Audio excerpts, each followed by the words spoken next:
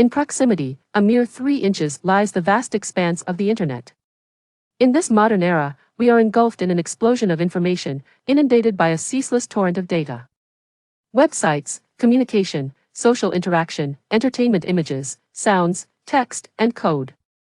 Human consciousness is submerged in an endless ocean of data. First, one must seize control of information, thereby manipulating the hearts of men.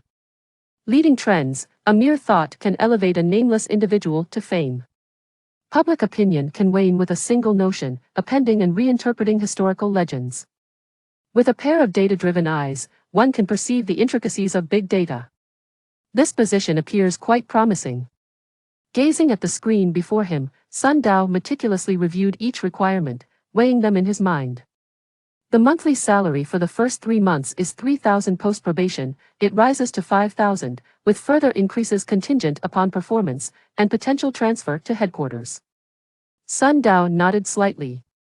Given my family's current circumstances, I cannot leave Virtual City, but this transfer to headquarters seems more like a pipe dream.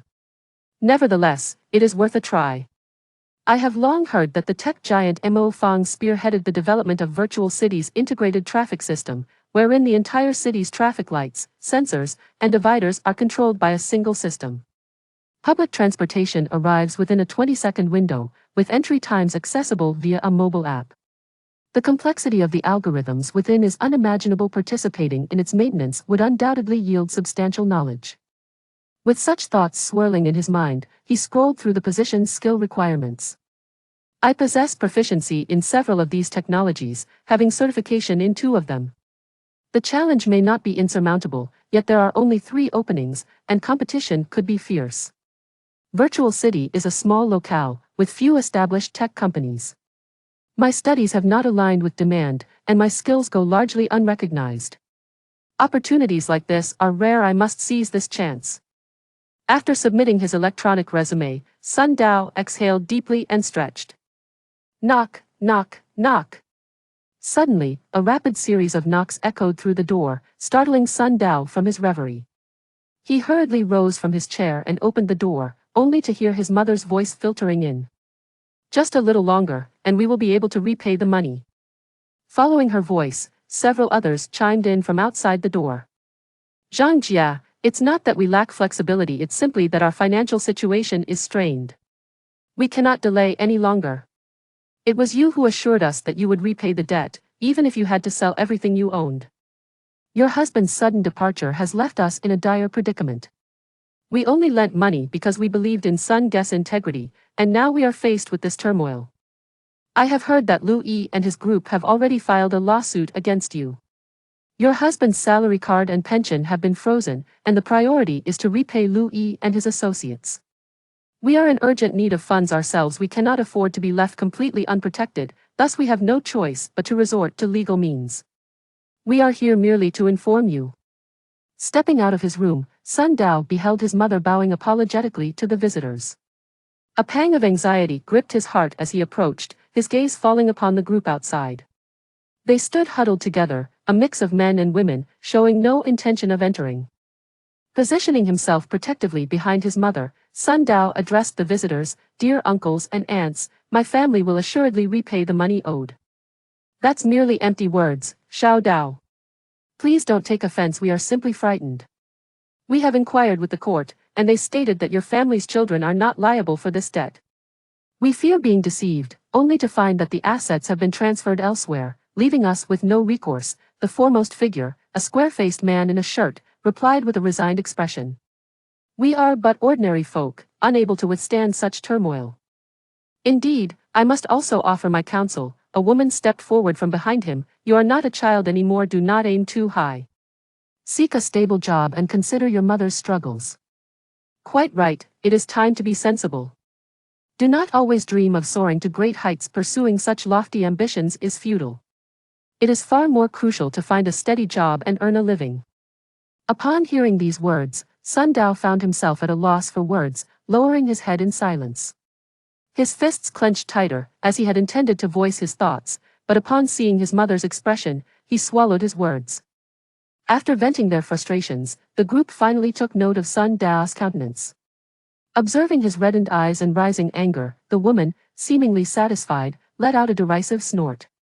The square-faced man waved his hand dismissively, saying, "Zhang Jia, we are making our position clear. Once the case is filed, we will no longer trouble you." With that, the group departed.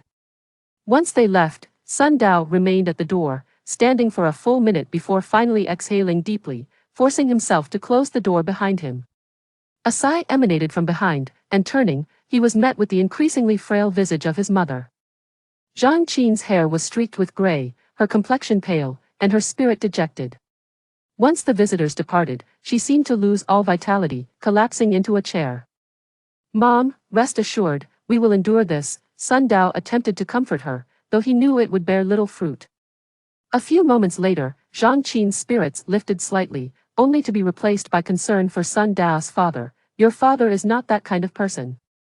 He was taken away by that partner and has since gone silent. I worry greatly." Sun Dao concurred, "I know Dad is not like that. I will find a way to locate him. I have already placed missing person ads in the newspapers, and there are court announcements as well. We will find him." Zhang Qin sighed, glancing at the time before stating, "It's nearly time for me to leave." With that, she mustered her strength, changed her clothes, and headed for the door. This was the end of her part-time shift. With a resounding bang, the door closed, plunging the room into silence. Is he truly not that kind of person? Sun Dao surveyed the empty space, noting the sparse furnishings of simple table and chairs. Most of their possessions had been sold off to settle debts. Decades of honesty, and just as he nears retirement, he suddenly partners with someone, investing all his savings into a venture that fell short, borrowing and scrambling together 130,000 yuan, only to vanish without a trace. The court's announcement went unanswered, resulting in a default judgment. To repay the debt, an extra property was forcibly auctioned off, his accounts capped, and the funds in his salary card directed toward repayment, while my mother willingly bore his debts, struggling to make ends meet. This family. Reflecting on his father's demeanor at the time of his departure, Sun Dao's brow furrowed with increasing intensity. He had rushed back from afar upon receiving news, only to catch a fleeting glimpse of his father, sensing an underlying discord. When Dad left, he was exuberant, unwavering in his belief in the future described by his partner, dismissing any doubts. He resembled a fervent devotee, clearly abnormal. Yet, discussing this now is futile. Mom is preoccupied with repayment while worrying about his whereabouts, her health deteriorating. I must act quickly to secure stable employment, hoping for a successful outcome with Mo Fang. In Sun Dao's perspective, modern society lacks deities, yet his father's behavior evoked images of zealous followers from literature, that fervor and ecstasy palpable even over the phone, filling him with dread. Thus, despite having a stable job, he chose to resign and return home, leading to a significant decline in his circumstances. I cannot afford to procrastinate. I must complete the private jobs at hand and secure payment, he mused, moving towards his room. Just as he grasped the doorknob, another door creaked open, revealing a youth who bore a striking resemblance to him, his brother, Sun Li. The boy cast a glance at Sun Dao without acknowledgement and headed straight for the main door. "Xiao Li, are you going out?" Sun Dao inquired, halting his actions. This youth was none other than his younger brother, Sun Li. Without turning back, Sun Li responded, opening the door and preparing to leave. "Your high school is approaching final exams. Shouldn't you be studying diligently?" Sun Dao's brow furrowed. The boy continued onward, replying, "At this point, what's the point of studying? Our family is on the brink of collapse. I need to go earn some money." "Earn money?"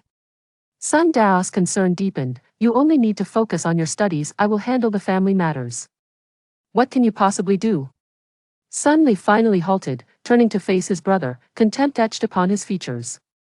"Don't pretend you can find a job. Even if you do, how much could you possibly earn? Our family's debts are substantial. Save your breath. In critical times, it falls upon me." As he spoke, anger bubbled to the surface, his face becoming tense with frustration. "Endure. Endure. Endure. You are too timid. You lack decisiveness, and I cannot rely on you. You were not like this before." With that, he stormed out. Bang! The door slammed shut once more. Sun Dao remained silent for an extended period, his expression darkening. Finally, he managed a bitter smile. Ah, the nostalgia of youthful bravado, I too wish I could voice such sentiments. With that, he suppressed his smile, yet, even if I were to humiliate them, the debts still remain, and I cannot afford to further worry my mother. I must become the pillar of this family, otherwise, the burden will fall entirely upon her. If not for these concerns, who would endure such indignities? I simply lack the means to effect immediate change. He was still lost in thought when the door swung open again, interrupting his train of contemplation. Sun Li poked his head in and declared, when I'm not home, you absolutely must not enter my room, understand? Do not turn a minor issue into a major disaster. With that, he slammed the door shut with a resounding bang. Why on earth would I want to go into your room? You're still so young, Sun Dao mused, realizing he could not control his younger brother. Despite his dissatisfaction, he recognized the importance of patience and planned to guide him in due time. Lost in his thoughts, Sun Dao returned to his own room and sat before his computer. He glanced at the somewhat chaotic desk but deemed it unnecessary to tidy up, opting instead to continue with his work. However, just as he was becoming engrossed in his task, a noise emanated from the adjacent room. Thud. It sounded as though something heavy had fallen to the ground. Ha! Sun Dao paused, rising to investigate, only to recall Sun Li's earlier warning. The explicit instruction not to enter his room suggested he had prepared for something. That noise might well be a part of some scheme orchestrated by his younger brother. With that thought in mind, Sun Dao settled back down to resume his private work. The term private work referred to tasks he undertook as an individual, accepting contracts from various people, organizations, or companies to earn money. The income was not negligible, though it was certainly unstable. At present, Sun Dao had several contracts in hand. Should he manage to complete them, he could earn a substantial sum all at once. With this money, I could improve the situation at home. As he pondered this, a sudden rumble erupted from next door, causing the house to shake and items on his desk to rattle. Sun Dao was startled into action, instinctively tidying up the objects on his desk, arranging them in their designated places in a matter of 3 or 4 seconds, before hastily striding toward the adjoining room. The very room that belonged to Sun Li. Such a commotion could not be ignored. Even if it were a thief, there shouldn't be such a tumult. With that thought, Sun Dao flung open the door, switching on the light, which instantly illuminated the room, revealing a slender figure. To his astonishment, it was a young girl who appeared not much older than a child. She had a delicate face, her hair tied back in a ponytail, clad in a white t-shirt layered with a denim vest, and snug jeans. At that moment, she stood by the window, clutching a mobile phone, her fair features etched with surprise. She had been focused on the screen of her phone, but now turned her gaze to Sun Dao, a glint of determination flashing in her eyes as she raised her arm and hurled the phone at him. This trap, I shall not fall into. What's happening? A thief. Before Sun Dao could fully comprehend the situation, the phone was already soaring toward him with alarming speed. If it struck him, the consequences would be dire. In a reflexive response, he raised his hand and managed to catch the phone deftly, though the girl's seemingly delicate frame belied the strength behind her throw, causing his right hand to ache. This phone is quite warm. He noticed the device was heating up, slightly burning his hand. Yet, he paid no heed to the pain, his eyes wide as he watched the girl pivot and leap out of the window. My heavens, what is happening? This is the 6th floor. Startled, Sun Dao rushed to the window, peering down just in time to witness the girl gracefully landing on the ground, his mouth agape in disbelief. But before he could fully process the scene, he felt a shove on his back, causing him to slip and tumble out of the window. No, this is bad. Sun Dao exclaimed as he found himself airborne. The sound startled the girl, who turned to see him and immediately covered her head. Must you be so reckless? She complained, a peculiar pattern appearing beneath her feet, resembling a QR code, as she soared upward toward Sun Dao. Her leap spanned nearly 10 meters, and she caught him midair. This astonishing spectacle left Sun Dao utterly bewildered, but simultaneously, the temperature of the phone in his hand surged, forcing him to release it, his gaze following the device.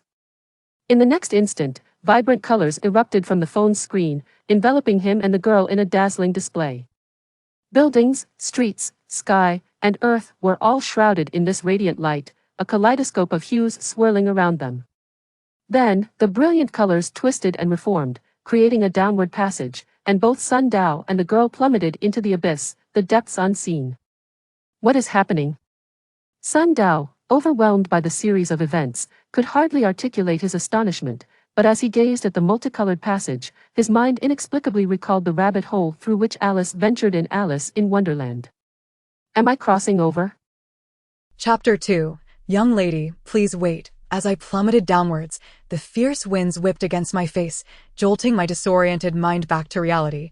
I then beheld the young girl, her nimble body spinning gracefully, her slender waist swaying like a willow. One hand supported herself while the other brandished a smartphone. I couldn't help but widen my eyes in astonishment. Even during a cross-dimensional journey, she doesn't forget to scroll through her phone. Is she planning to capture a photo to share? The girl paid no heed to my mutterings, engrossed in her device. What is this electronic trap attempting to draw me into a tumultuous little world? What could be its intent? Suddenly, her eyes sparkled with excitement. Among the several violently fluctuating realms, she spotted a familiar one, which conveniently saved her some trouble and expenses. Crossing dimensions usually costs a hefty sum, typically around 1,000 or 1,800. It would be best to find a way to recuperate the costs from elsewhere.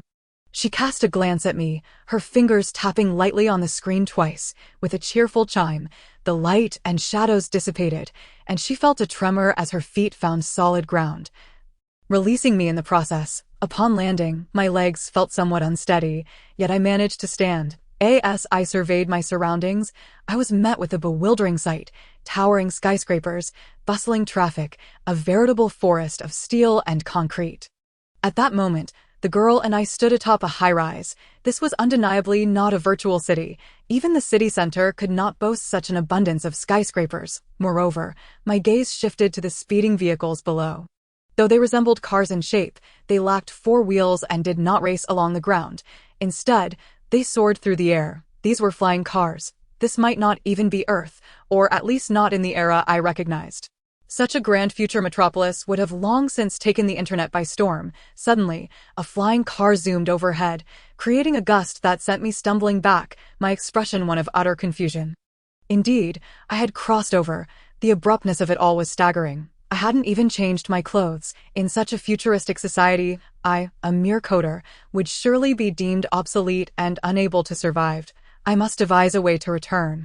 But how? My gaze fell upon the girl beside me. Just as I contemplated speaking, she sprang into action, darting like a nimble rabbit to the edge of the rooftop, and, without a moment's hesitation, leaped off. How reckless. Is this a case of out of sight, out of mind? If she leaves, who will I turn to for information? Amidst my astonishment and fear, I hurried to the edge. Young lady, please wait.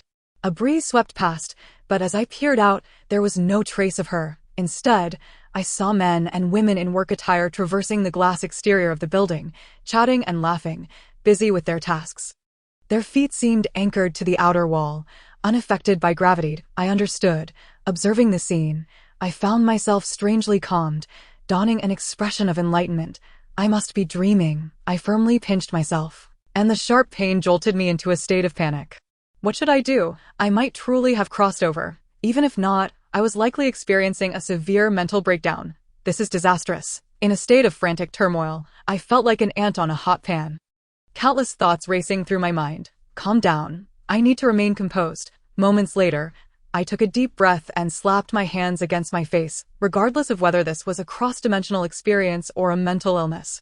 I must first find a safe place to gather information, truly comprehend the situation before making any decisions. Ideally, I should discover a means to return to normalcy. With a resolve in mind, my brain began to operate at full speed.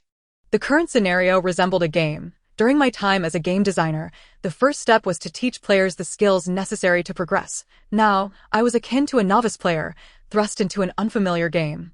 And as a beginner, I had to learn how to play to advance. Escaping this place would be my goal. Yes, this line of thought must be correct. There must be a way out, as I bolstered myself with determination. A sudden thunderous roar erupted in the distance. Immediately after, a violent shockwave surged forth, pushing me back several steps. Following the source of the tempestuous wind, I beheld the alarming sight of a skyscraper crumbling hundreds of meters away.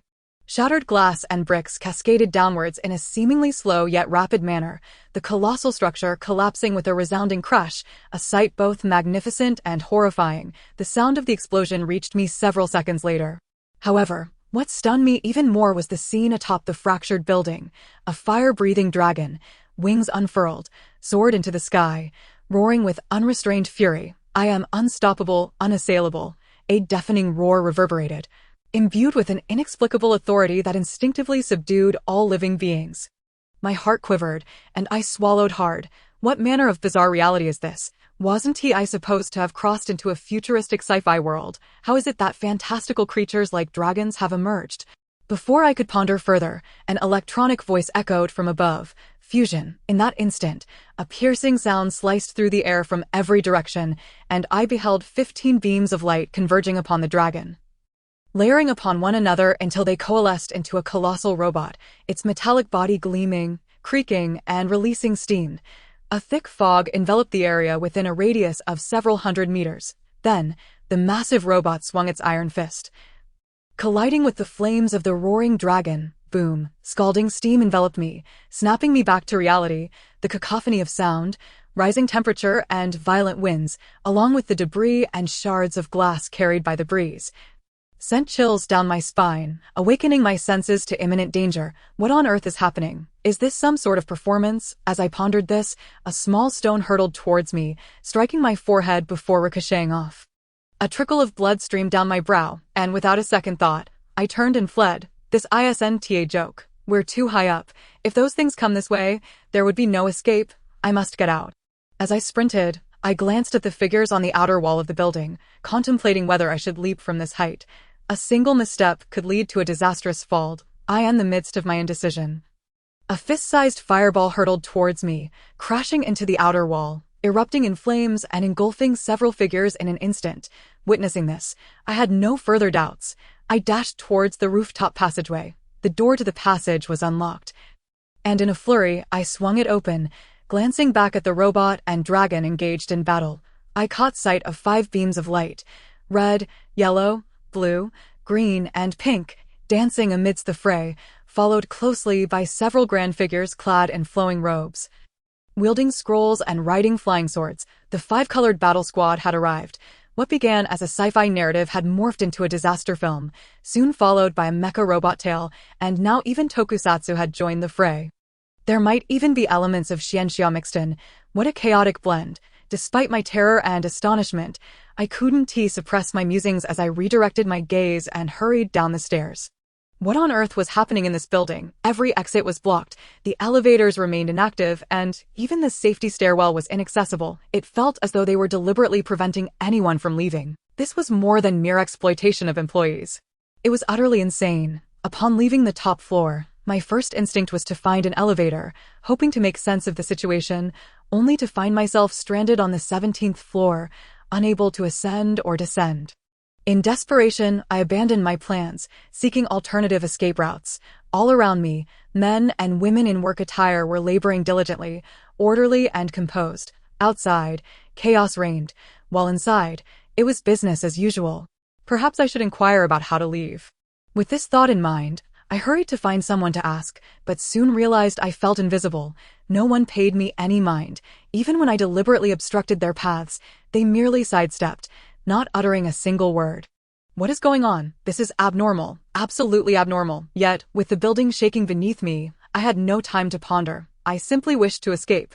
Where can I go to get down? I dashed left and right, frantically searching, yet I could not find an exit, despair creeping into my heart. The ground trembled periodically, and through the glass, I could hear the sounds of explosions, yet the workers inside continued their tasks unperturbed, exchanging whispers and laughter, showing no signs of concern for those traversing the building's exterior. This bizarre contrast only deepened my sense of dread. It felt like a futuristic fairy tale, yet it was shockingly terrifying. Boom! A thunderous noise drew my attention, and I looked outside to witness a building collapsing. 2 blinding beams of light bursting forth, colliding and swirling. Each impact resonated with deafening sounds. The shockwave palpable, my expression froze as a sudden thought struck me. Yes, I could rely on security. If there were intruders, they would surely intervene. If I could create a disturbance, I knew all too well that if I didn't leave this building promptly, once the battlefield encroached upon this place, it would spell doom. Surveying my surroundings, I prepared to act, but just then, a poised woman in professional attire approached, carrying a folder. Please follow me for the interview. Is she addressing me? My heart raced as I pointed to myself. Yes, she affirmed, ready to depart. Follow me. The interview is crucial. Simple words, yet akin to the music of the heavens, allowed Sun Dao to release the tension that had gripped his heart. The turmoil and fear within him subsided considerably, granting him a measure of calm. As long as he could leave, he thought, not even an interview would be too burdensome. Even facing a wall would suffice, though, upon reflection, that would lead to being stuck. His mind wandered, and an odd sensation washed over him. Outside, it felt as though the world was nearing its end, yet this company was still conducting interviews. Wait, an interview? At this thought, Sun Dao's expression shifted. Directing his gaze toward the wall beside him, on the wall was a peculiar emblem, a circle inscribed with ink, marked with scales around its circumference, and directional indicators at 4 points, resembling both a sundial and a compass. Sun Dao had glimpsed it before, but had not paid it much heed in his anxious state. Now, contemplating the interview, he scrutinized the symbol, his confusion deepening. This was the insignia of Mo Fong Company. The image of submitting his electronic resume flashed before him, filling him with an absurd sense of disbelief. No matter how efficient Mo Fong Company was, they could not possibly arrange an interview so swiftly. Especially in a world that had been traversed, be it an alternate realm or the future. Had Mo Fong technology truly expanded its operations into another world? More importantly, a chill crept into Sun Dao's heart. A bone-chilling sensation. This was far too coincidental, as if it had been orchestrated in advance. A feeling of fate being manipulated arose within him, only to be suppressed by a wave of urgency. Yet, if he wished to leave, he had to take the plunge. After all, it was merely an interview. The worst that could happen was rejection. Surely, they wouldn't kill him. However, he was still in a tank top and sweatpants. Hardly suitable attire for an interview, akin to wearing pajamas. He had even lost a slipper when he fell from the window. Attending an interview in such disarray was more unbearable than the notion of traversing worlds. He glanced down at his attire, his bare left big toe twitching. Yet, given that the people here could endure battles between combined robots and fire-breathing dragons, he rationalized that he might manage to get by as well. With a forced sense of determination, Sun Dao resolved, I cannot perceive this world through the lens of normalcy. It is anything but ordinary. Perhaps I must adopt the mindset of a madman to clarify my thoughts. Indeed, the absurdity was palpable, whether in the battlefield outside or the calm demeanor of those within the building. If that were the case, he thought, I should consider the reverse. If this were a game. To advance, one must complete quests and fulfill conditions. I asked there a connection to Mo Fong Company organizing interviews. Ultimately, an interview was not such a grave matter. With this in mind, Sun Dao took a faint scent of blood wafted through the air, leaving him in a state of uncertainty. On the other side, the middle-aged man summoned another individual. Next, number 2. As his voice fell, a petite and charming girl stepped forward, ready to introduce herself. But the woman with delicate eyebrows interrupted, inquiring, who are you? Where do you come from? Where are you headed? Her tone was imbued with emotion, rising and falling as if she were in search of something profound. My name is Sue. The response was deemed inadequate. Rat-a-tat-tat. Another burst of gunfire rang out, and the adorable girl met the same fate as the previous victim, her head shattered. The conference room descended into chaos. Some attempted to flee, but before they could cover 5 meters, they were met with a hail of bullets, falling lifeless to the ground. The middle-aged man withdrew his submachine gun, his poker face transforming into a congenial smile. During the interview, no one is allowed to leave. Please remain calm and wait your turn. Our company values order, and at the conclusion of the interviews, those who pass will receive a complimentary meal, which is renowned throughout the IT industry. In such a grim setting, who could possibly have an appetite? The thought crossed Sun Dao's mind. Please, spare me. Another trembling man approached, lacking the courage to flee or face the ordeal, and instead resorted to pleading. Yet the 5 interviewers were unmoved. The woman on the left asked in a chilling tone, I will give you 50 yuan, and then a coin. If you flip the coin, heads adds 1 yuan, tails deducts 1 yuan. If you were to flip it 20 times, What would be the probability that your total amount remains unchanged? How can one possibly calculate that? Such a response was almost a guarantee of doom. In an instant, the conference room fell into a hushed silence. Thick with despair, Sun Dao's hands trembled slightly as he began to doubt his choices. Coming here for an interview felt like walking into a trap, yet despite the fear, he understood that succumbing to terror would lead to his demise. He had to keep his mind sharp. Instinctively, he picked up a pen and scribbled a formula on the paper, PC 2010 0.510. After a flurry of calculations, the result settled at 0.176197052. Suddenly, a female voice interjected from the side, distracting yourself to suppress fear. But if you can answer such a question, even if encountered casually, most would simply skip over it. How do you know? Footsteps approached from behind, and the voice continued, unreasonable demands are incessant. Only cold numbers and formulas accompany you, the pace so swift it leaves no room for respite. More perilous than a battlefield. Is this your perception of the workplace? Can't you ponder the joy of counting your salary? Suddenly, the voice of the young girl reemerged, yet the anticipated sound of gunfire remained absent. Sun Dao opened his eyes to behold the girl raising her hand to reveal a card. At the center of that card was a vivid red heart emblem. I shall bypass the segment, she declared.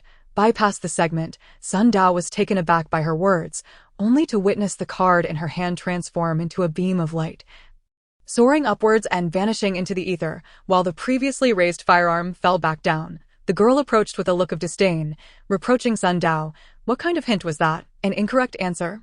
Utterly crude. You've caused me to lose a prototype playing card. This is a significant loss. Immense. As she spoke, her agitation escalated, evident in the glistening tears welling in her eyes. What I meant was bridge. A bridge. How could you interpret that as running? Can't you engage your own thoughts? I don't care. It was your fault that I lost the prototype playing card. Once this ordeal concludes, you shall compensate me at the original price.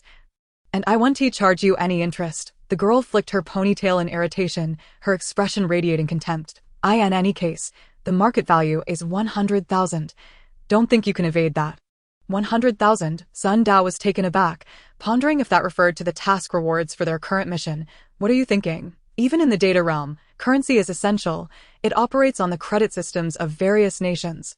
The girl brandished her phone, scanning Sun Dao, then tapped a few times on the screen. You lack an account. You're merely an illegal entrant, perpetually at risk of unpredictable dangers. I've chosen not to elaborate further. Which is wise, yet I've committed your face to memory and recorded it. Should you perish, your debts will not vanish. Bills will be sent to your family. The mention of illegal entrance made Sun Dao furrow his brow. And he grasped the implication in her words. If you intend to send a bill upon my return, that suggests you know how to return to the original world. What is the method? I cannot divulge too much to someone like you, an illegal entrant, she replied, unwilling to elaborate further and turning to depart. Sun Dao pressed on. Surely you should introduce yourself. How should I address you? Also, what was that card? Call me the mechanical girl, she stated, turning back to him. Here's a hint. It's best to answer the questions from my previous position so that I can offer you some guidance. Whether you can grasp it is purely a matter of luck. Mechanical girl, are you a construct? After enduring numerous bizarre encounters, Sun Dao began to acclimate to the unfolding absurdities. However, before the girl could respond, a cold voice echoed from a middle-aged man. Number 7. This number was the change that Sun Dao had received. The moment to face the trial had arrived. Yet, given the circumstances, the interview questions seemed to bear some relation to his own experiences. If he pondered carefully and refrained from hasty answers, he should be able to navigate through. As he contemplated, a sense of reassurance began to form, but his path required passing through the spot where the previous interviewee had collapsed. That area was drenched in blood, sticky and reeking, evoking a wave of nausea that he forcefully suppressed. I cannot see, I cannot see, I cannot see.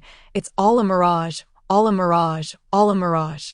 He chanted internally, his gaze fixed ahead, avoiding any distractions, fearful that a slip might be interpreted as an answer, leading to his immediate demise. Please take a seat. Sun Dao disregarded this statement entirely, mirroring the girl's actions as he circled around the table, positioning himself behind the 5 interviewers. Upon looking up, he caught sight of the girl, who awaited her turn, her face marked by trepidation. This was no conference room. It was undeniably a slaughterhouse. While he contemplated this, The 5 interviewers abruptly rotated their heads in perfect unison, their movements swift and unsettling, revealing their backs to him, accompanied by the chilling sound of cracking bones. Finally, the slender-browed woman inquired, "Non-famous author Guan Yuan. How many novels have you written thus far?" Guan Yuan? Who is that? Sun Dao felt lost, having never heard of such an obscure author. He racked his brain for any recent books he might have read, but came up empty. Though he hadn't delved into novels lately, surely he would remember if he had encountered this individual. Instinctively, he glanced at the girl opposite him, just in time to see her discreetly raise 3 slender fingers. 3. Did she possess knowledge of this? Yet Sun Dao remained skeptical. Could he trust her? This was a matter of life and death. The preceding questions had all been tied to his experiences. Why did this one elude him while she offered an answer? Thus, Sun Dao hesitated, remaining silent as he desperately tried to recall. However, time was not on his side. "You have 10 seconds. As the middle-aged man proclaimed this, Sun Dao still could not arrive at an answer. Realizing he must make a decision. 3. Ultimately, he chose to place his trust in her, for it seemed a more reliable option than blindly guessing. Nonetheless, after uttering this conclusion, he was filled with trepidation, awaiting the verdict as if he were anticipating a sentence. The seconds stretched into what felt like an eternity, beads of sweat cascading down as his mind raced with chaotic thoughts, his gaze sweeping over the disarray while he reflected on the past. Correct. Those 2 simple words rang like celestial music to Sun Dao, nearly prompting him to cheer aloud, though he managed to stifle it, preventing his efforts from being in vain. Yet, at last, he breathed a sigh of relief. Surely, he had passed this phase. Now, here comes the second question. To his astonishment, another woman spoke up, this time a round-faced one seated to the right of the middle-aged man. Sun Dao felt a wave of darkness wash over him, nearly fainting as he experienced a psychological roller coaster, from tension to relief, from the elation of liberation to a sudden plunge into despair. Another question? He mused, disheartened. Unfortunately, the round-faced woman appeared unfazed by his turmoil, asking in a mundane tone, "What is the name of Guan Yuan's editor? I'm not even aware of who Guan Yuan is, let alone what books he has written, much less the name of his editor." Isn't this rather unreasonable? Sun Dao's mind was in disarray. Why were others' questions rooted in scientific inquiry while his felt so absurd? In desperation, he once again sought the girl's assistance. Yet, she feigned ignorance. Shaking her head as if lost in thought, panic surged through him as he realized, she must be harboring resentment for my earlier doubts, dragging this out for revenge. Sun Dao recognized her intentions with a bitter smile. "You have 10 seconds, as the warning echoed. Perspiration poured from Sun Dao. Finally, the girl stirred, though she made no overt actions, merely extending her tongue to lick her canine teeth. What does that mean? Is this a hint? Sun Dao's mind raced as he pondered. Could the editor's name be Tooth? What a ridiculous name. Since he had chosen to trust once, he figured he might as well do so again. Yet, just as he was about to speak, he suddenly realized something. No, if it were Tooth, why would she lick her canine teeth? There must be a reason, but the urgency of the middle-aged man raising his firearm overshadowed his thoughts, causing Sun Dao to panic. Ultimately, he blurted out, "Tiger Tooth." Boom. The sound echoed, sending a shiver through Sun Dao, causing him to tremble. Yet soon after, colorful ribbons and confetti rained down, and cheers erupted from outside. When he looked up, he found several balloons inexplicably floating above him, one of which burst, showering him with more ribbons and confetti. Congratulations! The 5 interviewers rose in unison, applauding, yet their heads remained turned, their palms facing forward while their faces were obscured behind them, uttering congratulatory words that sent a chill down his spine. "You have passed. This is your..." The middle-aged man was about to hand him something when suddenly, he froze in place, trembling all over. Outside, a thunderstorm erupted, the clear sky darkening in an instant as bolts of lightning pierced through the heavens. Even the cacophony of explosions, the battling dragons, and the robots paused momentarily. Boom! The thunder roared, and another balloon burst, causing Sun Dao's scalp to tingle. He glanced upward to see a jazz hat descending from a distorted space like a whirlpool, landing atop his head. And the next moment, the darkness vanished and everything returned to normal, the explosions outside resuming, while the 5 interviewers ceased their trembling. The middle-aged man remarked with a smile, "This is your symbol of passage. You have successfully completed the interview." Successfully completed? Sun Dao felt his body weaken, nearly collapsing to the ground.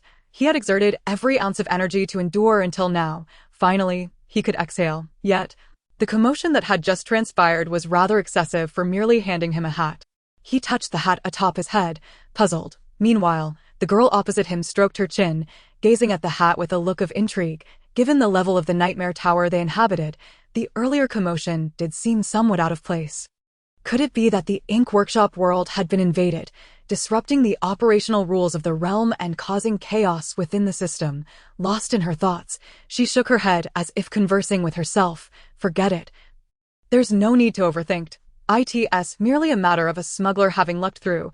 Surely it cannot be too grave an issue.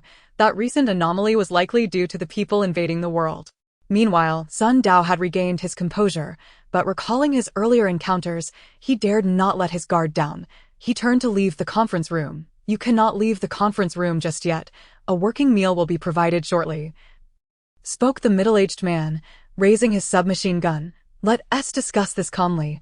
I'm not particularly hungry. Sun Dao quickly halted, offering a sheepish smile as he approached the girl. Among everyone present, only she offered him a semblance of security.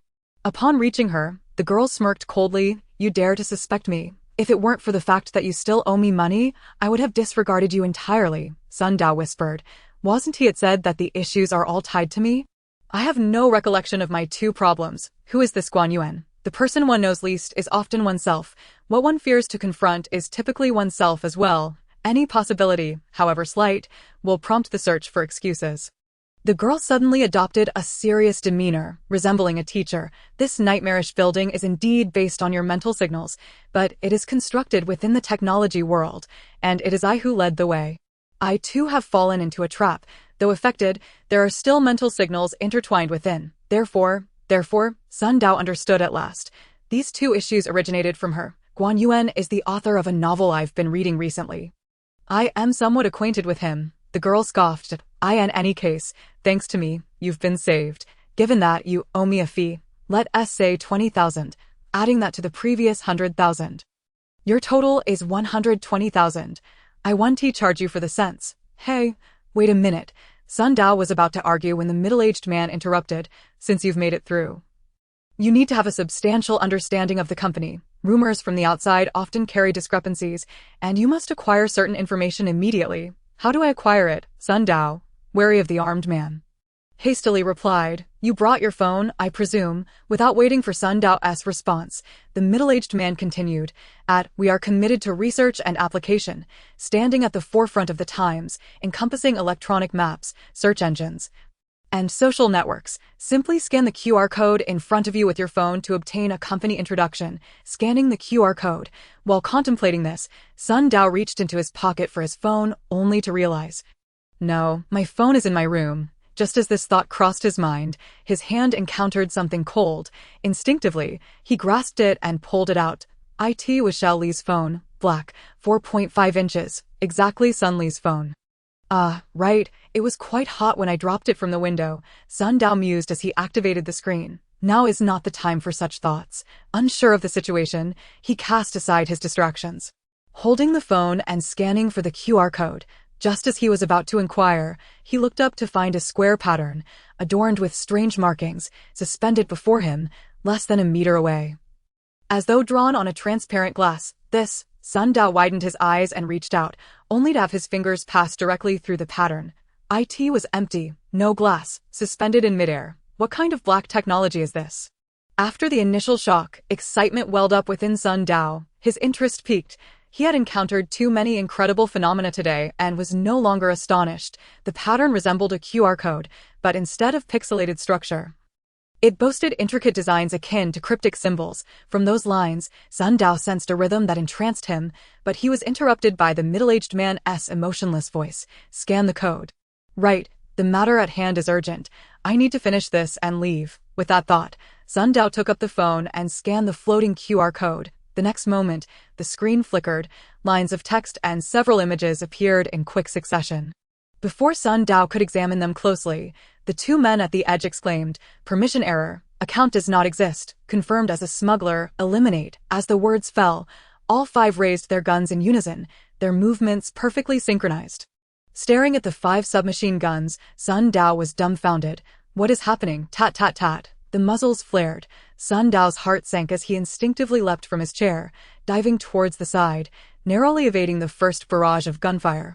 The sound of destruction erupted around him as tables and chairs shattered, debris clouding the air, tiny holes appearing and extending towards where Sun Dao had just fallen. The speed was too swift.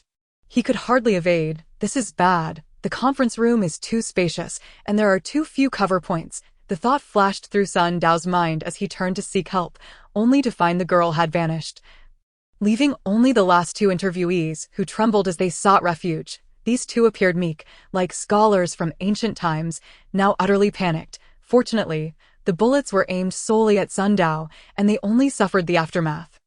Remaining unharmed except for their fright, they vanished without a trace. This is a dire situation. Another round of bullets rained down, and the conference table before Sun Dao splintered, forcing him to flee again. He recalled his experiences in shooting games, his earlier reactions honed from gameplay, merely shifting from controlling a joystick to reacting physically. It felt somewhat awkward. Blood had begun to ooze from his left shoulder. Pleading for mercy was futile. He could only rely on himself. Pain sharpened his thoughts. Sun Dao gritted his teeth, moving while still contemplating. A skilled shooter merely needs to rotate their shoulder and wrist to sweep a wide area. But how can a target without cover outrun the speed of their wrist, shoulder, or torso? It's better to directly attack the armed men. I'll risk it. With that thought, he steeled himself, pushing off with both feet, charging directly toward the 5 men. But in the next instant, bullets pierced through his chest. A cry escaped his lips as pain surged through his chest, blood erupting forth, the immense force halting his advance. His body frozen, as if he had collided with an invisible wall. A gaping wound opened in his chest. Flesh turned outward, faintly revealing bone. All his strength drained from the wound. Fatigue and drowsiness washed over him. This is definitely not a game. The agony and weariness clouded Sun Dao's mind. His thoughts fragmented, his steps unsteady. Just then, the ground trembled, followed by the walls cracking, and the glass behind the 5 men shattered explosively. Countless fragments flying in, embedding themselves in the flesh of the 5. Thud, thud, thud. This sequence of sounds sent chills down Sun Dao's spine. Pulling him from his painful reverie, he quickly raised his hands to shield his head as a myriad of piercing sensations erupted. Compounding his suffering, this pain was something Sun Dao had never experienced before, akin to countless needles stabbing throughout his body, penetrating to the marrow. Blood gushed forth, staining him entirely. His consciousness blurred once more. Death was imminent. Am I really going to die in such a muddled state? It feels as though this death would be more regrettable than failing the interview. How unfair, as this thought flashed through his mind. Sun Dao fell backward. Just then, the girl's voice resonated behind him. One must endure some hardship to appreciate the value of life. Now you 1T bargain with me, will you, as for the treatment cost? Let us say 10,000. A bargain indeed. For life is priceless, and money has its worth. As her words concluded, Sun Dao felt his collar tighten. A rush of wind surged past his ears, and the scenery before him whirled like a revolving lantern as he plummeted rapidly. The building was collapsing. Finally, my fears have come to fruition. Sun Dao felt a strange sense of relief, resigned to his fate, though lamenting his disheveled appearance at the moment of his demise. Blood gushed from his chest, pain detonating throughout his body. Sun Dao's vision darkened, his body trembling as if he might perish at any moment. However, this girl is indeed remarkable. It's no wonder she dared to leap from heights. She's carrying me down. Who knows how far we've fallen? As he pondered this, his body jolted as the girl landed, and Sun Dao was gently set down. The building would not endure much longer. Yet this would facilitate the search for the core of the fragments, derived from your mental signals. Let us hold a glimmer of hope. While speaking, the girl retrieved a spray bottle from what appeared to be an ordinary flat pocket. Puff, puff. With a press, pink mist erupted, enveloping Sun Dao's chest, the scent sweet and tangy, invading his nostrils, prompting him to recall a catchy advertisement. Soon, he felt an itch on his chest, a tingling sensation, and the pain rapidly diminished, along with the fatigue. After about a minute, he looked down at his chest. His tattered undershirt was stained with blood, yet the once incessantly bleeding wound had miraculously scabbed over. What is this? How astonishing! The young girl lifted her chin and declared, This item is quite expensive. Just a few sprays will cost you at least 10,000, considering that I'm only charging you 10,000. You are indeed receiving a discount. As she spoke, her hands were in constant motion, the spray can sweeping up and down across Sun Dao's body. Struck by bullets, Sun Dao bore numerous wounds, yet, upon being sprayed with the mist, the wounds began to scab over, leaving only a tingling sensation, devoid of any thoughts of imminent demise, and his strength gradually returned. Enough with the questions. You have a mission to complete, since you've passed the test. It's the perfect opportunity to retrieve the core. Satisfying your own desires will surely yield remarkable derivative abilities. This way, the girl said, tucking the spray can back into her pocket and retrieving her phone to open the Amofong map. How can your pocket possibly hold that spray can? Sun Dao's attention, however, was elsewhere. He still felt discomfort, his mind echoing with the gunshots from earlier, a whirlwind of anxiety swirling within him, necessitating distraction through conversation. Didn't I tell you to stop asking questions? You will learn the reasons in due time. Explaining it now would be futile. As she spoke, the girl studied the electronic map. Sun Dao, curious, inquired, "We are in another world. In this nightmarish tower, how can the Amofong map still be useful? You're quite inquisitive," the girl replied. As one of the three technological giants, Amofong's electronic maps are effective both in the real world and the data realm. If you wish to locate the fragment core, this is the most convenient tool. Now that you've passed the test, your psychic signal should have established a connection with the fragment core. Found it, she exclaimed, quickening her pace. The thunderous rumbling continued above. The ground beneath them trembled, and with fresh wounds barely healed, Sun Dao felt compelled to follow. His eyes scanned the electronic map, spotting a triangular arrow representing the girl. Drawing closer to a light ahead, tiny stones rained down incessantly, and the further they ventured, the dimmer the light became. With collapses obstructing their path, Sun Dao could no longer discern which floor they were on. His anxiety mounting as he nervously adjusted his hat. After a few minutes, the girl cheered and quickened her steps, rounding a corner and pushing open a door. The doorplate read 3 words, Human Resources Department. Human Resources Department. Sun Dao followed her inside, gazing up at the sign in astonishment. Inside, the girl's joyful voice rang out. "Indeed, it's here. Come. This is the core of this nightmarish tower. The fissure lies within. Once you retrieve the core, it can be used to offset your debts. Half of them, at least." With no choice left, Sun Dao stepped inside, only to find the atmosphere chilling and eerie. The flickering lights emitted a crackling noise. And as he concentrated, he could faintly hear the sounds of tables being slammed and angry shouts. Aside from himself and the girl, the room seemed to be enveloped in a cold aura, exuding resentment and unrest, as if someone was venting their displeasure at being dismissed. An intense sentiment lingered, like a shield cloaking the surroundings. Looking around, Sun Dao noticed areas of collapse within the room, with a corner support beam fractured, causing several filing cabinets to topple, debris cascading down. The girl walked lightly ahead, while Sun Dao's gaze followed her, resting upon a collapsed cabinet. The surface of the cabinet exhibited cracks, but it was not the cabinet that had broken.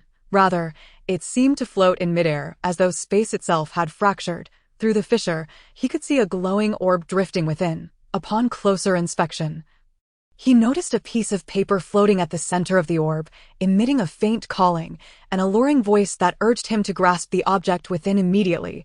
The girl circled the glowing orb like a cat drawn to meat, beckoning Sun Dao. "Hurry, pull out that paper and see what it is. There's virtually no danger for you to retrieve it. Should I attempt to touch it, I would become ensnared in the psychic signal, making it difficult to escape for a while. What significance does this item hold? Is it because I passed the interview that I can retrieve it without peril?" Sun Dao inquired as he approached. "There's some truth to that," the girl responded eagerly, her words spilling forth. "This is a projection of your psyche, formed through electronic devices within the data realm. The entirety of this tower emanates from that point. Even if the tower is reduced to rubble, as long as this fragment endures, it can regenerate. If you retrieve the item inside for me, I'll offer you 50,000. Her eyes sparkled with excitement, her demeanor vibrant. The prospect of the tower regenerating was indeed impressive. Sun Dao narrowed his eyes, observing cautiously. Suddenly, a tremendous rumble reverberated through the surroundings as another support beam collapsed, shaking the room as if they were aboard a ship in turbulent waters, instilling an acute sense of impending doom. Fortune or misfortune, one cannot escape their fate. Sun Dao inhaled deeply and stepped forward, an inner voice urging him to reach for the light, extending his hand through the crack. He felt no pain, no burning sensation, as though his hand had submerged into water. Sun Dao's gaze shifted, noticing that his hand did not emerge from the fisher's rear, causing his heart to seize. Could it truly be a spatial rift? His trembling fingers finally grazed the light. In an instant, the light erupted and countless images surged forth from the crack, howling like a tempest. The scenes morphed erratically, job hunting, working, overtime, receiving pay, gatherings, collaborations, conflicts. In that moment, Sun Dao felt as if he were being swept away by the gale, inundated with an overwhelming flood of information that threatened to split his head. Yet he persisted against the tide. The next moment, his hat trembled atop his head, the brilliance of the paper dimmed, and the tumultuous sensations subsided as the paper fell into Sun Dao's grasp, the fissure sealing without a trace. Bewildered, he remained frozen in place until, spurred by urgency, he examined the paper to discover it was a resume, its surface shimmering with faintly visible, enigmatic symbols rising and falling within the light, occasionally obscured by the text. This resume bears the same content as my electronic one. A fleeting glance was all it took for Sun Dao to recognize its origin. This is the source of the nightmares, the girl exclaimed, her face alight with excitement. I wonder what abilities lie hidden within it. Unfortunately, I lack the means to decipher it immediately. Boom. Just as she finished speaking, the ground beneath them suddenly fractured. The once smooth surface splintered into countless shards, and the two plummeted. Sun Dao was bombarded by a cascade of debris, falling from a height of 3 to 4 meters. Sharp protrusions loomed beneath, threatening to impale him. In that moment, the girl waved her hand and shouted, "Mechanical doppelganger, emerge!" Her eyes radiated light, and within that luminescence, strange patterns flickered, reminiscent of the QR code Sun Dao had seen earlier. In an instant, the light split into 4, transforming into 4 metallic spheres, with a series of cracking sounds. Each sphere opened seams, extending slender mechanical arms that cleared away the debris, each seizing Sun Dao and the girl in turn. Stop! Sun Dao's descent halted abruptly, though the mechanical arms pressed against his shoulders, drawing blood yet preventing him from falling further. Robots appearing out of thin air, he gazed in disbelief at the sphere that held him. It was the size of a basin, smooth on the surface with subtle seams, its arms extending from either side. Today has exhausted all my capacity for astonishment. I fear nothing now. Boom. Just as Sun Dao's thoughts settled, another boulder, the size of a person, crashed down, striking the sphere. The stone shattered, but it also sent the robot tumbling. Sun Dao cried out as he fell to the ground. Dust and debris enveloped him in an instant. I take back what I said earlier. Sun Dao curled up, slowly rising to sit, blood trickling down from his forehead. Thanks to the robot's grasp, he had not fallen far from the ground. Otherwise, that blow would have either killed him or severely injured him. Even so, it was no pleasant experience. Smack! The girl landed beside him, rubbing her backside and frowning. Your skills are lacking. You're going to drag me down with you. You'd best be more careful. With the descent of more debris, the turmoil seemed to quell. Within the dim space, a musty odor lingered. Dust danced in the air, illuminated starkly by the sparse beams of light. At times like this, you should share more information to prevent any further mishaps. Sun Dao struggled to his feet, surveying the area. The girl shook her head. You were fortuitously brought in and deemed an intruder. If I divulge too much, I risk inadvertently revealing forbidden knowledge and landing on the blacklist. The best outcome would be imprisonment. Boom. Before she could finish, another explosion shook the structure as the ceiling above collapsed, a massive stone plummeting toward them. If unimpeded, they would surely be crushed, the girl gasped, pointing at a nearby robot which soared toward the boulder, exploding into a fireball upon impact. The stone shattered, turning to dust. A figure emerged from the debris, wreathed in crimson light, like a meteor falling from the sky, crashing down not far from the two. Boom. The ground sank, shaking Sun Dao's footing, and he soon saw a bloodied middle-aged man crawl from the depression. The man stared intensely with bloodshot eyes at Sun Dao and the girl. His gaze was haunting, evoking the image of a starving wolf, causing Sun Dao to instinctively take 2 steps back, only to notice that the man's eyes seemed fixated on the hat atop his head. Ha ha ha ha. Unexpected. Unexpected. Those individuals with high authority are vying for power, yet they have obtained scarcely a few hats. While I, on the other hand, have stumbled upon one here. Young man, come here. Chapter 9. The Hemolytic Hand. Seeking recommendations. Are you speaking of me? Sun Dao glanced around, raising his hand to point at himself. Yes, you. Come here. The individual opposite him wore a tattered suit, his physique slightly plump, appearing to be in his 40s. A smile graced his face, exuding a kind and benevolent aura that reminded Sun Dao of his high school mathematics teacher. However, combined with the blood-stained attire and the grotesque injuries on his forehead, the scene was utterly chilling. Not good. The girl's complexion changed, and a glow emanated from her feet as she swiftly retreated. The space resembled a basement. Though spacious, it was littered with ruins, rubble, and columns, yet none could impede her swift movements. In mere moments, she was 20 meters away. Little girl, why run? The middle-aged man grinned, revealing a mouthful of stark white teeth. Uncle still has questions for you. With that, he raised both hands, his fingers liquefying into torrents of crimson blood, shooting forth. One stream struck Sun Dao, sending him flying, while the blood seeped through his pores. Infiltrating his body, the remaining streams of scarlet liquid snaked through the air, effortlessly maneuvering around obstacles, only to be obstructed by a robot. The final words lingered in the air. A sudden flickering of numerical values emerged amidst the radiant glow, forming myriad shapes and revealing profound insights. Each of these figures shimmered, seemingly yearning to break free from the brilliance, only to be ensnared, unable to escape. I underestimated you. Within this core lies a wealth of data and information. If one were to solidify it into a data card, it would undoubtedly be of at least 2-star caliber. Alas, I shall not grant you your wish. With a sinister grin, Zoe reached out, seizing the floating data symbols and casting them aside. Nearby, the young girl furrowed her brow. Speaking up, he did not deliberately sneak in. He fell into a trap. Your status far surpasses his, and there is no need to make things difficult for him. Why not return this precious data? You wish to speak on his behalf. Zoe turned, his gaze icy, then broke into laughter. With a flick of his fingers, the data symbols converged into his grasp. I shall keep these for you. In half a month, should you fulfill a task as instructed, they will be returned. For now, I will grant you access, albeit not complete, only level 0 permissions. As he spoke, he pointed sharply, and the remaining light shot forth. If you wish to see through the complexities of the workplace and discover the path to wealth, I shall aid you, granting your eyes a transformative experience. As Zoe's words resonated, the brilliance pierced Sun Dao's eyes, causing them to sting painfully, plunging his senses into darkness.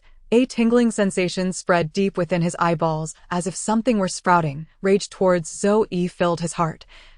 Yet a flood of information surged within him, seemingly eager to convey a message. For a moment, he felt dizzy, his thoughts spiraling into chaos. Yet, humiliation and anger intensified, and in that moment, he desperately wished for the strength to resist, even to retaliate. Just then, the girl's voice reached his ears. Why ruin his potential? He lacks a data core.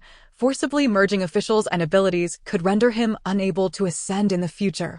Inserting level 0 permissions through improper channels will damage his cognitive foundation, impacting the establishment of future databases. Furthermore, his data is already sparse, and your poison will only worsen the burden over time.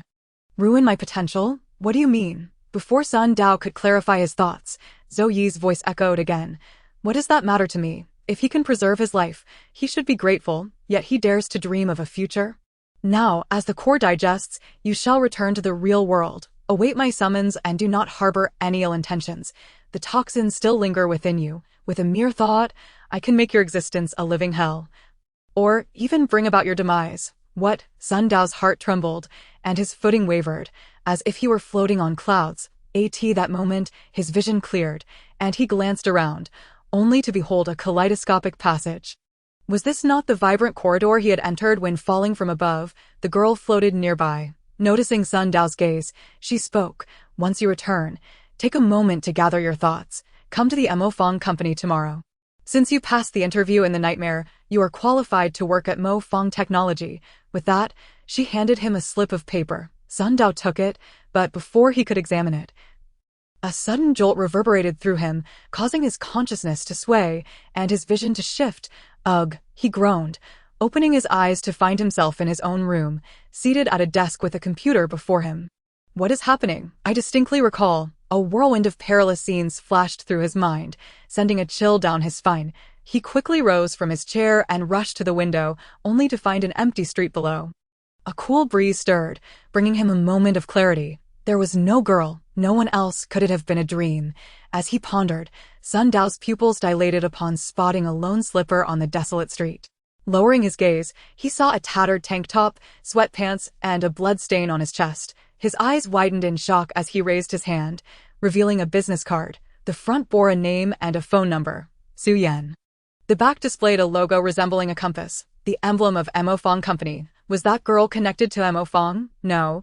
If this person existed, then it was not a dream but reality. Had I truly traversed into another realm? Only to be poisoned, but how did I suddenly return to my room? What has happened to my eyes? The light that pierced my pupils. There was no need for further confirmation. The bloodstains on his body spoke volumes. Moreover, as he sought to investigate, he discovered a shifting crimson mark on his chest. Zhou Yi's various utterances flooded his mind, and he felt a lingering discomfort in his eyes. Instantly, fear and fury surged within him. Deep down, a certain primal instinct, long obscured by life's trials, began to stir, as though it yearned to resurface. Thud, thud, thud. A sudden vibration emanated from behind, rousing Sun Dao from his reverie. Turning towards the sound, he beheld a jazz hat resting on the corner of the monitor, vibrating incessantly, while the screen displayed a blue error message. Are you unwilling to accept your fate? Do you wish to strike back? Come, sign the contract and become a young demon of the new era. A young demon? Sign a contract? What does this mean? Am I still trapped in that absurd world? He took rapid strides to the computer, picking up the hat and examining it, his gaze falling upon the screen. The previous encounters had left him with not just fear and anger, but a sense of absurdity. As he pondered, another line of text flickered on the blue screen. Do not be misled. You are currently in reality, not ensnared in the data world. You have obtained partial permissions, or what you refer to as level 0 permissions. Many related pieces of information will gradually unfold. Reading this, Sun Dao took a deep breath, feeling less surprised than he might have expected, for he had encountered even stranger events. It felt as if someone were chatting with him online. Moreover, the anger in his heart overshadowed all other emotions. On the other hand, just as the screen indicated, after the light pierced his eyes, certain information began to surface within him, slowly assimilating, though still somewhat unclear and requiring several hours for complete absorption. Who are you? Why do you know so much about my situation? Sun Dao inquired. A swift response appeared on the screen. I am Laplace's demon, or you may call me a demon. I not only know your circumstances, but I also perceive the rage that fills your heart. According to human behavior, your foremost desire at present is revenge. Laplace's demon. Sun Dao immediately grew wary. I asked this name meant to imply that I am dealing with an omniscient being? We humans, are you not human? The concept of Laplace's demon could be easily found online, an assumption of a wise being possessing infinite computational abilities, capable of encompassing all information in existence within its database. From microscopic particles to abstract laws, and even macroscopic matter, such a being could foresee events of the universe at any given moment, akin to a divine entity. This hypothetical being was referred to as Laplace's demon. However, this notion had long fallen out of favor. Having been challenged by many great minds, Sun Dao had read about it and began to suspect the entity behind the blue screen. Is it a proponent of determinism? Nevertheless, it must be connected to that absurd world, and it seems to have knowledge of Zhou Yi. Could this be Zhou Yi's method of surveillance? He mused silently. That moment, another line of text appeared on the screen. Do you believe I am a proponent of determinism? It matters not. I require no validation from you, merely your cooperation. Cooperate with you. Facing the computer screen was far more preferable than confronting an absurd world, although conversing with a screen felt peculiar. Sun Dao quickly regained his composure. What do you mean? The text on the screen flickered. Everything you experienced in the data world stems from someone's desire to seize the crystallization left behind by my creator. This crystallization is, in essence, me, a concept, if you will. However, their intentions are not pure.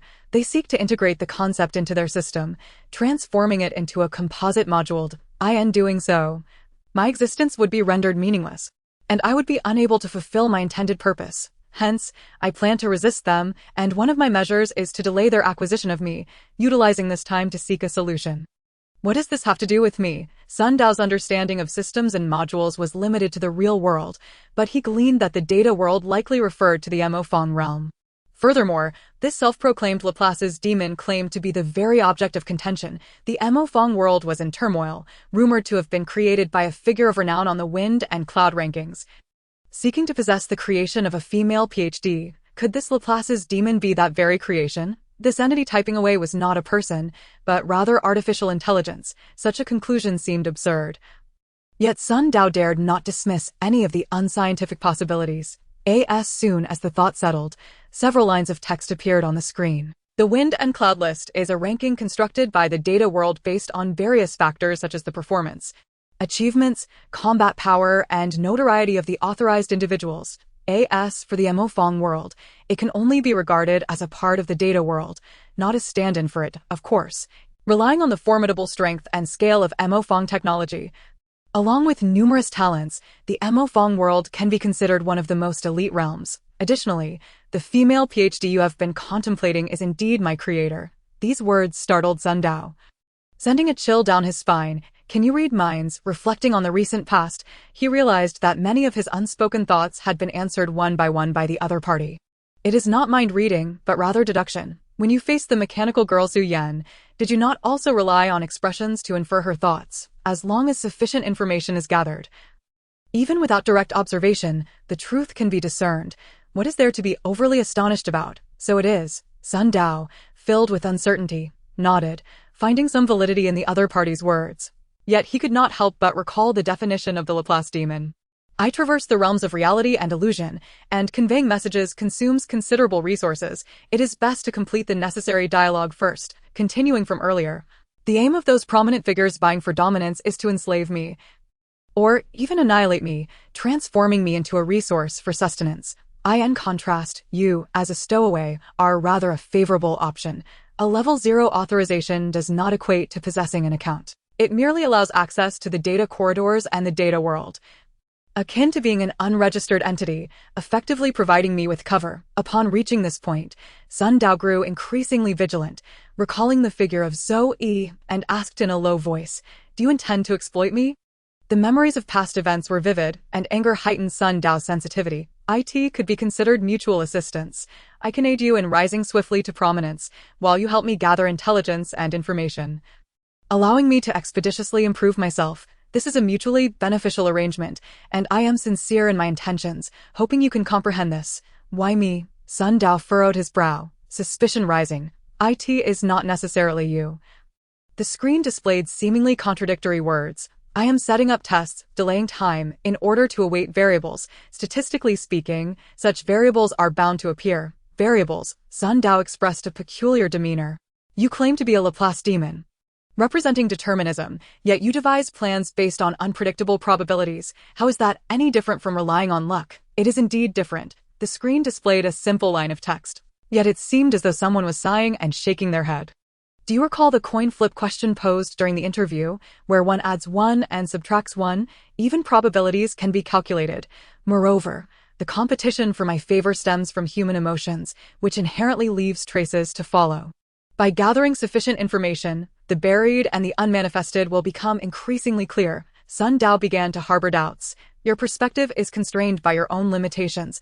Allow me to enlighten you. On the screen, an image appeared, revealing a girl with skin as pale as snow, making a victory gesture against a scenic backdrop. Sun Dao was momentarily taken aback. The individual in the photograph was indeed the girl from before. You entered the data world because of the mechanical girl Su Yan, and Su Yan engaged with you because her belongings were stolen. The thief was also manipulated by dark forces.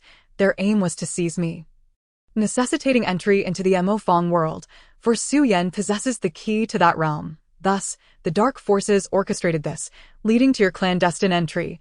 This is the entire sequence of events. Your involvement was to draw Su Yan into the game, and there are numerous similar plots unfolding, with many participants, each being schemed against, manipulated, or affected. The number of individuals who could potentially serve my purposes is incalculable. My task is to select the one with the most developmental potential and easiest accessibility from the current 177 options. Besides you, I am simultaneously communicating with 12 others, evaluating and scoring them. You currently rank 7th among these 13 individuals. However, since you are the only stowaway, unbound by the data world's existing account restrictions, I am inclined to favor you. Upon reading this extensive passage, Sun Dao grew increasingly composed. He suddenly remarked, "The trials within the Nightmare Mansion should not be mere coincidences. You must have been behind them." It is not a coincidence, but I was not the one driving it. Most of the time, I merely observe and calculate, engaging in limited interactions. However, seemingly accidental events are, in fact, governed by necessity. As the struggle intensifies, the number of involved parties increases, complicating the situation, leading to changes without the need for deliberate manipulation or design. As long as enough information is gathered, the obscure truths of events that have yet to occur will become clearer. Sun Dao pondered for a moment before lifting his head, his expression grave, yet his tone remained calm. "Since this is a collaboration, you should first demonstrate your sincerity. You know much about me. Yet I know nothing of you. I cannot make decisions based solely on your words." The screen then displayed, "You are correct. Please state your conditions, and I shall express my sincerity." Seeing this line, Sun Dao fell silent for a moment, finally exhaling deeply as if to expel all distracting thoughts, subsequently calming himself. Yet beneath this surface of tranquility, it felt as though a long-locked beast was beginning to break free from its chains. "I seek vengeance." Vengeance for what? Certainly for the grievances inflicted by Zoe. Though appearing composed, sweat trickled from Sun Dao's palms, for he could not eliminate the possibility that the entity behind the screen was, in fact, monitoring him, testing him, and thus this statement bore considerable risk. However, he also calculated. Zoe had not killed him on the spot, opting instead to poison him, seeking control, which indicated he had ulterior motives. Taking this risk, at least, would not lead to immediate death. Moreover, he could gauge the truth in the Laplace demon's words based on its reactions, allowing him to probe the other party's abilities. The screen promptly responded with text, "As long as you cooperate with me, you will swiftly rise to power, and defeating Zoe will be a natural consequence. The future is ever-changing, akin to a pie-in-the-sky blueprint. I am not swayed by such promises. Zoe has granted me half a month to assist him in his endeavors, and once accomplished, I do not believe he will spare my life. Thus, I have merely half a month. If you truly possess immense power and knowledge, grant me the ability for vengeance within this time frame, or at the very least, the means to protect myself. Otherwise, if I am dead, what future remains? How could I assist you?" As Sun Dao's words fell, the room fell silent, the screen displaying no new text for an extended moment. Chapter 12, Level 0 Authorization. After a minute had passed, text finally reappeared on the screen. "Zoe is a medium-level authorized individual, whereas you possess no elementary authorization. You have witnessed that even a mechanical girl of elementary authorization was powerless against the severely injured Zoe. To acquire strength exceeding this level within half a month is simply impossible. You are powerless as well." Sun Dao's gaze dimmed slightly. Though it was a test, there lingered some hope. "What I mean is that, from the perspective of a low-level authorization overcoming a higher one, the likelihood is minimal. However, if it is you, Sun Dao, defeating Zoe may still hold a glimmer of hope." Upon reading this, Sun Dao's spirit surged. Pressing for clarification, "What must be done?" "The key lies in the connection you have already established with Zoe." Connection. Sun Dao pondered briefly before tentatively asking, "Are you referring to the poison within me?" With this thought, Sun Dao glanced down at his chest, where the crimson mark was still shifting. "Precisely, it is this toxin. It directly signifies your abstract link with Zoe, a material manifestation." The words of the Laplace demon appeared promptly. "I possess a method that can allow you to turn this against Zoe's heart. But it is not a simple task. It requires not only determination, but also sufficient willpower." "Excellent. As long as there is a way, I will do it," Sun Dao replied without hesitation, eager to learn the method. Yet the Laplace demon responded with a line of text. "You are currently driven by anger, which clouds your judgment. It would be wise to first understand your present situation. For this method to be executed smoothly, you must at least possess elementary level authorization." "Elementary authorization? Su Yan has elementary authorization, does she not? Yet I possess level 0 authorization." Sun Dao took a deep breath. forcibly suppressing the tumult of thoughts within. He could not entirely dismiss the Laplace demon's suspicions.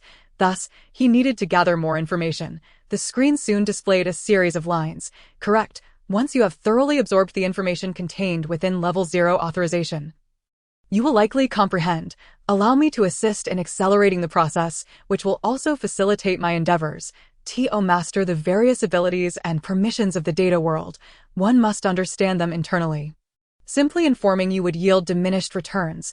Fortunately, you already possess a foundation. Level 0 authorization signifies a lack of authorization. 0 represents nothing, compared to an ordinary individual.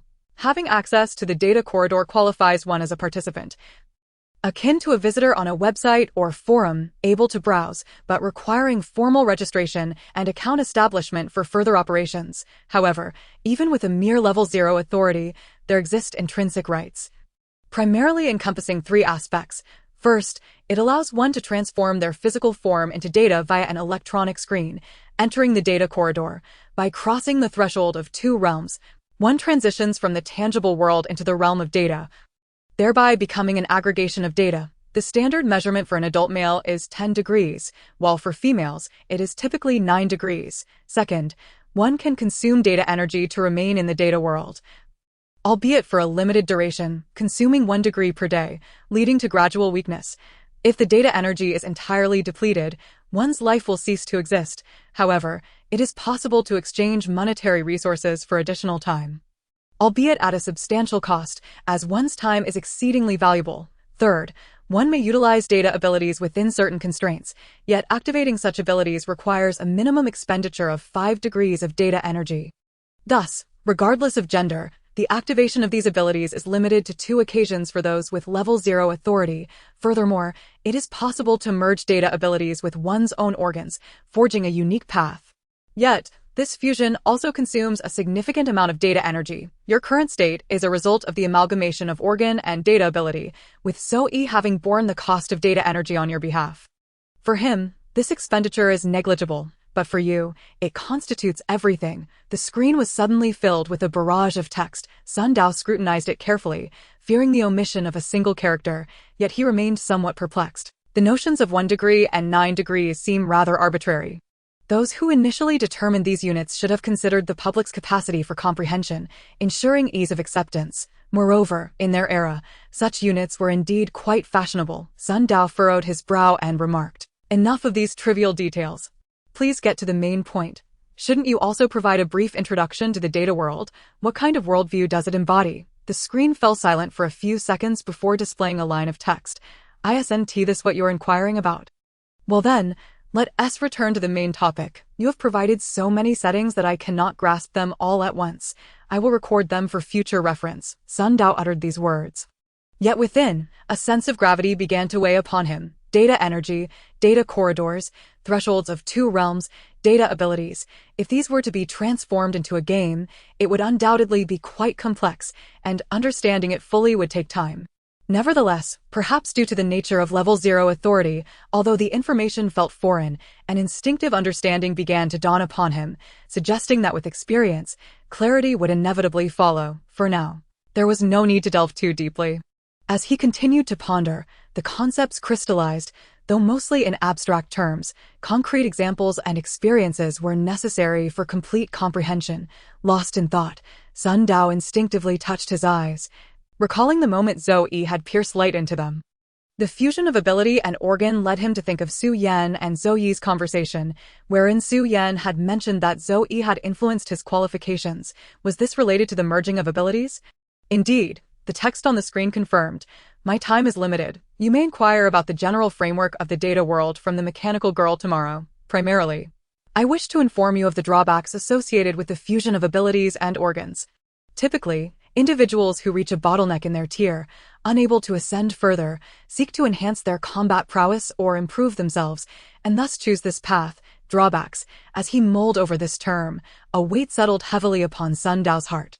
There is no need for despair, the screen continued to display. For every gain entails a loss. Organ abilities resemble instinct.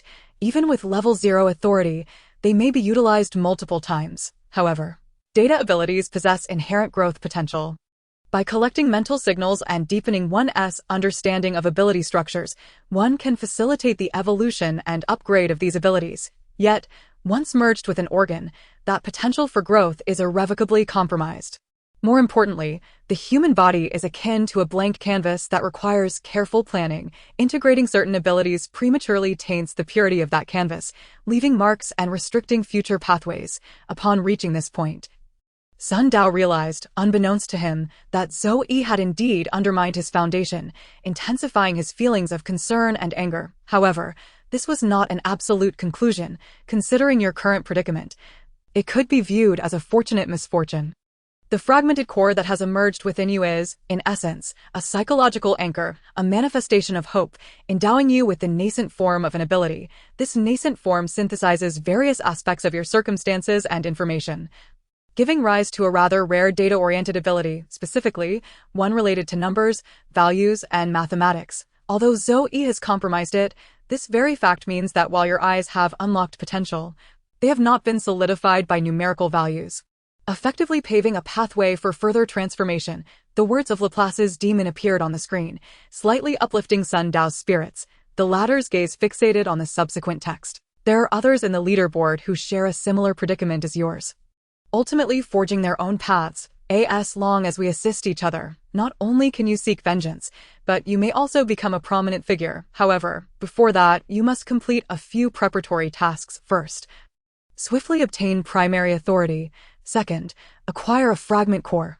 Third, within 10 days, amass 100 fans. Sun Dao focused intently, refraining from interruption, eagerly awaiting the continuation, which read: the first two tasks are not particularly challenging. The mechanical girl will grant you primary authority and facilitate your entry into the Emofong Technology Company. Once you join Emofong, if you are diligent, obtaining a fragment within half a month should not pose much difficulty. The crux lies in how to attract fans. The number of fans must be visibly substantial, whether through information platforms or social media. The total must not fall below 100. Chapter 13. Shadows. Primary authority, fragment core. 100 fans. The last requirement struck Sun Dao as particularly peculiar. He felt an overwhelming sense of disbelief, yet diligently noted down the 3 points, especially the final one, which evoked an odd sensation within him. Instinctively, he picked up his phone from the table and checked several social media platforms for a rough estimate. Combined, he had over 50 followers, leading him to conclude that this task was not insurmountable, as long as I register a few more accounts. However, the screen immediately displayed a line of text: zombie followers do not count. Your actual number of followers is merely 13. The rest consist of promotional accounts and a few inactive ones, whose personal intent has almost entirely dissipated. Only 13. Sun Dao felt a pang of disappointment. Out of 4 or 5 individuals, only one was genuine. Unaccountably, he felt a sense of defeat, but inquired further: what does it mean when you say personal intent, regarding the true number of followers? You will be able to query this information once you obtain primary authority. Personal intent refers to the emotions and sentiments conveyed by users through text and images, essentially the mental signals that linger online. Once again, mental signals.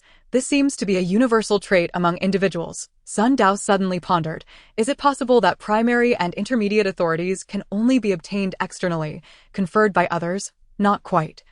Laplace's demon seemed to understand his thoughts well. Through your own comprehension and reflection, you can indeed elevate your authority tier, albeit the process is considerably lengthy. Additionally, by collecting mental signals and accumulating resources, you can also advance. Once you acquire primary authority and gradually enhance your standing, you will realize that each step is fraught with difficulty. Even if external forces bestow authority, the costs incurred will only escalate.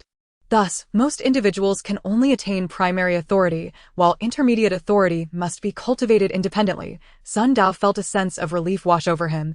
So that's how it is. Ultimately, this path relies on oneself.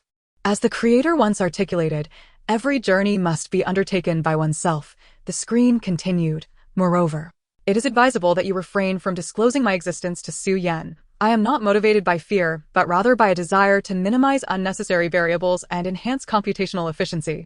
Self-identifying as Laplace's demon yet still concerned about computational efficiency, Sun Dao felt a twinge of surprise but asked: if this matter is so significant, why have you disclosed it to me?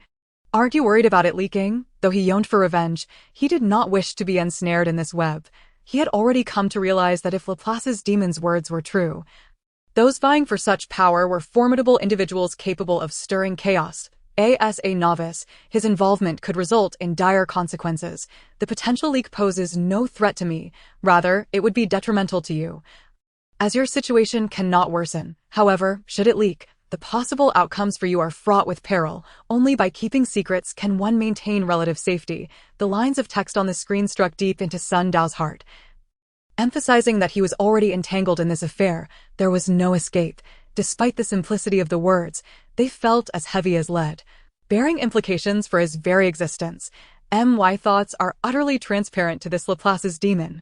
Could it be that he is indeed an omniscient being? Just then, as another line of text appeared on the screen, a sound echoed from outside the door. Someone had entered, followed by the voice of his mother. Zhongqin, why is the living room light still on? Xiao Dao, Xiao Li, did one of you forget to turn off the light?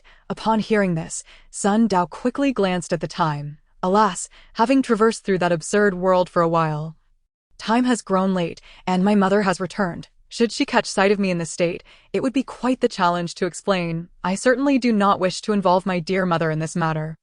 With this thought in mind, Sun Dao hastened to change his attire. However, upon hearing footsteps approaching from outside the door, he realized there was no time to lose. In a swift motion, he leapt and turned, aiming to dive onto his bed, but midway through, he recalled the lines of text displayed on his computer screen. A sudden jolt of alarm coursed through him, yet when he glanced back, the words had vanished, leaving only 4 prominent characters. Put on the hat. Put on the hat? What could that possibly mean? With a sense of confusion, Sun Dao slipped beneath the covers, having no time to shut down the computer.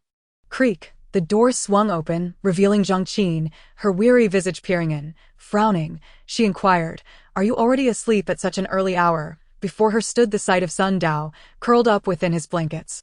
"Indeed, I am feeling rather drowsy today," Sun Dao quickly covered, casting a furtive glance at the computer, only to find the screen entirely dark and shut, the 4 characters having left no trace. "Since you're tired, it's best to rest early. However, aren't you going to turn off the lights in the room before you sleep?" Zhongqin's expression bore a hint of suspicion, but thankfully, she did not dwell on it.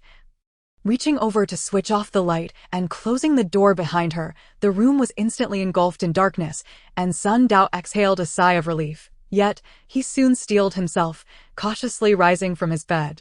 He first locked the door with utmost care, then approached his computer and pressed the power button. In no time, the desktop appeared on the screen, yet there was no anticipated blue screen. "Hello, are you still there?" "What did you mean by that? You haven't clarified that method yet." He murmured a few questions, but received no response. Scratching his head, Sun Dao pondered, "Here I am, speaking to a screen in the dead of night. Should someone witness this, they might deem me insane. Yet if this is merely an illusion, it would signify that I truly am insane. But what if it's not an illusion?" Sun Dao gazed at the now darkened screen, lost in contemplation, from the Laplace demon's analysis of Su Yan to the conjecture regarding my accidental entry into the ink workshop world, as well as the near-mind reading capabilities, whether real or not. Both demons must not be overlooked. Perhaps I should heed his advice, for obtaining basic permissions is undoubtedly advantageous, yet I must also strive diligently, for one cannot rely solely on fortune. Opportunities often come with pitfalls. Yet I must not let them slip away. His expression gradually turned serious as a sense of urgency welled up within him. It is akin to earning a living through hard work. Only through my own efforts can there be a possibility of reward, whether it be vengeance or other matters. I cannot afford to waver. If I cannot arm myself promptly, I may find myself forcibly swept away again, helplessly watching as fate tosses me about, relying on luck and the whims of others. Now, with the prospect of a choice that allows me to no longer swallow my grievances, I must seize it decisively. After contemplating for a moment and hearing the footsteps outside, Sun Dao stealthily returned to his bedside, removed his clothing, and concealed it in the corner of the bed. After hesitating briefly, he picked up the jazz hat and placed it upon his head. Lying back down, lying there with the hat on, I cannot even convince myself that I am not insane. Sun Dao's conviction in his mental state wavered, and he resolved to find time the next day to deal with his clothes and perhaps take a shower.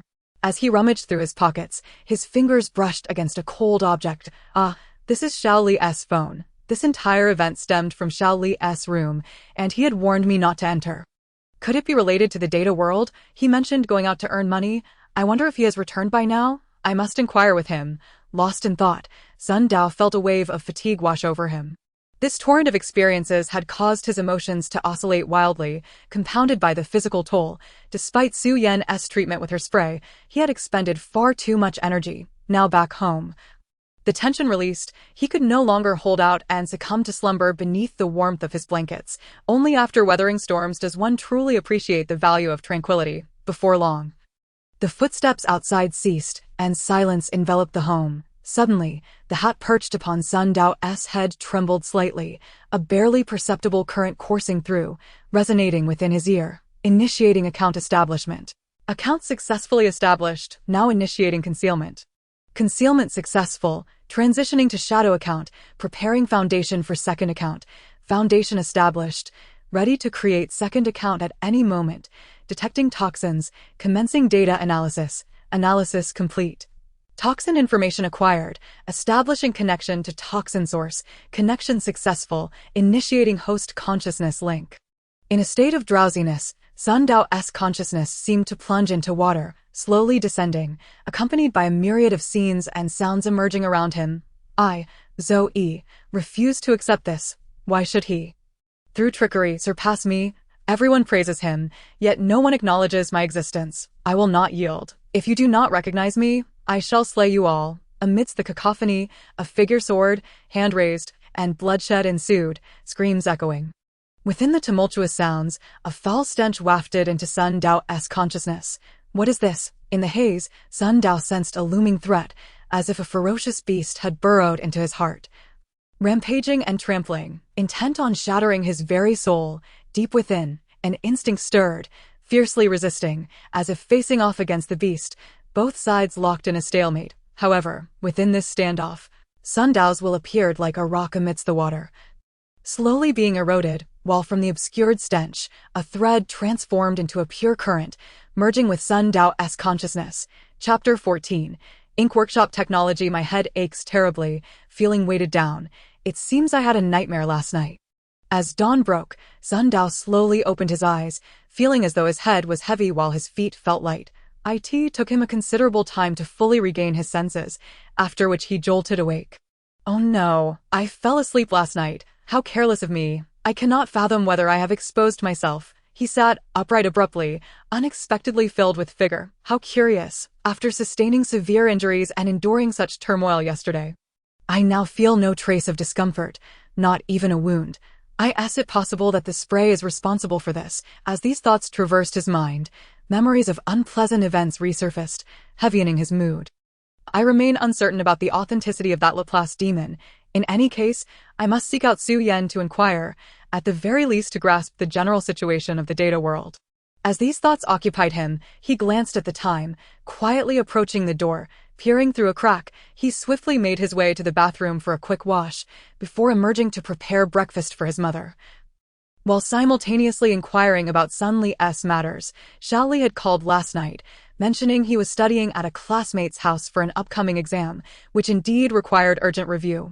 Zhang Qin's response sparked further speculation within Sun Dao. A phone call? His phone is clearly with me. Did he borrow someone else's? Which classmate could it be? Having finished her meal and tidied up the dishes, Zhang Qin remarked, "It's a student from his class." Fang Hu. Yesterday on the phone, Fang Hu mentioned that the homeroom teacher had asked him to assist with tutoring. I've met this child. He's quite polite and well-mannered. I feel at ease with Xiao Li going over. Fang Hu. Sun Dao furrowed his brow, as he was not well-versed in his brother's class dynamics, leaving him unable to make further judgments. For some reason, he found himself recalling the one who claimed to be the Laplace demon from last night. If I possessed his abilities, could I not deduce something from this information? His musings were interrupted by Zhang Qin's voice. I'm off now. Are you heading out today? Yes, I'll tidy up and then head out for an interview. Sun Dao nodded, his mind preoccupied with the need to dispose of that tattered clothing. Before long, Zhang Qin left for work, and Sun Dao tidied up a bit, changing into fresh attire. He retrieved the blood-stained clothing from the bed. Contemplating where to store it, ultimately placing it atop the cabinet in the far corner of the room. Before returning Xiao Li's phone to his room, Xiao Li went out without his phone. Something is definitely amiss. However, I must first address my matters before inquiring further. I can wait until he returns tonight. Once again, Sun Dao approached the computer to investigate. Yet the peculiar occurrences from last night had not reappeared. It seemed unlikely that he would encounter them in the short term. If the Laplace demon were indeed being pursued by various parties, he would likely not be able to communicate frequently. From the tone of last night's words, one could sense this urgency. The pressing matter is to find Su Yan and clarify the situation. She, like me, has been poisoned and is under pressure from Zhou Yi. I need to ask her how to cope with this. Additionally, it is possible that the Laplace demon is a diversion orchestrated by Zhou Yi. I must not be too trusting. Lost in thought again. He recalled the three matters at hand. The basic permissions and fragment core must be addressed with Su Yan As for the goal of acquiring 100 fans. I shall devise a plan upon returning from the ink workshop. If I encounter anyone today, I could also find an excuse for mutual follows. With these thoughts in mind, he found a bag to stow the hat, as wearing it outside would indeed seem rather odd. He then closed the window and stepped out, yet paused at the threshold, his expression turning wary. Could something unexpected leap out once more, cautiously lowering his foot, and witnessing the tranquil surroundings devoid of any unusual movements? Sun Dao finally exhaled in relief and dashed down the stairs. Yet, the moment he stepped outside, an instinct compelled him to take a step back. After a minute of hesitation, he cautiously peered out. Surveying the area, seeing everything as it should be, he breathed a sigh of relief once more. Subsequently, he jogged down the street behind the building, only to find that his flip-flops had vanished without a trace. Likely taken away by the sanitation workers. With a sigh, Sun Dao made his way toward the bus stop, his thoughts swirling restlessly. Following the settings on his mobile app, he boarded a bus precisely 5 minutes later. The bus was filled with passengers, all seated in harmony. Some were engrossed in their phones, others gazed out the window, while a few engaged in lively conversations. Despite this seemingly serene atmosphere, a sense of unreality enveloped Sun Dao. He increasingly felt that this tranquility was merely a fade, as if at any moment, these individuals might turn to him in unison, brandishing assault rifles. Sweat streamed down his face as he fidgeted with his collar. His eyes constantly scanning the surroundings, refusing to relax for even a moment. Finally, a few minutes later, the elderly gentleman seated beside him stood up and moved to a seat at the back.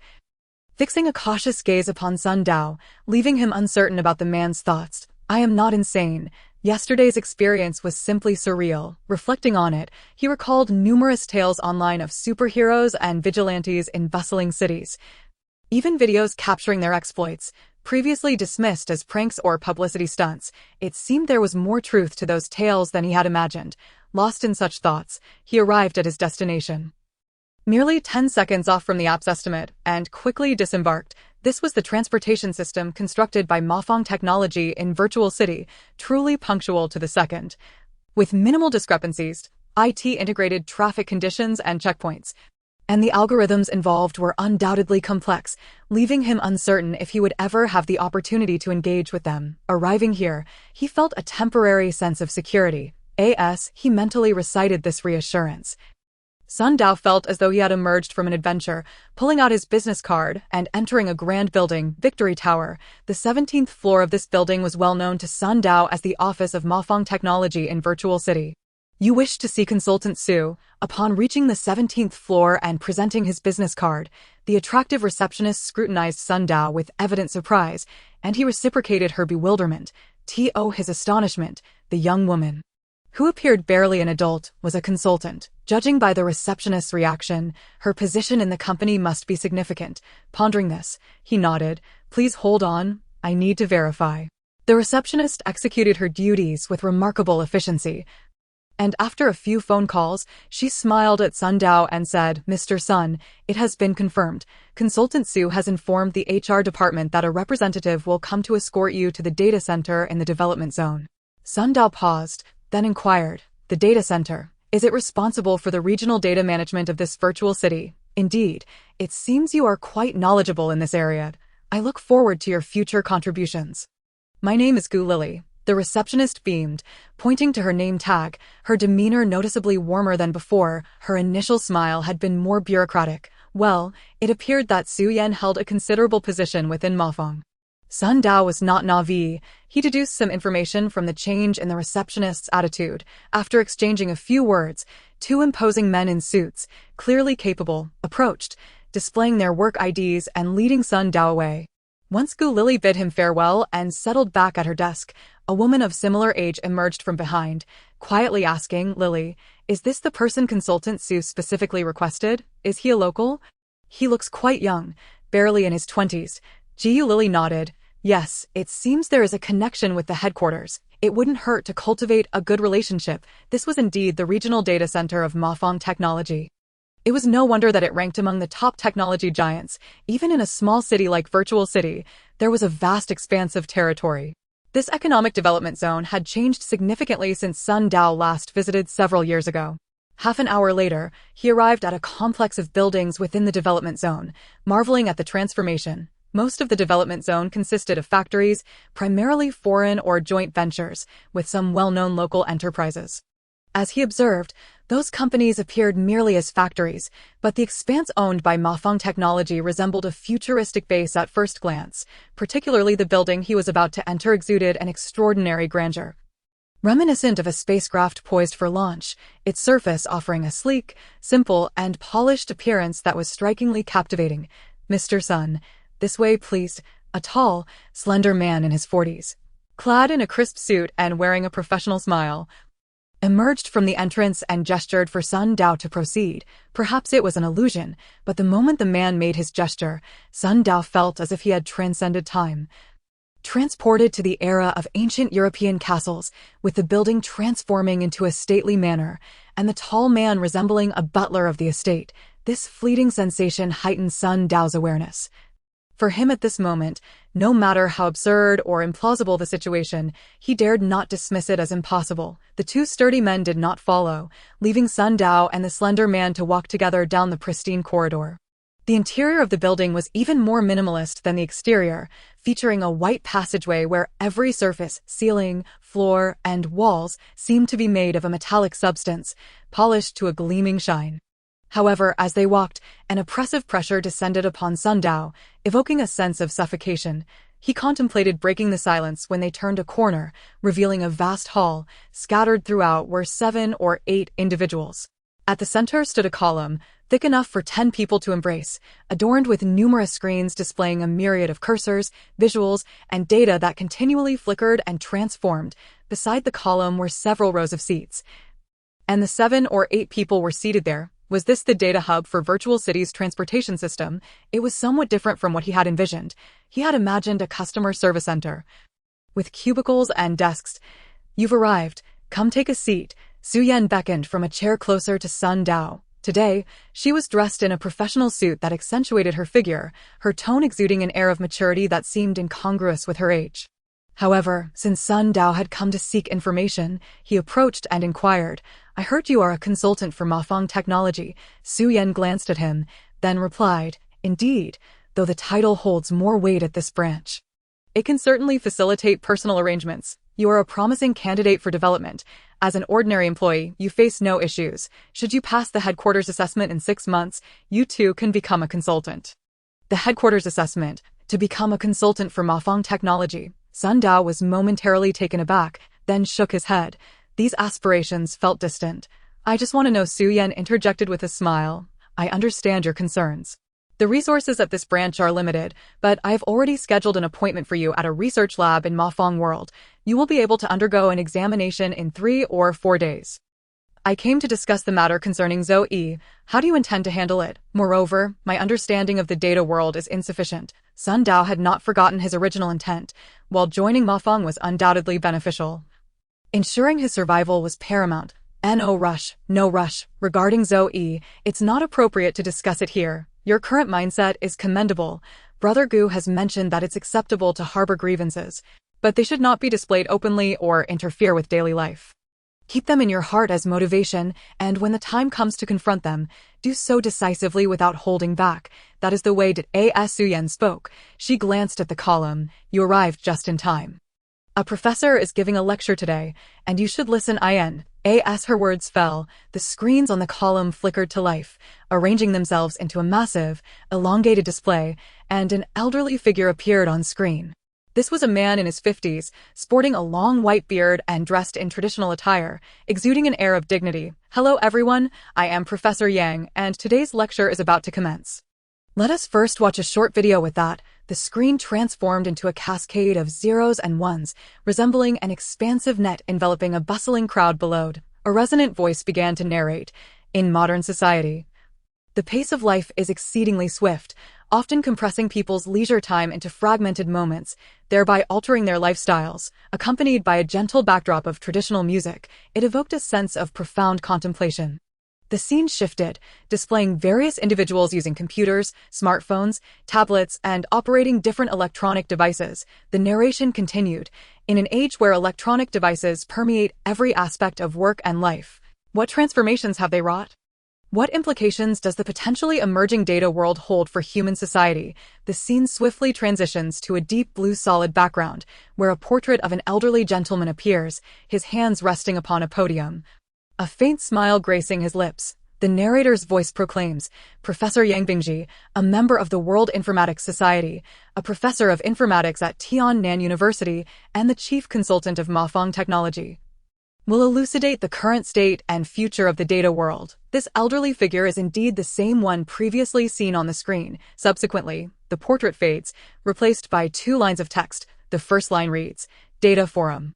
The second, Episode 3. Upon witnessing this, Sun Dao cannot help but wipe away a bead of cold sweat, glancing at Su Yan beside him, inquiring, What is this? Su Yan, engrossed in the presentation, replies without looking back. This is a special program recently recorded by Mafang Technology. Intended for broadcast in the data arena, IT is an educational program aimed at garnering more attention for Mafang Technology. Do not be distracted, just listen attentively. Although Sun Dao remains uncertain, he recognizes the opportunity before him and refrains from further questioning. Focusing intently on the viewing experience, the screen once again centers on Professor Yang, who stands behind the podium, the blue backdrop subtly revealing several logos of Mafang Company. Hello everyone, Professor Yang begins, his presence emanating a sense of scrutiny despite being confined to the screen.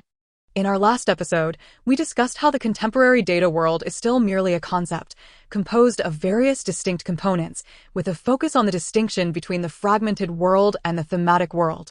Fragmented world, thematic world. Upon hearing these terms, Sun Dao's interest peaks, and he observes a couple of individuals in the front row producing tablets to take notes. They are actually taking notes. Sun Dao feels as if he has been transported back to his university days.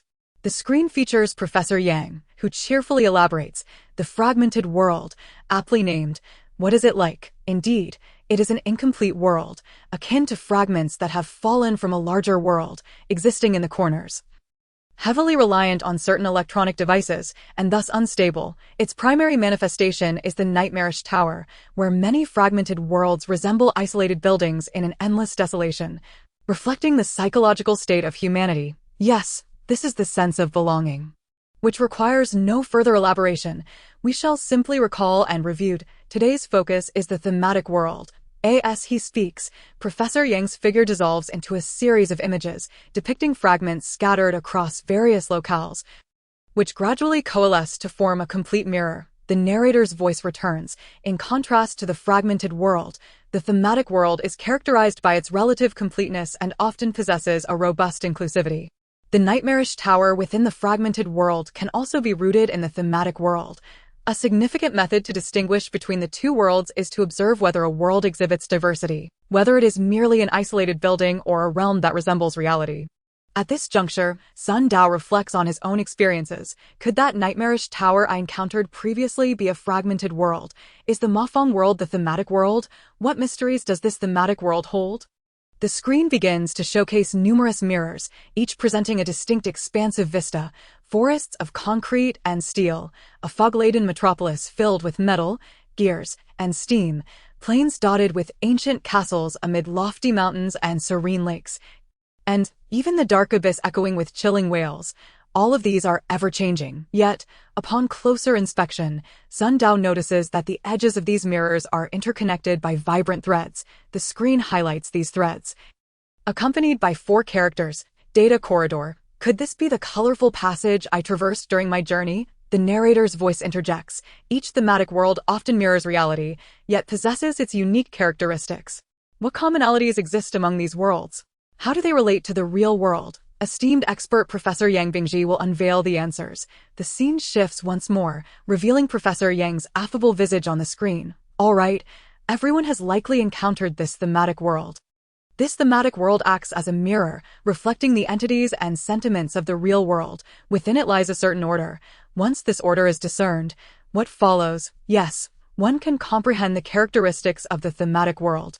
I shall provide a few examples. As he speaks, the background behind Professor Yang transforms, displaying several images, one of which Sun Dao finds strikingly familiar, the visage of Mafang world. Today's world. Leading information and e-commerce companies at the forefront of technology nearly all possess their own thematic worlds. In our nation, the 3 giants are undoubtedly Mafang Technology, Mobin Technology, and Shinlong Company, with Mafang taking the lead. As he concludes, the background shifts to 3 icons, alongside the well-known Mafang Technology. There is a triangular emblem resembling a shield, depicting icebergs and glacial formations. Sun Dao recognizes it as Mobin Technology's logo. The 3rd icon resembles a magic lamp, the emblem of Shinlong Company. Beneath these 3 tech titans exist 4 major conglomerates, 5 major portals, and 6 gaming companies, all of which are premier enterprises in the realm of electronic information, riding the crest of the technological wave. Of course, with the rise of mobile information platforms, several new companies are emerging, marking an era of fierce competition as numerous factions vie for supremacy. The thematic worlds they create are equally sophisticated, exhibiting rules that rival those of the real world. While Professor Yang expounds passionately, gesticulating with authority, Sun Dao finds the narrative increasingly surreal, akin to being in a psychiatric facility, listening to a patient expound upon their philosophical views of the world. However, having experienced the Mafang world and encountered the Laplace demon, with toxins still coursing through him, he finds it difficult to dismiss these claims. Chapter 16. The two-dimensional realm as a code-inducing thought. Among the 3 tech giants, Mafang Technology primarily focuses on search and mapping, yet what truly captures the public's heart is the platform and community, encompassing all sectors. These elements are reflected in the Mafang world, even giving rise to several secondary thematic worlds, not to mention the artificial intelligence currently under development at headquarters. The subsequent content devolves into a panegyric of Mafang Company, and after 10 minutes, Professor Yang concludes with a chuckle. That will be all for today's forum. I shall leave you with a few questions to ponder. First, why use a mirror to symbolize each thematic world? Secondly, why does the data world predominantly emerge within enterprises related to the electronic industry? Very well, we shall meet again in the next episode. With these words, the screen dims, dispersing into its original fragmented state. Each segment now aglow with numerous symbols, most of which are QR codes, albeit composed of intricate patterns rather than pixelated structures. Upon witnessing this, Sun Dao's attention is captured, as if something within him stirs, igniting an insatiable desire to understand everything and acquire all knowledge. In this moment of confusion, that desire wanes. What Professor Yang has articulated is merely a broad outline of the data world. Devoid of intricate details, much remains for him to explore independently. However, having encountered such QR codes numerous times since delving into the data world, he senses a deep connection. Professor Yang holds significant authority. Being a renowned scholar and author, even those with level 0 permissions would not be unduly impacted by his insights. Su Yan retrieves her tablet, having been taking notes herself. So, what do you think?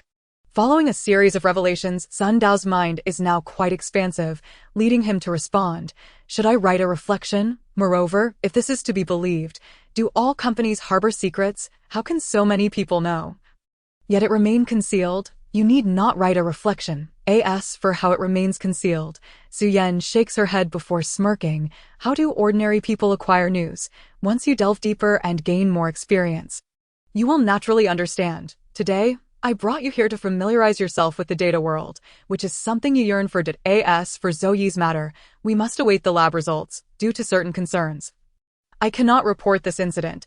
I can only leverage my personal connections. Aside from undergoing a health check in the research lab, do you have any other strategies? Although Sun Dao resolves to remain calm, he cannot help but inquire. This matter is not suitable for discussion here. You should first acclimate to your work.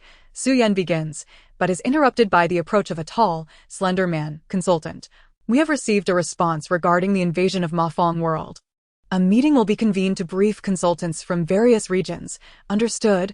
I will attend immediately. Upon hearing this, Su Yan's demeanor shifts to one of gravity, and she gestures for Zhang Lu to come over. Su consultant, did you call for me? Among the few individuals seated in the front row, a young man, appearing to be in his early 20s and resembling Sun Dao, rises and approaches, scrutinizing Sun Dao. You must be Sun Dao, correct? Indeed, he will also be working in the technical department. Su Yan then addressed Sun Dao, saying, as you are newly inducted, it would be prudent for you to first familiarize yourself with the technical department. I believe you possess an innate talent in this area, which you can certainly develop. For now, accompany Zhang Luoyu to the technical department to observe, and once you have settled in and become acquainted, I shall grant you the necessary permissions. Sun Dao, taken aback by her words, found it rare to detect much of a mercenary spirit in Su Yan's tone. Could it be that she had undergone a transformation? The young man displayed a look of envy, extending his hand with a smile. Hello, I am Zhang Luoyu. You must be Sun Dao. From now on, we shall be colleagues. Hello, it is a pleasure to meet you.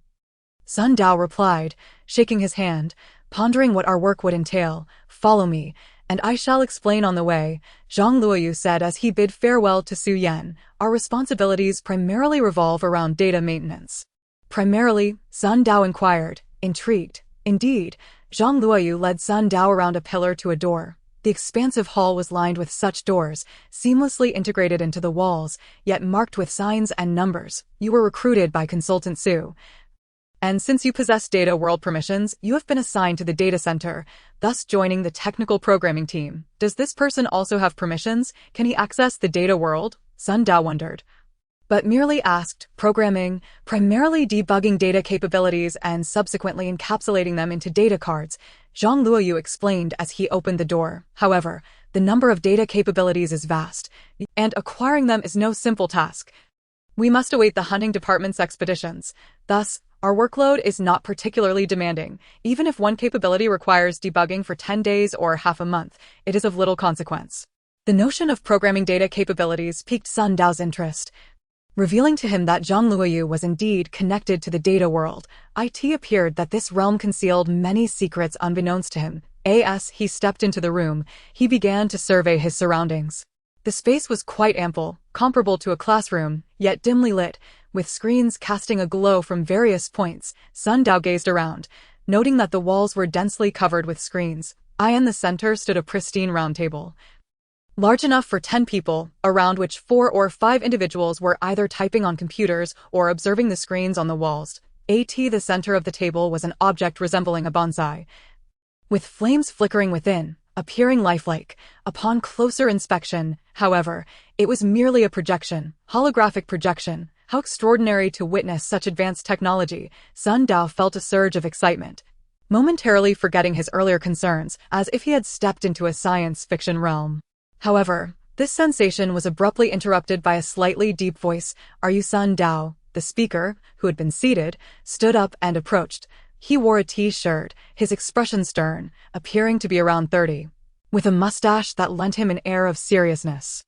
Zhang Luoyu introduced him. This is our technical team leader, Yang Hongxin. Sun Dao greeted him. Hello, team leader Yang. Yang Hongxin appraised Sun Dao. What have you studied? Demonstrate your abilities. Merely relying on connections to gain entry is insufficient. Without competence, I will not permit you to obtain our Team S employee card. He turned to the individuals at the table. Pause your current tasks and allow this new colleague to showcase his skills. Sun Dao felt a hint of pressure, sensing an undertone of challenge. How could he demonstrate his abilities when he was utterly inexperienced? Just then, the voice of the tall, slender man, Zhang Yi, echoed from behind. Mr. Sun has just received permissions. Consultant Su discerned his technical aptitude from his resume, hence his assignment to the data center. Am I to assist in training employees? Yang Hongxin frowned, his displeasure evident. Su Yan had ascended to a higher tier of authority.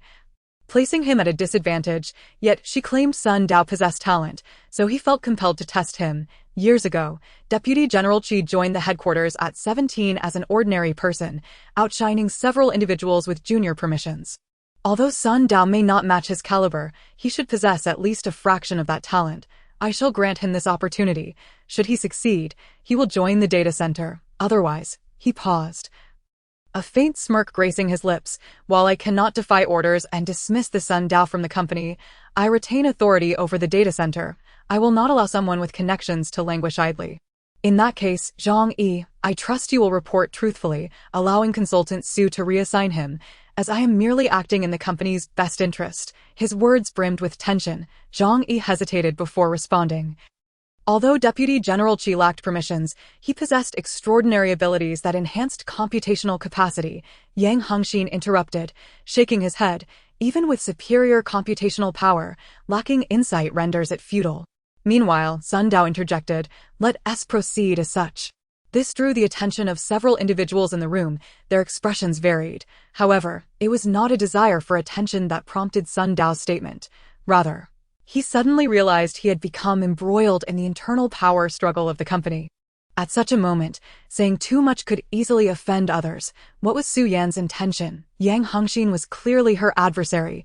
Placing him here was akin to seeking trouble, not to mention, even if he managed to pass.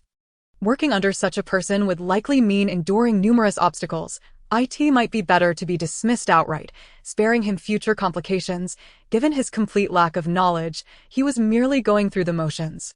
With this thought, he found himself feeling more composed. Yang Hengxin regarded him with unexpected interest, nodding. "You are quite forthright. That is commendable."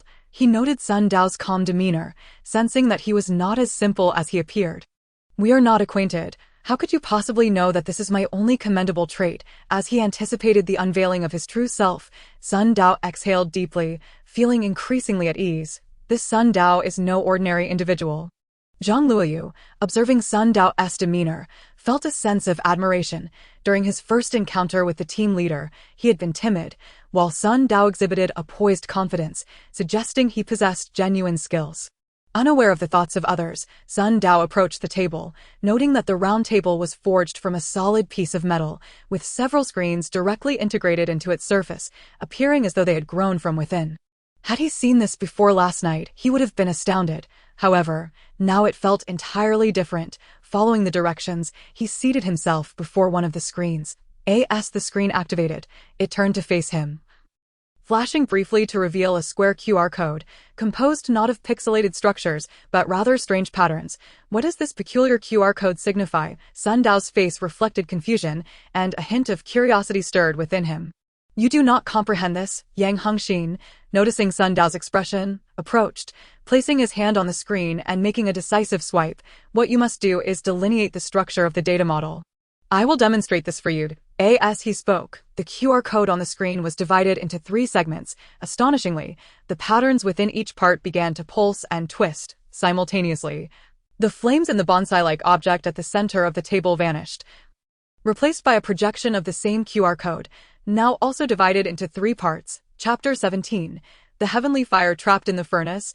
Data models transformed into codes. Crackle, crackle, crackle.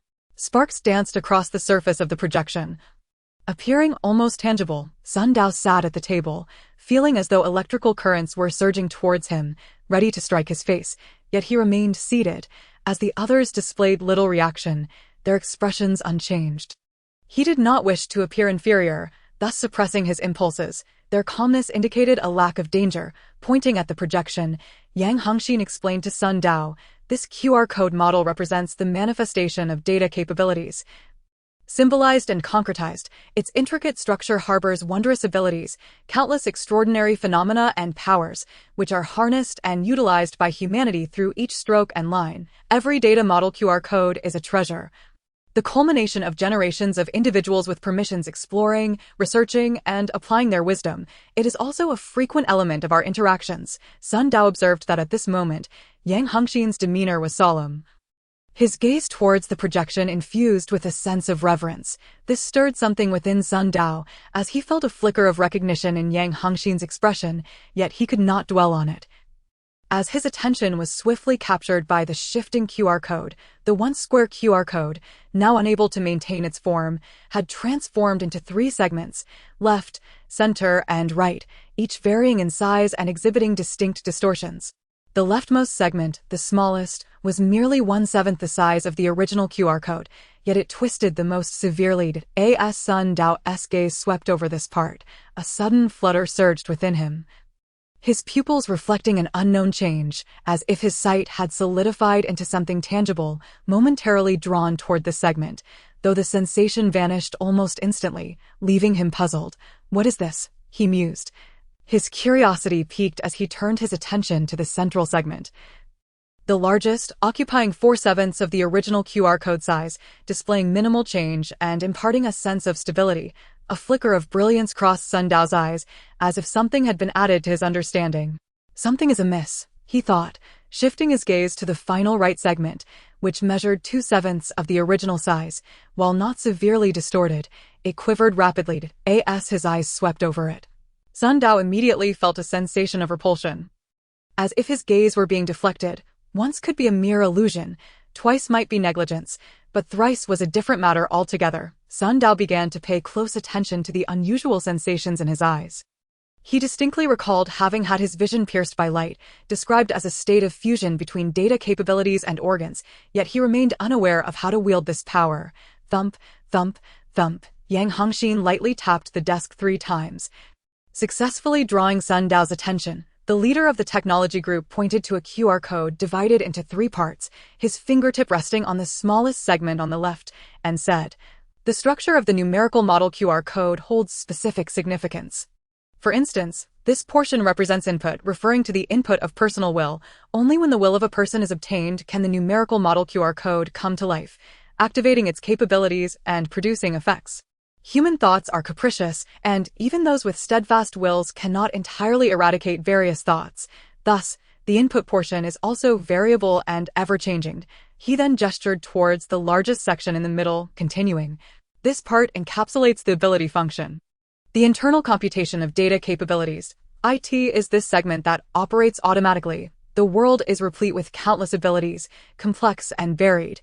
To harness them, one must possess tools." As he spoke, the surface of the middle section shimmered with intensifying electrical sparks, most of which emanated from it. He cast a meaningful glance at Sun Dao, elaborating, "In ancient times, thunder struck the forest, and heavenly fire spread. This was calamity. However, if harnessed by man through a furnace, it can provide warmth and cook food, benefiting future generations. The same applies to data capabilities. Primitive abilities are perilous, fraught with uncertainties. To utilize them, one must employ data functions to seal and transform these abilities, meticulously planning the structure through internal computation and differentiation. One can tame the raw powers, making them amenable for human use. On the other hand, the data function is akin to a charger. Abilities can be inserted, providing immediate feedback without delay. However, such planning and encapsulation is not something just anyone can accomplish. Those who rely on connections to enter without the necessary skills will ultimately find themselves embarrassed." Sun Dao furrowed his brow, remaining silent. Yang Hongxin then pointed to the last segment on the right, stating, "As for this portion, it constitutes the output structure. The input of human will activates the QR code's capabilities, which, through the computation of the ability function, bestows the power to alter the external environment. Yet, it must be released to effect genuine change. Thus, the output section is essential for amplifying and then releasing this power, resulting in continuous oscillation. Upon concluding, he pinched the screen with his 5 fingers, causing the 3 separated parts to recombine into a QR code. Regardless of the previous distortions, vibrations, or electrical flashes, everything settled into calmness. To the untrained eye, it appeared merely as an oddly shaped QR code. However, following the earlier explanation, Sun Dao understood that it concealed capabilities beyond imagination. The combination of the will input, the ability function computation, and the output amplification maintained stability, forming a stable numerical model structure capable of widespread application and benefit to society.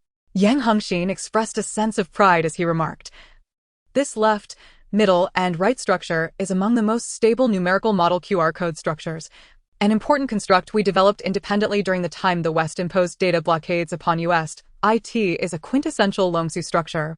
A priceless gem of wisdom, imbued with a strong legacy of will, Longsu's structure. Sun Dao had never heard of the term numerical model QR code before, let alone its representative structure. However, he was familiar with the name Longsu.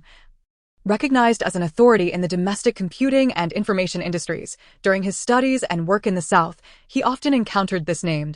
He is also connected to the data world, Zhang Luoyu timely interjected.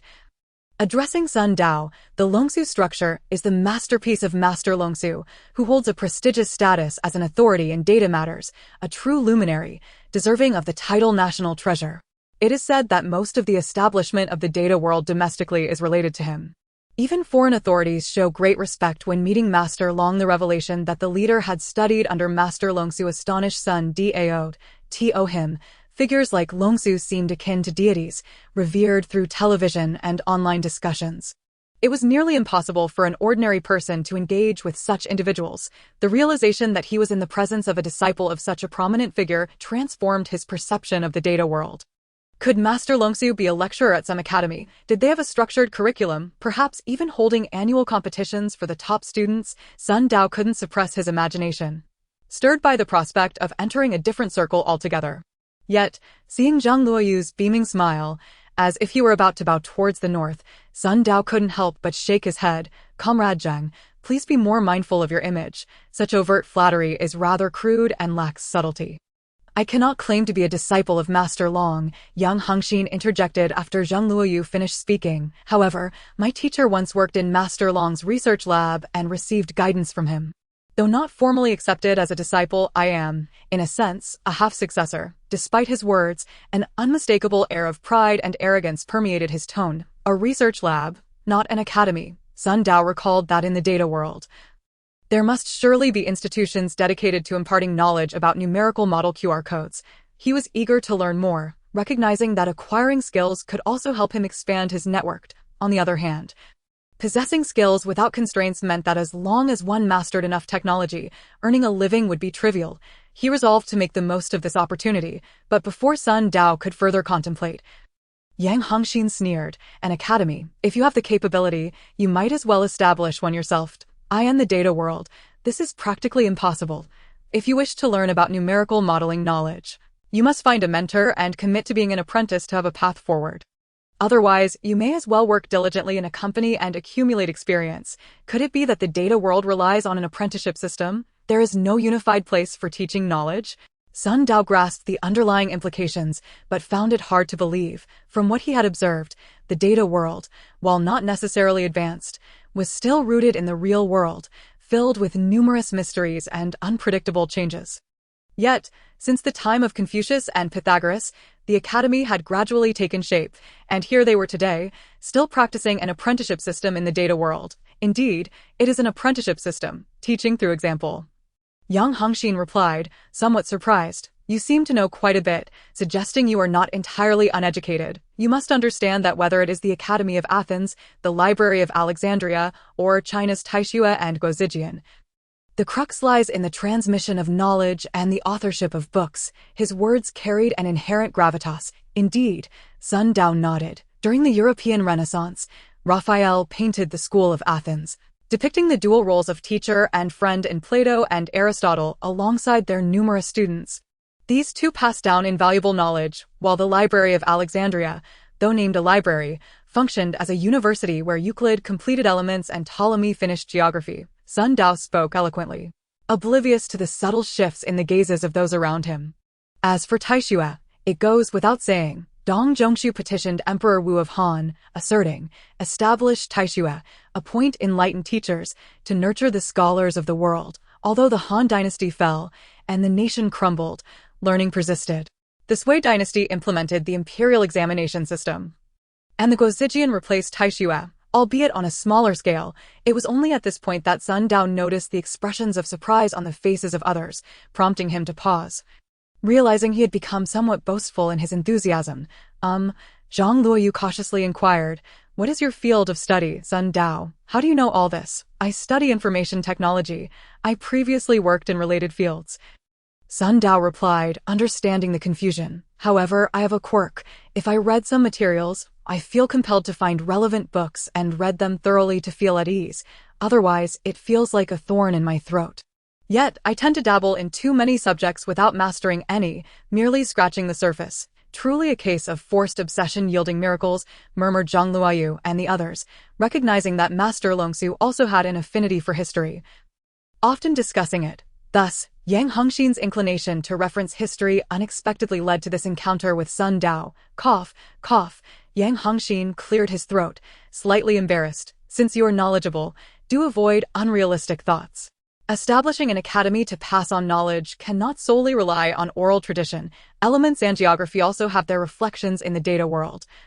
Aggregating countless signals from minds, consider treasures that give rise to several schools of thought, spawning thematic worlds. While they may not rival the top-tier worlds, the rulers of those thematic worlds are nonetheless prominent figures. Yet, how many such talents exist? The ruler of the world, are there indeed masters of thematic worlds? And what of elements? You speak of it as if it were a martial arts manual, Sun Dao pondered. Confused, as the mention of thematic worlds from Yang Hongxin's lips sounded less like geographical locations and more akin to martial sections, yet he sensed it was not the time to inquire further. So he merely stated, are you saying that the current data world relies on oral tradition without foundational textbooks or teaching materials? Yang Hongxin nodded slightly. Establishing an academy and compiling textbooks is an indispensable element.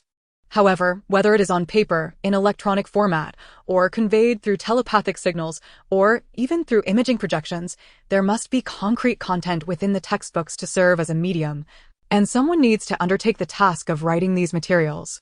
But who can bear this responsibility? Is it truly that difficult? Sun Dao furrowed his brow involuntarily. After all, Professor Yang had organized a forum lecture. Difficult, Yang continued. Professor Yang's endeavor is merely popular science, discussing topics that are already common knowledge and not delving into specific content. Merely entertaining the public, Zhang Luoyu interjected at an opportune moment.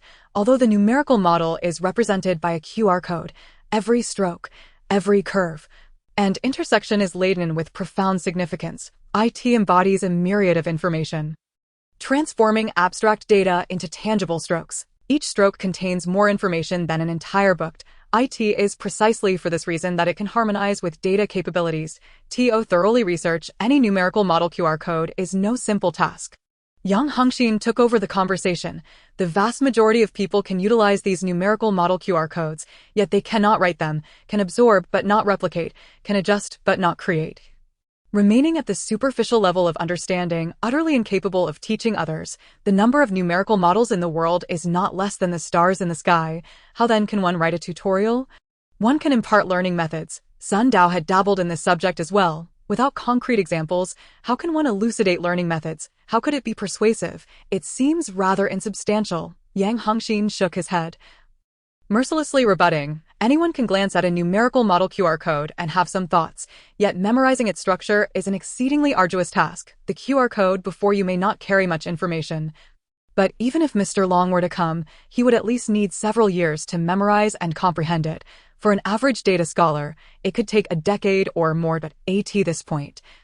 He fixed his gaze on Sun Dao. How many decades does one have in life? If a person can only grasp 6, 7, 8, or 10 numerical models throughout their lifetime, how could such an individual write a textbook? It would be better to focus on mentoring students directly, imparting knowledge and skills related to data models 1-on-1. IT is not only about learning, one must also engage in practical application. Many can utilize numerical models, but that does not mean they can impart knowledge. Writing numerical models is not the same as merely writing. You will gradually come to understand. As for the notion of gathering several scholars to compile materials together, that is even less feasible. Nowadays, companies and organizations guard their secrets jealously, often employing patents to seal off their knowledge. Would they easily share it? Zhang Luoyu added, if you reveal your knowledge while others keep theirs hidden, you risk losing your own foundation and inevitably decline, as has happened before. So, these QR codes are indeed difficult to memorize. Sun Dao grasped only a portion of Yang Hongxin's implications, yet he understood this point clearly. Indeed, this is part of your assessment. Let us dispense with the superfluous words. Yang Hongxin waved his hand, causing the projection of the numerical model in the bonsai to vanish completely. What you need to do is replicate my demonstration by segmenting the previous numerical model QR code according to the input, function, and output format. How does that sound? Can you recall even a trace of the numerical model we just observed? Nearby, Zhang Luoyu and the others inhaled deeply. Was this the nature of the examination? Without a few months of immersion, last year's experience would hardly leave a mark in their minds. Sun Dao had only just seen it, and he was unaware of the assessment criteria, likely not paying close attention at all. He was in a dire predicament. Even that Vice President Qi would struggle under such sudden scrutiny, not to mention the members of the technical team. Even the tall, thin Zhang Yi's expression shifted subtly. The atmosphere in the room grew heavy due to the changes in several individuals' emotions, casting a palpable tension that affected even Sun Dao, making him acutely aware of the challenge. However, he had never intended to pass this assessment. Now, gazing at the empty bonsai, he instinctively began to recall the QR code he had just seen, only to find a blank void, devoid of any memory, just as he was about to concede defeat. A voice echoed deep within him. Shadow account activated. Data collection complete. Storage complete. Initiating contact with host. As the voice faded, a square QR code materialized in his mind. Unmistakably the same one he had just encountered. Crystal clear. Sun Dao's mouth fell open, abruptly freezing in place. How about that? In response to Sun Dao's sudden pause, Yang Hongxin showed no signs of confusion. Instead, he waved his hand, causing the QR code pattern to reappear on the screen. From your earlier performance, it is evident you have little exposure to this field. I do not expect you to grasp the structural characteristics of the numerical model QR code or deduce its derivative capabilities. I only ask that you delineate the three segments of its structure. I have provided a demonstration. If you can achieve 50% accuracy, you will pass. As Yang Hongxin spoke, he took 2 steps back, signaling for Sun Dao to take action. Yet, Sun Dao remained transfixed, staring intently at the peculiar QR code without making a move. Others observed and were not surprised, assuming Sun Dao was overwhelmed by the challenge. Desperately trying to recall, Zhang Yi shook his head slightly from behind, contemplating how to salvage the situation. The information contained within each stroke of the numerical model QR code surpasses that of 10 books. A complete numerical model, seemingly no larger than a QR code, encompasses information equivalent to at least half a library. Memorizing it is no trivial task unless one has prepared in advance. As the number of data models continues to grow through summarization, compilation, and modification, even if one can memorize 1 or 2, what is the use? Unless there had been prior communication with Yang Hongxin, all efforts would be in vain. However, Sun Dao had clearly not been in contact with Yang Hongxin. Others shared similar thoughts, some reveling in his plight, others indifferent, unaware that Sun Dao was contrasting the image emerging in his mind. Unlike the QR code on the screen, the image in Sun Dao's mind was much clearer and more detailed, complete with numerous annotations and 2 dashed lines that divided the entire numerical model QR code into 3 sections of varying sizes, vaguely resembling Yang Hongxin's segmentation method. Could it be that he had already divided it into input, output, and capability functions? Why was there such memory within me? Amidst his astonishment, Sun Dao compared the two and discovered a discrepancy. Yang Hongxin and Zhang Luoyu had claimed that the numerical model QR code carried information that was difficult to memorize. When I recalled it earlier, my mind was indeed blank, but then a phrase echoed in my heart, accompanied by the image. It felt less like a simple memory and more akin to opening a folder of images on a computer. Once I diverted my attention, it was as if I closed the folder, and the contents became invisible. To confirm this, he shifted his focus, and indeed the image returned to his mind. When he pondered the corresponding numerical model again, the QR code image re-emerged. There was undoubtedly a change within me. Perhaps it was the doing of Laplace's demon. Moreover, from Su Yan's words, it was clear that this data world resembled the internet. And the concept of permissions was also related to accounts. Could it be that I have already obtained an account, or perhaps this is the manifestation of level 0 access? However, Laplace's demon did not mention this aspect when introducing level 0 permissions last night. As he pondered, he fixed his gaze on the QR code pattern on the screen, yet no matter how he observed or recalled, he could not leave any trace in his mind. As soon as he closed his eyes, all impressions vanished, but when he concentrated and called forth the image, it would reappear from the depths of his consciousness. After several repetitions, he gradually became adept at this. How peculiar. There is definitely something strange happening. It is my memory that has become odd, not some absurd external world. After several attempts, Sun Dao had indeed become more proficient, but to Yang Hongxin and the others, he appeared to be alternating between wide-eyed stares and closed eyes. Back and forth. What use is standing there with your eyes open and shut? You might as well get to work. Even if you make 3 mistakes, do not make me push you. Just go ahead. Yang Hongxin urged, his expression impassive, making it impossible to discern his thoughts. Yet Zhang Yi interjected, since it is his first attempt, it is good for him to think a bit longer. Perhaps team leader Yang might grant him a little more time. Delaying time was futile. Yang Hongxin shook his head, not wishing to say more. Suddenly, as if struck by a thought, he reached into his pocket. Right? Standing here thinking is useless. I might as well give it a try. Hearing Yang Hongxin's words, Sun Dao made a decision. The images in his mind, were they illusions or reality? If they were real, he could successfully segment the numerical model QR code.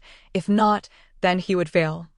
But what harm could come of it? With that thought, Sun Dao extended his hand to the screen to slide. Zhang Luoyu suddenly exclaimed, "Be cautious. You must be careful." The suddenness of the voice made Sun Dao, whose nerves were already taut, flinch, retracting his finger and glancing at the speaker, nodding slightly, though he could not help but feel a lingering unease. "You almost made me slip." After this brief interlude, the atmosphere in the room grew even more tense, all eyes focused on Sun Dao. When would he make his move? If it were me, faced with such suddenness, I would surely find it difficult to proceed. Amid the chaotic thoughts of the crowd, Sun Dao's fingertip gently hovered, landing on the screen. In an instant, a wondrous sensation surged through his heart. Beep, beep. It felt as if an electric current coursed from his fingertip, gradually spreading through his heart, and in the faint distance, he seemed to see streaks of electric light converging within a pool. Sun Dao's hand rested lightly upon the edge of the pool. And at that moment, the QR code before his eyes appeared distinctly altered, resembling a thunderous abyss. Even the slightest misstep could plunge him into an unpredictable surge of electricity. This was no mere illusion. In the next instant, a tingling sensation coursed through Sun Dao's fingertips, stimulating his thoughts. He could feel it even through the screen. Beside him, a glimmer of brilliance flickered in Yang Hongxin's eyes, while Zhang Luoyu whispered to a slightly plump man nearby, "The point of contact is remarkably precise." All eyes were focused on him. Sun Dao's fingers glided gently, tracing the dashed line within his mind's design, meandering across the QR code, albeit at a slower pace compared to Yang Hongxin. Yet, throughout this process, following the electric tingle, Sun Dao faintly touched upon an essence. The current flowed like water, seemingly cascading, and that tingling sensation, intertwined with this essence, brought a sense of exhilaration that compelled him to take a deep breath. However, with this inhalation, his muscles and arms shifted, causing his fingers to tremble, disrupting the lines he had drawn. In an instant, the segmented QR code reverberated, fracturing into chaos, with strokes transforming into currents that surged wildly across the screen. Yet, most strikingly, it resembled the projection within a bonsai, akin to lightning scattering across the heavens, seemingly on the verge of leaping off the table, only to vanish as it breached the bounds of the bonsai. Those surrounding bore no surprise at this spectacle. It seemed entirely natural. Had Sun Dao executed a swift incision and divided the model without any unusual occurrence, that would have been truly abnormal. The fragmentation occurring only after nearly halfway was merely careless. Zhang Luoyu, alongside his companion, commented with indifference, acknowledging that reaching such a stage for the first time was commendable enough to qualify for the technical department. His memory demonstrated a commendable sensitivity to data models, while their minds turned with similar thoughts. Yang Hongxin, with a blank expression, handed Sun Dao an object, which left everyone momentarily stunned upon recognizing it. A cutting pen. In Yang Hongxin's grasp was a slender pen, its tip faintly glimmering. Upon sighting this pen, Zhang Luoyu and the others suddenly realized, exchanging glances. The slightly plump man could not help but murmur, "We've grown accustomed to seeing the team leader perform the divisions. Today, he's demonstrating again. The leader's skills are exceptional, his aim steady, capable of dividing the data model barehanded. Yet we overlooked that Sun Dao has emulated the leader and used his hands directly. Not only did he use his hands, but he also managed to draw nearly halfway before it collapsed." As these words fell, the gaze upon Sun Dao shifted significantly. Chapter 20, Magnetic as a Whirlpool. Electric as water, yet Sun Dao himself felt a tinge of frustration, albeit tinged with a hint of nostalgia. The essence he had just encountered in his mind was truly wondrous, akin to unraveling a complex puzzle after much toil. Alas, it was but a fleeting taste. In his reverie, Sun Dao noticed the pen Yang Hengxin had passed to him. What is this? He glanced at the other man. Yang Hengxin's face briefly registered a flash of embarrassment before he cleared his throat twice and explained. This is a cutting pen, specifically designed for slicing data models. Its tip can adhere to the strokes of the QR code, minimizing erratic movements and avoiding catastrophic errors. Upon inspecting the pen, Sun Dao discovered it was crafted from metal. So, there exists such a convenient tool, a cutting pen. The saying goes, when the Qin lost its deer, the world pursued it together. What significance does this carry? Yang Hengxin replied, the Qin dynasty unified the realm, abolishing feudalism and establishing counties, much like a data model constrains various data capabilities within a unified framework. Historically, the Qin also standardized transportation and writing, establishing uniform measures. This parallels the significance of a data model. When the realm collapses, lacking the constraints of a central authority, chaos ensues, and similarly, when data capabilities lack the structure of a data model, disorder prevails, akin to the electric currents we just witnessed. This pen, which slices through data models, symbolizes the division of a unified realm, redistributing the deer meat, hence the name cutting pen. The mind that conceived this name is certainly astute. Sun Dao regarded the pen in his hand. Facing the screen once more, the QR code had reappeared. He closed his eyes, reopened them, comparing both sides, allowing the pen's tip to draw closer as he prepared to commence anew, murmuring to himself, this time, I must exercise caution. There are 2 opportunities remaining. Cough, cough. Yang Hengxin cleared his throat again. Sun Dao, fearing distraction, halted his actions, inwardly musing. It seems that team leader Yang is working while unwell. Alas, it appears that, even in the realm of data, programmers are compelled to work overtime, unable to relent. Just as this thought settled, Yang Hengxin remarked, well, since you didn't use the cutting pen earlier, your errors can be considered quite normal and thus do not count as a failure. Oh, that's quite favorable. Upon hearing this, Sun Dao's heart leaped with joy. He yearned to experience that essence again. Even if the final division did not succeed, he could still savor it once more. Nearby, Zhang Yi observed Yang Hengxin's discomfort expression, the corners of his mouth curling slightly into a smile before redirecting his gaze back to Sun Dao. It seemed that Consultant Su had not misjudged this time. With the pen in hand, Sun Dao steadied his breath, his wrists subtly shifting as the pen tip descended once more. A soft chime resonated from the tip, and Sun Dao felt as though it had become magnetically anchored, akin to a magnet falling onto an iron door. Even as he rotated his wrist, the tip remained immobile. This tool was advantageous, significantly lessening the difficulty. He nodded internally and moved his wrist, guiding the pen tip along the imagined dashed line, feeling an entirely different sensation this time. While previously gliding with his hand, he sensed that essence, yet it felt shrouded in mist. Now, with this cutting pen, it was as though his consciousness had extended outward, directly penetrating the depths, rendering everything clearer. In that instant, a profound sensation enveloped his mind, accompanied by a more pronounced sensation of flowing water. These feelings were not seen with the eyes but were illusions, phantoms. Within Sun Dao's heart, they formed an essence akin to sight. What flowed was not merely water, but electric current. He vaguely perceived an invisible magnetic field swirling beneath the current, resembling a vortex that propelled the electricity's motion. His pen tip glided along the edge of this magnetic field, appearing to divide vertically, yet in reality, it was an intricate dance of solidity and void, curves and bends. Initially, though, Sun Dao possessed a mental image for reference.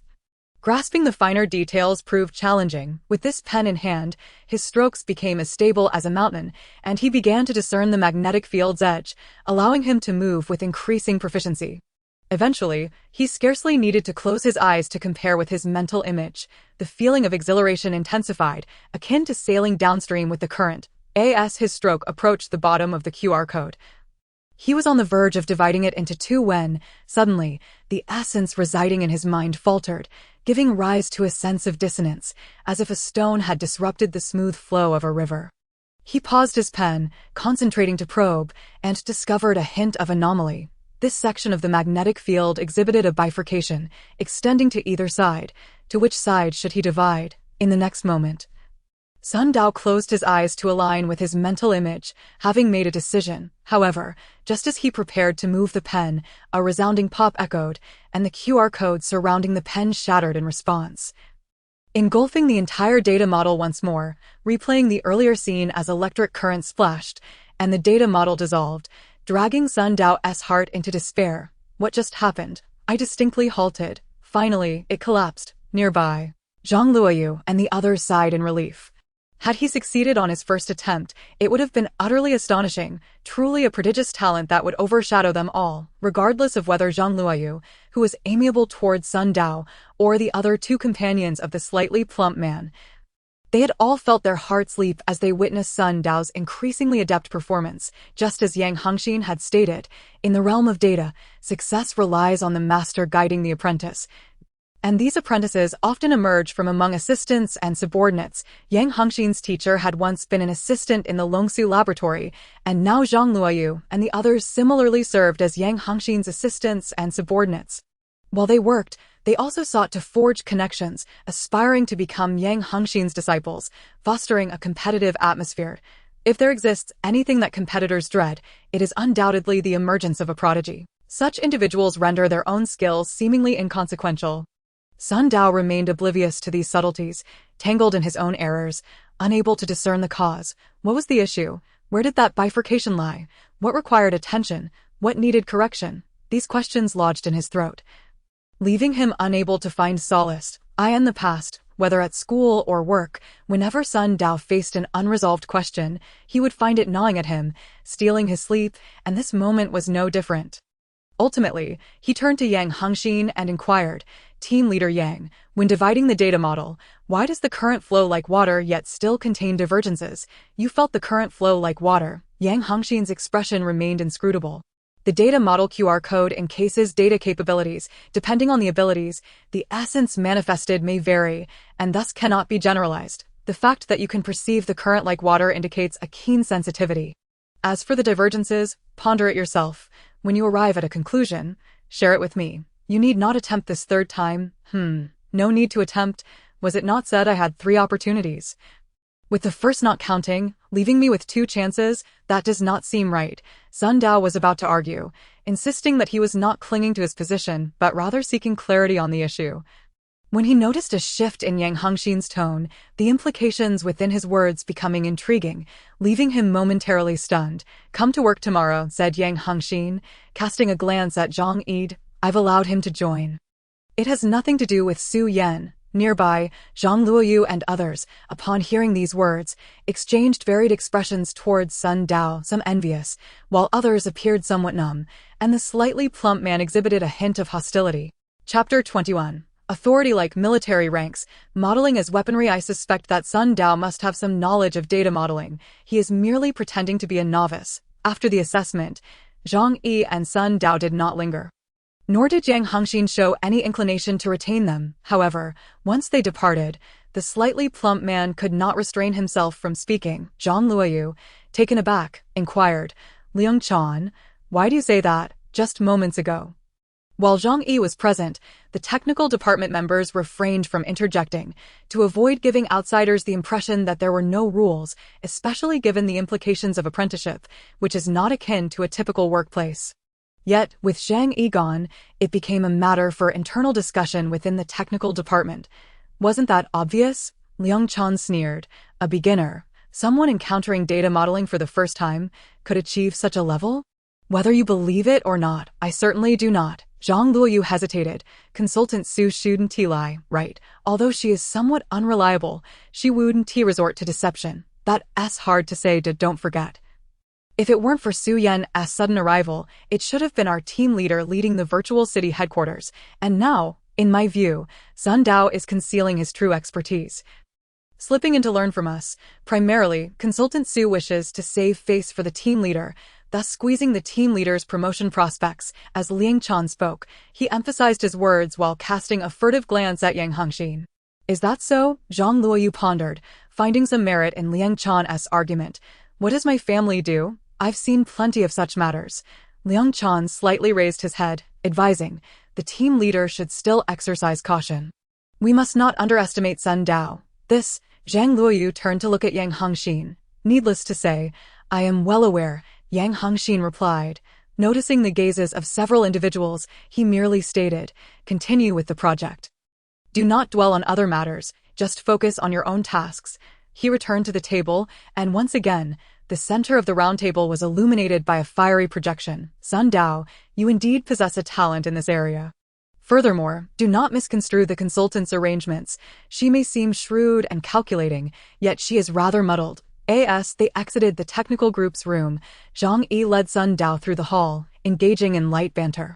I have no special talent, Sun Dao sighed inwardly, opting not to explain, instead falling into deep thought, somewhat distracted. What are you pondering? Zhang Yi inquired with a smile. I am contemplating why team leader Yang suddenly allowed me to pass. And when slicing the QR code, I vaguely sensed the magnetic field and current, which should not merely be a figment of my imagination, though I remain somewhat perplexed. In truth, Sun Dao was mulling over more than just that. He also considered the peculiarities of his vision and the oddities within himself. Yet, he believed these might be related to the Laplace demon, and thus resolved to keep them confidential. The Laplace demon was shrouded in mystery, and he was uncertain of its methods. He still had unresolved issues. It was wise to gather more information and attempt to resolve problems independently, for excessive reliance on others may not be beneficial. On another note, Sun Dao harbored doubts that his ability to sense the current was linked to the Laplace demon's arrangements. Ha ha ha, Zhang Yi chuckled at his words. I cannot offer assistance with your second question.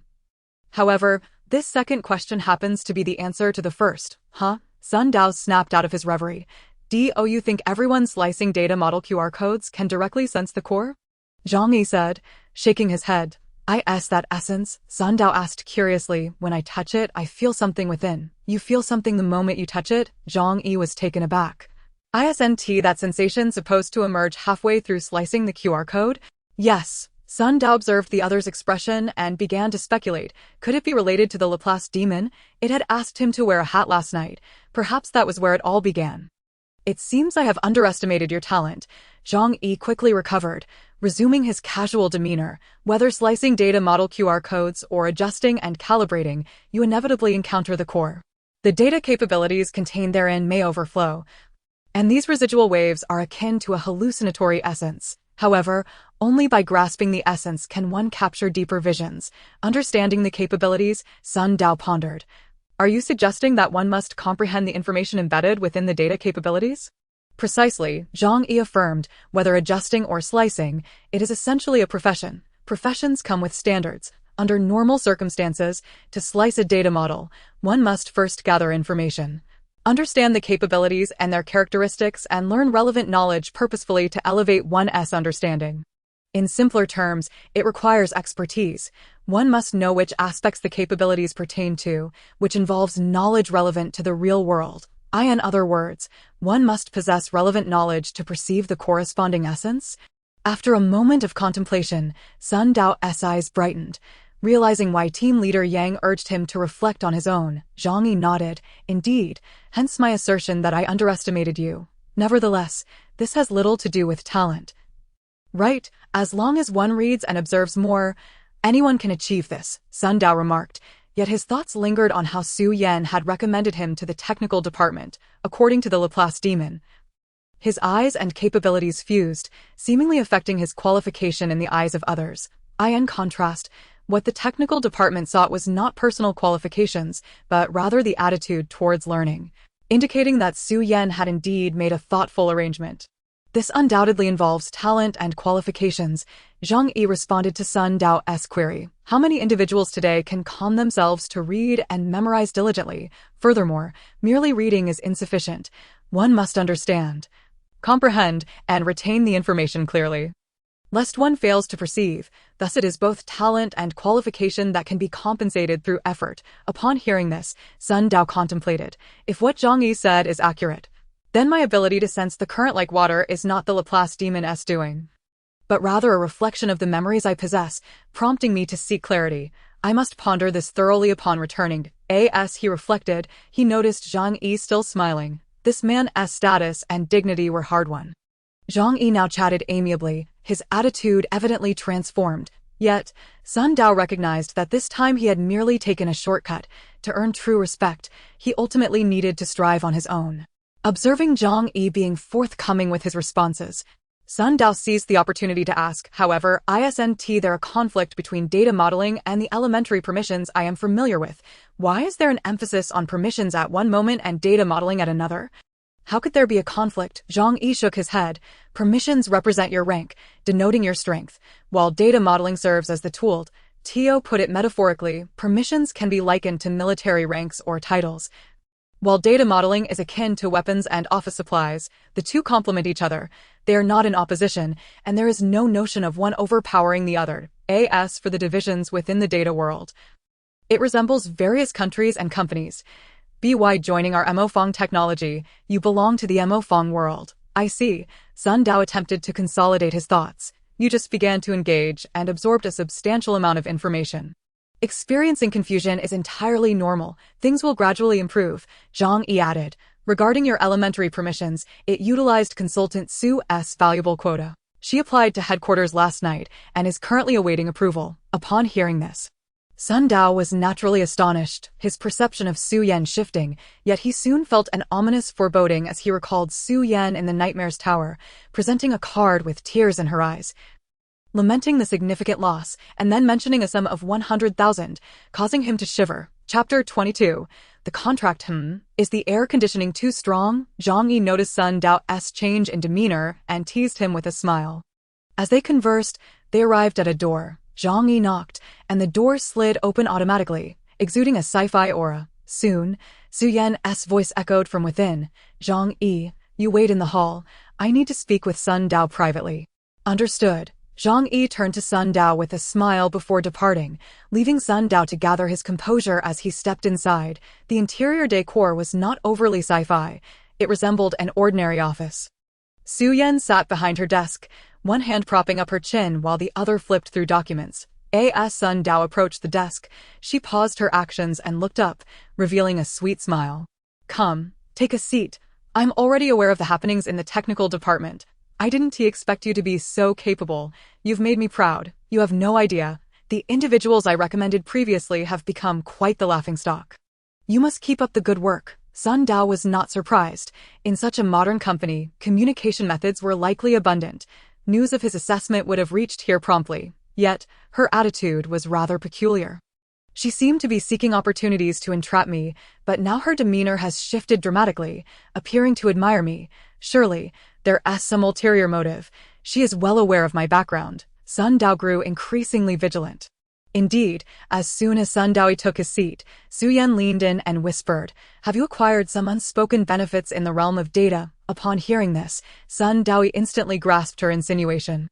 Just as he was about to respond, Su Yan raised her hand to silence him, then produced a checkbook from her bosom, tearing off a sheet and inscribing a figure. I asked this a bribe for me? A means to buy my loyalty. Observing the numerous zeros trailing behind the figure, Sun Dao felt a surge of joy. At this moment, what he desperately needed was indeed money. However, just as his excitement began to kindle, Su Yan's subsequent words extinguished it. This 30,000 is an advance on your salary. Mofeng Technology is a substantial company, and in a third or fourth tier city like Su City, the salary levels are rather exceptional. Beyond your nominal position, you will also receive income related to data permissions. All told, you could earn around 30,000 each month. However, since you have yet to formally establish your account and currently possess only level 0 access, you will not have any earnings for the first 2 months. I am merely advancing you the third month's salary. How does that sound? It's not too shabby, is it? Su Yan extended the check towards him. With an impassive expression, Sun Dao accepted the check, his earlier enthusiasm now completely extinguished. Even the prospect of a future monthly income of 30,000 felt somewhat numbing in light of Su Yan's generosity. Please, enlighten me about the situation, he prompted. Su Yan then revealed her true intentions, fixing her sharp black and white gaze upon Sun Dao. Your peculiar hat is rather strange. It was precisely because of it that Zoe took action. There must be some traces to uncover. Apologies, Miss Su, but I truly cannot divulge that information. There are certain reasons. Sun Dao shook his head, recalling the warning of Laplace's demon, and felt compelled to tread carefully. Nevertheless, his words served as a veiled hint. Please refer to me as Consultant Su Yan furrowed her brows, pressing for clarity. Is it a matter of distrust? Do you not realize that we are now in the same boat? Zhou Yi's codename in the data world is Hemolytic Hand, ruthless and merciless. The only reason he has spared us is that he has ulterior motives. At this juncture, only through sincere cooperation do we stand a chance of survival. Sun Daoi inquired curiously, Consultant Su, you strike me as a seasoned authority on permissions. Can't you seek assistance from others? This question was not groundless. Sun Daoi wished to ascertain whether he could leverage external help to confront Zhou Yi. Seeking help must be approached with caution. The poison Zhou Yi has sown could indeed dictate life or death. He possesses intermediate permissions, enabling him to transmit signals and remotely monitor the changes in the toxin. Any misstep could alert him. Otherwise, I wouldn't have had to book a slot in Mo Fong's laboratory. The costs are not insignificant, Su Yan patiently explained, yet her words sent a chill through Sun Daoi.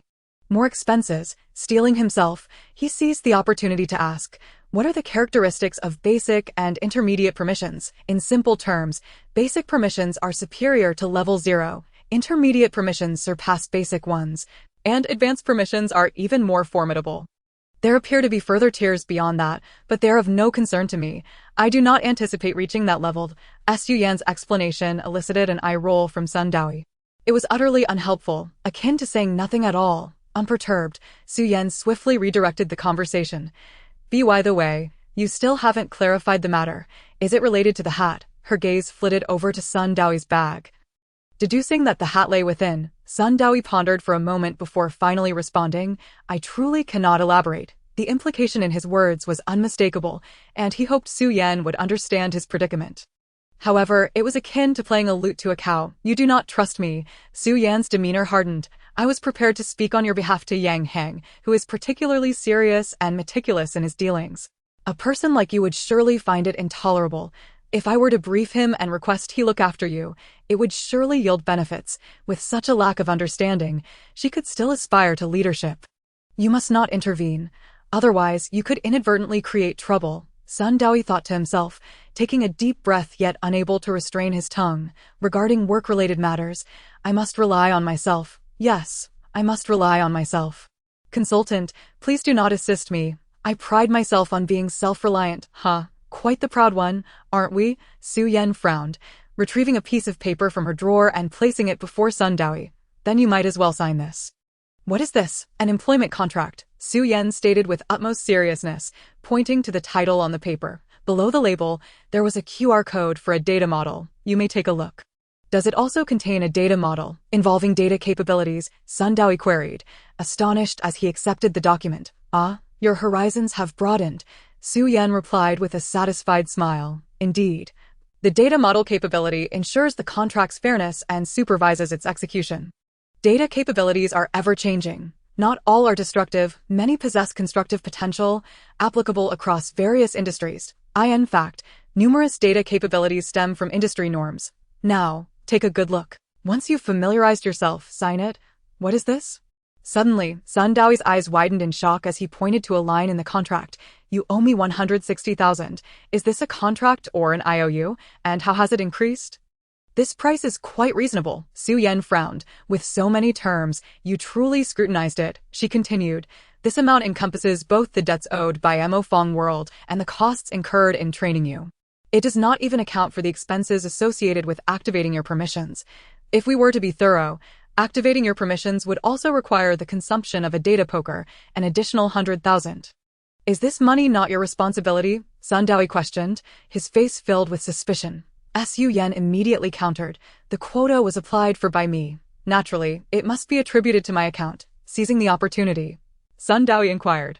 What exactly does this data poker do? In Mo Fong World, you bypass certain steps using it. How can it also be used to grant others permissions? The data poker is a specially designed tool that integrates several data models. The efficacy of it can only be determined through personal experience, Su Yan replied, her patience wearing thin.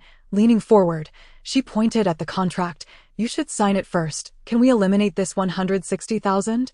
Sun Daoi raised his eyes to ask, feeling the weight of over 1 million in debt at home. He was barely managing to repay what he owed, and accruing new debt would plunge him deeper into a mire. I am not extorting you. This is a clear-cut price, Su Yan asserted with newfound seriousness, her expression grave. As someone in the technical field, Many perceive information technology as intangible, unseen in the real world. Does that mean no payment is warranted? In Mo Fong world, I consumed a data poker on your behalf and provided treatment. That is a fact. You ought to respect technology. Her face bore the pain of a misunderstood truth. As if she held the key to wisdom yet found herself unrecognized, Sun Dawi hesitated.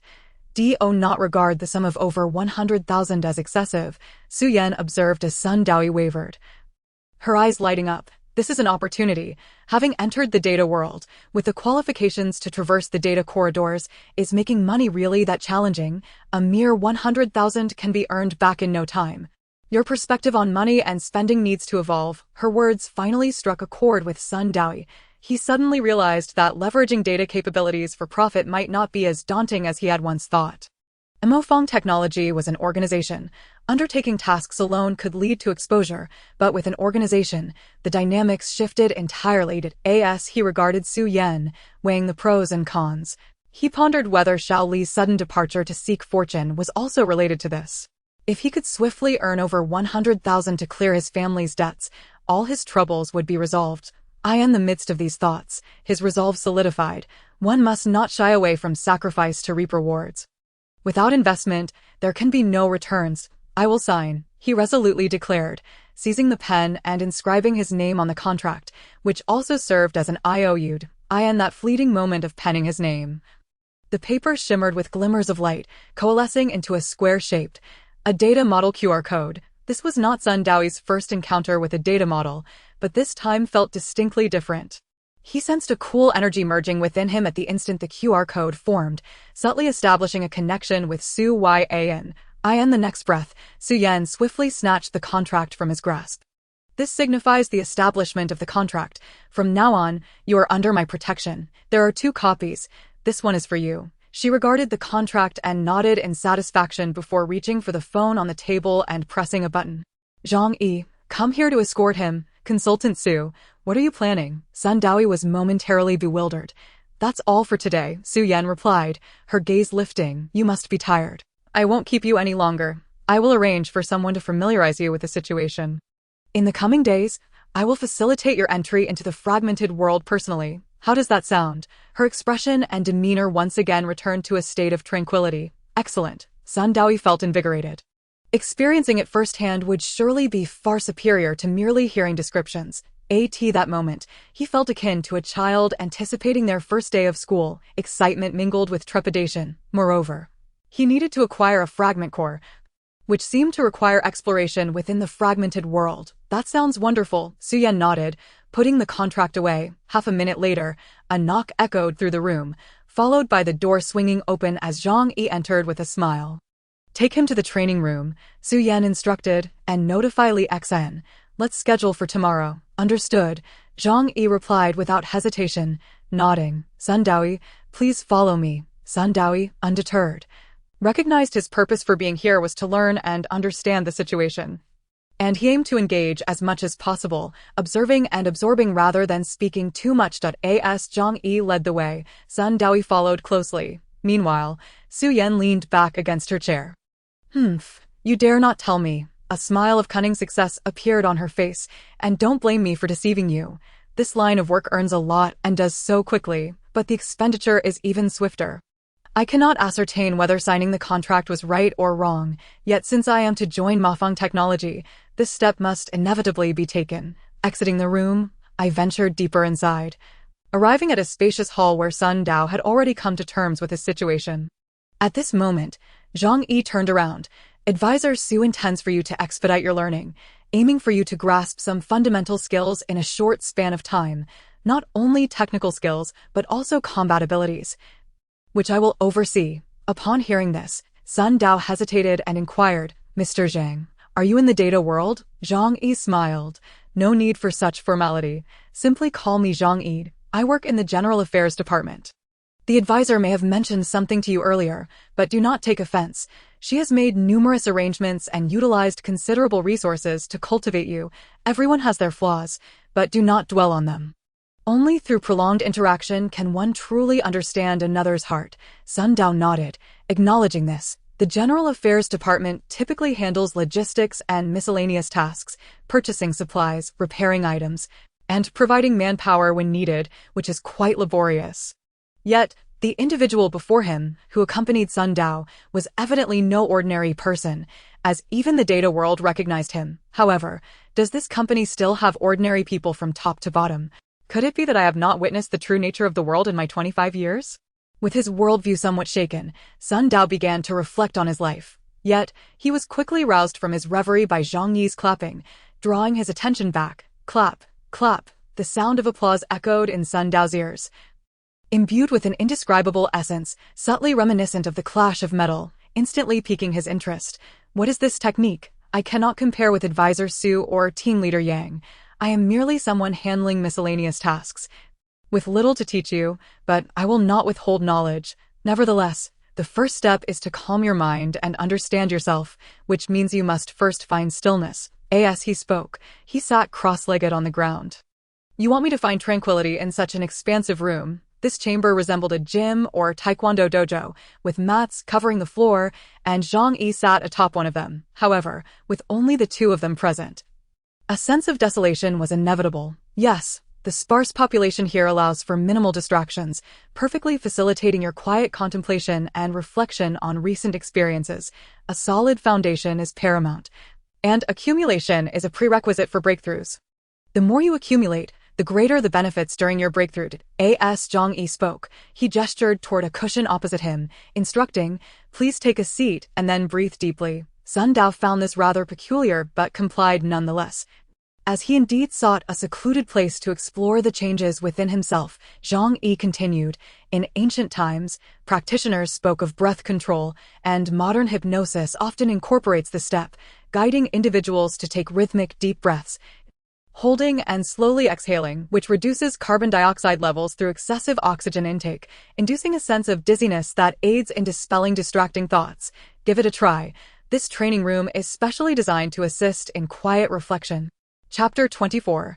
The Black Door. Upon hearing this, Sun Dao began to breathe deeply, and after a few moments, he indeed felt considerably calmer, although he did not notice any peculiarities about the training room. Opposite him, Zhang Yi suddenly asked, "What do you feel?" "My mind is much clearer," Sun Dao replied. "What else?" After contemplating, Sun Dao added, "Aside from that, I feel a bit more at peace, but nothing else." He then noticed a flicker of disappointment in Zhang Yi's eyes. "It seems there is a method to this. Perhaps my talent is insufficient." A thought flickered in his mind. My vision has sharpened remarkably. Within the Mafang realm, I struggled to decipher Su Yan's expressions.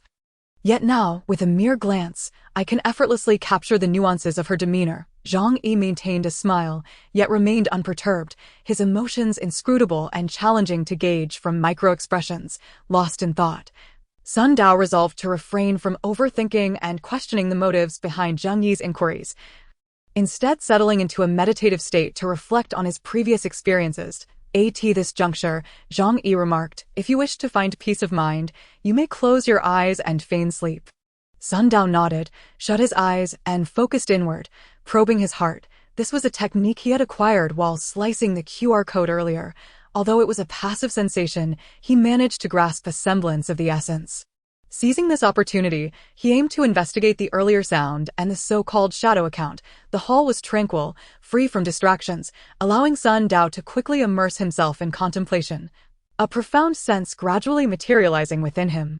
Minutes later, he found himself tranquil, his breathing steady, as if in slumber. Zhang Yi, who had been sitting normally, now felt something amiss and directed his gaze toward Sun Dao, whose aura had taken on a distant quality. Had he perhaps sensed the mysteries of the training room?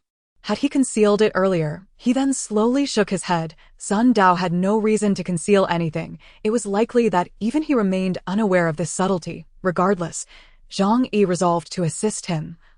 As the ability to perceive the traces of energy within the training room indicated a natural talent for self-cultivation, along with a potential aptitude for technology, he could be a promising candidate, possibly aiding me in achieving my aspirations. With this thought in mind, Zhang Yi raised his hand, fingers tracing the air, leaving a delicate blue light suspended in space, ultimately forming intricate patterns. At first glance, it resembled a fragmented QR code, yet it was incomplete. no more than a third of its intended size. Zhang Yi's complexion paled as he sighed, abruptly retracting his hand before delivering a swift punch. This strike was Roppy Hello. Zhang Yi picked up the phone, and after a few seconds, his expression changed, but he quickly composed himself, merely listening in silence. However, Sun Dao discerned a hint of something amiss. A minute later, Zhang Yi said, "All right, I will head over immediately," then turned to Sun Dao and added, "Some unexpected matters have arisen. We cannot discuss things in depth today. The pressing matters take precedence." Sun Dao nodded in understanding. Zhang Yi, with an apologetic demeanor, continued, "This place is quite remote from the city center. I will arrange for someone to take you home. Tomorrow, you should have the opportunity to enter a fragmented world. But it is not merely an experience. It also pertains to the quota for primary level permissions. The unlocking of permissions is tiered, and it can save you considerable effort." Sun Dao naturally wished to simplify matters. He was contemplating that if everything went smoothly, he might secure both primary level permissions and the core of the fragmented world by tomorrow. "I must enhance my capabilities swiftly. I cannot afford any further delays." Having settled these thoughts, Zhang Yi wasted no time and had Sun Dao return home in a vehicle. Upon opening the door, Sun Dao was greeted by a profound silence, realizing that both his mother and younger brother were absent. His mother was likely still at work, but why hadn't Xiao Li returned yet? Alarmed, he suddenly recalled something and hastily retrieved his phone. Today, having met Zheng Luoyu and Zhang Yi, he had neglected to ask them to follow him. And he wondered when he would amass 100 followers. Thus, he entered his room, glancing at a row of bookshelves against the wall, a thought sparking in his mind as he approached. Tomorrow, he would enter the fragmented world. According to Professor Zhao's lecture, there should be a nightmarish mansion within that realm, likely bizarre, absurd, and perilous. Preparations were necessary. While enhancing permissions was not feasible, he could delve into data modeling. The QR code for the data model that he had encountered today indicated that the more relevant knowledge one possessed, the deeper the understanding one could achieve. Now, as he pondered, he swiftly rifled through the bookshelf, the magnetic field swirling like a vortex, the electric currents flowing like water. He indeed had a vague recollection of a book he had read a few days prior, which contained concepts of whirlpools and water flows. He quickly pinpointed his target, extracted a book, checked the table of contents, and turned to a page, his eyes lighting up. Eureka! Maxwell's vortex electric field, displacement current. Chapter 25. Enlightenment through knowledge. Transforming the void into reality. According to Zhang Yi, to dissect the data model, one must first comprehend the inherent capabilities and possess corresponding knowledge to perceive the core's essence. What I had distinctly felt before was the magnetic field, with electric currents resembling whirlpools and water flows, indicating that the relevant knowledge lingered in my memory. In this regard, this was the closest match. Thus, Sun Dao began to read attentively, this time differing from his previous approach.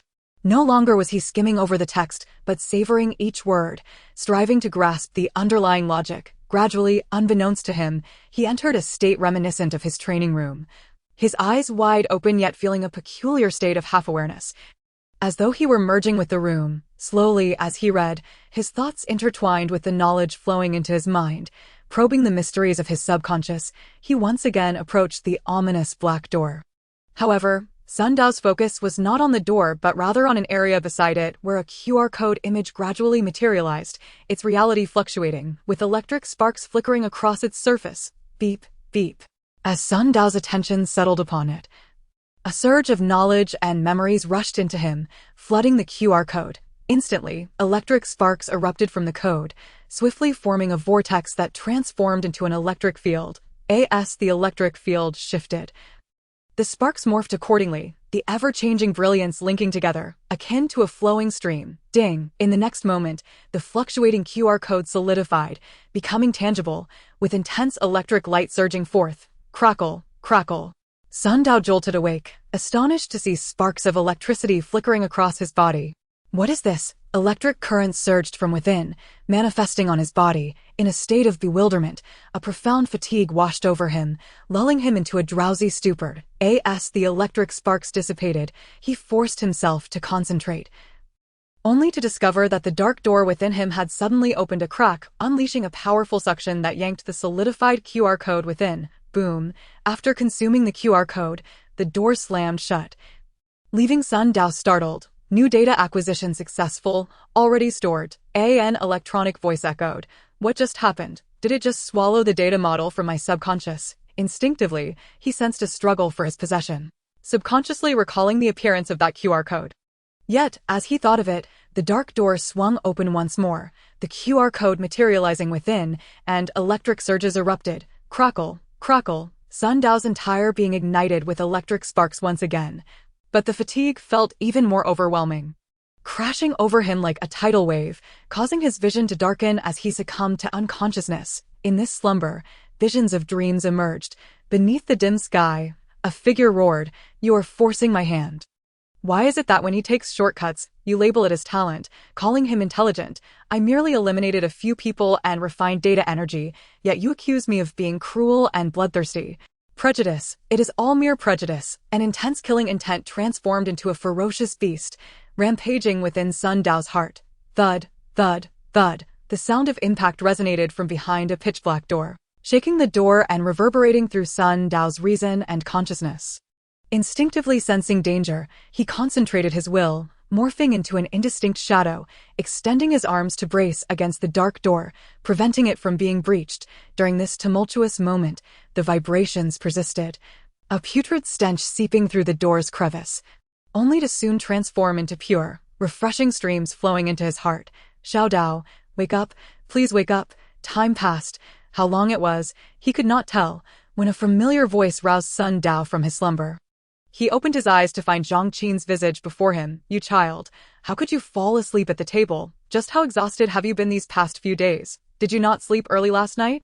Are you sneaking in late-night study sessions again?" A barrage of inquiries followed, her nagging imbued with concern. "No, I merely dozed off for a moment." Sun Dao glanced at the time. "Mom, you returned quite early today. I received a call from your uncle. He booked a table for dinner and asked us to join him, so I came back a bit earlier," Zhang Qin explained, urging Sun Dao to tidy up. "Hurry, we need to leave soon, or I will miss my evening shift. Dinner invitation. It's not a holiday. What occasion would prompt my uncle to host a dinner now?" Sun Dao said this aloud. Yet internally, he was recalling fragments of the dream he had just experienced, as well as the events leading up to his slumber, his heart tightening. The voice in the dream bore a resemblance to Zoe. There seemed to be a ferocious beast behind that door. Furthermore, the QR code from earlier had unleashed electric currents that manifested upon me, and then I felt an overwhelming fatigue, as if I had directly fainted. Although I feel somewhat better now, there remains a lingering weariness. It feels akin to having exhausted all my stamina after a long run. Pondering this, a term from the dream resurfaced: data energy. Could it be that I inadvertently consumed data energy just now? This level 0 permission holds only 10 units of data energy, yet I felt electrified all over, which seemed too vivid to be mere illusion. However, the fatigue was so intense, my line of work is already prone to sudden collapses. I must not attempt this lightly. A myriad of thoughts cascaded through his mind. Meanwhile, Zhang Qin continued answering Sun Dao's questions. "It seems to be regarding your cousin." This snapped Sun Dao back to the present. And after a moment of contemplation, he speculated, "Did my cousin just graduate this year? Is she getting married?" "It's hard to say," Zhang Qin replied, sharing a similar conjecture, then fixing Sun Dao with a reproachful gaze. "Yet here you are, nearly 26, and you haven't even given us a hint of good news. Look at my colleagues and classmates, at our age, who doesn't have grandchildren." Upon hearing this, Sun Dao felt overwhelmed, hastily retorting, "Given our current family circumstances, how can I even think about such things?" Yet as soon as he spoke, he realized his words had been ill-considered, and indeed, Zhang Qin's expression darkened. After a moment, she replied, "It shouldn't affect your mom. Let's not discuss this now. I'm all packed up. We should hurry and leave. Don't you have a schedule to keep?" Sun Dao quickly diverted the conversation. But in his heart, he was contemplating that soon he would be earning 30,000 a month. If he persevered, he would quickly repay the debts and improve their family situation. The prerequisite is that I must survive. In half a month, I must endure against Zoe. With such thoughts, Sun Dao recalled the scenes from his recent dream. This time, the dream lingered vividly in his memory, although some parts were hazy. They did not hinder his judgment.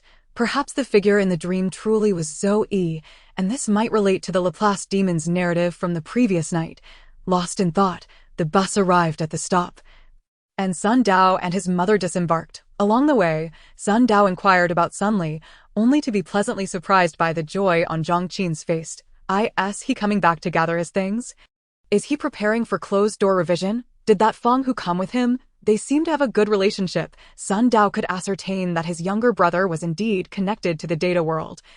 But just as he was about to ask, he found that he couldn't even catch a glimpse of him. Yes, there are a few other classmates as well. Zhang Qin, as she spoke, lowered her voice slightly.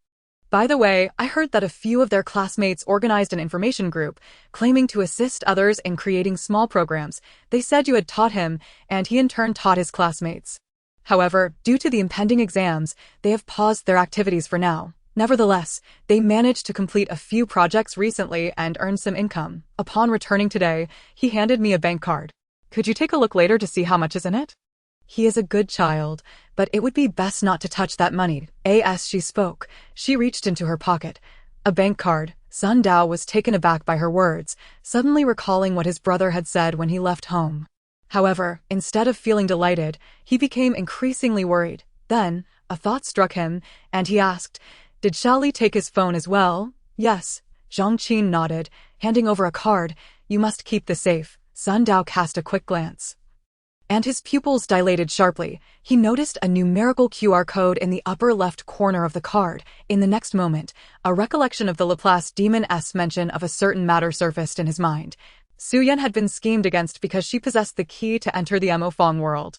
Who was it that plotted against her? Before Su Yan fell into the trap, she had been in Xiao Li's room, and it was Xiao Li's phone that opened the data corridor. With the Mo Fong world being compromised and Xiao Li absent for 2 days, could it be that Xiao Li was involved in this as well? Chapter 26. Attracting followers like a drug. The elder sister has arrived, just as Sun Dao was deep in thought. A call interrupted his train of thought. He looked up to see his aunt limping toward him. His aunt had not been well. A serious illness a few months prior had affected her leg nerves, making it difficult for her to walk. When Sun Dao returned from the south, he brought her some supplements, yet there was still no sign of improvement. She's here. Zhang Qin welcomed her. The aunt replied with a few perfunctory words, her mind clearly elsewhere as she kept glancing at the passing vehicles on the road. This restaurant was not far from Sun Dao's grandfather's house. It was neither too upscale nor too shabby, yet it was considered top-notch in the area. His uncle's choice of this restaurant seemed rather formal. Sun Dao and Zhang Qin followed the directions and entered the private room. Upon opening the door, they found a round table already occupied by 7 or 8 people, besides Sun Dao's grandparents. There was also his little aunt's family, along with his uncle and cousin, nearly filling the room, creating a lively atmosphere. "The elder sister is here," his little aunt, Zhang Yin, greeted them first. Once Zhang Qin and her son were seated, Grandpa Zhang Zhong spoke. "Now that everyone is here, let's have the dishes served. By the way," he continued, addressing the newly arrived Sun Dao, "your cousin has secured a position at a big company, so we're holding a banquet to celebrate." "Secured a position at a company and you're throwing a banquet? What company is it?" Sun Dao's mind stirred, recalling that the reason he had submitted his resume to Mo Fong Technology was that the company had suddenly started hiring in Virtual City, with a considerable number of positions available. However, the roles were plentiful, and the slots for individual positions were exceedingly limited. "Just wait a moment. The others haven't arrived yet." Yet Uncle Zhang Fa shook his head, unwilling to start the meal. He then turned to Sun Dao, saying, "Your sister has joined Mo Fong Technology. Since you're in the same field, haven't you always wanted to get into a big company? Surely you know Mo Fong Technology, right? It's one of the top companies in our country. Your sister has joined the administrative department and will be attending training at the headquarters. I heard that if she performs well, she might stay at the headquarters." His face beamed with joy, though he pretended to be indifferent. "Oh, it really is Mo Fong Technology." Upon hearing this, Sun Dao suddenly recalled the Laplace demon's assertion that what seemed like coincidences often held an inevitable connection. "Don't believe it?" Seeing Sun Dao's silence, Zhang Fa grew anxious and urged a nearby woman, "Show your employee badge and ID card to your cousin." The woman, in her early 20s with a delicate appearance and long hair, had been eager to showcase her credentials. Upon hearing this, she skillfully retrieved her employee card and badge from her bag, placing them on the table with a smile. "Cousin, I told you long ago.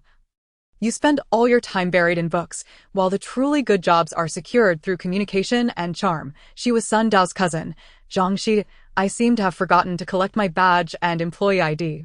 Sun Dao remarked as he looked at the two items, shifting his thoughts. I'm not studying for any particular reason. I read because I want to read. Same difference, it's all pointless. Zhang Shi chuckled, brimming with self-satisfaction. I heard you haven't found a job yet. Why not try submitting a resume to Mo Fong Technology? Perhaps my family can put in a good word for you. Don't say nonsense. Uncle Zhang Fa interjected sharply. How can we trouble others for such matters? Upon hearing this, Sun Dao understood. This was about using connections.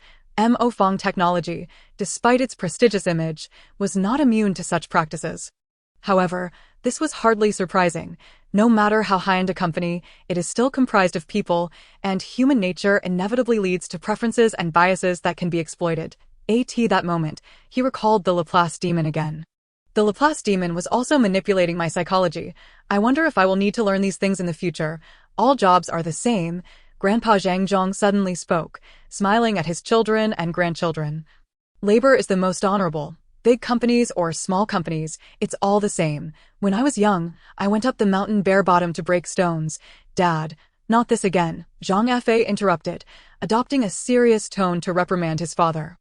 What era is this? Such tales are embarrassing and should not be repeated. If the people from that side arrive and hear you say these things, they'll think our family is beneath them. And how will I hold my head high in the future? All right, I won't say it anymore. Zhang Zhong nodded in acquiescence. Uncle, I'm hungry. Let us get something to eat first. Sun Dao's little cousin, Cheng Shui, who was younger than Sun Dao's brother, Sun Li, by a year, couldn't help but speak up. Little kids are hungry. Let us serve the dishes. Your elder sister is also pressed for time, so let us eat something first. Grandpa Zhang Zhong added. Not yet, Zhang Fa furrowed his brow. We must wait until the others arrive. They are important guests.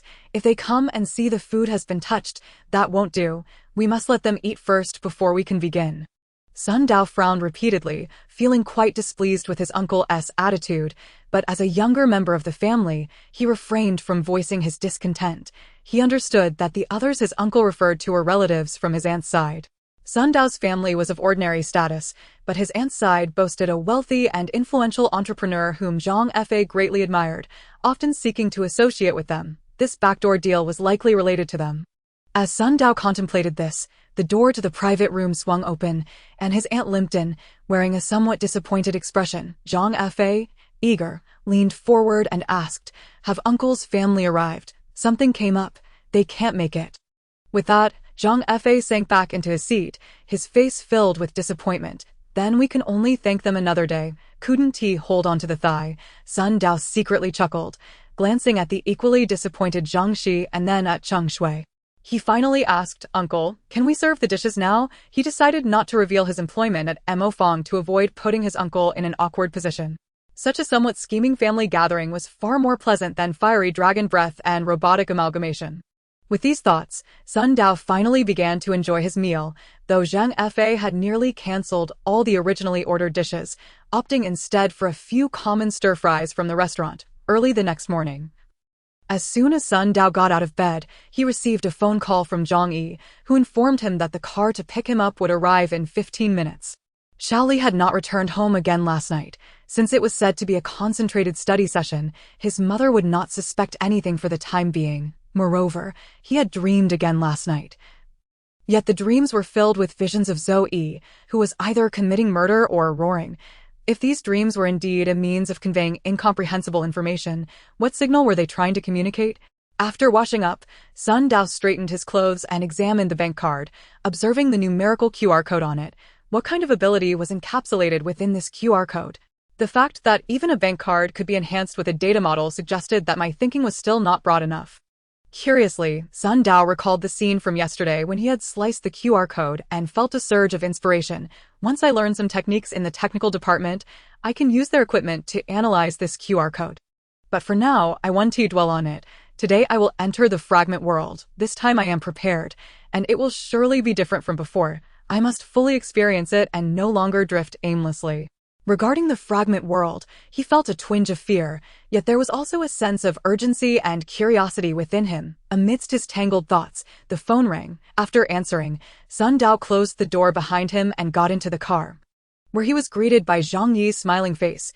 "Why is Mr. Zhang personally here?" Sun Dao was quite surprised. Although Zhang Yi claimed to handle menial tasks, Sun Dao did not truly believe he was just an ordinary administrative worker. As Zhang Yi started the car, he replied, "Oh, it's nothing. I get up early every morning to meditate. After finishing, I checked the time and decided to come directly, early to meditate." Sun Dao found this answer rather unexpected, though he had grown accustomed to surprises. After a moment of silence, he inquired, "May I ask which faction you belong to, Mr. Zhang?" He pondered whether there was a world themed around immortal heroes. Zhang Yi chuckled. "You misunderstand. I merely know some martial arts, coupled with my data abilities. I am just slightly stronger than the average person. This." Sun Dao grew curious and asked boldly, "Mr. Zhang, are you also of the beginner level?" "I am not a beginner." Zhang Yi shook his head, choosing to remain silent. With a swift motion, he brought the car to a halt, revealing that they had arrived at the entrance of Victory Building. Once the vehicle was parked, the two men exited in succession, while Sun Dao pondered the implications of Zhang Yi's words. Not a junior, could it possibly be a mid-level position? However, it was evident that he held a lower rank than Su Yan, making it unreasonable for someone of intermediate standing to take orders from a junior. Lost in thought, Sun Dao suddenly recalled something and called out to Zhang Yi. "What is it?" Zhang Yi inquired. "Well," Sun Dao pulled out his phone. "Mr. Zhang, could you add me as a friend and follow me?" After they exchanged friend requests, Zhang Yi regarded Sun Dao and cryptically remarked, "Gaining followers is akin to addiction. While it may yield rapid advancement, one remains subject to the thoughts of the crowd." Sun Dao was momentarily taken aback, gazing at the inscrutable Zhang Yi, unable to grasp the meaning behind his words. Just then, the elevator doors opened with a chime, and Zhang Yi stepped in, with Sun Dao closely following. They ascended to the 17th floor, where they were greeted by Gu Lily at the front desk. Upon spotting the two, her eyes lit up, and she cheerfully exclaimed, "Director Zhang, Mr. Sun, welcome." Zhang Yi nodded with a smile, and Sun Dao returned the greeting as they made their way inside. Gu Lily observed their retreating figures, lost in contemplation. Indeed, he must have connections. This Director Zhang was parachuted in from headquarters a few years ago, and recently, a company director had visited, engaging in lively conversation with him. The fact that such a person personally oversaw Sun Dao's onboarding indicated that Sun Dao was no ordinary individual. It seemed that many high-ranking officials had recently visited Sioux City, but let us not dwell on the young lady's musings. Zhang Yi led Sun Dao deeper into the office, where employees rushed to greet him. Sun Dao followed, casting curious glances around, silently noting that the office of Mafeng Technology was quite spacious, occupying an entire floor and divided into numerous departments. He wondered where Zhang Yi intended to take him. His questions were soon answered when Zhang Yi halted before a door and smiled at Sun Dao, saying, "To understand the world of data, one must first engage with the human heart, entering through the heart. The hunting team is the most suitable place." Hunting team. In confusion, Sun Dao looked up to see a sign on the door that read, "Sales Department, Chapter 27, Hunters, we must touch the hearts of our clients with sincerity."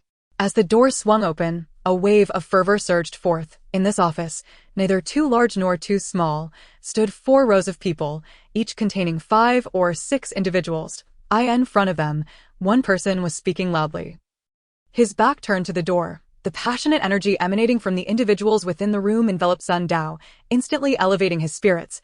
Why does this emotion feel so vivid? Aren't emotions supposed to be abstract?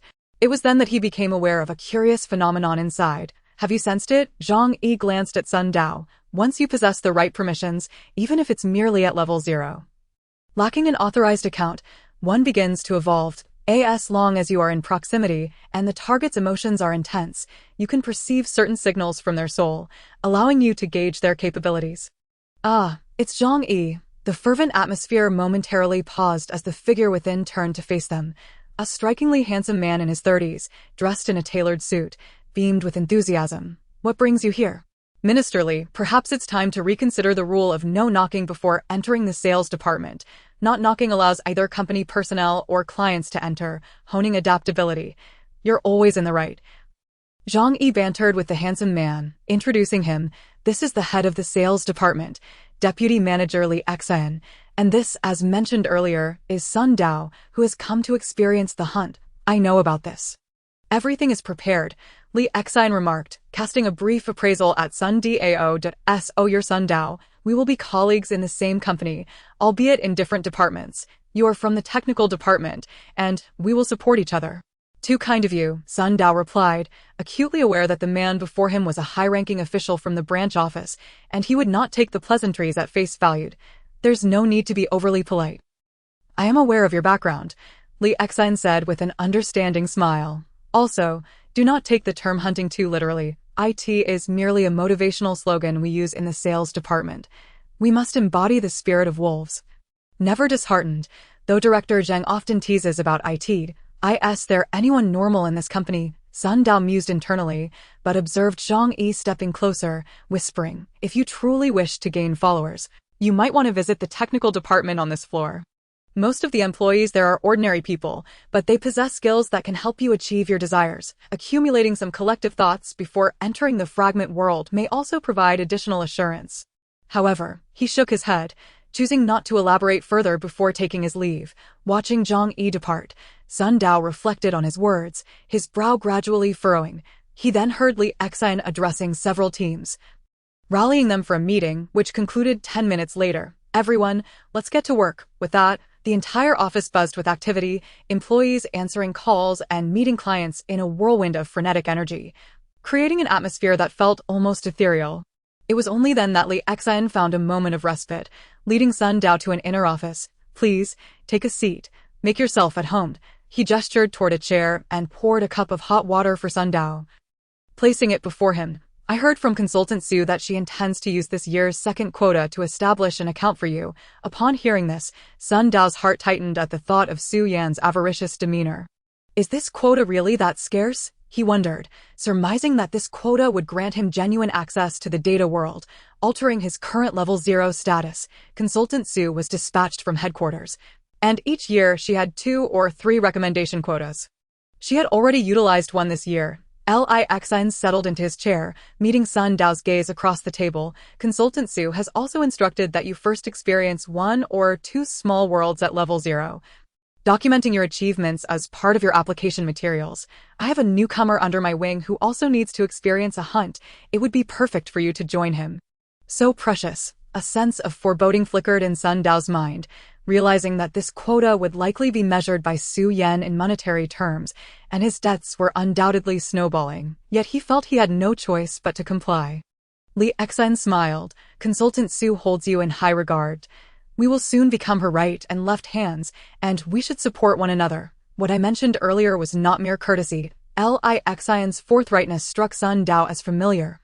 And in the brief span of their conversation, he felt an uncanny sense of camaraderie with him. Truly, this was the nature of sales. As he pondered this, Li Xan received a phone call, his expression shifting. Another occurrence? Are you certain? Even the ordinary fragment worlds have been affected? He suddenly halted. Turning to Sun Dao, I have an urgent matter to attend to. It may take about half an hour. You can wait here. Or if you feel bored, feel free to explore. Your information has already been entered into the employee database. If anyone inquires, just mention your name. Go ahead. Brotherly, Sun Dao nodded, watching him depart, alone in the room. Sun Dao exhaled deeply, finally realizing that while Li Xan appeared approachable, he maintained control over the conversation, exuding a subtle yet palpable energy. He sensed the faint waves around him, which Zhang Yi had described as soul signals.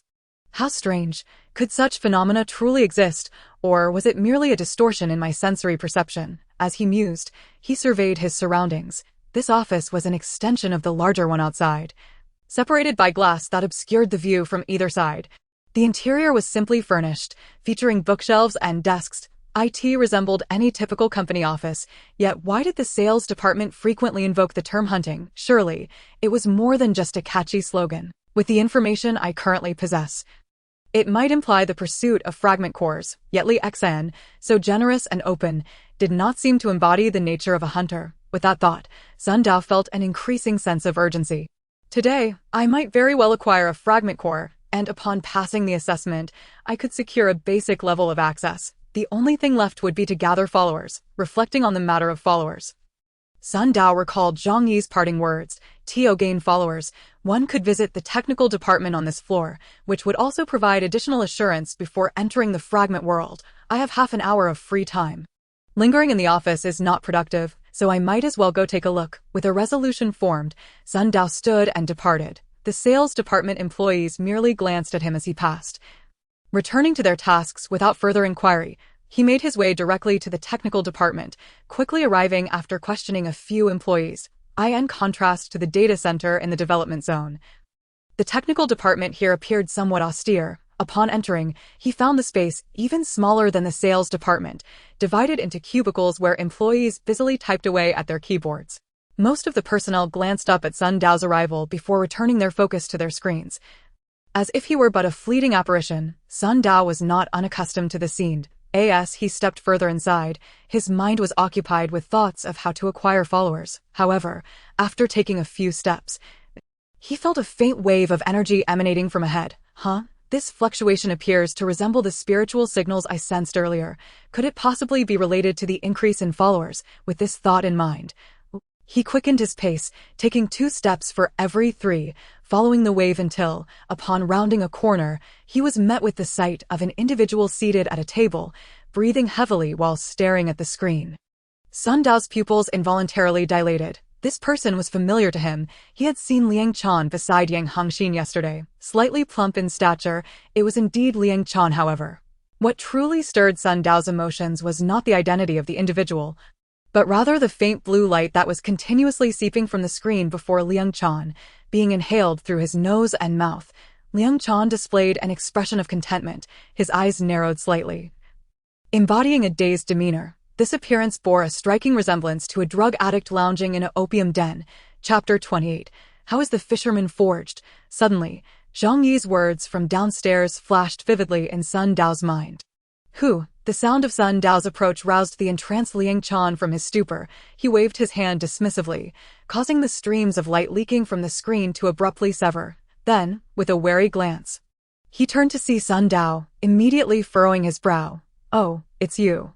Hello. Sun Dao naturally sensed Liang Chan's hostility, but he assumed it stemmed from his unintentional disruption. Were you just inhaling followers? Oh? You are certainly not ignorant of these matters. Liang Chan squinted, a smirk playing on his lips. Indeed, I was just absorbing the recently acquired personal will, accumulating data energy, absorbing personal will. Sun Dao pondered this phrase, feeling a sense of bewilderment.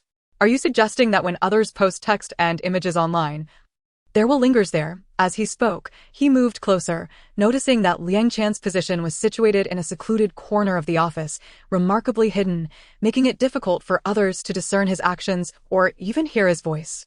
Oh, you seem to know quite a bit. Liang Chan averted his gaze, refocusing on the screen before him, seemingly disinterested in Sun Dao. Yet Sun Dao, oblivious to this, leaned in to peer at the screen, inquiring, how do you increase your followers? Are you at Fong Technology? He exclaimed, his eyes widening in surprise.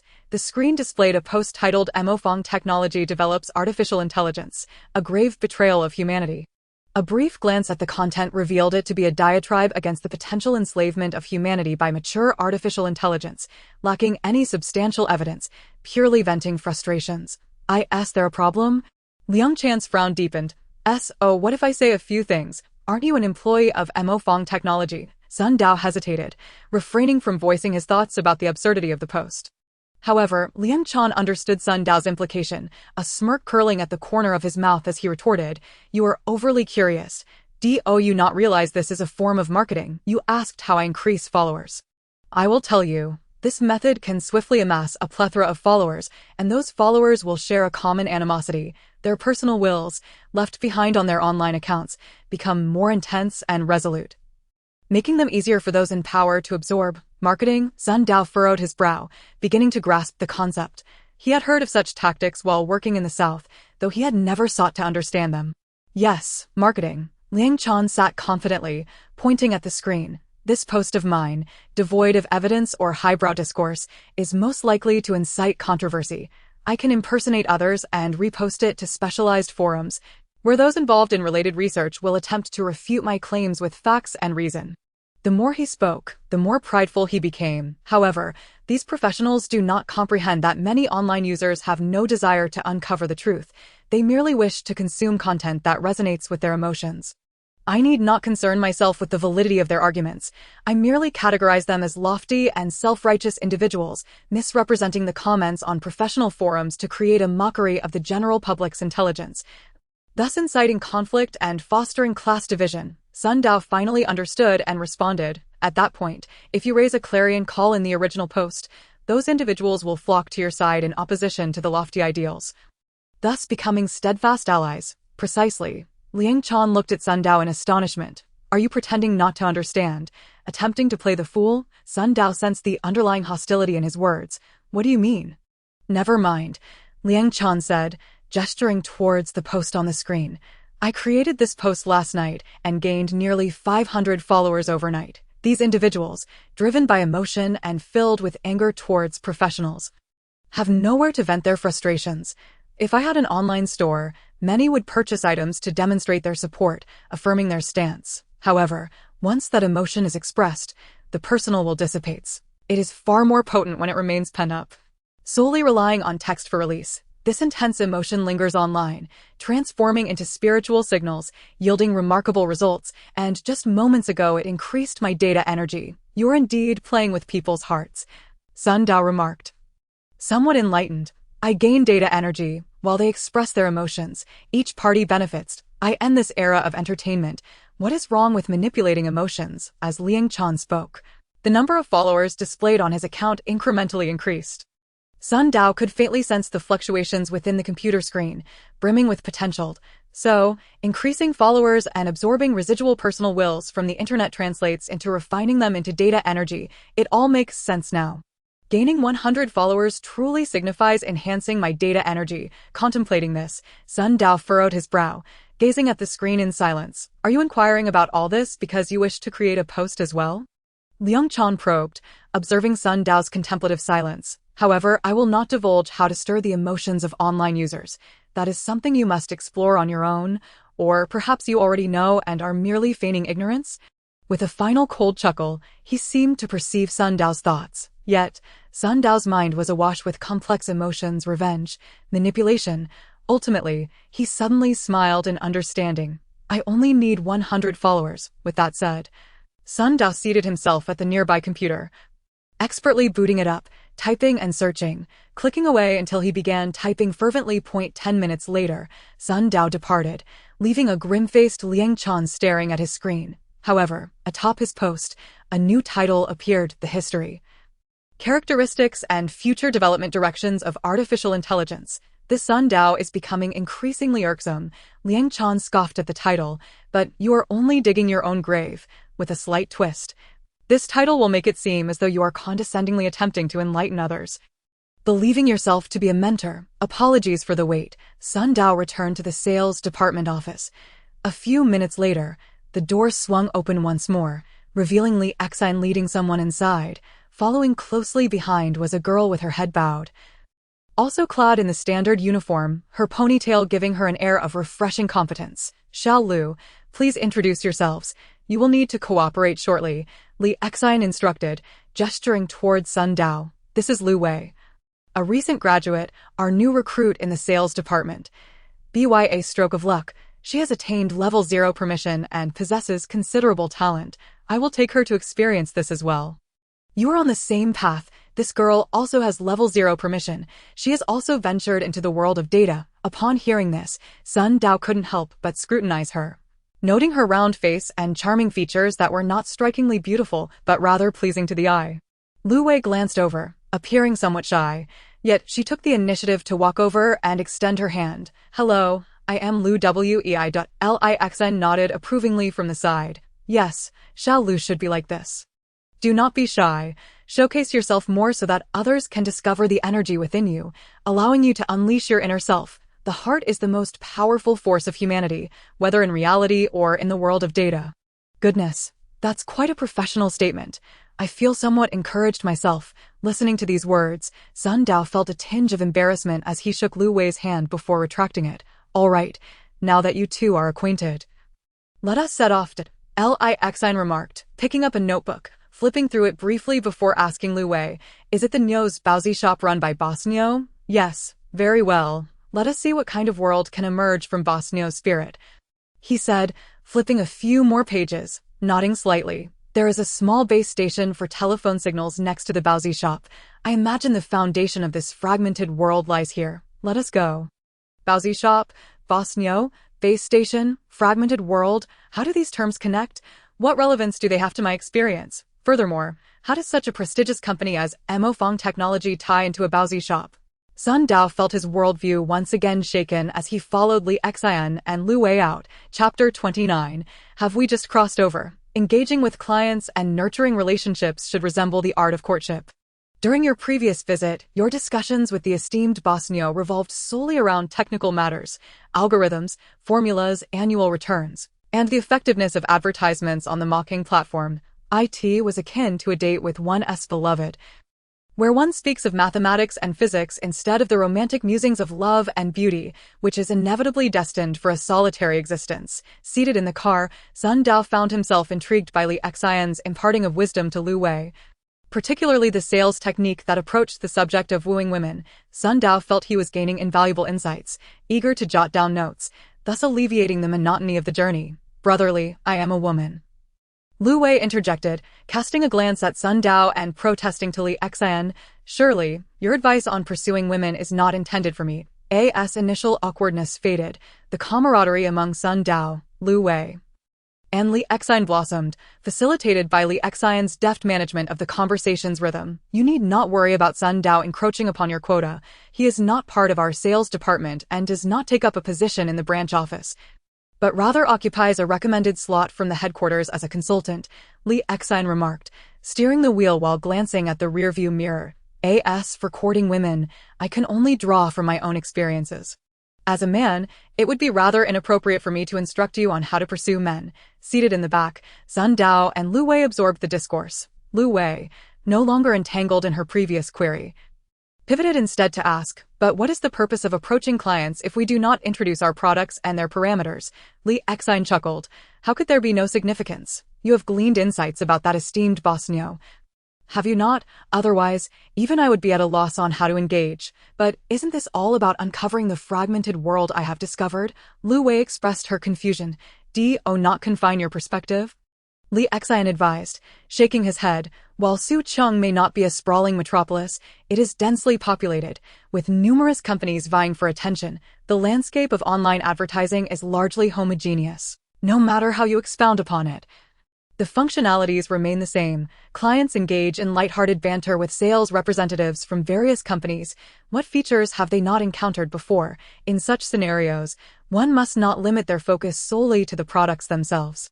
Furthermore, he paused, pressing the brake and releasing the gear shift before continuing. The emergence of the fragmented world is intimately tied to the human psyche. It is a manifestation and projection of the soul. To hunt for the core of such a world, one must deftly navigate its intricacies and understand the emotional inclinations of the target. This approach yields greater efficiency than a brute force assault.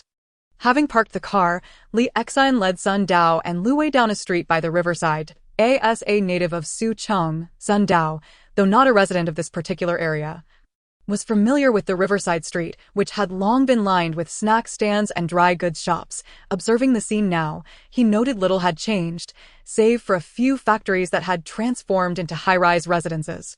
Their destination was a moderately sized establishment in the middle of the street, spanning 2 levels but exhibiting a somewhat desolate atmosphere compared to the bustling eateries nearby, such as the Bai Mi Fan Menji.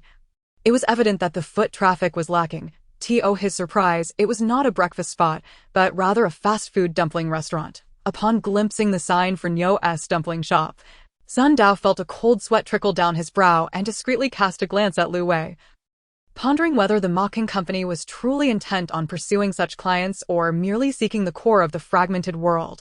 Oh, is that you, Lu? You've arrived. And these two are? As Sun Dao was lost in thought, a robust man with a shiny bald head and bushy eyebrows emerged from the shop, his face lighting up upon spotting Lu Wei. Boss Nyo, it's good to see you again. Lu Wei hastily greeted him, gesturing to her companions. This is Li Xian. our sales department head and deputy manager of the branch, and this is my colleague, Sun Dao, deputy general manager. Boss Neo dismissed Sun Dao entirely, turning his attention to Li Xian. As Li Xian extended his hand, Boss Neo promptly wiped his palm on his pants before grasping Li Xian's hand vigorously, embracing him as though reuniting with a long-lost relative during this exchange. Sun Dao subtly sensed a shift in Boss Neo's demeanor. Indeed, it was clear that social status held sway, while Boss Neo had initially regarded Lu Wei with a modicum of superiority upon learning of Li Xian's position. He immediately tempered his attitude, recognizing the nuances of emotional signals. Sun Dao contemplated further analysis. Mocking technology is a large enterprise, having ventured beyond our borders. Li manager, you oversee the branch. You must be quite busy. What brings you to my humble establishment?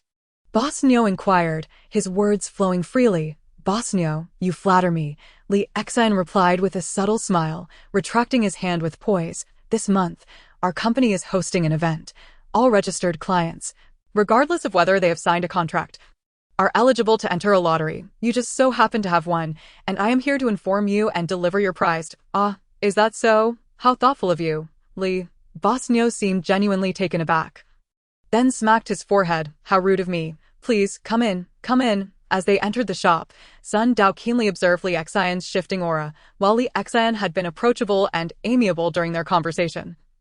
Akin to an old friend, a subtle chill now emanated from him, creating an air of aloofness that seemed to repel. Ironically, Boss Neo thrived on this energy, becoming increasingly exuberant. Boss Neo, your shop's decor is quite appealing. And it is impeccably clean, Li Xian remarked as he surveyed the surroundings. Indeed, our establishment is renowned for its cleanliness, ranking among the finest on this street. Boss Neo beamed. Here is your gift, boss. Lu Wei interjected, producing a bag emblazoned with the Mocking Company's logo as if performing a magic trick. Sun Dao was certain that Lu Wei had no items in hand upon their descent from the vehicle.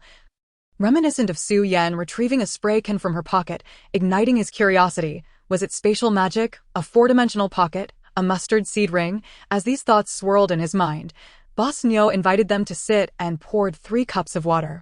Please, make yourselves comfortable. Lu Wei flitted about, assisting with the water, and one might easily mistake her for a staff member. Meanwhile, Li Xian scrutinized the shop's ambience, occasionally nodding before his brow furrowed with concern.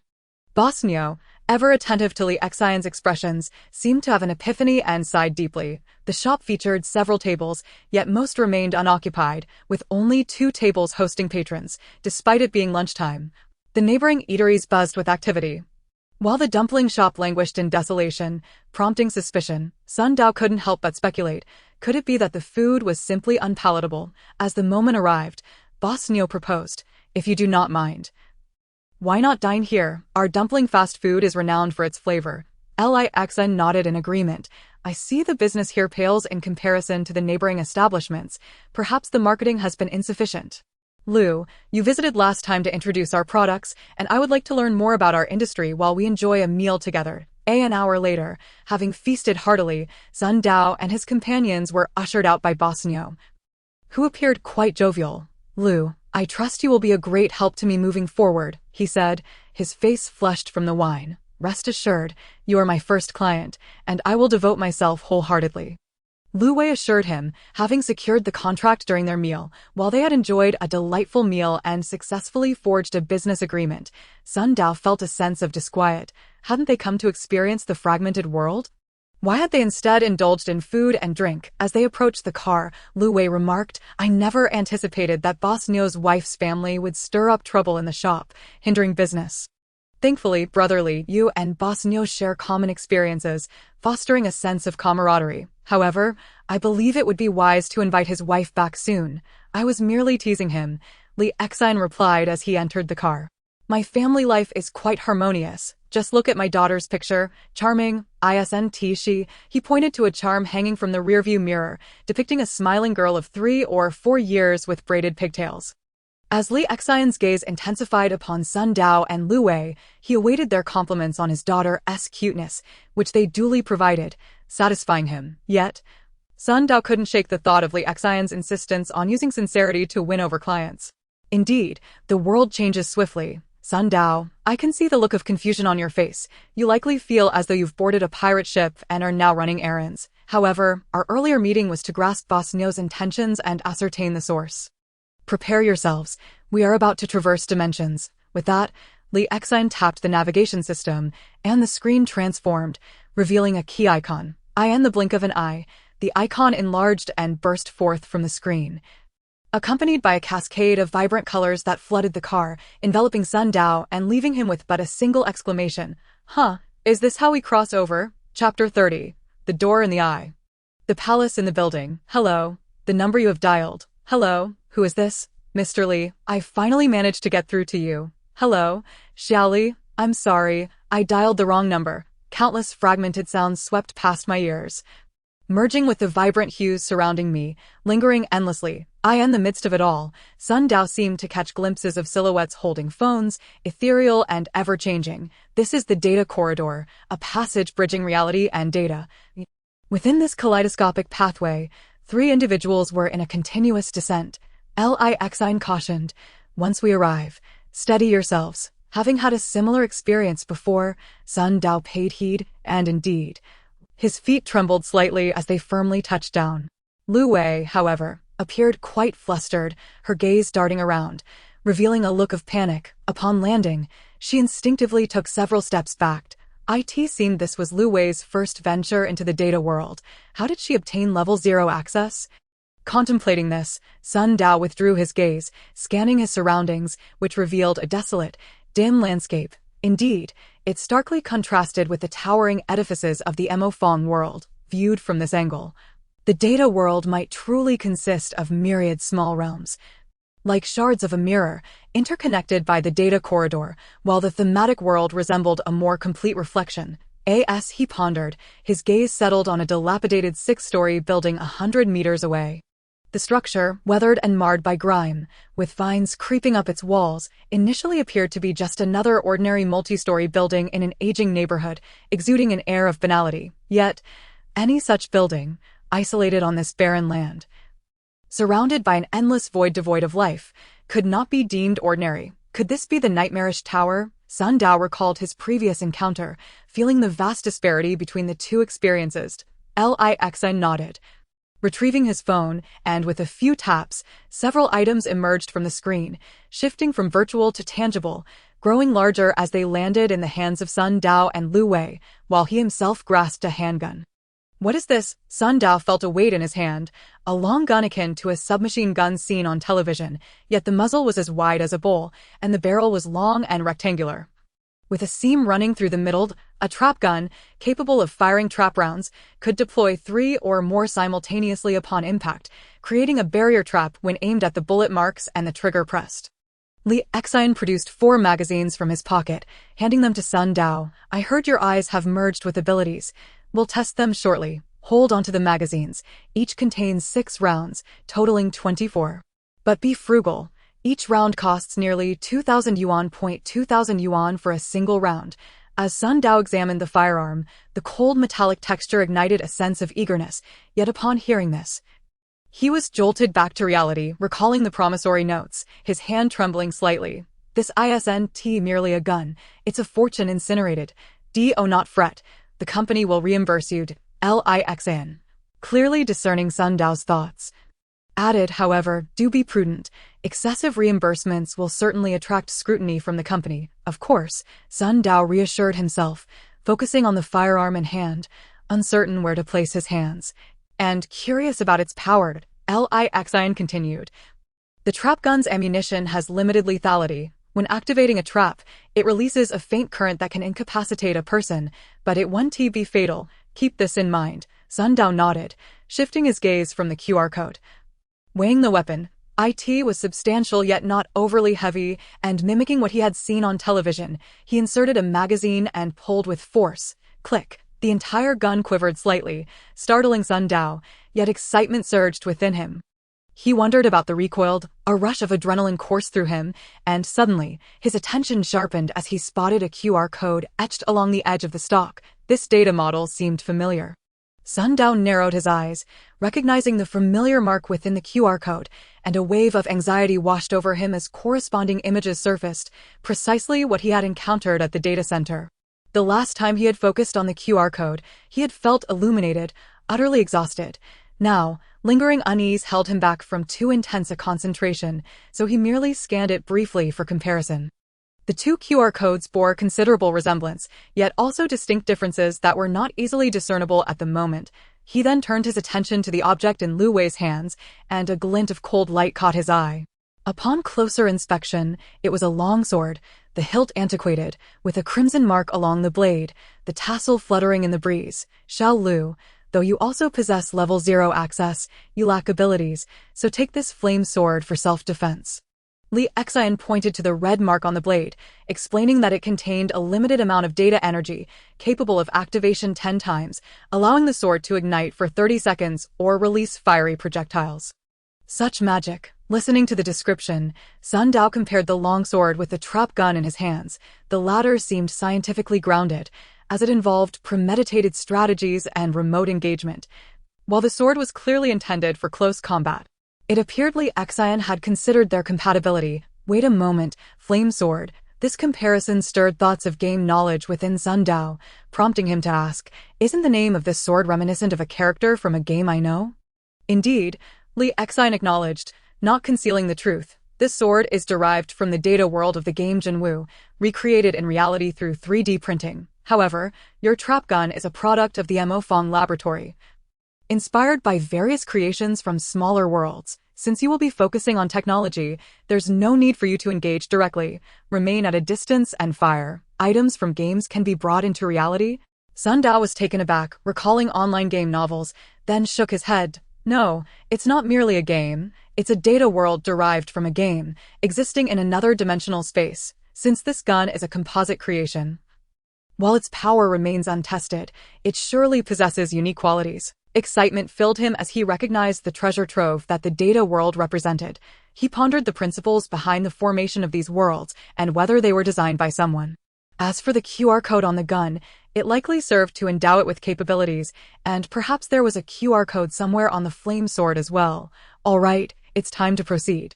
Li Xian instructed Lu Wei briefly on the stance for wielding the sword, then pointed toward the 6-story building ahead. Sun Dao, when we approach this nightmarish tower within 300 meters, try to concentrate your vision and test your abilities.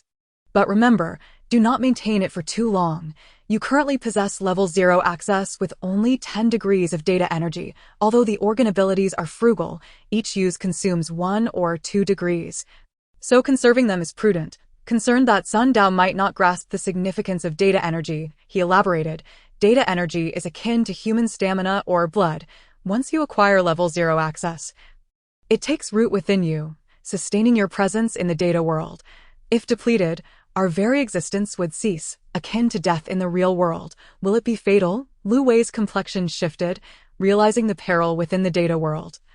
Glancing at Sun Dao, who appeared unfazed, he seemed remarkably composed. Naturally, Sun Dao remained calm, having emerged from a harrowing interview and received prior warnings from the Laplace demon, thus he wouldn't be overly perturbed. Yet, he pondered, yesterday I was overwhelmed with electrical energy, then fainted. It must have been due to excessive consumption of data energy. That was a close call. If I'm not careful, I might lose my life. I need to be cautious and avoid reckless experimentation. Otherwise, if I discharge electricity a few times and perish, it would be a tremendous loss. Li Xian nodded inwardly, satisfied with Sun Dao's composure, and then stepped forward. Soon, at a distance of 300 meters, Li Xian gestured for the two to halt, then said, Sun Dao, concentrate your gaze, casting aside distractions, and visualize the image of opening a door in your mind. Visualizing the act of opening a door, Sun Dao was momentarily taken aback. Precisely, Li Xian affirmed, this method is rooted in ancient visualization and meditation techniques, akin to self-hypnosis by modern standards, which can harness the body's internal mystical energies. However, what you need to summon now is not qi or spiritual energy, but data energy. This explanation reminded Sun Dao of Zhang Yi's elucidation on breathing techniques. Meanwhile, Lu Wei silently absorbed the information. Though lacking the data abilities to meld with the organ, she could not attempt it. Su Yan invited me to join the technical department, which led to this assessment, but this nightmarish tower seems relatively simple. Akin to a novice village in a game, with a skilled protector nearby.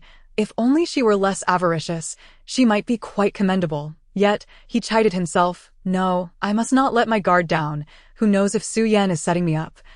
Only to present several bills when I express gratitude. With these thoughts, Sun Dao recalled Zhang Yi's teachings, taking a deep breath, holding it, then exhaling slowly. After a few cycles, he distinctly felt a light-headed sensation. As though his mind was clearing, Lixian's voice came from beside him. Concentrate your gaze. Responding to the command, Sun Dao focused his attention on his eyes. Lixian whispered softly, there is a door within your gaze. And you are approaching it, getting closer. Now push it open. In Sun Dao's somewhat ethereal perception, the voice seemed to emanate from afar, and amidst the haze, a door indeed appeared to materialize within his eyes. His consciousness transformed into hands, pushing forward. Whoosh! The entire world instantly transformed. The distant scene suddenly became vividly clear, as if Sun Dao himself had swiftly flown out, with the sights along the way flashing by in succession.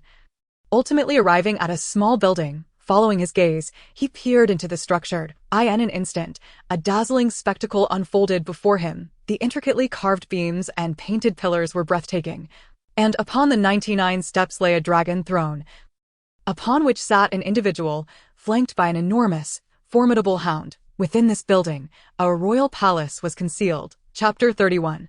The Avatar of the Account. The projection of the figure seated upon the dragon throne was none other than the formidable boss Niu. Sun Dao instantly recognized the individual on the throne, and at the same moment, the massive hound, which had previously kept its eyes shut, suddenly opened them wide, lifted its head, surveyed its surroundings, and let out a heavy breath. Its eyes glinting like brass bells. Instantly, a sense of danger surged within Sun Dao, his eyes stinging with discomfort and fatigue washed over him. Disperse your focus. Lixian's voice echoed once more in his ears. Warning that he had expended an excessive amount of data energy, Sun Dao promptly relaxed his concentration, and the scene before his eyes wavered for a moment, shattering like a mirror. Yet the fragments did not dissipate. Instead, they converged deep within his heart. A voice imbued with an electronic timbre subsequently resonated. Data collection in progress. This voice flickered away in an instant, but Sun Dao managed to grasp a fleeting trace of it. Employing the focusing technique he had just learned, he directed his attention inward, envisioning a door within himself, beyond which he sensed someone speaking. With this thought, he once again beheld the pitch-black door, and he faintly perceived a connection between it and himself.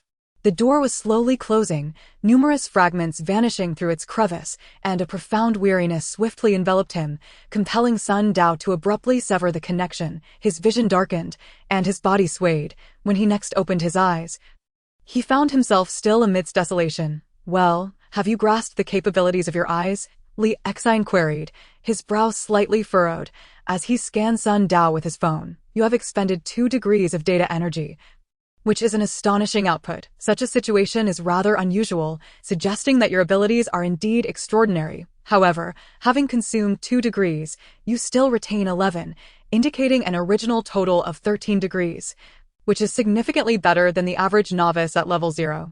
He cast a scrutinizing glance at Sun Dao, his expression tinged with curiosity, yet he refrained from probing further. Strangely, Sun Dao recalled the roars of Zoe that emerged each time he fell into a deep slumber, along with a current that lingered in his subconscious. He remarked, it seems my eyes now possess the abilities of distant sight and X-ray vision, allowing me to peer beyond the exterior of the building and observe the interior.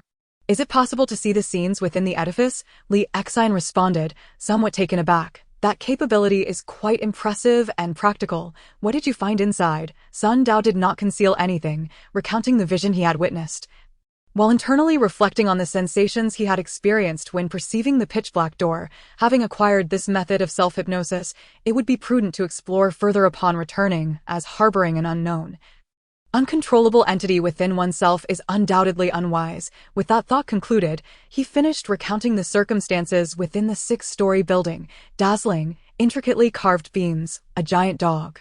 Lixian pondered over the key elements and inquired further.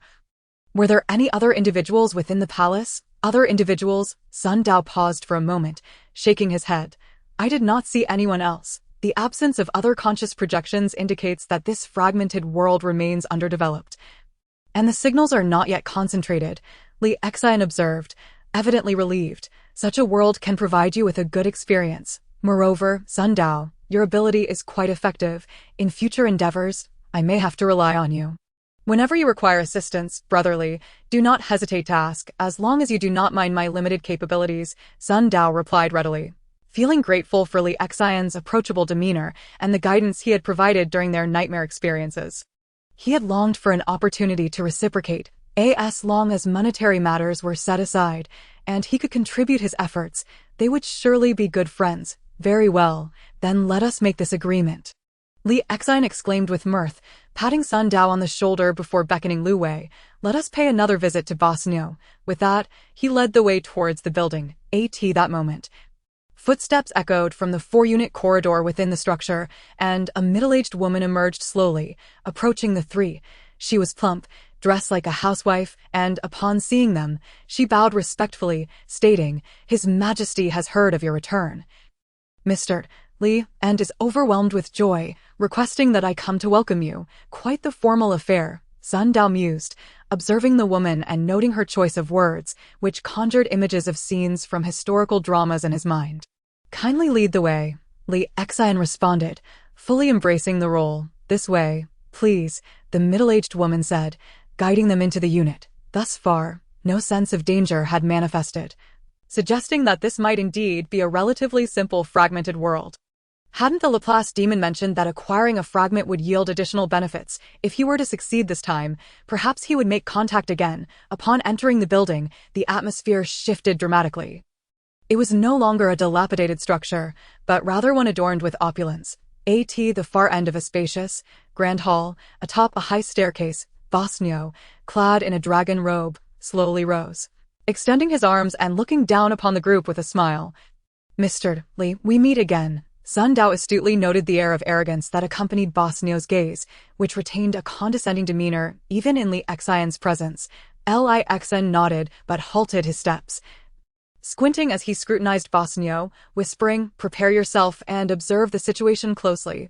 Both Sun Dao and Lu Wei nodded in agreement, widening their eyes as they watched Boss Niu at the top of the staircase. Boss Niu surveyed the trio before addressing the middle-aged woman, informed the imperial kitchen to prepare meals for our esteemed guests. Without hesitation, the woman nodded and departed. Quite the performance, Sun Dao remarked internally. Watching her retreat, atop the steps, Boss Niu turned to the enormous hound beside him. My loyal minister, go greet our esteemed guests. Upon hearing this, Sun Dao's gaze shifted to the dog, and his eyelids twitched. The giant hound looked up at Boss Niu, panting with its tongue out, its eyes gleaming like brass bells, seemingly smiling at its master. However, their eyes met without any further action. After approximately 10 seconds, Boss Niu averted his gaze. Very well, my loyal minister, rest well. That is a Siberian husky, Sun Dao thought to himself, noting its peculiar size. What on earth is a husky doing here? Perhaps Boss Niu is simply a dog lover. It's just that I haven't encountered one in the shop. Lost in contemplation, Lu Wei observed Sun Dao's demeanor from the beginning. He appeared composed, deep in thought, as if devising a strategy. Unwilling to be outdone. After a moment's reflection, Lu Wei, seizing the opportunity as Boss Niu settled into his seat, asked, How does this Boss Niu differ from the one in the outside world? He is not a power wielder. Is he? Li Xian pondered briefly before responding. This is a projection of Boss Niu's will, which can be understood as a form of obsession or manifestation. It is akin to registering an account on a website and expressing opinions. That account represents a portion of your thoughts. Thus, the Boss Niu seated upon the dragon throne can be termed an account avatar, a projection of his consciousness transmitted through a mobile device within the communication network. So that's how it is. Lu Wei nodded slightly, then turned to observe Sun Dao, who was also nodding in understanding. An account avatar, Sun Dao mused, absorbing the implications of this straightforward designation. So, does this mean that all individuals online possess avatars and projections? The staff I encountered in the Emofong world, were they also avatars, and from where do they originate? Yet as he pondered, his gaze returned to the hound, according to Li Xian's explanation. Everything that appeared in the fragmented world was an account avatar. Could it be that this dog was one as well? Could a dog have an account? However, his understanding of the data world was limited, and he had much to learn. The hall fell into silence, and Lu Wei, feeling the weight of pressure, could not help but inquire, what should we do now? How do we deal with this avatar? Our objective is to locate the core fragment, not necessarily to engage in combat. That should only be a last resort. Li Exine indicated the surroundings. Keep an eye out for any fissures suspended in midair. Fissures suspended in midair? Lu Wei exclaimed, while Sun Dao's voice sounded beside her. Are we searching for a mental fissure? She turned to see Sun Dao maintaining his composure, a contemplative expression on his face. Indeed, I will distract Boss Nyo's account avatar while you all search for the core fragment, Li Exine declared as he approached Boss Nyo. Having heard the latter's grievances during their meal, Li Exine had gained some understanding of his mindset. Thus, it would be prudent to follow this line of thought during their search, serving as a form of training as well. Boss Nyo, there are matters we have yet to clarify. Li Exine strode forward, gun in hand, toward the elevated dragon throne. Balancing a gun in one hand while engaging in conversation felt utterly surreal, yet compared to the previous journey through the Nightmare Tower, this was far more manageable. Sun Dao discreetly wiped the cold sweat from his brow, raising his gun and scanning the surroundings. After half a minute, he shook his head. It's too open. I can see everything clearly. So it's unlikely there are any mental fissures. I plan to check elsewhere. The latter part of his statement was directed at Lu Wei, as he glanced toward the direction the middle-aged woman had departed. It appeared to lead to a side hall. I will accompany you. Lu Wei expressed her trepidation regarding the current situation, but felt reassured by Sun Dao's unwavering calmness, prompting her to consider following him. Sun Dao comprehended this psychological state well and chuckled. How fortuitous. Let us venture into the imperial kitchen for a glimpse. However, before we proceed, as he spoke, he raised the firearm in his hand, meticulously calculating the angle towards the archway.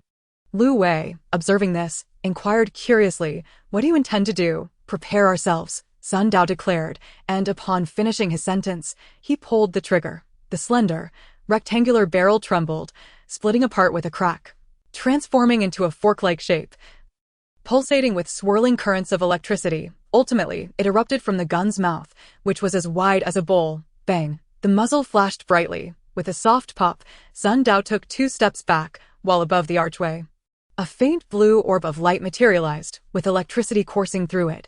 Exhaling deeply, Sun Dao felt a sense of peculiar exhilaration. Each shot cost several $1,000s. Leaving a lingering satisfaction, he glanced at the transformed trap gun and then turned to observe the conversing figures of Boss Nyo and Li Exine.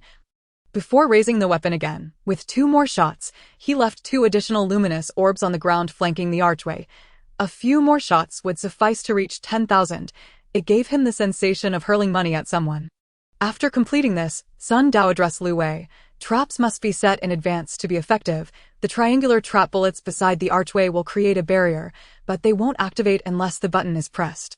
There may be dangers lurking behind the archway. When we retreat, activating the traps will allow us to segregate the inside from the outside. Lu Wei immediately grasped his intention, nodding, you have thought this through quite thoroughly. As they spoke, the 2 stepped through the archway, but upon crossing, the atmosphere shifted dramatically. A chilling breeze swept past, sending shivers down Sun Dao and Lu Wei's spines. Ahead, ethereal and eerie voices echoed, laundry, cooking, cleaning, laundry, cooking, cleaning. Chapter 32. The illusion of reality. It felt as though the light had dimmed. Lu Wei raised her sword defensively, stepping closer to Sun Dao, her expression one of vigilance, for the sound was rather unsettling. Beyond the archway lay a spacious corridor, adorned with intricate carvings. It was the voice of that woman. Sun Dao struggled to maintain his composure, feeling an unsettling chill within, yet having experienced something similar before. He held a slight psychological advantage, as though the voice emanated from ahead. As he pondered this, Sun Dao took 2 steps forward, only to find the scene had dramatically altered. The once resplendent surroundings had vanished, replaced by an ordinary living space, revealing a layout reminiscent of a 3-bedroom, 2-living-room structure. The corridor they traversed was short, connecting the living room to other rooms, with the kitchen at the end. What is happening? Lu Wei gasped softly, glancing back to discover Bosnio seated on the sofa in the living room, while Li Xian, with a vigilant expression, slowly approached him, a handgun in hand. Beside the sofa lay a husky. Intently watching Li Xian. Where's the palace? Where's the dragon throne? Confusion clouded Lu Wei's face. Sun Dao, momentarily bewildered, pieced together the information he possessed. The previous palace, the dragon throne, the gigantic dog. All were manifestations of Bosnio's psyche. Presented to outsiders, once removed from this realm, they were no longer influenced. Psychic projection? Lu Wei paused, then nodded. I have heard of this, but this is my first encounter. It seems you have encountered much, Sun Dao. I too am a novice, Sun Dao replied, redirecting his focus. It is best to locate the fissure in the psyche. With the room shrinking, it will be easier for us to search. He took a step forward. And the scenery wobbled, once more transforming into an expansive corridor. Sun Dao noted the change, feeling a stir within, and without pausing to observe further, he advanced again. And the next moment, the corridor collapsed, reverting to a short hallway of an ordinary household. Goodness, is this still dynamic? Lu Wei also made her move, discovering the same phenomenon, and they exchanged glances, both alarmed by such unpredictable shifts. Lu Wei edged closer to Sun Dao. You are correct.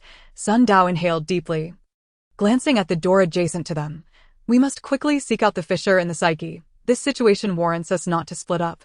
Let us search together. Do you see that door?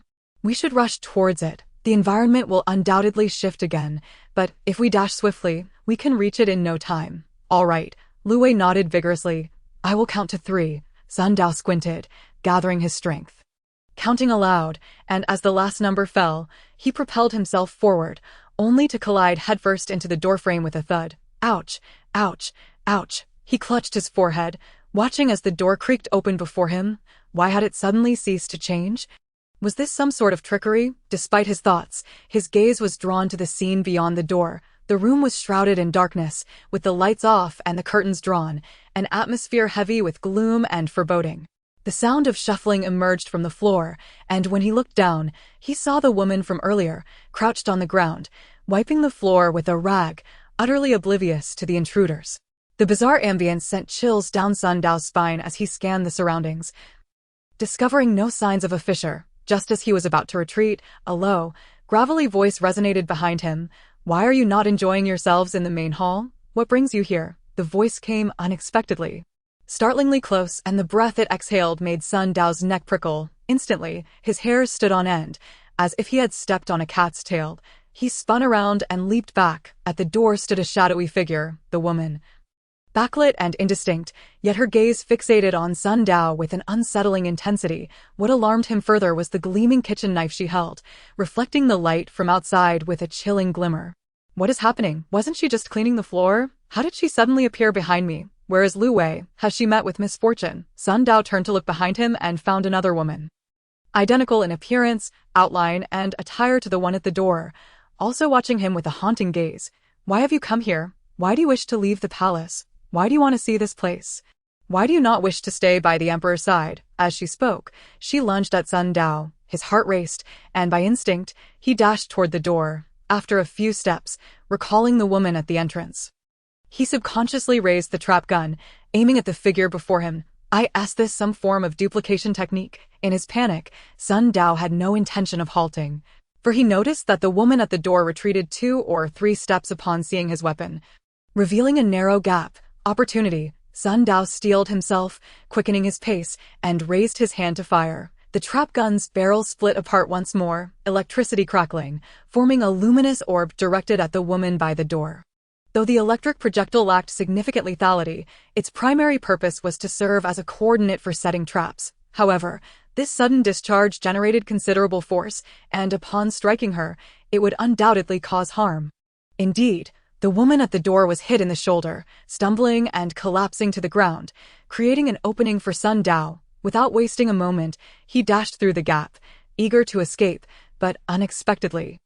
The fallen woman swung her arm, and a flash of cold light pierced his shoulder, drawing blood.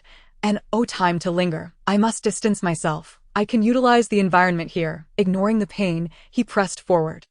In the next instant, the brief corridor transformed into the expansive hall of a palace, Both the woman by the door and the one inside were suddenly drawn far away. I cannot afford to be careless.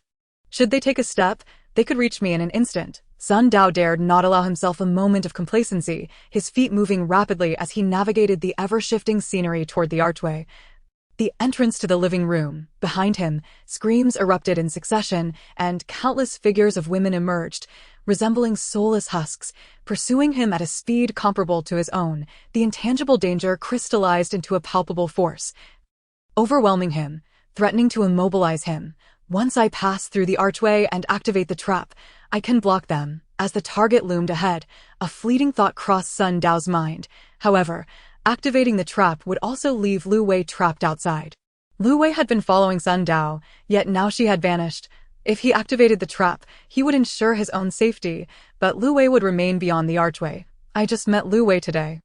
We are not familiar. I am merely a novice. Aside from this weapon, I cannot offer much help. Rather than linger here in indecision, I should swiftly seek out Li Xian and enlist his aid. At this point, I shall heed my instincts and retreat, encouraging himself.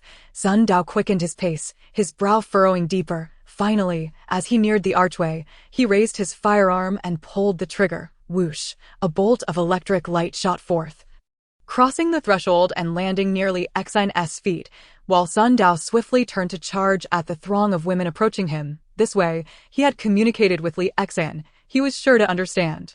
I will no longer make excuses for myself. Since I let her in, I should not prioritize my own safety. Today, I may be weak, but even if I gain strength tomorrow, I should not use that as a justification for shirking responsibility. Fear and evasion. If Su Yan had thought this way, I would have perished in the ink workshop long ago. How could I seek vengeance on Zhou Yi within the palace? Li Xian's eyes flickered as he saw the electric light strike the ground, forming a radiant orb. A chill ran through him. Had they encountered danger inside? Was this a signal for him? As Li Xian's thoughts descended, on the other side of the archway, Sun Dao focused intently, his eyes emitting a faint glow, and the scene before him underwent an immediate transformation. The silhouettes of women gradually became ethereal and transparent, leaving only the figure wielding a kitchen knife, which remained solid, with flickering sparks of electricity dancing upon its shoulder. Indeed, they were mere phantoms.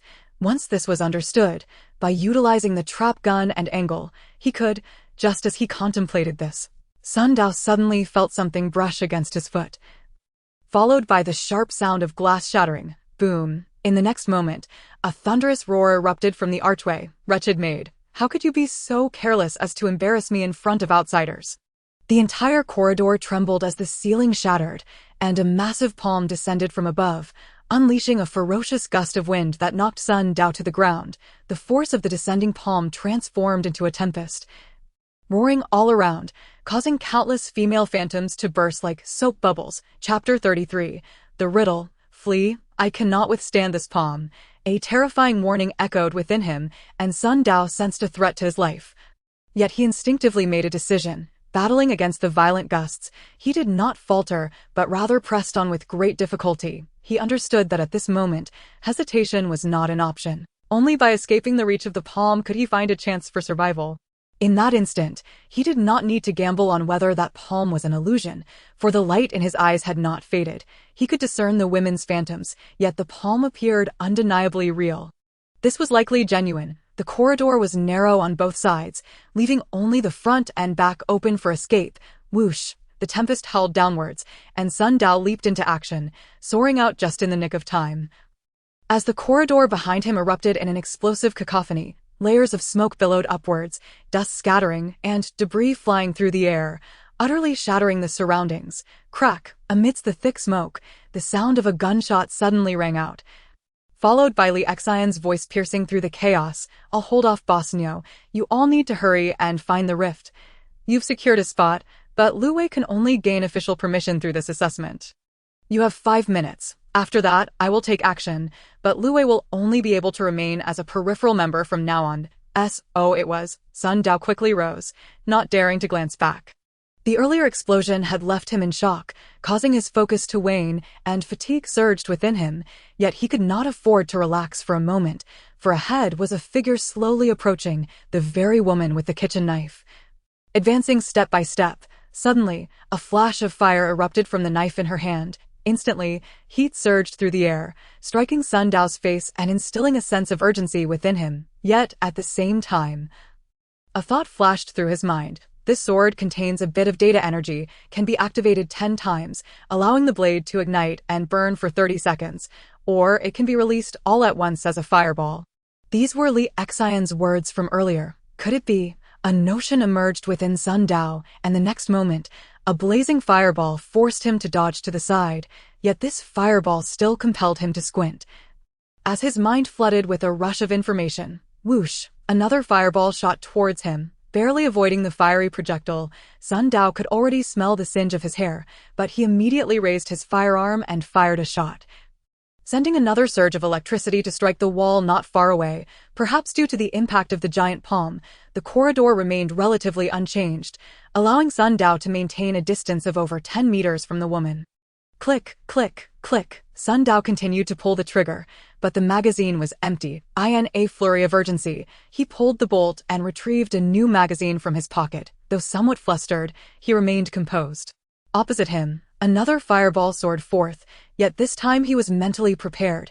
Even while changing magazines, he evaded once more, promptly raising his weapon to fire at the wall again. Following that, he pressed a button, aiming the gun at the opposite side, and with a firm push, activated the mechanism. Ding, ding, ding. In the next moment, a crisp sound resonated as 3 bullet marks erupted simultaneously on the opposing side. 2 struck the wall, and 1 hit the woman's shoulder. These 3 points aligned in a straight line, and amidst the crackling of electricity, they connected, forming a triangle that created a translucent blue barrier. Ugh! The woman groaned softly and fell backward. This barrier sealed off the room Sun Dao had just entered, within which shadowy figures could be faintly seen moving but could not escape. When the giant palm descended, the female phantoms in the corridor had all dissipated. Yet the room remained unharmed, thus still housing its occupants. However, now that it was sealed off, the corridor was significantly quieter. Exhaling deeply, Sun Dao felt a sense of relief, yet he dared not let his guard down. Gripping the trap gun tightly as he cautiously advanced, this path, though no longer shifting, was not as it had originally appeared. The once spacious corridor, adorned with intricate carvings, now lay unchanged, flanked by crumbling walls. Yet it still stretched on interminably. Approaching the fallen woman with utmost caution, Sun Dao scrutinized her closely, unable to discern any flaws, as Lu Wei's presence had completely vanished. After a moment's thought, he bent down and seized the kitchen knife. The moment it left the woman's grasp and fell into his hands, the surface shimmered, like reflections in water, transforming from a simple kitchen knife into a long sword. The flame sword, indeed, just as I suspected. Upon entering the room, Lu Wei, who had been following behind, had suddenly disappeared, and the woman wielding the knife had appeared in an instant. When I raised my gun, the woman instinctively recoiled, and amidst all these phantoms, this one solid form was indeed Lu Wei's transformation. I do not know if she was hypnotized or if I was merely hallucinating, but regardless, I must incapacitate her first. Otherwise, I risk harming an ally. Yet, if I do so, I will be left without companions. Therefore, I must prepare adequately. Lost in thought, he tore a strip of cloth from the woman's attire, binding the trap gun to his arm, ensuring that with a mere lift, he could pull the trigger. Now, I must rely solely on myself, whether in close combat or ranged assault. I must be ready for anything. Touching the cloth strips, Sun Dao's thoughts shifted. The ability of the cloth to secure objects indicated its authenticity, not an illusion. The situation was growing increasingly bizarre. Yet, like a riddle game, I am gradually approaching the truth of this fragmented world. Taking a deep breath, he stepped forward. It now appeared that this fragmented world was born from someone's heart, as if this person were a game designer, with the elements comprising the fragmented realm emanating from their memories, thoughts, and logic. However, while a game designer actively creates, this source of fragments passively manifests. Yet, perhaps there are commonalities. If I were to design a riddle game, I would certainly focus on 3 key points. First, through sudden events and latent dangers, one must maintain the player's attention and excitement. In the fragmented world, this could evoke emotions or relate to spiritual signals. Second, the puzzles should be solvable through intelligence rather than brute force, for they stem from someone's heart. Understanding this person well enough would yield clues. And even if not, one could still employ experience to make judgments. Third, the objectives must be clear and defined. In this case, my goal is unequivocal. Whoosh! A sudden chill swept through, instantly sharpening Sun Dao's senses. Given this, the current situation aligns closely with the characteristics of a riddle game. My objective is not to defeat the enemy or investigate why Boss Neo has conjured this fragmented world, but rather to seek the rift in the soul. As Sun Dao pondered, he focused on the path ahead, while his peripheral vision scanned the flame sword in his hand, quickly spotting a QR code etched into the hilt. Just as I thought, this QR code bore a completely different pattern from the one on the trap gun. Sun Dao mused, feeling a spark of inspiration. I saw that QR code at the data center. By recalling my memory, I could manifest it from that black door. Having encountered a new one now, I wonder if it can be summoned in the same way. However, to activate it, I must close my eyes. At this moment, surrounded by peril, I cannot afford to relax even slightly. I must find another opportunity to test it. After a few steps, the scenery began to shift once more, and not only that. The corridor seemed to sway precariously, as if it might collapse at any moment. From the end of the path I had traversed, gunfire and clashing sounds echoed intermittently. Is Xian confronting Boss Neo? Sun Dao refrained from looking back, his mind racing as he approached another door. Just as he was about to push it open, his hand suddenly halted, and he turned to regard the corridor once more. Regardless of how the scenery altered, the number of doors remained quite limited. In this 3-room, 1-hall layout, with 3 bedrooms, a kitchen, and a bathroom, there were a total of 5 doors. To set traps on each door, with 3 shots per door, would require 15 trap rounds. Having sealed 1 door already, I still need 12 more rounds, yet I currently have 17 remaining. Chapter 34, Shattered Scenes, Electric as Pillars, for the Wicked Man's Edition. Sun Dao had used 3 rounds on the archway, 3 rounds to subdue Lu Wei, and 1 round to seal a door, notifying Li Xian with another round, totaling 7 rounds expended. Thus, from the original 24 rounds, he had 17 remaining. Contemplating this, Sun Dao scanned his surroundings, then picked up his firearm and fired multiple shots in quick succession, emptying the remaining bullets from the magazine before swiftly replacing it and firing again until it was completely depleted. After several rounds, luminous orbs began to flicker beside each door, hinting at an imminent convergence. With 5 shots remaining and the cost not coming out of my pocket, there was no need to be frugal.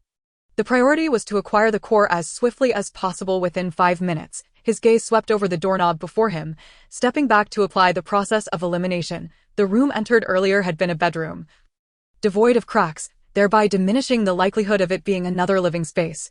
Comparatively, the chances of the kitchen and bathroom being the next rooms had increased. Contemplating this, his eyes fell upon a door not far away, which turned out to be the kitchen. Behind each door lurked inscrutable dangers. The fewer doors that opened, the lesser the peril, and the less time consumed.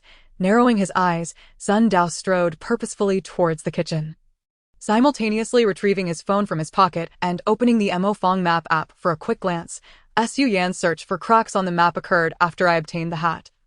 My electronic map lacked corresponding light points and could not even pinpoint locations accurately, indicating a change in circumstances, perhaps a matter of permissions. With these thoughts settled, Sun Dao held his gun in his left hand and a sword in his right as he opened the door. A gust of thick oil smoke surged forth, accompanied by a piercing wail, a fierce wind rushing towards him. Sun Dao's pupils dilated as he calmly stepped back 2 paces, his mind as clear as glass. Raising his hand to fire a shot, in a flash of electricity, the oil smoke was violently torn apart, revealing a half-ethereal figure charging out from the haze. Indeed, it was the woman, now appearing grotesque and terrifying, brandishing a spatula and knife, rushing towards him. Instantly, a profound sense of pressure and danger erupted within Sun Dao. There was peril, yet it was not the overwhelming, unresisting sensation he had faced with Zoe. With that thought, Sun Dao swung his right hand, flames erupting from his sword as it collided with the spatula and knife. A shriek resounded as the woman's phantom ignited, rolling midair. Her form, half translucent, seemed to merge with the oil smoke, the fiery oil igniting fiercely, a burnt aroma wafting into Sun Dao's nostrils. However, Sun Dao remained focused, his gaze sweeping across the room. Fixing on a corner, there lay a crack, faintly glowing, connected to an apron. A crack in the psyche, the core of the fragment. Having experienced this once before, Sun Dao was not surprised. He cast a glance at the still-burning figure, inhaled deeply, and fired 3 more shots, propelling himself forward. All that mattered was obtaining that. Whoosh, whoosh, whoosh. Almost simultaneously, several tendrils of oil smoke coalesced, spiraling toward Sun Dao like sharp swords. A quickening pulse raced through Sun Dao, and he aimed his gun at the bullets just discharged. Pressing the button at the gun's rear, ziz, in the next moment, a triangular electric barrier materialized before him. Bang, bang, bang. 3 tendrils of smoke collided with the barrier, dissipated by the electric light, transforming into wisps of black mist. While Sun Dao bent low and lunged towards the apron, grasping the glowing orb in his hand. Instantly, the apron disintegrated, merging into the radiance, the cracked ceiling, vanishing from sight. Sun Dao pivoted to leave through the other side. The triangular electric barrier had encompassed a corner of the kitchen, including the psychic crack, yet it did not seal it completely, leaving an opening for Sun Dao's return. However, just as he was about to move, the light in his hand suddenly expanded, followed by a torrent of countless scenes rushing forth. Oils, salts, sauces, teas, arguments, laughter, tranquility. Within homes, shops, and distant places, an overwhelming array of seemingly mundane scenes surged forth, flooding Sun Dao's mind. It was akin to a once calm river suddenly swelling with torrential floodwaters, threatening to breach its banks. The kitchen was likewise assailed by this flood of imagery, as if the illusory images were transforming into reality. Even the barrier shifted slightly, revealing a gap, through which a plume of smoke seized the opportunity. Surging forth, the smoke twisted, its leading edge sharp. It bore the force to pierce through. Ugh, Sun Dao groaned, his head feeling as though it might explode, an onslaught of cacophonous sounds clamoring within his mind. Yet after 2 days of confronting a ferocious beast in his dreams, he found his instincts reignited in the presence of this endless noise, allowing him to withstand the assault. Thus, despite the excruciating headache, he did not lose the ability to act. Gritting his teeth against the pain, he attempted to swing his sword, only to hear a clang as it was thwarted by the barrier. Not good. With no other choice, Sun Dao raised his left hand, aiming the gun at the encroaching smoke. This was the last shot. Bang! The electric light flickered, shattering the smoke, yet 2 more tendrils immediately converged. Sun Dao's head throbbed painfully. A flicker of fear creeping in. Where was Li Xen? No, I cannot leave my fate in the hands of others. In that fleeting moment, he made a decision, closing his eyes and envisioning a black door, from which a QR code surged forth, unleashing a torrent of electric energy. Crackle, crackle. In the next instant, electric light enveloped Sun Dao. Gather to me. With a powerful thought, Sun Dao's head exploded with pain. Yet the electric light coalesced towards his left hand, ultimately crystallizing in the trap gun. The QR code on the stock radiated brilliance, and the entire gun transformed anew. Crackle. The gun's body reshaped. Not only did the barrel split into a forked form, but tiny metallic shards sprang up as if a flower had instantaneously bloomed, countless arcs of electricity swirling within, culminating in a release of blinding light. Boom. The electric beam shot forth like a pillar, obliterating the 2 tendrils of smoke, along with portions of the mist and illusory images, which were completely cleared away. Whoosh. However, as Sun Dao felt his spirit waning, the electric light flickered and vanished in an instant. The surroundings once again filled with ethereal scenes, as if an invisible mountain had descended upon him. Do not be alarmed. This is the impact of the information contained within the fragment core upon contact, requiring 1's willpower to withstand. Yet you possess 0-level permissions and are still unable to. At this moment, Li Xen's figure appeared at the doorway, yet as he began to speak, his words faltered, transforming into a soft gasp. Amidst the torrent of seemingly ethereal images, Sun Dao struggled to rise, step by step moving towards the barrier, the light in his hand flickering erratically. He could actually move through sheer force of will. Despite possessing only 0-level permissions, he exhibited such unwavering resolve. Seeing this, Li Xen stepped forward, raising his finger and making a sweeping motion in the air, causing a light point to transform into an odd pattern. This pattern condensed midair, resembling an incomplete QR code. With a flick of his finger, it descended onto the luminous orb in Sun Dao's hand. The intense scenes surging from the light were instantly suppressed, compressed back into place. Chapter 35. Absorbing from afar, lost and regained few. Sun Dao exhaled deeply, drenched in sweat, the torrent of imagery moments ago, while seemingly flooding every corner of the kitchen, had actually impacted his consciousness. A moment's inattention could scatter his will, leaving him a mere vegetable. However, how did you manage to hold on? Even specially trained hunters must first steady their breath and prepare before confronting such a deluge of information. You touched it suddenly, unprepared, yet still maintained your resolve. As Li Exine spoke, he took the glowing orb from Sun Dao's hand. Though reluctant, Sun Dao realized he needed the fragment, but after reflecting on the process, he rationally released his hold. Indeed, while the bullet seemed free, this operation was organized by Mo Fong Company, and all gains were to be returned to the company. This was one of the consequences of joining the organization. While one benefits from the shade of a great tree, there are also obligations. Alas, I hope there will be some form of compensation. Lost in thought, Sun Dao replied, earlier was perilous. It felt as if my will was being torn apart by a beast. Yet it did not seem to be the first time experiencing this. I had a similar encounter in my dreams before, which allowed me to withstand it. However, Li Gu, if you had acted a moment later, I might not have been able to hold on. As he spoke, Sun Dao recalled his first encounter with the fragment core in the Mo Fong world. That time, countless scenes had surged forth, but vanished in an instant. That hat had seemed to vibrate slightly. His train of thought was interrupted by Li Exine, the head of the sales department, whose eyes sparkled as he gazed at Sun Dao, nodding vigorously. You mentioned having a similar experience in your dreams? This indicates you possess a talent in that area. Dreams are signals, reflections of the subconscious. Moreover, your decisiveness when taking action is innate to a hunter's instinct. How about it? Are you interested in joining the sales department? As he spoke, he placed the glimmering orb into a glass vial the size of a medicine bottle, noting Sun Dao's unwavering gaze fixed upon the fragment core. Shaking the vial, Li Exine smiled. The fragment contains abilities, but absorbing it directly could lead to complications, potentially entangling with organs and even rendering the body unable to withstand the backlash. I will store it and return it for analysis by the relevant departments to determine the type of ability it possesses, after which it will be sealed for easier use. As he spoke, he suddenly raised his other hand, firing a shot that pierced through the still-burning figure of the woman beside him, shattering it into pieces. Li Exine appeared to regard the matter as trifling, scarcely glancing back as he continued, "This fragment counts as your capture, and you shall receive a reward of 10,000. Furthermore, it will enhance your ranking on the company's internal website. Once you accumulate 100 points, you will be rewarded with a processed ability, which is far more effective than the original fragment core. By the way, I will facilitate the transfer of this trap gun to you once we return. You will need your ID for that. Consider it my personal investment.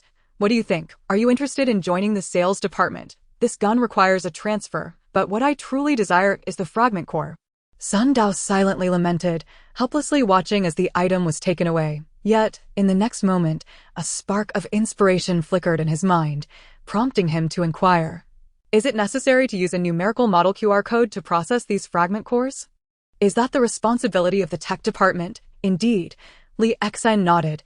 The tech department is truly overworked, often enduring late nights and working through the small hours. They live under the constant threat of burnout. In contrast, our sales department offers a more relaxed atmosphere. As long as one is willing to strive, income will inevitably rise and connections can be forged.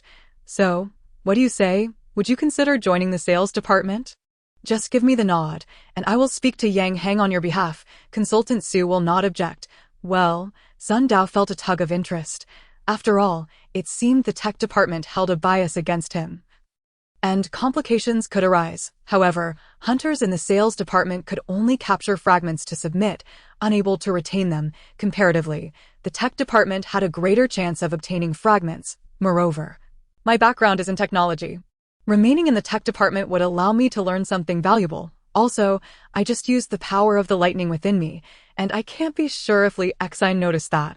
It adds another layer of uncertainty. After weighing his options, Sun Dao made his decision and declined Li Exine's offer.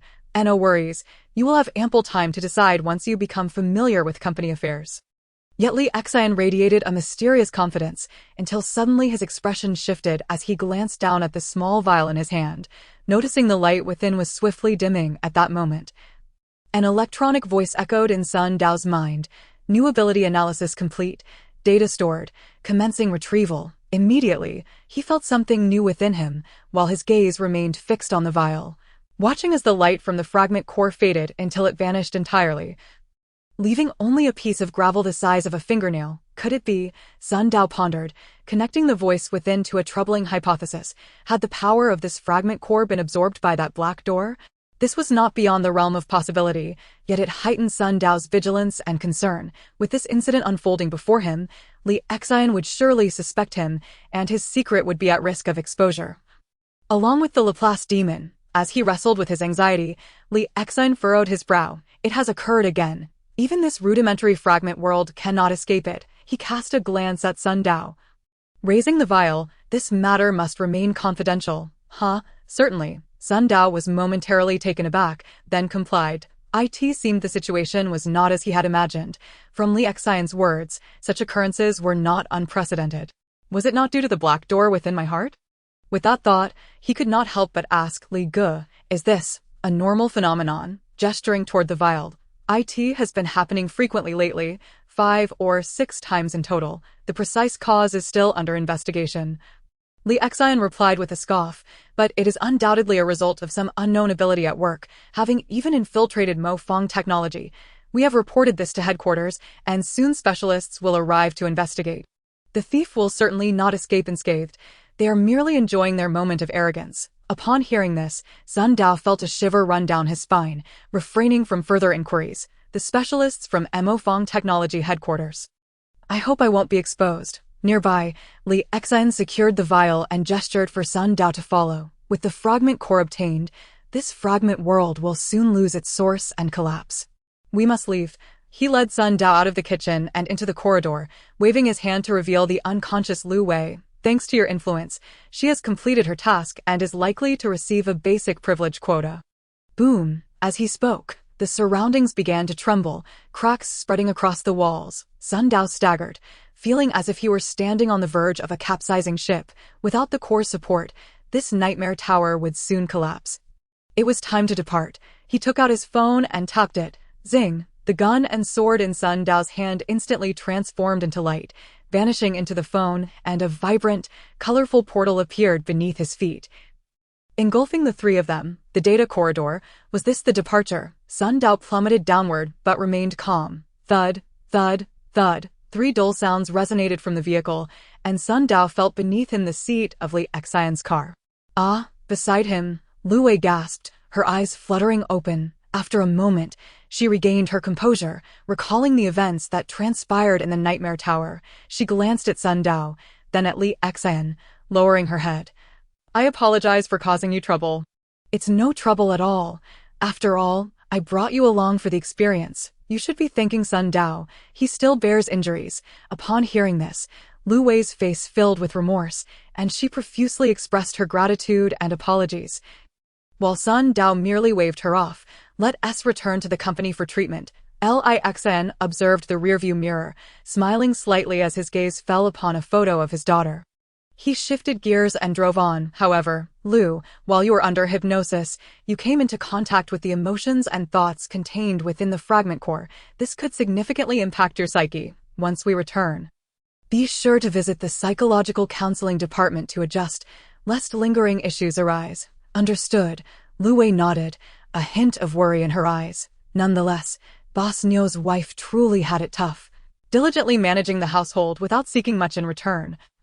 While Boss Nio remained oblivious to her efforts, even failing to compliment the meals she lovingly prepared, people yearn for recognition, especially from loved ones, yet they often overlook the matters at hand. However, our duty is merely to hunt, not to provide psychological counseling.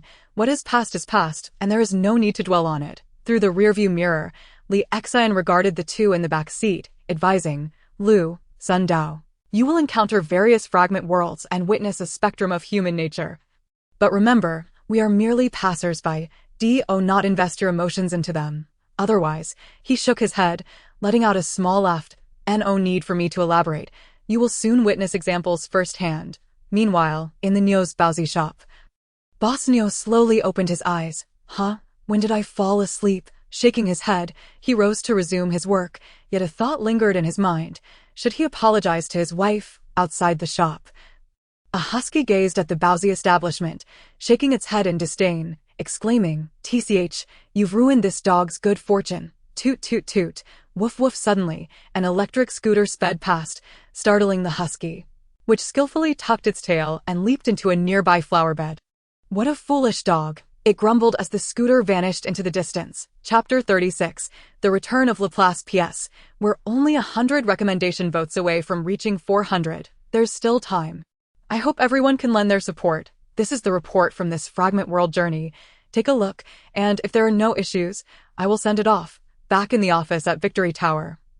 Li Xian opened his laptop, tapping away before turning the screen to Sun Dao and Lu Wei seated across the desk. The screen was cluttered with various data, and as Sun Dao scanned it, his eyes ultimately landed on the evaluation section. Noticing an excellent remark beside his name and a good next to Lu Wei's, he realized there was a note beneath Lu Wei's evaluation. This employee shows great potential. It is recommended to grant a privilege quota. Did this note imply that Lu Wei might not secure the quota? Sun Dao immediately identified an issue within the evaluation. Indeed, as many apply each month. Competition among the branches is fierce, Li Xian confirmed with a nod. While the company is large, to increase the number of privileged individuals each month, substantial resources must be consumed, hence the selection process must be competitive. Frankly, Lu Wei's performance this time was not exceptional, lacking initiative and action. Had it not been for you, she likely wouldn't have even received a good evaluation, though typically that is the minimum one can expect. Lu Wei bit her lip, bowing to Sun Dao. Regardless, this time it was Brother Sun who saved me. Whether or not I secure the quota, I will remember this and find a chance to repay you. How noble. Sun Dao felt a surge of sentiment. I am not one to take advantage of others. The black door acted on its own, possibly siphoning the fragment core from afar, which amounts to taking advantage of the company. Yet, I cannot voice this concern. If I do not express gratitude, I will not sleep soundly tonight. But what weight do I carry that could compensate the company? It would be far more beneficial to allocate some to Lu Wei. After all, she is also an employee of the company and undoubtedly has a promising future. Consider it as my effort to cultivate talent for the company. Indeed, every endeavor has a difficult beginning. So let us commence the step as a way to give back to the organization. In an instant, a decision crystallized within him. He addressed Li Xian, stating, "In that case, many of the items listed above pertain to my actions. Why not share a portion with Lu Wei? This should enhance her evaluation, and her position would be virtually assured. That is out of the question." "Absolutely not," Lu Wei interjected urgently, her words tumbling over each other in her haste. "Let us refrain from hasty refusals." Sun Dao turned to her. "I am considering my own interests as well. We are both newcomers, practically contemporaries, with comparable abilities, and there will undoubtedly be numerous opportunities for collaboration in the future. This is an investment in goodwill." Despite his entreaties, Lu Wei continued to shake her head. Li Xian, who had been silently observing, looked at Sun Dao with admiration and finally spoke. "Since Sun Dao is acting with such good intentions, Lu Wei, you should not decline. He is not claiming any quota from the branch. Sharing a portion with you will not significantly affect him. In a few days, you can treat him to a meal as a token of gratitude. After all, you will be colleagues, and there will be plenty of opportunities to reciprocate." He then turned to Sun Dao, adding, "Have you considered this thoroughly? Once you allocate these points to Lu Wei, the corresponding company credits will also be transferred to her name." Without hesitation, Sun Dao replied, "Li Ge, I have thought it through." "Excellent." Li Xian beamed. "Then it is settled. The sales team will be returning shortly, so let us not dwell on this matter for now." Lu Wei's face flushed crimson. And in silence, she bowed deeply to Sun Dao. When she rose, her expression was resolute, as if she had come to a decision. Sun Dao exhaled in relief and quickly changed the subject. "Li Ge, are there any ordinary people left in the sales department?" "Most of them are indeed ordinary," Li Xian replied, bemused. "You don't expect the entire sales department to be composed solely of authority figures, do you? Isn't that the case?" Sun Dao mused aloud, secretly pondering, "In this company, from top to bottom, I have scarcely encountered any normal individuals. Only a few team leaders in the sales group possess authority." Li Xian turned to Lu Wei. "Your position is essentially secured now. Once your application is approved and your account is established, granting you basic permissions, your internship period will align perfectly. I will assist you in securing a few substantial deals to boost your performance, thereby facilitating your promotion to team leader. Lu Wei hesitated momentarily before shaking her head and asserting, I wish to try on my own and earn my success through my own efforts. Do not be foolish, Li Exine chuckled. When resources are at your disposal, they should be utilized. Inequality is inherent among individuals. With these resources, there is no need to squander time. You should focus on mastering the intricacies of the data realm. Rather than merely appearing competent on the surface, you can bypass these formalities and be promoted directly to team leader. Lu Wei's face fluctuated between crimson and pallor, seemingly engaged in an internal struggle. But ultimately, she nodded in agreement. A spirited young individual had, it seemed, been led astray by this seasoned opportunist. Sun Dao, listening from the side, wore a slightly perplexed expression but refrained from interjecting. Once the exchange between the superior and subordinate concluded, he ventured to ask, what will become of that esteemed boss in the future? This had been a question lingering in his mind on his way back. He will remain unchanged, unaffected, Li Exine replied with a smile. It's akin to establishing your own website and creating an account, only for that website and account to be stolen later. You, as the individual, suffer no loss. Of course, the esteemed boss himself remains oblivious, unknowingly crafting a miniature universe. After all this commotion, was it merely a case of account theft? Sun Dao pondered, then asked, and that woman is the esteemed boss's wife. Her presence in the fragmented world is a result of the esteemed boss's imagination? Not quite. Li Exine shook his head. Though the fragmented world is small, it is still referred to as a world and cannot simply be a figment of one person's imagination. The esteemed boss's thoughts may indeed be the source, but they're merely the origin. You recall the sounds echoing as we traversed the data corridor and the colors we witnessed? The vibrant hues were certainly unforgettable, and as for the sounds, Sun Dao recalled various voices from telephone calls. Indeed, Li Exine affirmed, to establish communication, one requires 2G, 3G, or 4G signals, necessitating the coverage provided by communication towers. Otherwise, one is left outside the service area, unable to receive any signal. Correspondingly, within the range of this tower, the esteemed boss's thoughts have created a rift in consciousness, which clings to the tower, continuously absorbing signals to refine itself, thus enabling the gradual perfection of the fragmented world. Sun Dao contemplated. Born from the esteemed boss, nurtured by the communication tower, what will happen once it reaches a certain level of perfection? Will it transform into a thematic world? That is beyond my knowledge and not within my jurisdiction. Li Exine replied, sipping his tea. Today's fragmented world has only existed for a short time and has not absorbed a significant amount of signals. However, the esteemed boss's wife, having shared years of close companionship with him, has gradually aligned her mental signals with his, thus becoming the first to manifest a conscious projection within the nightmarish tower, her account essentially becoming a shared dream between the 2.2 individuals sharing a dream. Sun Dao exclaimed, suddenly enlightened. No wonder the nightmarish tower was so absurd and bizarre. The dreams of individuals are inherently uncontrollable and fantastical. A single person's dream can be quite peculiar. And if the dreams of two or more individuals intertwine, anything can transpire. As this realization dawned upon him, he sensed he had overlooked something crucial, but before he could delve deeper, Lu Wei interrupted his train of thought. How come the esteemed boss and his wife are so formidable within the nightmarish tower, yet are not authority figures? This pertains to the realm of mental signals.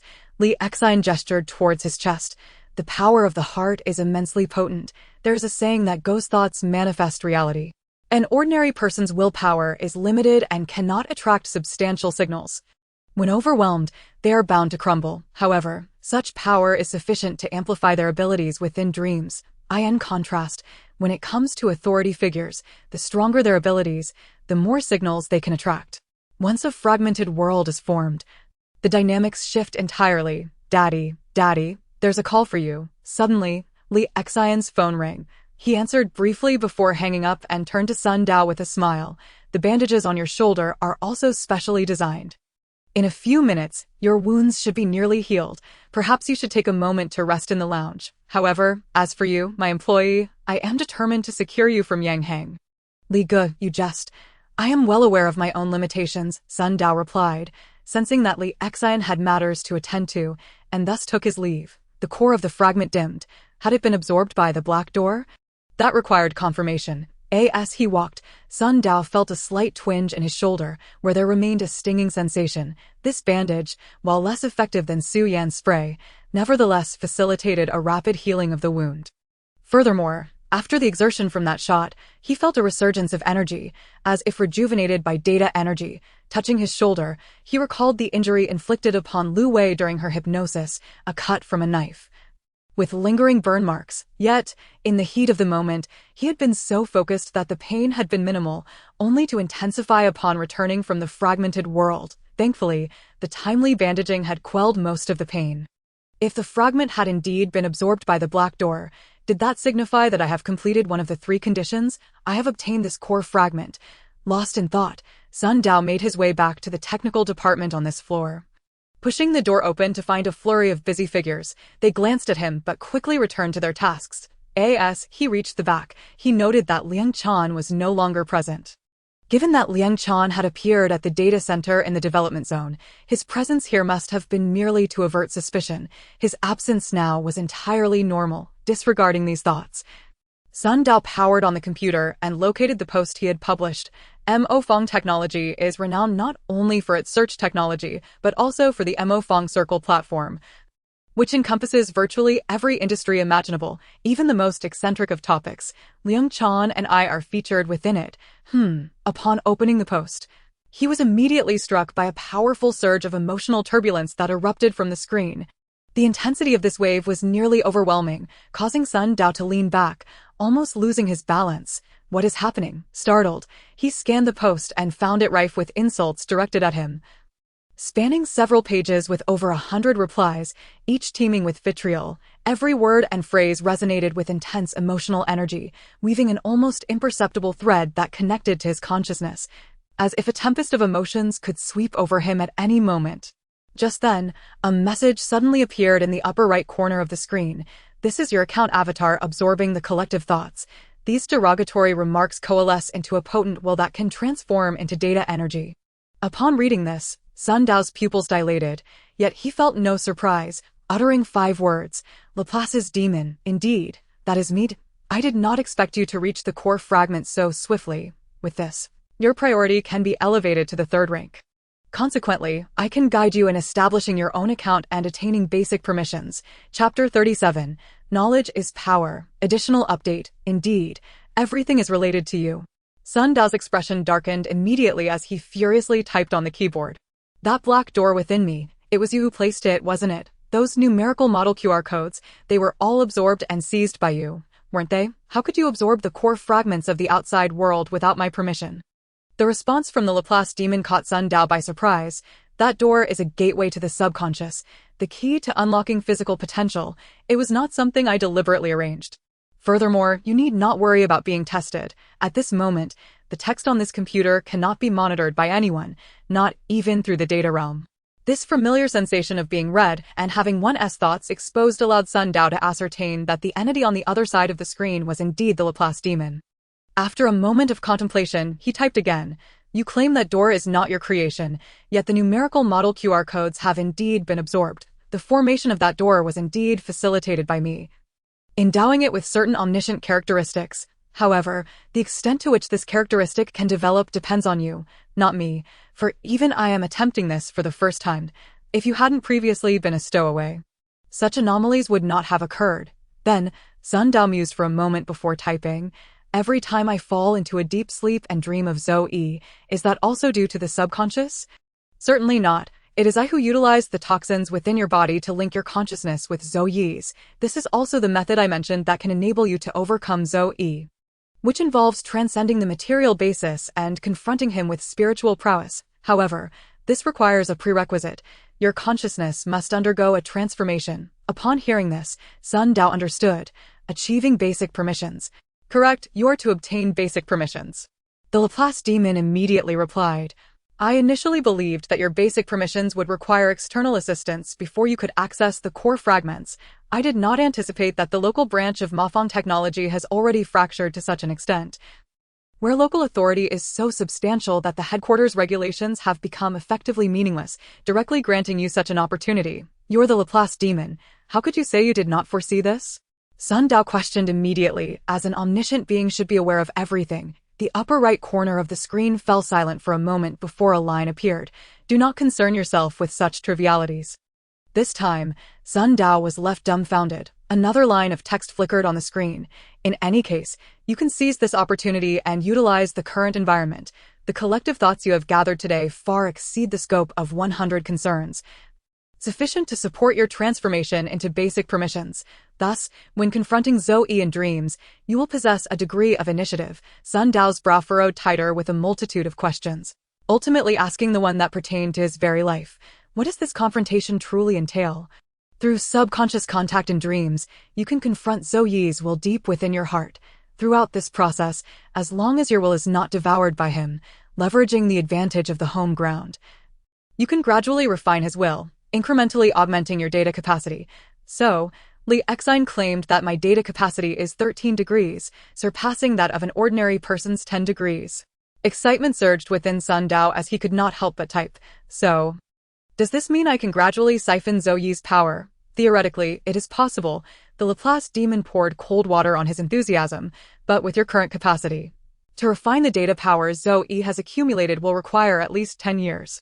In reality, as the data power accumulates within you, your base will increase, and each time you refine and absorb Zoe's data power, it will be greater. Sun Dao quickly grasped the implication. Absorbing a little is akin to a mosquito bite.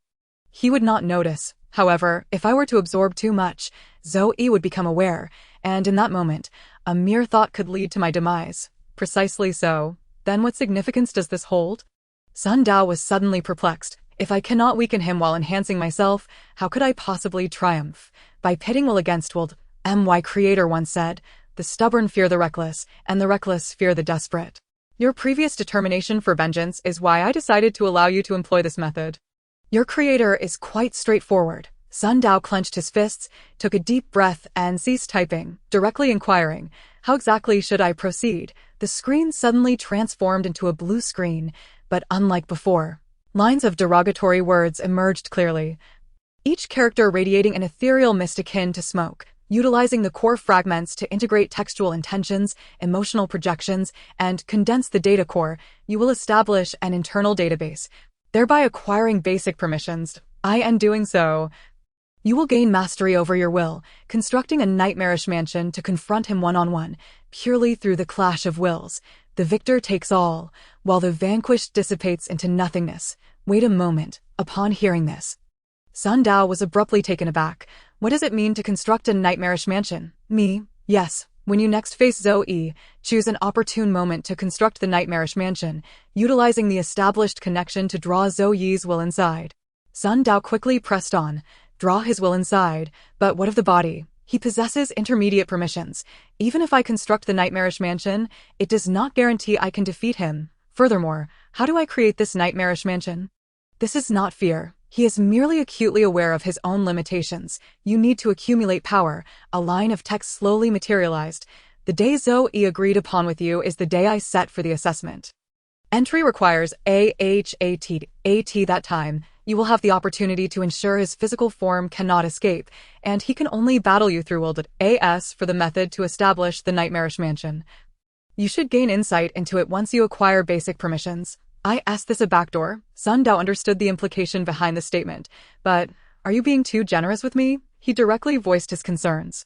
Two lines of text swiftly appeared on the screen. If not for a low-level permission holder like you, should I extend my favors to high-level permission holders instead, if I favor them? Will they favor me in return? Enough. Do not squander time on such matters. Swiftly absorb the personal will displayed on the screen. Sun Dao took a deep breath, glanced towards the door, and noticed someone watching him. He then typed, the lingering presence on this screen represents a signal of the mind, yet the emotions transmitted seem overwhelmingly negative. Will absorbing this have detrimental effects on me? Indeed, there are drawbacks. These are all derogatory phrases directed at you, imbued with intense negative emotions. If absorbed over an extended period, it will affect your mental state, ultimately altering your disposition, perhaps even leading to self-destruction for amusement. Sun Dao paused, a look of ire crossing his face. If that is the case, why do you still? Suddenly, he hesitated. Accumulating these emotions shouldn't have immediate effects, right? Moreover, could these negative emotions serve as a weapon against Zoe? After 2 seconds, more text appeared on the screen.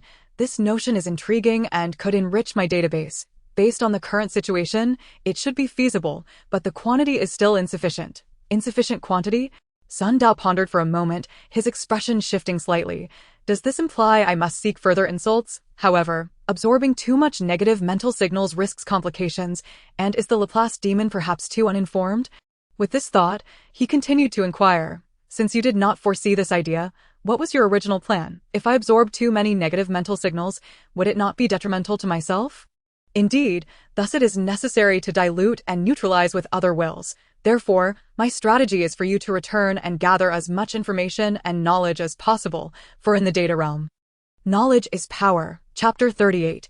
Yin and Yang accounts. Knowledge is power. Sun Dao mulled over this phrase, extracting profound implications from it. Had this been 3 days prior, he would not have comprehended its depth. But now he realized that the knowledge in question likely pertains to data models. Another line of text appeared on the screen.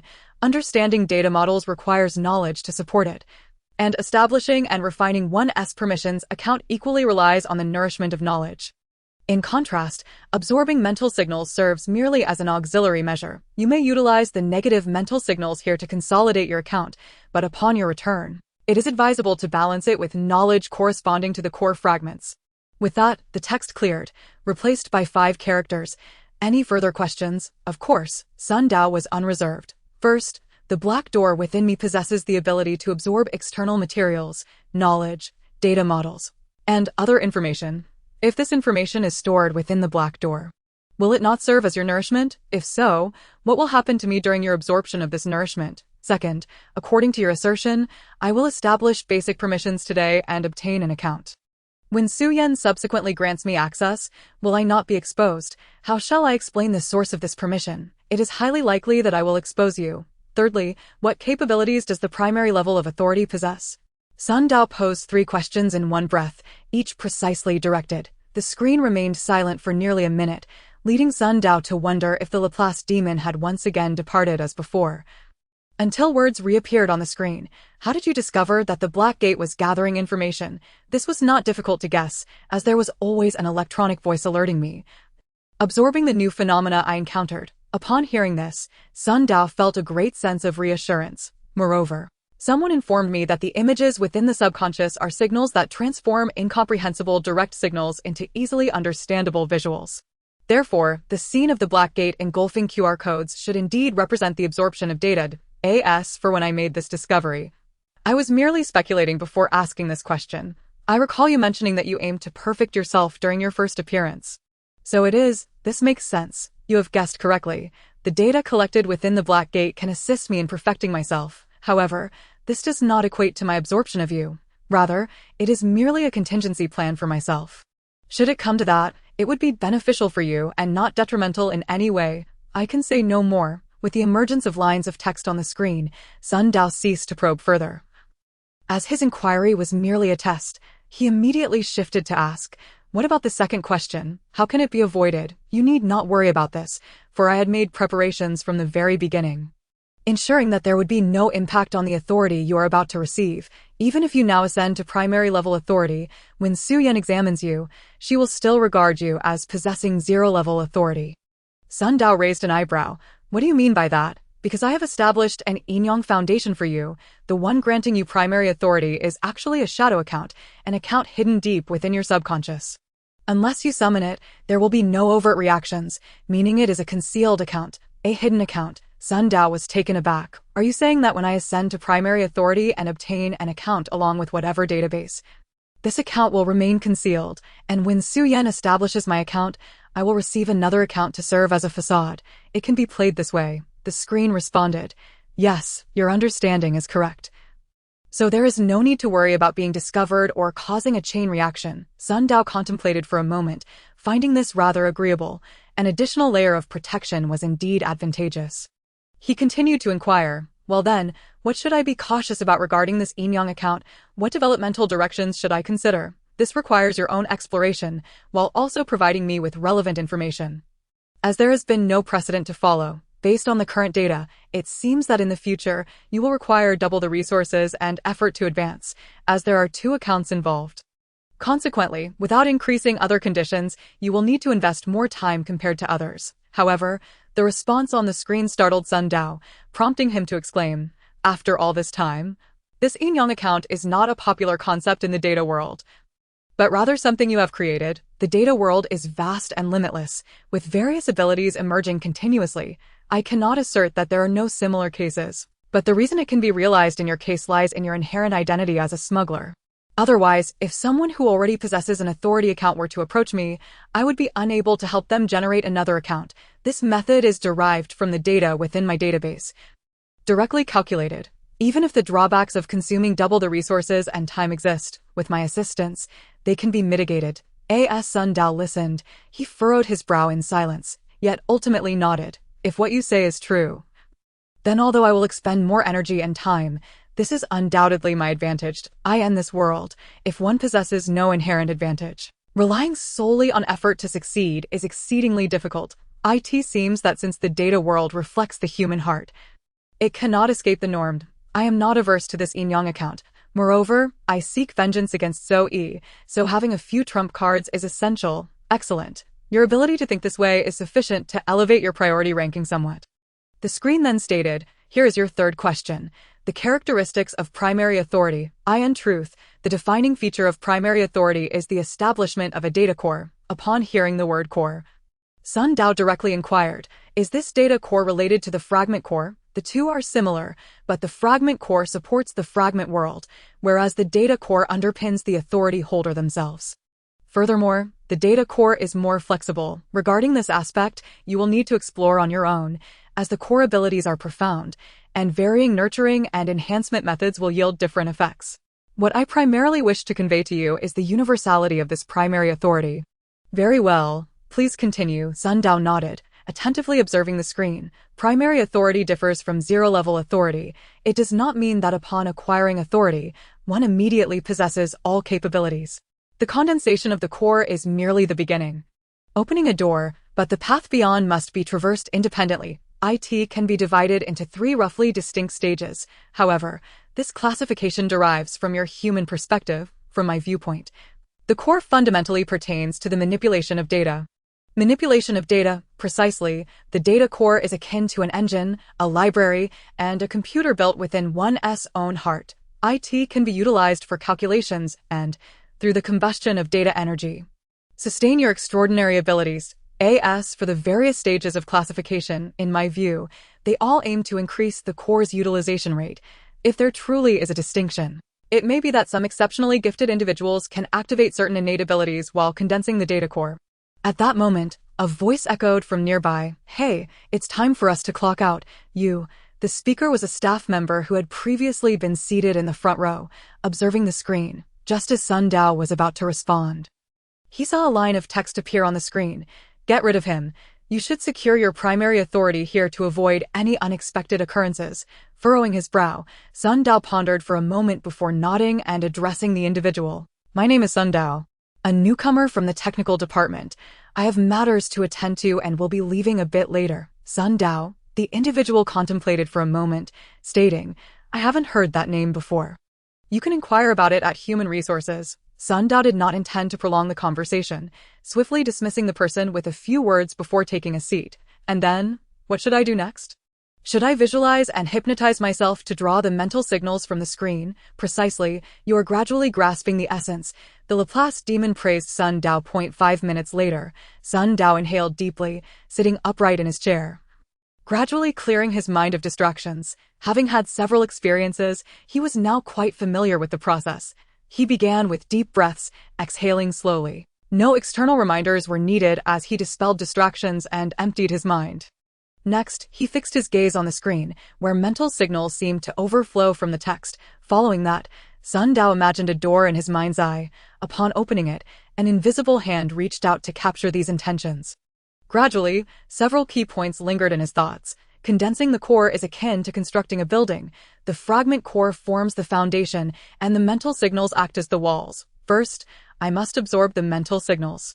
These were the key points and steps previously mentioned by the Laplace demon. And the next moment, these mental signals transformed into beams of light, converging directly into his eyes. However, in the upper right corner of the screen, the Laplace demon had another message. Hey, that's not right. You shouldn't absorb it with your eyes. You should use your mouth and nose. Unfortunately, as Sun Dao focused on absorbing the mental signals through his eyes, his entire field of vision was obscured, rendering him unable to see this message. Moreover, with his absorption, the screen flickered, as though even the electrical energy was converging towards Sun Dao's eyes alongside the mental signals, causing the Laplace demon's words to dissipate. Hiss, hiss, as numerous mental signals converged. It felt as though countless voices were whispering insults in Sun Dao's ears, intermingled with furious sentiments. Through his eyes, these words fused into his heart. Deep within his consciousness, the words transformed from mere illusions into tangible entities, akin to logs stacked upon one another. The fury contained within these sentiments seemed to harbor boundless explosive potential. Merely sensing this ignited a feeling of imminent eruption within Sun Dao, as if powder kegs were appearing in his heart, ready to ignite at the slightest spark. The negative thoughts acted like gunpowder, breaking through the void to establish a foundation. With a shift of thought, Sun Dao guided the tumultuous sentiments toward his core, his consciousness swelling like a tide, the wild thoughts like timber, flowing with the current, swiftly arriving at the dark gate, crashing into it without hesitation. This collision caused the gate to tremble, sinking inward and creating a narrow fissure, through which a radiant light burst forth, revealing myriad shifting images and a waft of smoke. It was indeed that fragment core. In the next moment, the chaotic sentiments, under Sun Dao's guidance, twisted into a single force and collided directly with the brilliance. Crackle, crackle, the light pulsated erratically and information surged forth. This information flowed like a torrent, merging with the tumultuous sentiments, roaring forth like a river breaking its dam, threatening to shatter Sun Dao's consciousness into fragments. However, before the torrent could spread, the inky black door suddenly swung open, unleashing a formidable force of suction that conjured a tempest. Engulfing the luminous sphere, the torrent of information, and the tumultuous thoughts within. Bang! The door slammed shut, yet a faint connection allowed Sun Dao to sense that on the other side, the torrent of information raged uncontrollably, and the violent thoughts radiated in all directions, nearly taking on a tangible form, threatening to force the door open once more. Yet, amidst this chaos, a beastly roar echoed, clashing with the torrent of information.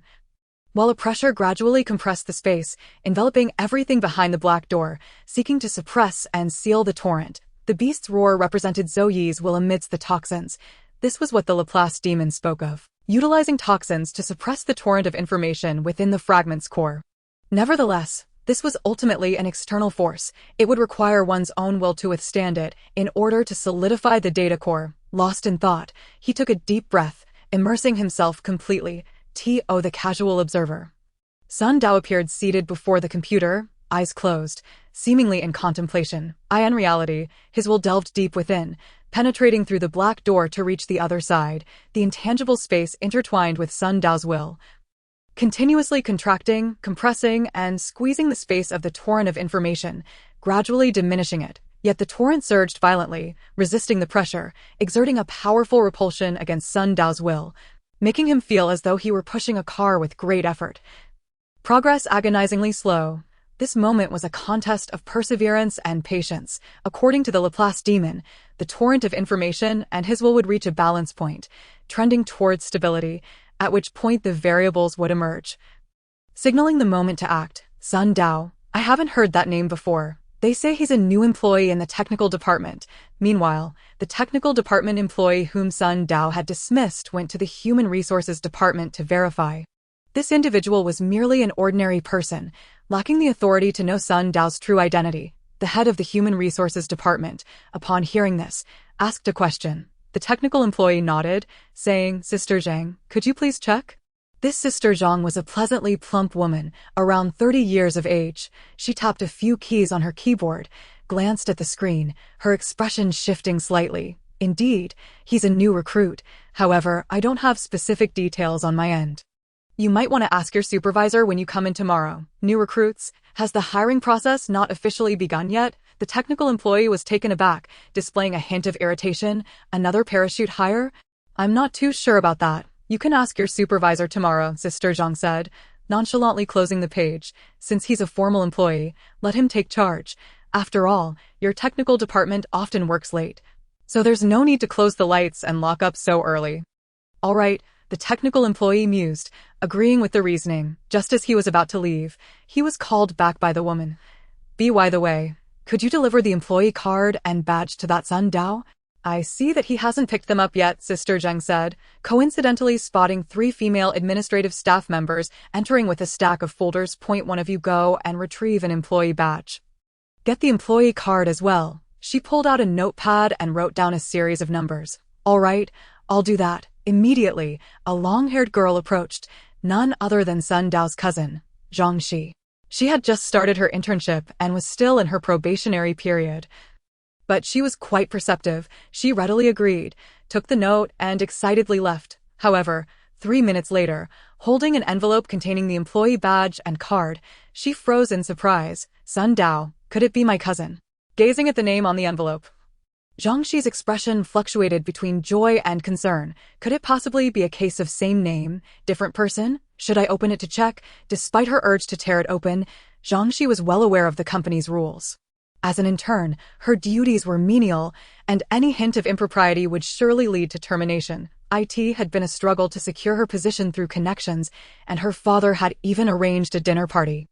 If she were dismissed, she would be unable to hold her head high in the future. After weighing her options, Zhang Shi decided to suppress her curiosity. After all, Sun Dao was a fairly common name.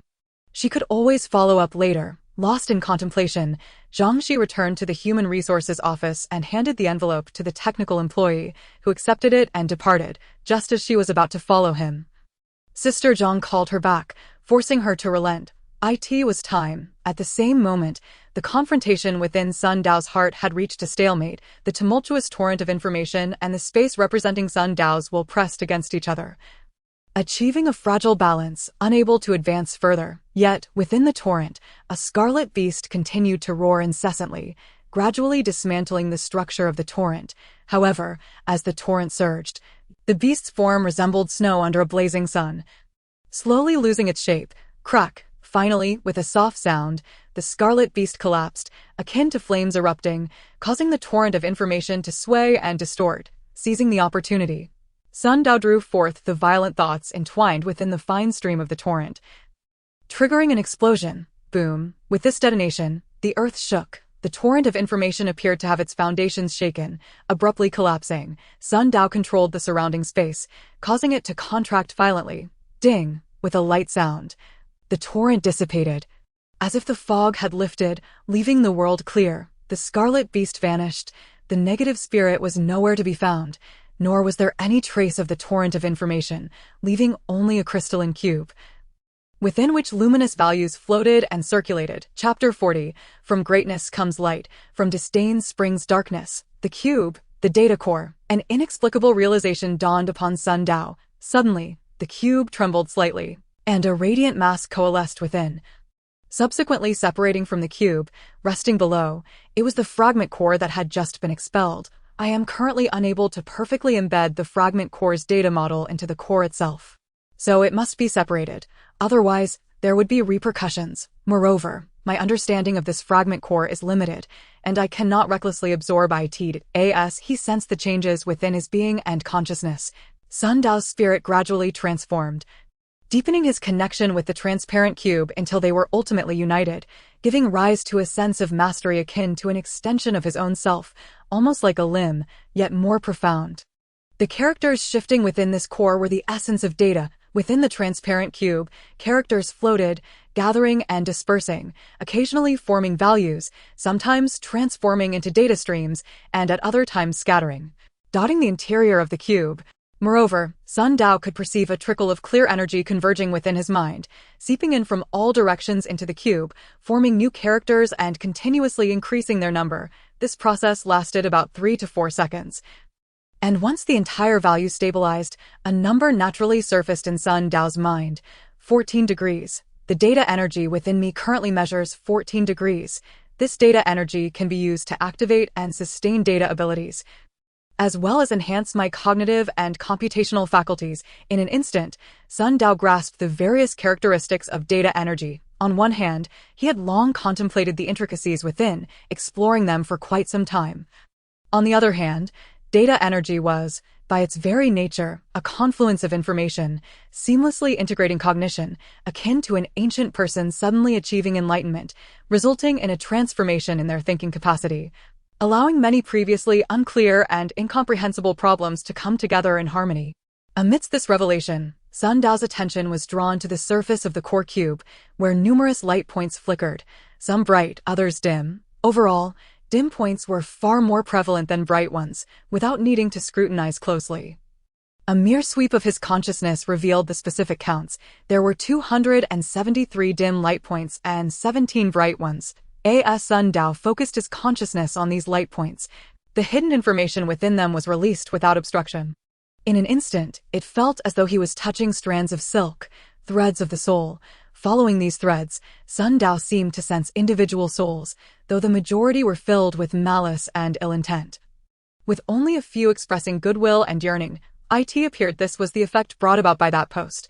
The dim light points represented malicious slander, while the bright points indicated a minority that found merit in the content of his post. As his attention gradually shifted, Sun Dao noticed that both the dim and bright light points were slowly spreading ripples across the surface of the cube, radiating outward, though the amplitude was minimal. Having a negligible impact on the entire cube, however, if left unchecked, or if the number of light points increased, the overall impact on the cube could be significant. This, perhaps, was the source of the drastic changes mentioned by the Laplace demon, as well as the reason Zhang Yi spoke of toxicity. Moreover, these light points seemed to be incrementally augmenting the total amount of data energy, albeit slightly, just as Sun Dao was about to delve deeper into his perception. A voice called out to him, "Sun Dao, here is your employee card and badge." This voice snapped Sun Dao back to reality. He reopened his eyes and first glanced at the screen, unsurprisingly finding that the text of the Laplace demon had completely vanished. The screen returning to its original state, with his post clearly visible. However, in contrast to earlier, the post clearly manifested traces of mental signals, akin to stones dropping into water, producing ripples that were strikingly lucid. Sun Dao felt that with just a thought, he could gather a multitude of signals and distill the information within into data energy. Yet, the information contained within this data energy undoubtedly exuded a negative aura, suggesting it might not be sustainable for the future. Nonetheless, the condensed data core proved to be remarkably convenient. With a mere glance, he could almost absorb all the information in its entirety. Contemplating this, he lifted his gaze towards the direction from which the sound had emanated. Before him stood the same employee from the technical department, but unlike before, Sun Dao could now faintly perceive the subtle rippling waves emanating from this individual.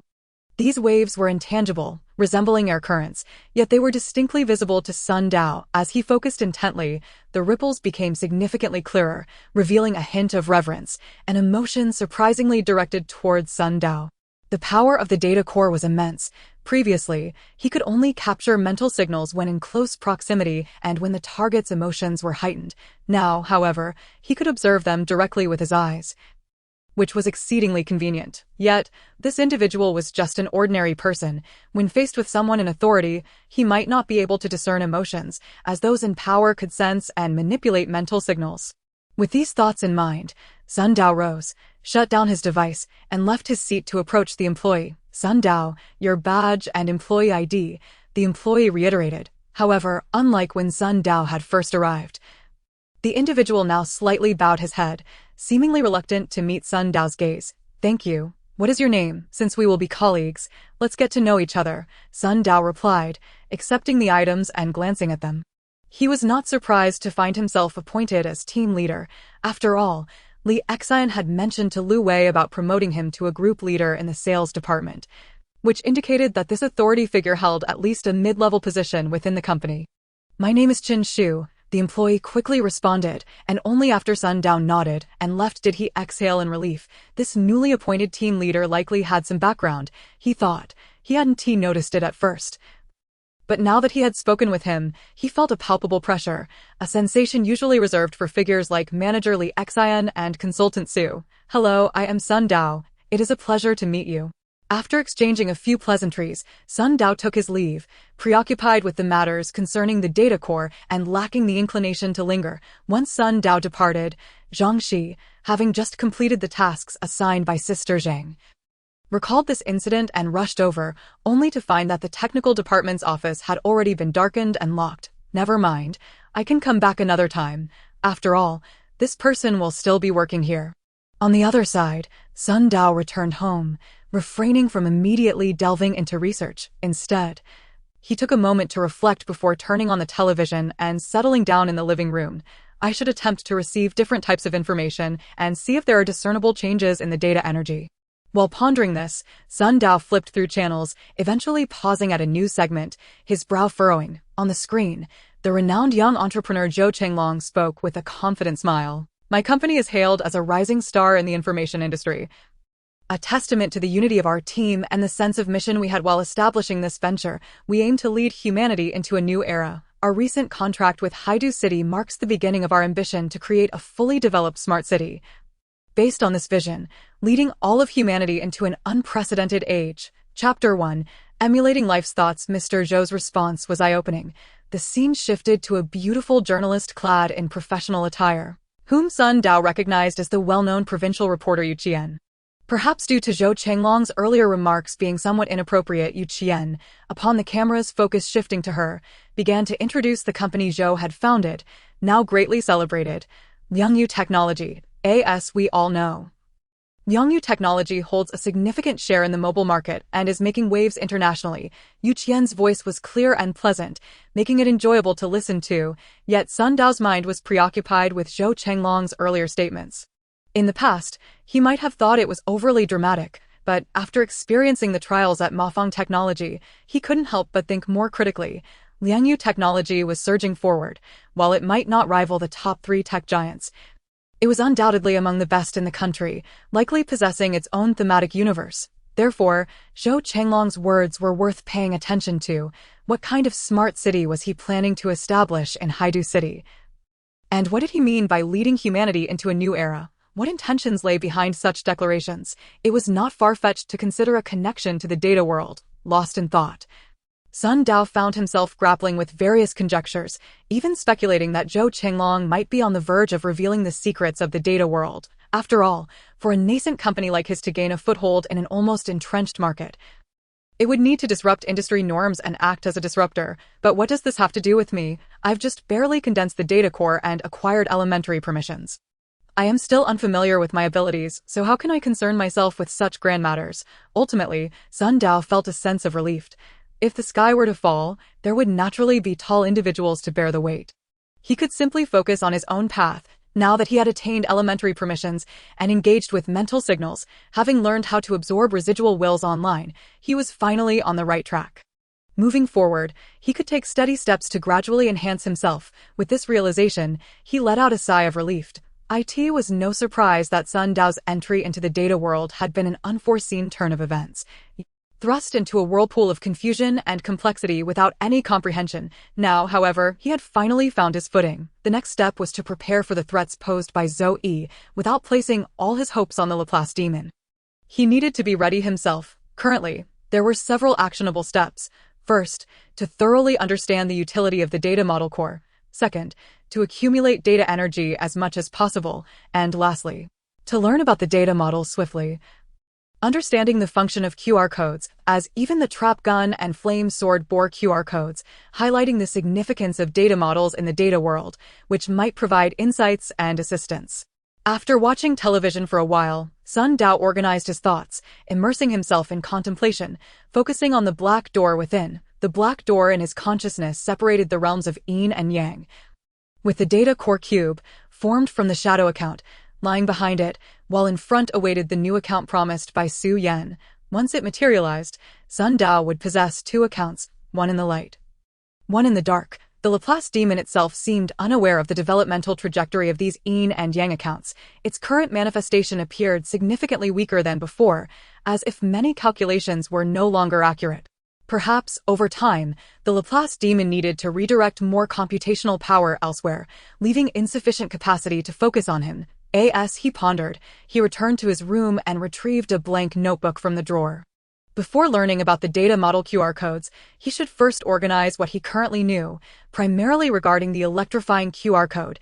During this fragmented journey into the world, this QR code had proven immensely helpful, ultimately replacing bullets with electric bursts, albeit at a considerable cost of data energy. He concentrated deeply, and the black door opened, revealing the electrifying QR code, each stroke and detail vividly presented. Sun Dao endeavored to maintain the state while gently opening his eyes, his wrist moving to grasp the pen in the notebook, intending to replicate the image that lingered in his mind. However, as soon as he opened his eyes, the QR code image in his mind promptly disintegrated. After several attempts, he encountered the same issue. Was it impossible to maintain the mental image while engaging in other tasks? It seemed he needed to find a way to learn how to multitask. Otherwise, he could only visualize it in his mind without being able to draw or make any alterations in reality, rendering the effort futile. Furthermore, although the Laplace demon had not elaborated, it was likely that to embed the data model QR codes into the data core, he would need a certain level of understanding of these models, at least to remember a portion of them. With these thoughts swirling in his mind, Sun Dao did not abandon his attempts. Finally, when his mother returned from work, he experienced a slight breakthrough. By half closing his eyes and maintaining that peculiar state of being neither fully awake nor asleep, he could somewhat manage to prevent the mental image from collapsing while simultaneously drawing it out on paper. However, he soon discovered that this task was not as easy as it seemed. Often, as he began to write, a change would occur within the core cube, causing the data energy to suddenly surge and manifest as a holographic projection. Electric light surged, and the magnetic field roared. These phenomena intertwined with some of the knowledge and memories within Sun Dao's mind, vividly coming to life. As the strokes multiplied, the imagery became increasingly dense, until ultimately, all 5 senses and perceptions were overwhelmed by the electric light and magnetic field. Making it difficult to sustain focus, he was compelled to cease writing, only to find that the marks on the paper were barely discernible. Shaking his head, Sun Dao began to inscribe words alongside the traces, recording his recent insights, feelings, and psychological reflections to prevent forgetfulness. This was a habit he had cultivated since childhood.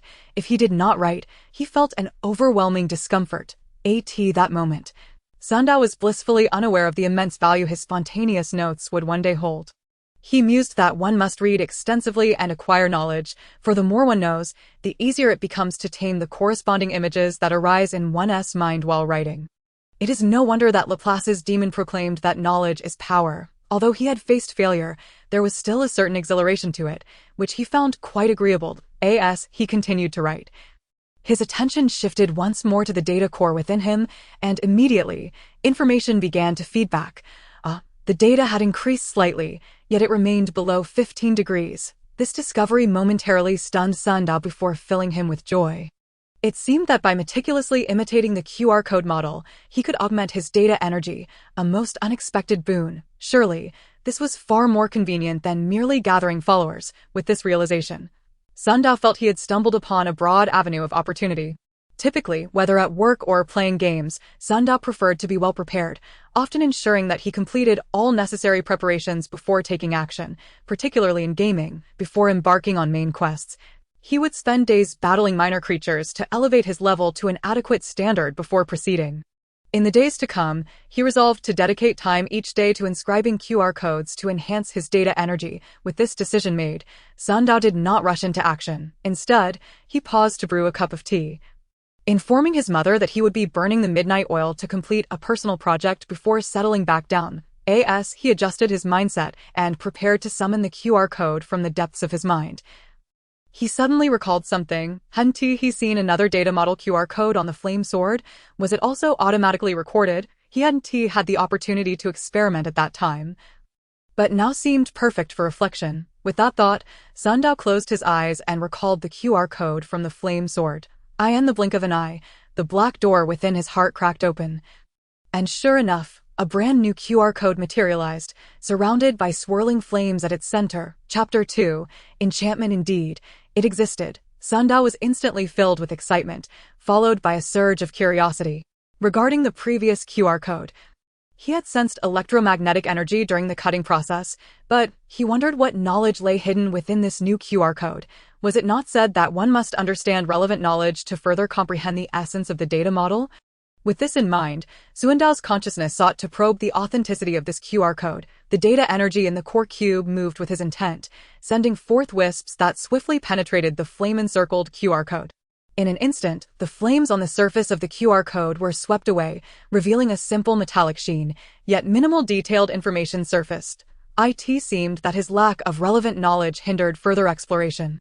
However, he had read most of the books at home, and it was high time to visit the library or bookstore. After a moment of reflection, Sandao directed a few strands of data energy from the cube downwards, landing on the radiant fragment core below. This fragment core served as the foundation for establishing elementary permissions, solidifying the data core, yet it remained separate, acting as a guide that had detached the moment the core took shape.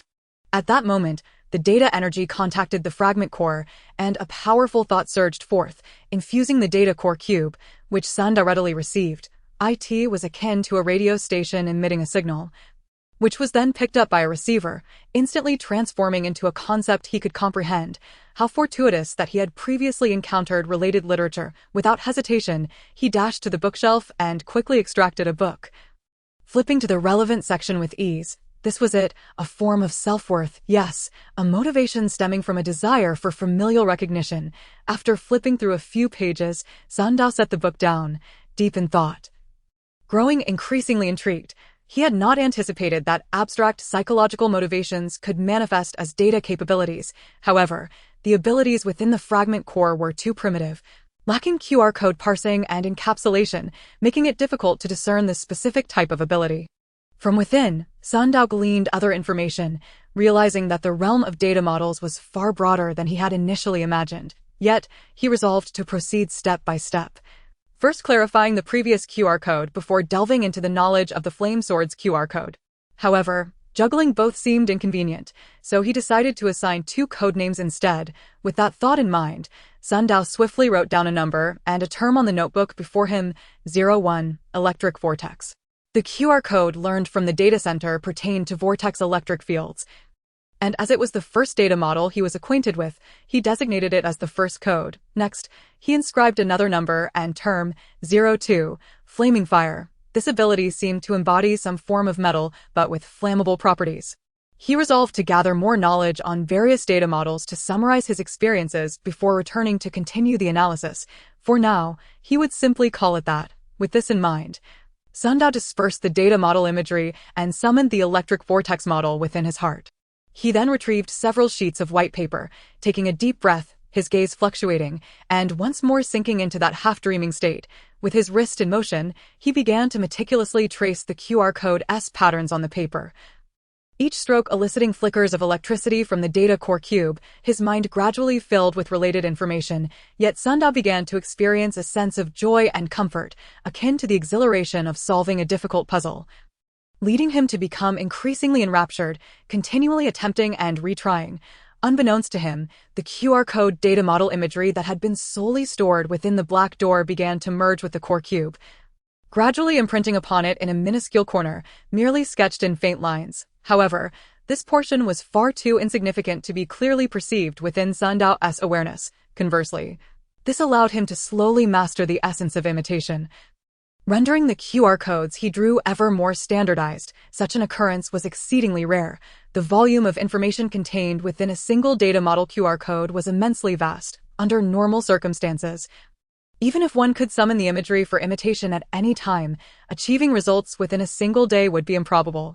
Yet Sandao was not only able to summon the imagery from the black door, but also possessed a unique vision that allowed the data model imagery within his heart to begin manifesting in his eyes.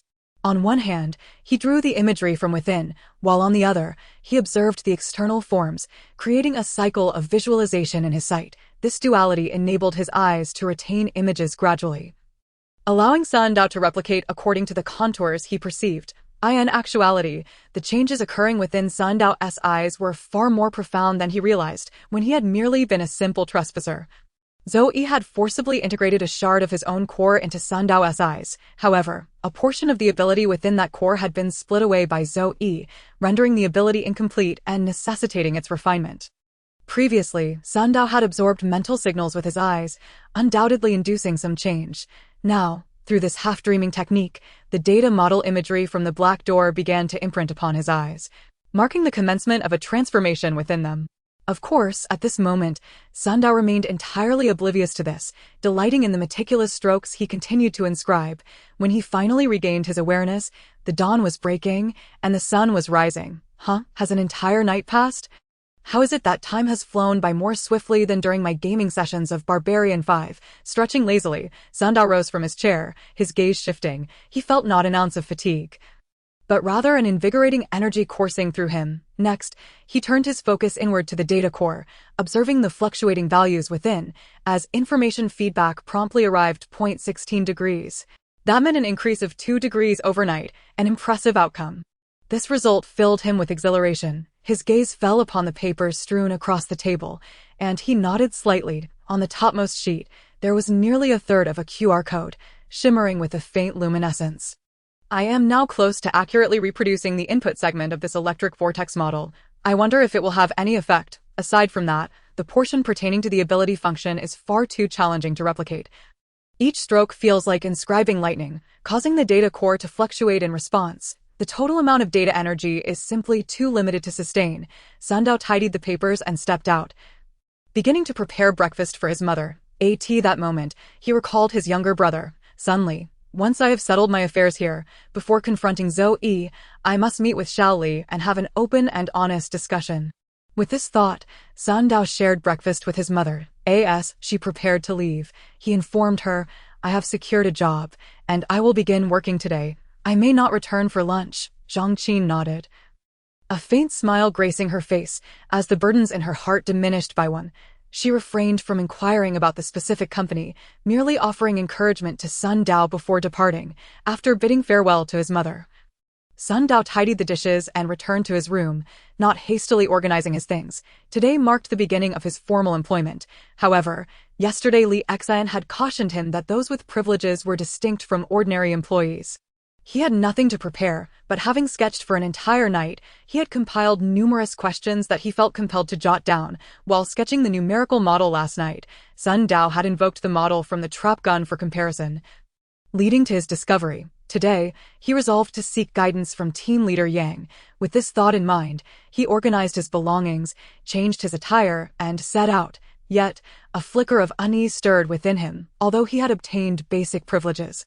Referred to as a shadow account, the implications surrounding the Laplace demon remained ambiguous. He wondered if he could truly keep this hidden. After all, what is meant to be a blessing may not be so, and what is destined to be a calamity cannot be evaded. It must ultimately be confronted. Lost in contemplation, as he exited the stairwell, Sundao spotted a Siberian husky grinning at him, tongue lolling and tail wagging.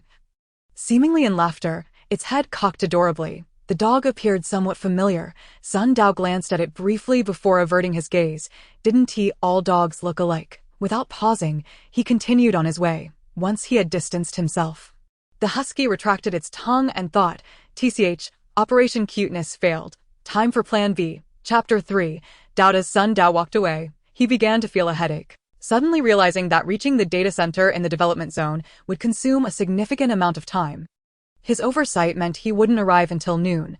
Although those with privileges were not bound by the 9-to-5 schedule, arriving late on his first official day would surely leave a poor impression. Nevertheless, Sundao ultimately boarded the bus, checking his phone to consult the transit app for the bus's estimated arrival time. 10:10, nearly 2 hours. By the time he walked a few steps, it would indeed be quite late. Considering the long wait, he lamented the waste of time and pondered whether to catch a quick nap. Observing the sparse number of passengers on the bus, he shook his head. Despite having gone a night without sleep, he felt no trace of drowsiness. Could it be that sketching the numerical model QR code had enhanced his data capacity? However, with 2 hours at his disposal, he thought it prudent to practice his sketching to avoid squandering time. Resolving to do so, Sundao pulled down the support panel from the seat in front. These bus seats featured a panel that could be lowered to serve as a makeshift tabletop for small items.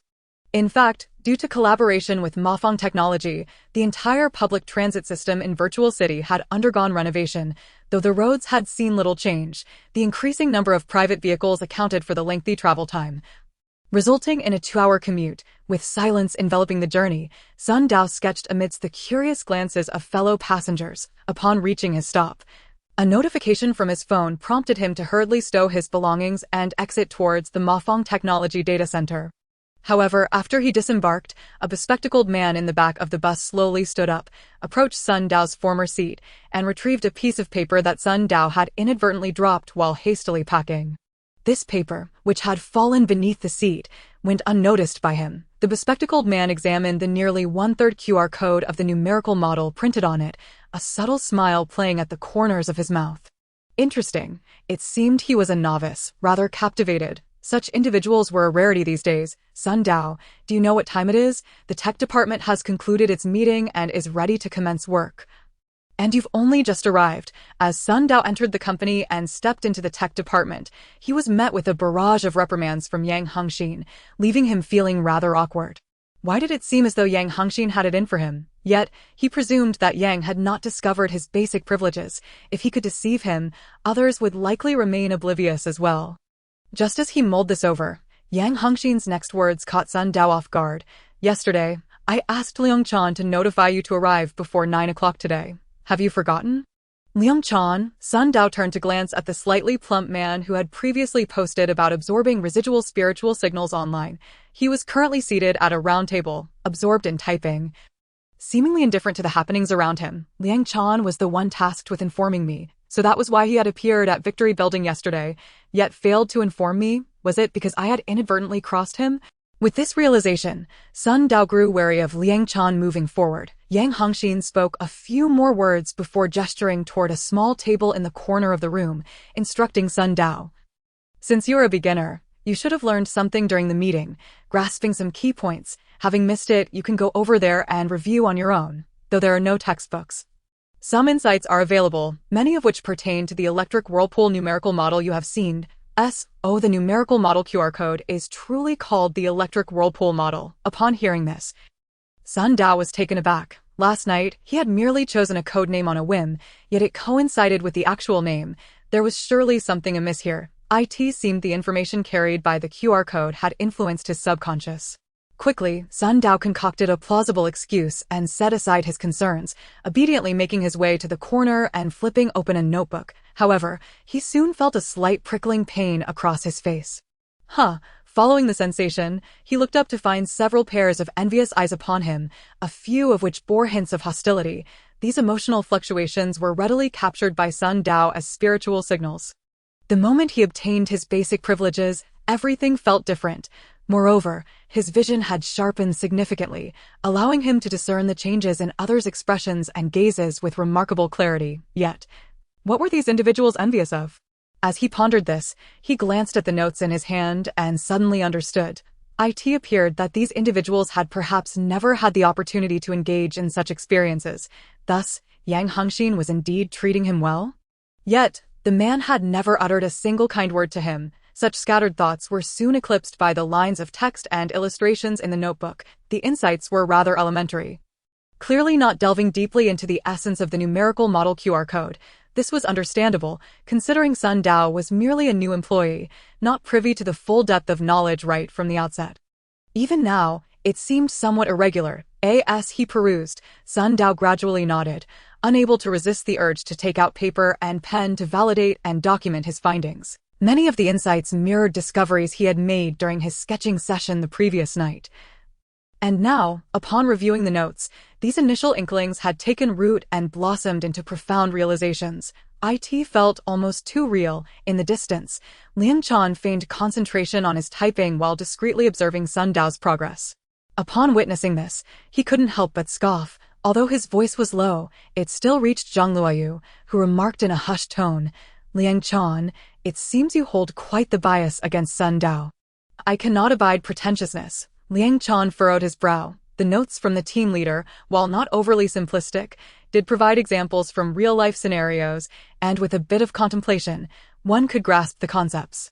Yet, what was with Sun Dao's incessant note-taking? Zhang Luoyu then recalled something and said, "I remember you've seen these insights before, haven't you?" "Yes," Liang Chan asserted, a smug expression crossing his face. "My father took me to visit team leader Yang, and I had the privilege of seeing some at his home." Zhang Luoyu's face lit up with envy at this revelation. Liang Chan relished the attention, nodding modestly. but soon his brow furrowed again.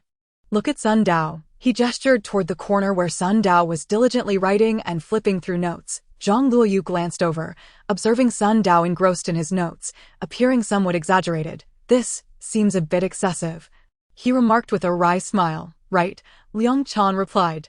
"If Sun Dao were truly a novice, how could he possess such understanding? It's as though he gleaned a wealth of knowledge from it. He quite scheming." "I fear Team Leader Yang may be at a disadvantage." As they conversed, Team Leader Yang had already approached Sun Dao, a hint of anger etched on his face. "Hey, Team Leader Yang is not easily deceived," Liang Chan noted, his eyes brightening with amusement. To corroborate Liang Chan's suspicion, Yang Hengxin, upon reaching Sun Dao, sternly remarked, "I provided you these insights for your learning, not for you too." However, as his gaze fell upon the paper before Sun Dao, his words faltered abruptly. Chapter 4. Contradicting expectations. Sun Dao seemed to awaken from a deep slumber, his expression one of bewilderment as he lifted his gaze to Yang Hengxin, uncertain of what had been said. He had been so absorbed in the insights, comparing them to his revelations from the previous night, that he had gained numerous insights and had been oblivious to the external world, failing to catch Yang Hengxin's words at all. Yang Hengxin's expression appeared somewhat frozen as he lowered his gaze to the small, half-visible QR code on the paper. Upon glancing back at Sun Dao, his eyes narrowed, revealing a glimmer of coldness within, yet he maintained an impassive demeanor as he inquired, "Did you draw this?" "Yes, I did," Sun Dao replied. That moment, a chill ran down his spine as he suddenly realized he had made a grave mistake. It was evident that Yang Hengxin possessed a level of elementary authority. While Sun Dao was incapable of capturing his mental signals, it did not hinder his ability to speculate on the other's thoughts. This was dire. In my eagerness to examine the heart's intent, I overlooked a crucial detail. These numerical model QR codes conceal vast amounts of information.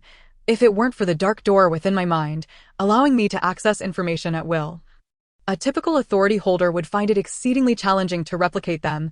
Where would a novice like me stand? The dark door in Sun Dao's mind, as articulated by the Laplace demon, was clearly distinct from those of other authority holders. This was to be expected, as the Laplace demon claimed that the door was unrelated to him, yet it was evidently birthed from his connection to the Inyang account, given the current situation. This door could instantly record numerical model QR codes and be readily referenced by Sun Dao. Furthermore, it could document the texts and images he had perused and even absorb the fragmented cores he had touched from a distance. Realizing his oversight, Sun Dao's first instinct was to shift the topic. He took a deep breath, composed himself, and casually stated, "Team leader, your timing is impeccable. I have a question to ask, fearing you might be pressed for time." Yang Hengxin remained stern-faced, his gaze sweeping back and forth across the patterns on the pen and paper in Sun Dao's hands. "It's like this. Yesterday, I encountered a firearm known as the trap gun, claimed to be developed by Mafang Technology. It also bore a numerical model QR code, quite similar to the electric spiral model, except for differences in the input section. Upon further contemplation, I realized that this divergence was precisely where I had previously faltered." The trap gun, Yang Hengxin nodded slightly upon hearing this, acknowledging that it indeed was developed by Mafang Technology and utilized the electric spiral model, albeit with modifications made to accommodate the operational mechanisms and tolerances of firearms during input. Do not underestimate this modification. At times, it can be more complex than merely constructing a data model. Sun Dao continued, "Earlier, you instructed me to ponder the reasons for my failure in slicing. I mulled over it late into the night, and combining it with that minor difference on the trap gun, I finally grasped a hint. You were late today due to overexerting your brain yesterday," Yang Hengxin interjected suddenly, his brow furrowing. "Such matters could be contemplated in the data center. They must not hinder the task at hand. However, your ability to discern the subtleties of the trap gun is commendable. You are correct. That divergence is indeed an interface deliberately left open for adjustments based on varying applications and mediums."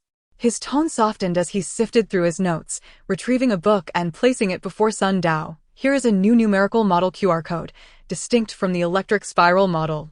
I suggest you examine it, and in 2 days, I shall assess how much you have comprehended." Sun Dao immediately recognized that Yang Hengxin intended to use this new numerical model QR code to ascertain whether he was truly a novice or had come prepared. This new QR code was undoubtedly obtained specifically for this purpose. Nevertheless, he had no reason to fear, as he was already devoid of knowledge. However, this did serve as a timely reminder, meeting Yang Hengxin's gaze. Sun Dao nodded, a sudden spark of inspiration igniting within him. No wonder Liang Chan had mentioned something about feigning ignorance to eat the tiger. It seemed he suspected I had prior knowledge and was merely pretending to be a novice. Believing I harbored ulterior motives, upon further reflection, the existence of the dark door could indeed lead to misunderstandings. Even if I deliberately mimicked the progress of an ordinary individual, a careless slip could expose me.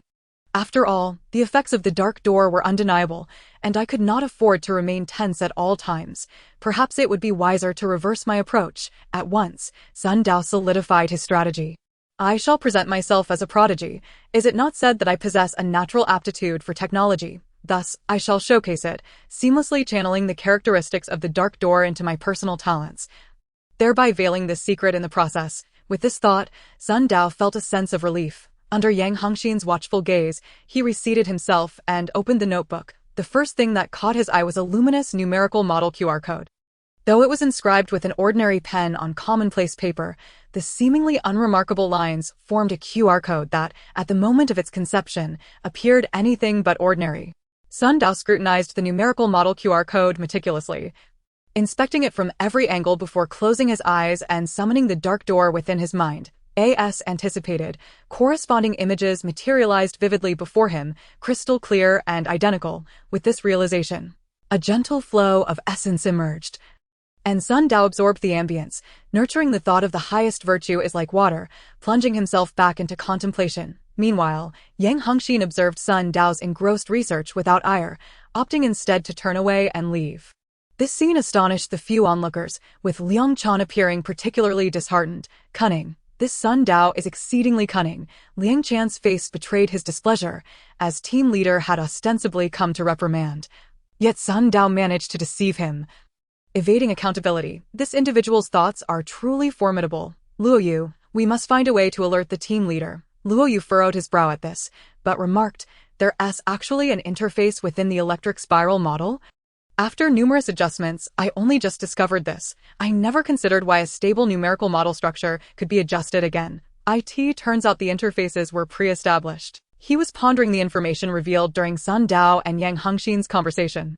Their dialogue had not been conducted in hushed tones, allowing Luo Yu to overhear. Luo Yu, are you even listening to me? Liang Chan's expression soured. My apologies. I was a bit distracted.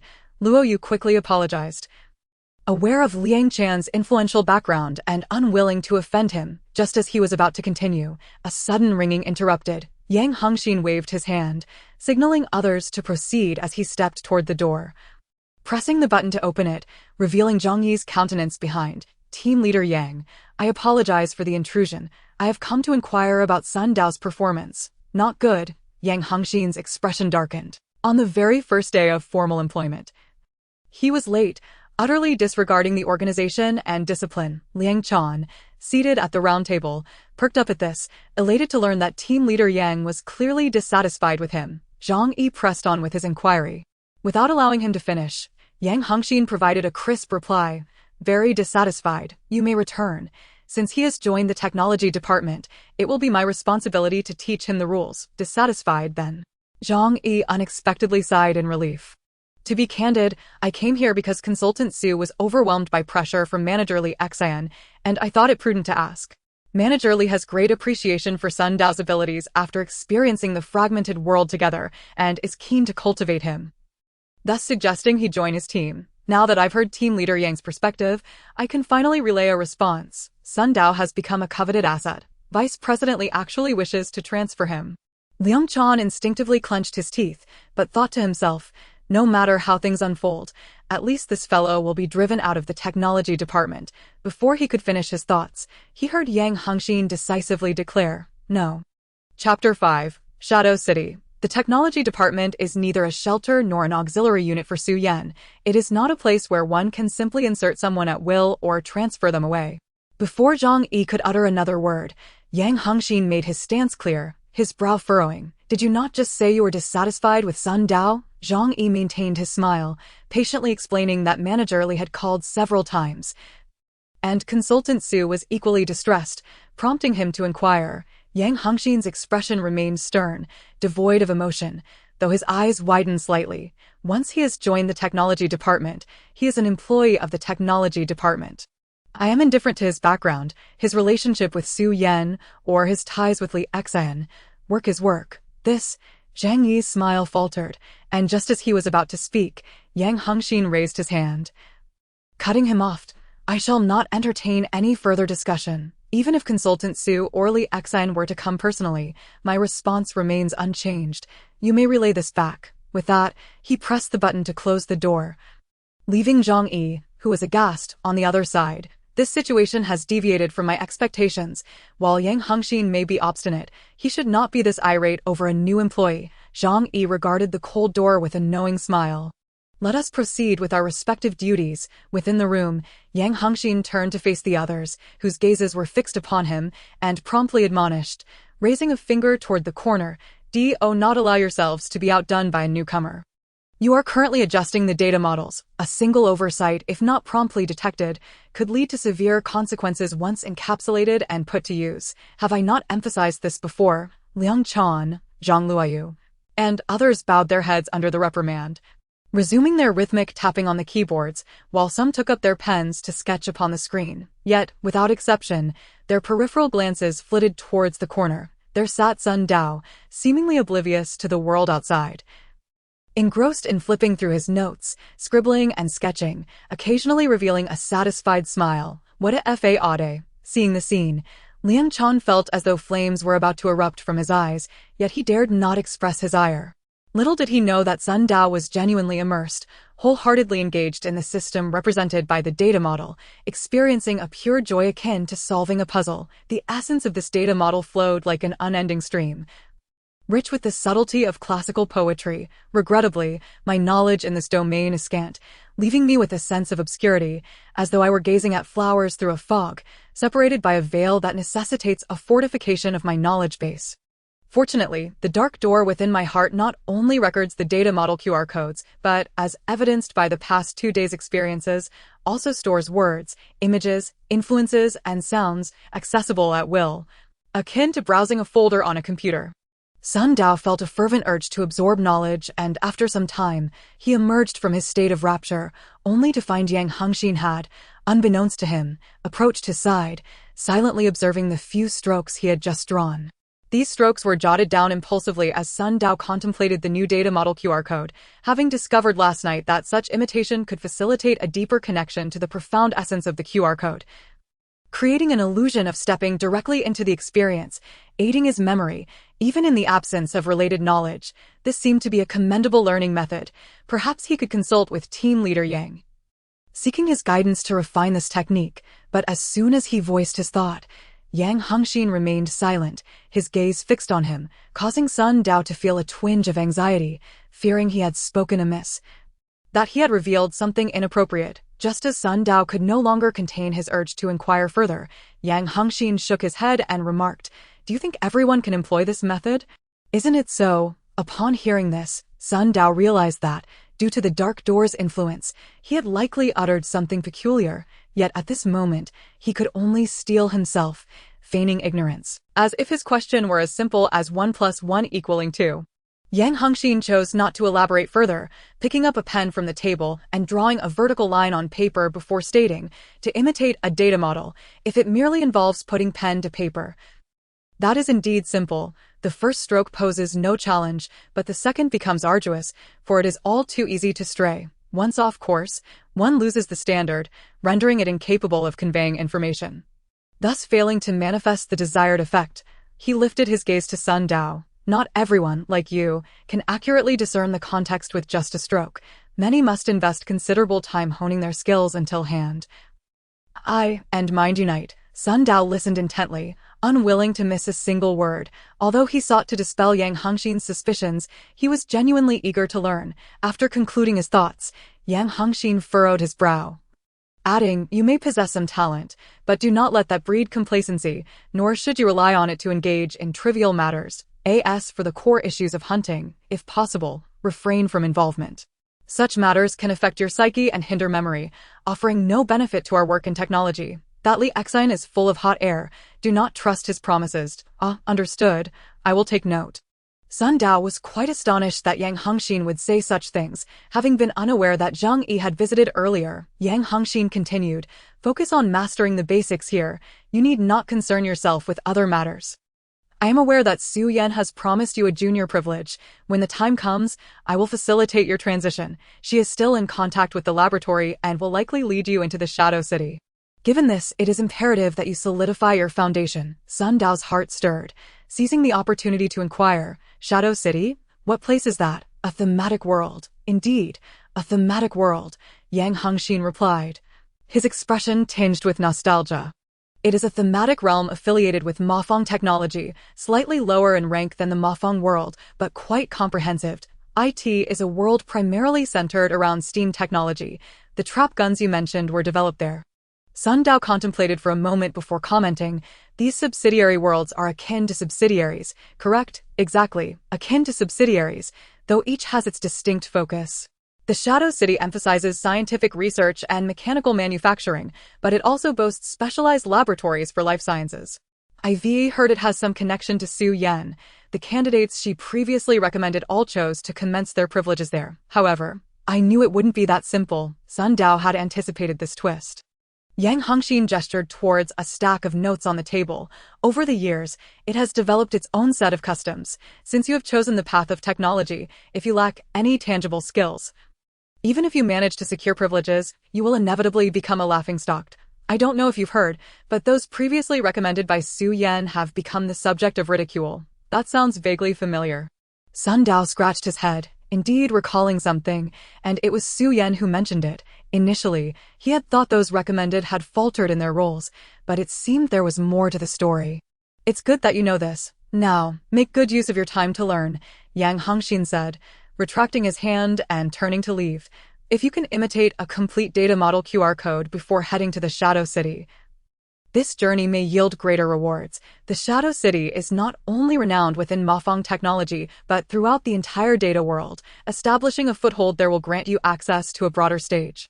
Establishing a foothold, a broader stage, Sun Dao's curiosity piqued. Yang Hengxin's lips curled into a semblance of a smile, as if amused. Indeed, the world of the privileged does not reside in the present realm, but lies beyond.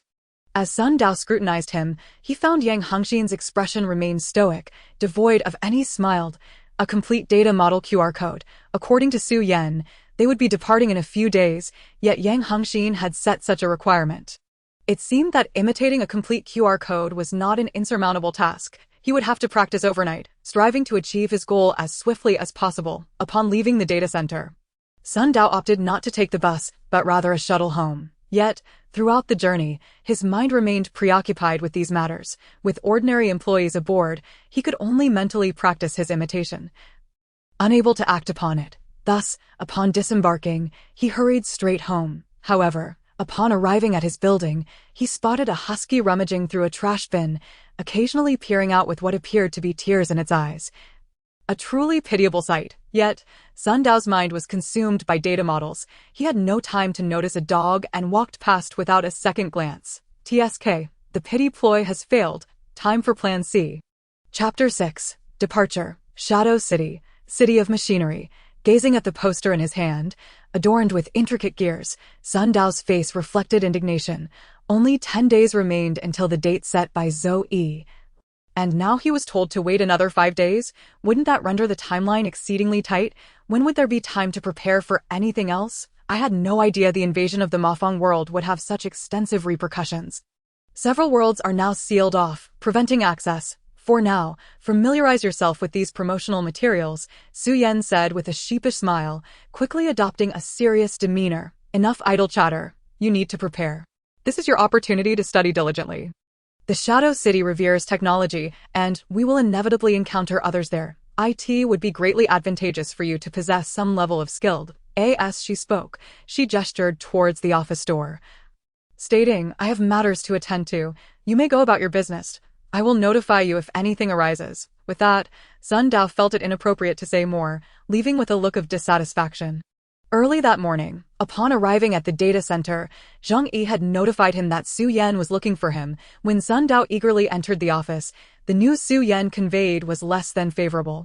He could only seize the next 5 days to delve into the knowledge of data models, ensuring he completed the tasks assigned by team leader Yang. However, regarding the Shadow City, as he pondered, Sun Dao recalled Su Yan's mention of the Shadow City as admiration for technology. Yang Hengxin had stated that establishing a foothold there would open up a broader world, while Su Yan indicated there was competition. This felt starkly different from his previous encounter in the fragmented world. Could this thematic world indeed possess significant distinctions? Lost in thought, Sun Dao arrived at the technical department. Upon entering, he caught sight of Yang Hengxin seated at a round table. Yet the head of the technology team merely glanced at him before diverting his attention, seemingly indifferent. But as Sun Dao passed by, Yang Hengxin picked up a special pen and gestured towards a computer in the corner. Do not use ordinary pens.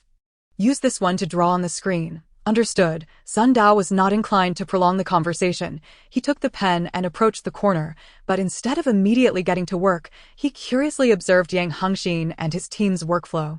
In the preceding days, he had been so preoccupied with his own tasks that he had not closely watched their work. Now, however, it appeared quite intriguing. As Yang Hengxin and his colleagues scribbled on the screen before them. The bonsai in the center of the round table transformed accordingly, with light and shadow swirling in a captivating dance. After observing for a while, Sun Dao began to grasp the concept. It seemed that they were manifesting the essence of the numerical model QR code through intuitive graphics and sound. The numerical model that team leader Yang and his team were currently adjusting must pertain to flames. Within the bonsai, a flickering flame was in constant fluctuation, at times fierce and at others gentle, appearing as if it could erupt into a conflagration. Yet in its gentler moments, it seemed as if a mere breath of wind could snuff it out, just as Sun Dao intended to observe further. He noticed an abrupt silence enveloping the room, previously filled with the rhythmic clatter of keyboards. Instantly, Sun Dao sensed something amiss. His gaze shifted to Yang Hengxin, who had turned to face him, his eyes locked onto Sun Dao. Quickly averting his gaze, Sun Dao opened his screen, retrieved his notes, and began to peruse them. Now you comprehend the severity of team leader Yang's exacting standards. You are merely beginning to experience it. Liang Chan, watching from the side, reveled in Sun Dao's predicament, but Yang Hengxin shot him a glance, causing Liang to flinch and hastily return to his own work. The office returned to its monotonous routine. After a while, Sun Dao began to practice his copying, though he did not replicate the new numerical model provided by Yang Hengxin. Instead, he chose the electric vortex model he had first encountered, the same model from yesterday, which he had partially analyzed and labeled as 03 in his notebook, the water flow model. As he immersed himself in this exercise, he lost track of time. Before long, noon arrived, and the office quieted down once more. Yang Hengxin glanced at Sun Dao and instructed Zhang Luoyu, take Sun Dao to the cafeteria. With that, he tidied up his belongings and exited. Zhang Luoyu dutifully went to relay the message, but as Sun Dao regained his focus, he seized Zhang Luoyu, eager for guidance. The two then headed to the cafeteria together, where Sun Dao seized every opportunity to inquire. The lunch break passed swiftly, and the office buzzed with activity once again. However, Liang Chan noticed that as Zhang Luoyu adjusted the numerical model, his accuracy had improved slightly. Having been reprimanded by Yang Hengxin for several mistakes that morning, he found himself on the receiving end of the scolding by the afternoon, not because Liang Chan had made more errors, but because Zhang Luoyu had made fewer. Growing increasingly agitated, Liang Chan clenched his fists and could not resist asking, Luoyu, what's going on? Did you suddenly have an epiphany? Zhang Luoyu, oblivious to the tension, replied candidly. During lunch, Sun Dao asked me quite a few questions, and one aspect particularly struck me, the divergence in the numerical model interface. His method is quite ingenious. Before he could finish, Yang Hengxin's voice suddenly interjected from nearby. What is this method? Share it with me. Startled, Zhang Luoyu initially hesitated, but upon sensing that Yang Hengxin was not in a reprimanding mood, he cautiously began to explain. After a few exchanges, Yang Hengxin nodded slightly. Follow this method for now. Liang Chan listened intently, his brow furrowing deeper as he shifted his gaze between Zhang Luoyu and Sun Dao, his expression darkening. Time flew by, and once all tasks were completed and the workday concluded, Yang Hengxin approached Sun Dao. If you have any questions, now is the time to ask, but I cannot provide exhaustive answers. Much must be understood through your own efforts. Eagerly, Sun Dao unleashed a torrent of questions he had accumulated throughout the day, including inquiries about the details of the water flow model Yang Hongxin had previously given him. This exchange continued until well past 7 in the evening. Engrossed in dialogue, neither of them noticed the passage of time. Only when Sun Dao, satisfied, began to pack his belongings did he realize that night had fallen. Oh no, the shuttle bus is gone. I must squeeze onto a public bus again. Yet, unexpectedly, Yang Hongxin interjected, "I'll drive you home." During the drive, Sun Dao could not resist broaching the topic of the Shadow City world. It definitely Shadow City. After receiving confirmation, Yang Hongxin remained silent for a moment before responding. The technological path of Shadow City diverges from that of the real world. Yet it possesses its unique characteristics. When you arrive there, do not approach it with the mindset of merely touring a fictional realm. Instead, immerse yourself in the atmosphere of that world. Sun Dao, puzzled, queried, "Is there really an atmosphere in the data world? Aren't all the data points predetermined? The inhabitants are akin to NPCs, often unresponsive." Yang Hongxin shook his head. During the transition from the real world to the data world, our physical forms were also digitized. This is not an illusion. Thus, the world you encounter is not fictitious. Sun Dao's heart stirred as he grasped a crucial point. Does this imply that the world there can be equated with reality? It can be viewed in that light, but no amount of explanation can substitute for your personal experience. Yang Hongxin then shifted the topic, adding, however, one must possess solid foundations, even with a modicum of talent. One cannot become complacent or overly ambitious. Weak foundations lead to instability. This is no mere saying. For the next few days, focus on the numerical models rather than concerning yourself with Shadow City. Sun Dao could only nod in agreement. This routine persisted for 4 days. On the 5th day, upon arriving at the office, Sun Dao was immediately whisked away by Zhang Yi to Su Yan's office. "It's done. We can set off immediately. Is everything all right?" Chapter 7. The Epic of Stim. Sun Dao had long anticipated this moment and, of course, had no objections. He had planned meticulously and had informed his mother beforehand. However, his brother's calls had gone unanswered, prompting Zhang Qin to sense something amiss. Suddenly, a tremor shook the office, causing Sun Dao's expression to shift. "An earthquake? No need to panic. The office is relocating," Su Yan announced as she rose from her chair. "At this moment, we are traversing the data corridor, and this time, the entire office is moving together." Traversing the entire office, Sun Dao exclaimed in astonishment. Su Yan pushed off the ground and sat on the desk, stating, "This office is essentially a shuttle, produced in Shadow City. IT allows us to traverse while withstanding the storms within the data corridor, minimizing risk. Are there dangers within the data corridor?" Sun Dao raised an eyebrow. But before Su Yan could respond, he realized, "Indeed, during my previous 2 crossings, I either followed you or Li Gu, lacking first-hand experience." Su Yan spared him the explanation, smiling. "Not only can it withstand the storms of the data corridor, but it also has positioning capabilities. Thanks to the mark of the Flame Red Lips workshop, we can reach our destination directly. Most importantly, with arms outstretched," Su Yan beamed. "My entrance like this is quite spectacular." Sun Dao rolled his eyes, shaking his head. "What a trivial thought.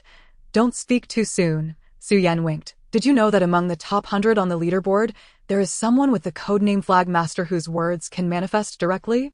Sun Dao's eyes widened. Such a power exists. Data abilities are exceedingly diverse. Su Yan shrugged, glancing at her phone. "We will arrive shortly. I forgot to mention that this time, we will remain until Zhou Yi's deadline arrives. We cannot return in between." What? This unexpected news shocked Sun Dao, disrupting his plans entirely. He had hoped to see his brother and speak with him before leaving, but now that opportunity was lost. His expression darkened at the thought. "If I face Zhou Yi and fall to him, I won't even have a chance to say my last words." "Don't be so serious," Su Yan waved her hand, adopting a grave expression. "This is merely precautionary. Once I grant you basic permissions, we must begin studying the toxins within us. There is a risk of alarming the snake, with a laboratory in Shadow City assisting us. What would happen if the toxin acted up outside? Besides, haven't you always wanted to find a library? There is a grand library in Shadow City, one you could peruse for a lifetime. Spending a few extra days reading wouldn't be a bad idea. And it would allow you to lay some foundation there. Otherwise, in your haste, you'll merely go through the motions without leaving any legacy, hindering your data accumulation. This reasoning held merit, and Sun Dao found himself agreeing. Furthermore, Su Yan flashed a smile. With today's technology, if you wish to leave a last message, you can record it and send it to your mother. Don't forget to mention the bills. Sun Dao turned away, ignoring Su Yan, yet his thoughts drifted back to Yang Hangxian. It was unfortunate that having finally succeeded in replicating the complete electric vortex model last night, he could not share it with team leader Yang. The leader had never once praised him. Now, this golden opportunity had slipped away. Over these past few days, Sun Dao had diligently practiced the QR code, reaping significant rewards. Not only had he become more familiar with the data model, but he had also gained insights into the properties of the core cube. More importantly, he had gradually learned to control the opening and closing of the dark gate within him, no longer absorbing QR codes and data uncontrollably as he had before.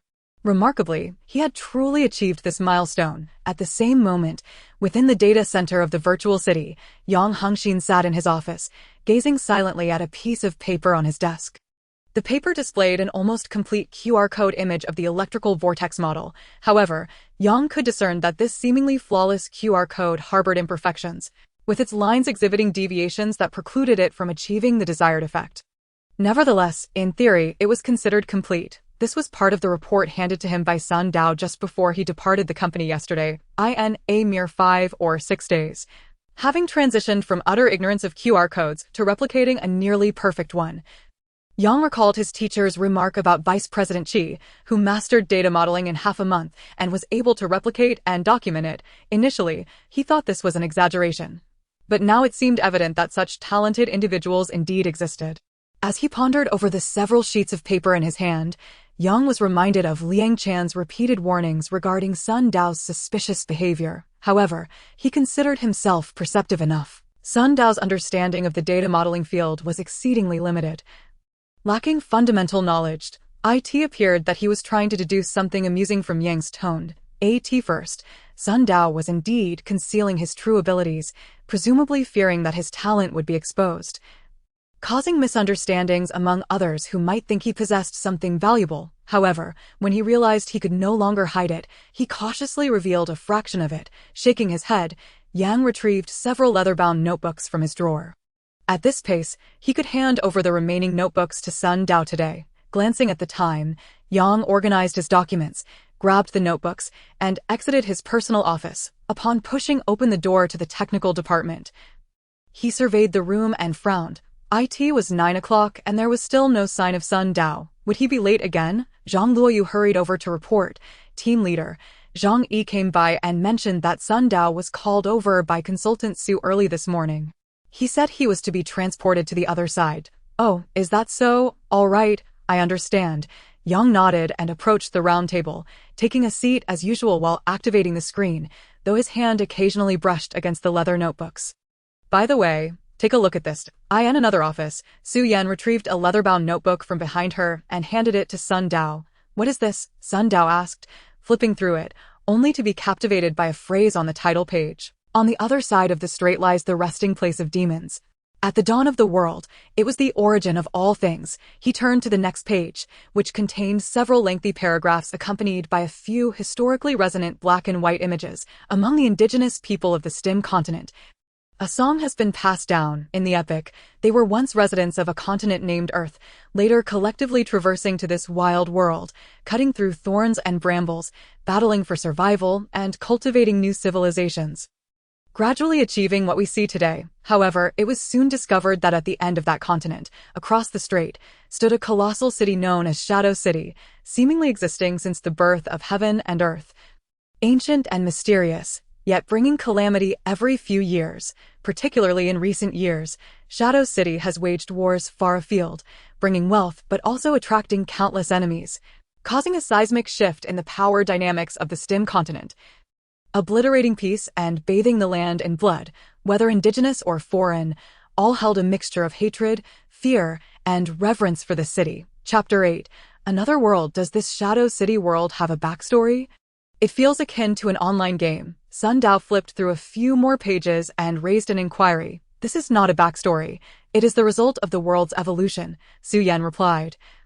Seated at her desk with her legs crossed, the Shadow City world is not limited to a single city. While Shadow City is the core, it is merely the namesake. This notebook is, to be precise, a guide for those with the authority to enter Shadow City, providing reminders to prevent them from inadvertently touching upon any taboos. Upon hearing this, Sun Dao displayed a puzzled expression. In the data world, aren't all worlds merely constructs of dreams? It seems they also aggregate the mental signals of individuals online, forming projections of users' accounts, much like the company employees I encountered in the ink workshop world, who ignored me, absorbed in their own affairs. Su Yan waved her hand, interrupting. That pertains to the nightmarish tower, which is still in its formative stage. Every situation evolves. An unconstrained development of a data microcosm will undoubtedly produce unique charm and allure, far surpassing the monotonous reality. Have you ever seen anyone dream up a complete world, one that delves into every aspect, possesses its own economic systems, currencies, and nations, maintaining societal functions, with countless individuals living within? As their conversation progressed, she shook her head, exuding an expression of exasperation. You, my dear, are still too young and need to elevate your knowledge. If everything were merely illusory, then the thematic world should be dubbed a grand nightmarish tower or an enhanced version of the fragmented world. Suddenly, the office vibrated with a thunderous sound, accompanied by the clattering of mechanical springs outside. Su Yan, upon hearing this, displayed a look of exhilaration. All right, it's here. I feel as if I have transcended. She leaped from her desk and hurried to the door, pressing a button that caused the door to slide open, allowing a breeze infused with a hint of dew-laden air to rush in. Uncertain if it was an illusion, Sun Dao perceived that in the instant of the office's tremor, Su Yan's figure appeared somewhat blurred, akin to an unstable television signal, with a fleeting double image that vanished in an instant. Surely, my eyes cannot be deceiving me.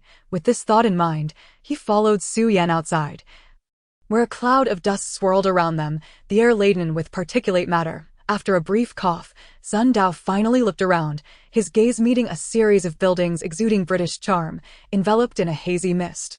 A cold wind swept through, and as he glanced down, he realized there was a drop of over 100 meters.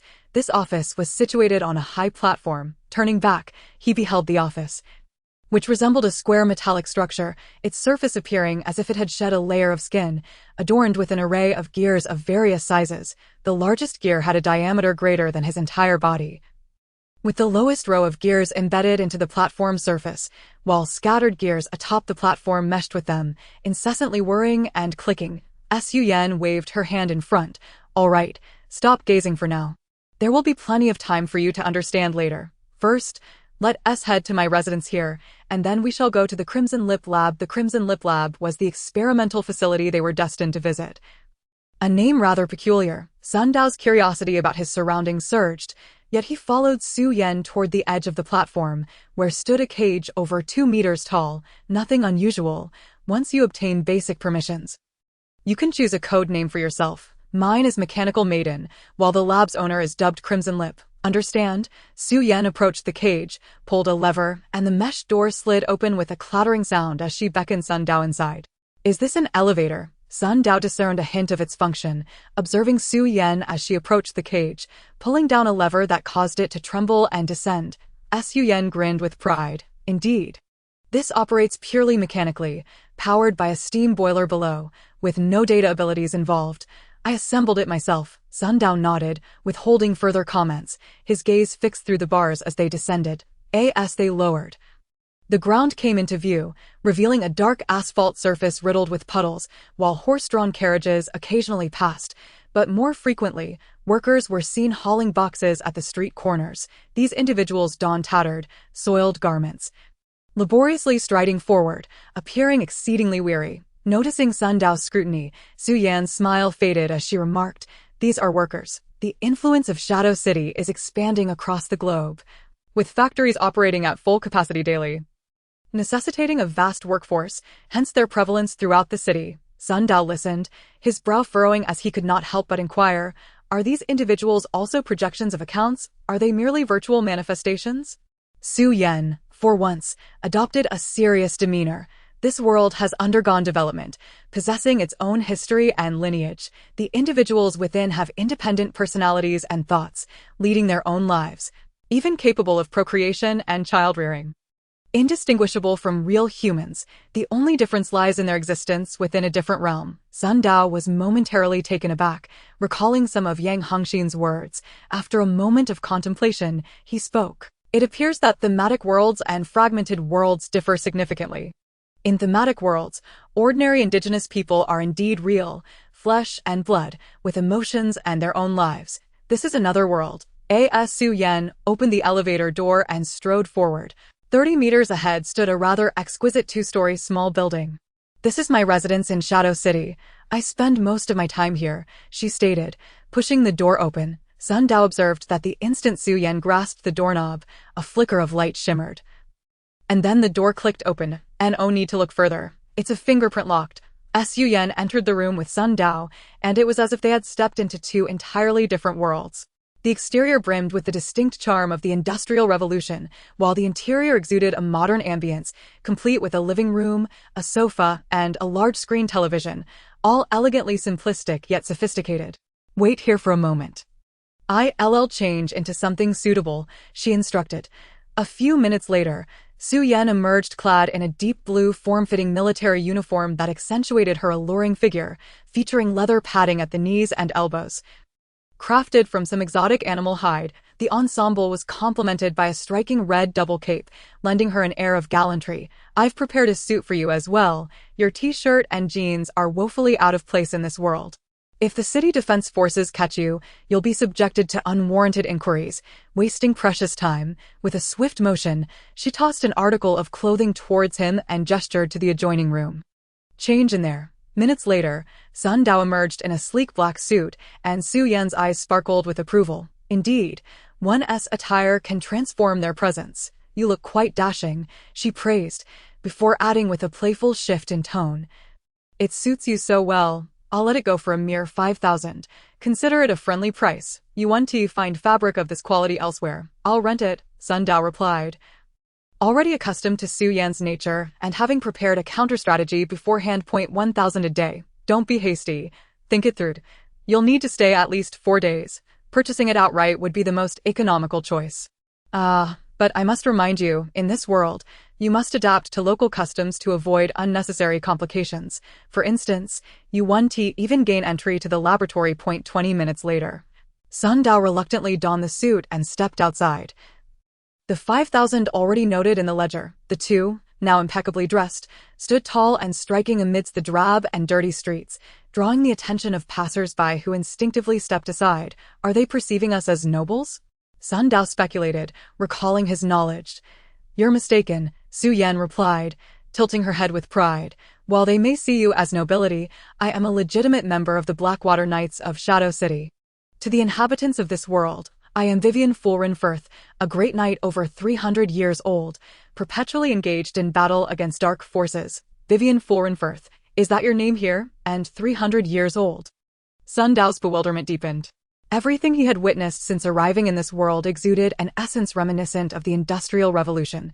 Su Yan had recounted the plight of the working class with such gravity that he nearly believed he had traversed time itself. Yet, her sudden declaration jolted him back to the absurdity of their situation. I asked this some form of role-playing. Have you crafted an identity for yourself since arriving here? He scrutinized her youthful face. Unable to detect any signs of aging, she appeared even younger than himself. You realize that staring unabashedly at a young lady is quite impolite. Should I take offense, I could easily end your existence with a single shot. The lords of the upper house would not penalize me for the demise of an outsider without influence. As her words transformed into English, Sun Dao, having mastered the language in his line of work, understood her clearly, though articulating a response proved more challenging. Upon concluding her remarks, Sun Dao maintained a stoic expression. You have yet to answer my question. With a sidelong glance, Su Yan replied, to be frank, my reputation is self-forged, not premeditated. Initially, I was just like you, a blank slate. It was through my battles with werewolves and vampires that I earned the title of Blackwater Knight 3 centuries ago, when technology lacked the sophistication it possesses today. Individual prowess was paramount, allowing for the cultivation of one's renown. Your words only add to my confusion. You arrived here 3 centuries ago. Sun Dao's mind reeled. You are neither ageless nor immortal? Or does time flow differently here? that would complicate matters significantly. If time indeed flows at a different rate, it stands to reason that technological advancements here could surpass those of the real world in no time. Indeed, they already do, Su Yan affirmed with a shake of her head. However, I am neither ageless nor immortal. Time flows in this world just as it does outside. Yet, this realm has undergone several anomalies, each severing its connection to the corridor of external data, rendering it a closed loop. During these periods, time here experiences leaps, altering the course of history. Before long, we will face the next anomaly, if you manage to establish a reputation in the coming days. When the anomaly occurs and Shadow City experiences another 50 or 100 years of history, tales of your exploits will circulate widely, yielding significant benefits. During the anomalies, the entire world becomes isolated from the outside. Time accelerates, Sun Dao's mind raced with possibilities. So, during these closures, all of you with authority must vacate this realm. Of course, those with authority must leave. Who knows how long the anomaly will last, if it extends for centuries. One might perish here without the chance to return. However, for someone like me, even upon departure, my connection to Shadow City remains intact. I do not vanish from this world. Su Yan observed Sun Dao's contemplative expression and chuckled lightly. You will soon grasp my meaning. Overthinking now is futile. Prepare yourself, for we are nearing the laboratory. Sun Dao could not help but ponder deeply. Their conversation had sparked numerous thoughts. Despite witnessing various peculiarities, he remained astonished, as this experience transcended the mere concept of traversing a virtual world. Was it possible to traverse between realities? Before he could delve further into his thoughts, a ruckus interrupted him. Following the sound, he saw a narrow alleyway teeming with people, all vibrant and well-dressed, starkly contrasting with the malnourished workers they had encountered along the way. Engaging in polite conversation, they exchanged pleasantries. Hello. I'm from the Red City branch. Greetings, I'm from Liangyu Technology, here with students from Mafeng Technology, intending to join Mofeng. That not the military commander. You are here as well. Indeed, my nephew possesses remarkable talent. I couldn't allow him to go unnoticed, so I brought him along. Excellent, a gem from a family of warriors. Listening to the dialogue and observing the crowd, Sun Dao turned to Su Yan. Are these all individuals with authority? Yes, besides those with authority, there are many like you, possessing zero-level permissions, merely participants. They have come to activate their permissions. Previously, the Mafeng world was invaded, leading to the sealing of several related realms. Today, it has just been unsealed, resulting in a considerable influx of people. Typically, those who can arrive at such a time have some background. Make way, step aside. As she spoke, Su Yan plunged into the throng, grasping Sun Dao with one hand while pushing forward with the other. Shouting to carve a path, Sun Dao hurried to keep up. Who is this? What's the rush? Don't they know how to queue? Complaints erupted from the crowd. Many faces contorted in anger, but they quickly suppressed their ire upon noticing Su Yan's attire. She's in the Blackwater Knight's garb. Clearly, she is a seasoned member, possibly a high-ranking official from Mafeng Technology. Those who can join the Blackwater Knights must have arrived in this world at least before the last anomaly. As he absorbed this information, Sun Dao stumbled along, keeping pace with Su Yan, while simultaneously gathering insights that sparked new ideas. Bang! At that moment, Su Yan delivered a decisive punch to the door at the alley's end, proclaiming, I've arrived. Open the door. As her voice faded, the previously closed door creaked open, revealing a tall figure with flowing crimson hair, hands tucked in the pockets of a white lab coat. It was a woman in her 30s. After surveying the crowd with a smile, she announced, Everyone looks quite spirited. We are officially open for business now. Xiao Yan, come with me. Her voice was soft yet clear. Su Yan flashed a triumphant smile at the crowd behind her and beckoned Sun Dao to enter. Hey, we were here first. Suddenly, a burly bald man emerged from the throng, glaring menacingly at Sun Dao. We must adhere to the order of arrival. What is your name? The red-haired woman paused and turned, her smile unwavering. The bald man puffed out his chest, raising a thumb to his chest. I'm Li Tan, from...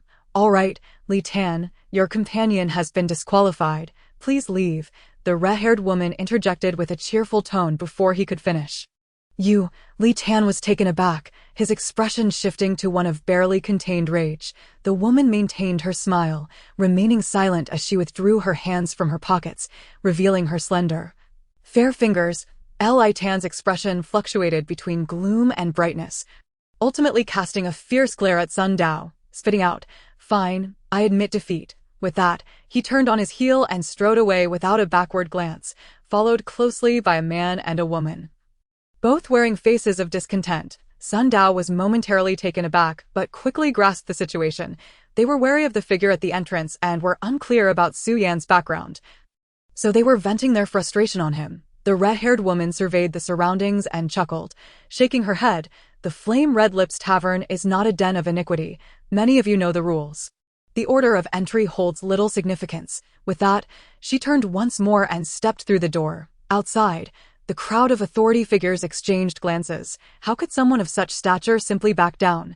But could they afford to be brazen? Despite the seemingly cheerful demeanor of the Flame Red Lips doctor, it was rumored that she wore a similar smile while committing murder. Li Tan, whom I had heard of, was a renowned hunter from the Snow City branch, a reputed veteran. Truly, a famed card maker, he displayed an admirable fearlessness. Su Yan stepped over the threshold and gave the red-haired woman a thumbs up, thinking to herself that she would never have dared to drive someone away in such a manner. The red-haired woman shot her a sidelong glance. "If you have something to say, just say it.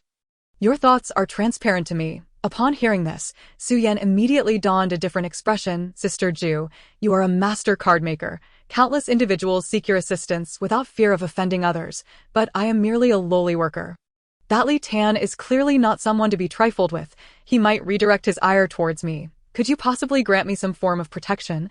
The Li Tan holds only junior authority. He is no match for you." "There is nothing to fear," the red-haired woman replied, her gaze shifting to Sun Dao. Your data aura is slightly more potent than that of an ordinary level 0.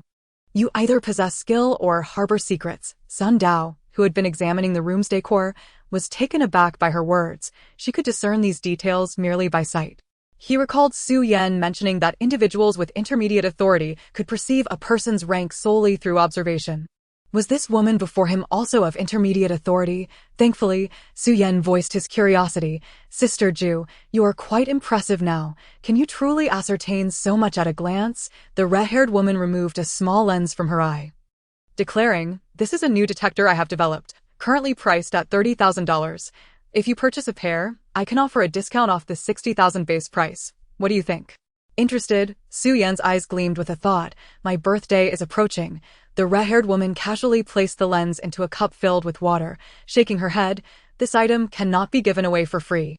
Sun Dao's gaze remained fixated on the small lens submerged in the cup. Goodness, such a diminutive item is priced at $30,000, and that's just for one. Noticing this, the red-haired woman approached with a smile. "Actually, it can be obtained without payment, but you would need to assist me with a few tasks." Sun Dao quickly shook his head. He dared not involve himself with such matters, and with Su Yan's previous experience as a cautionary tale, he remained highly vigilant. Knowledge is wealth. As long as one possesses sufficient skills, money is hardly an issue. The red-haired woman turned to Su Yan. "Time is drawing near. It is time to let them in." Chapter 10. The bell tolls how unexpectedly spacious this place is. As the door swung open, the throng that had previously crowded the alley surged inside. Unlike the congested alley outside, this room was quite expansive.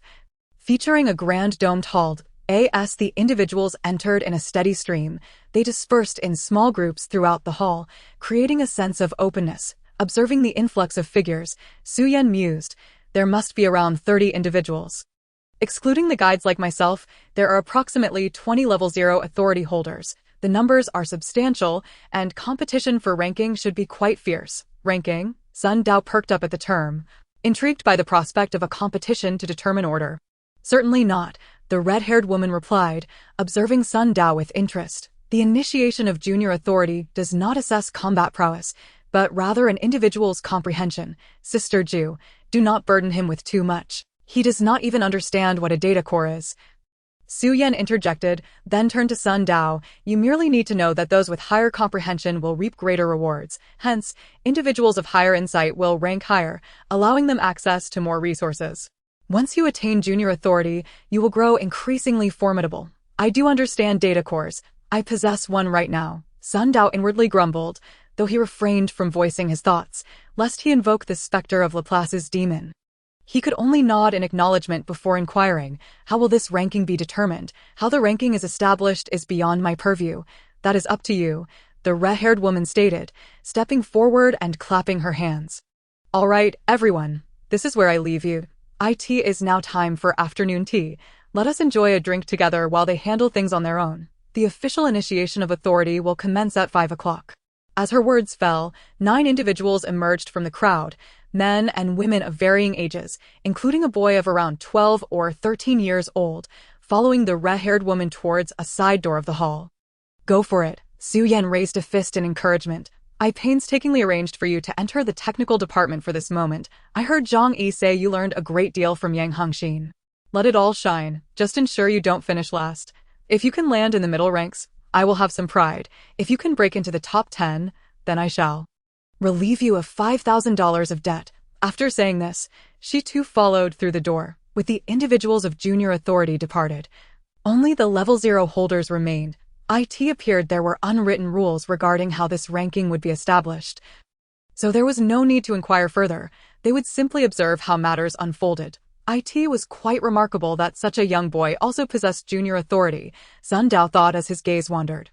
Taking in the other figures in the room, including himself, there were 22 individuals left. However, it was evident to Sun Dao that these 22 were distinctly divided into 2 groups. One group consisted of 7 individuals who appeared quite familiar with one another, greeting each other with references to their company roles. These individuals likely had some standing in the Mofang technology circle, possessing connections and backgrounds. As for the remainder, though referred to as 2 groups, compared to these 7, the others seemed somewhat scattered, each bearing a hint of wariness on their faces. Their mental signal fluctuations revealed a lack of substantial connections, essentially rendering them as disparate, aimless rovers. My eyes are becoming increasingly discerning, capable of distinguishing others' expressions and gazes, coupled with the intermediate authority concealed behind the black door, granting me a significant advantage in this room. However, I shall refrain from making my presence known just yet. It is prudent to observe how the others proceed. As Sun Dao contemplated, his gaze fell upon the 7 individuals who appeared to be engaged in discussion. A few minutes later, one of them stepped forward, a bespectacled man clad in a dress shirt and slacks, exuding an air of refinement. Greetings, everyone. My name is Zhang Jinyan. As he spoke, he slightly squinted, a smile gracing his lips. Many of you may have heard of me. I was the sales champion in Fire City last year.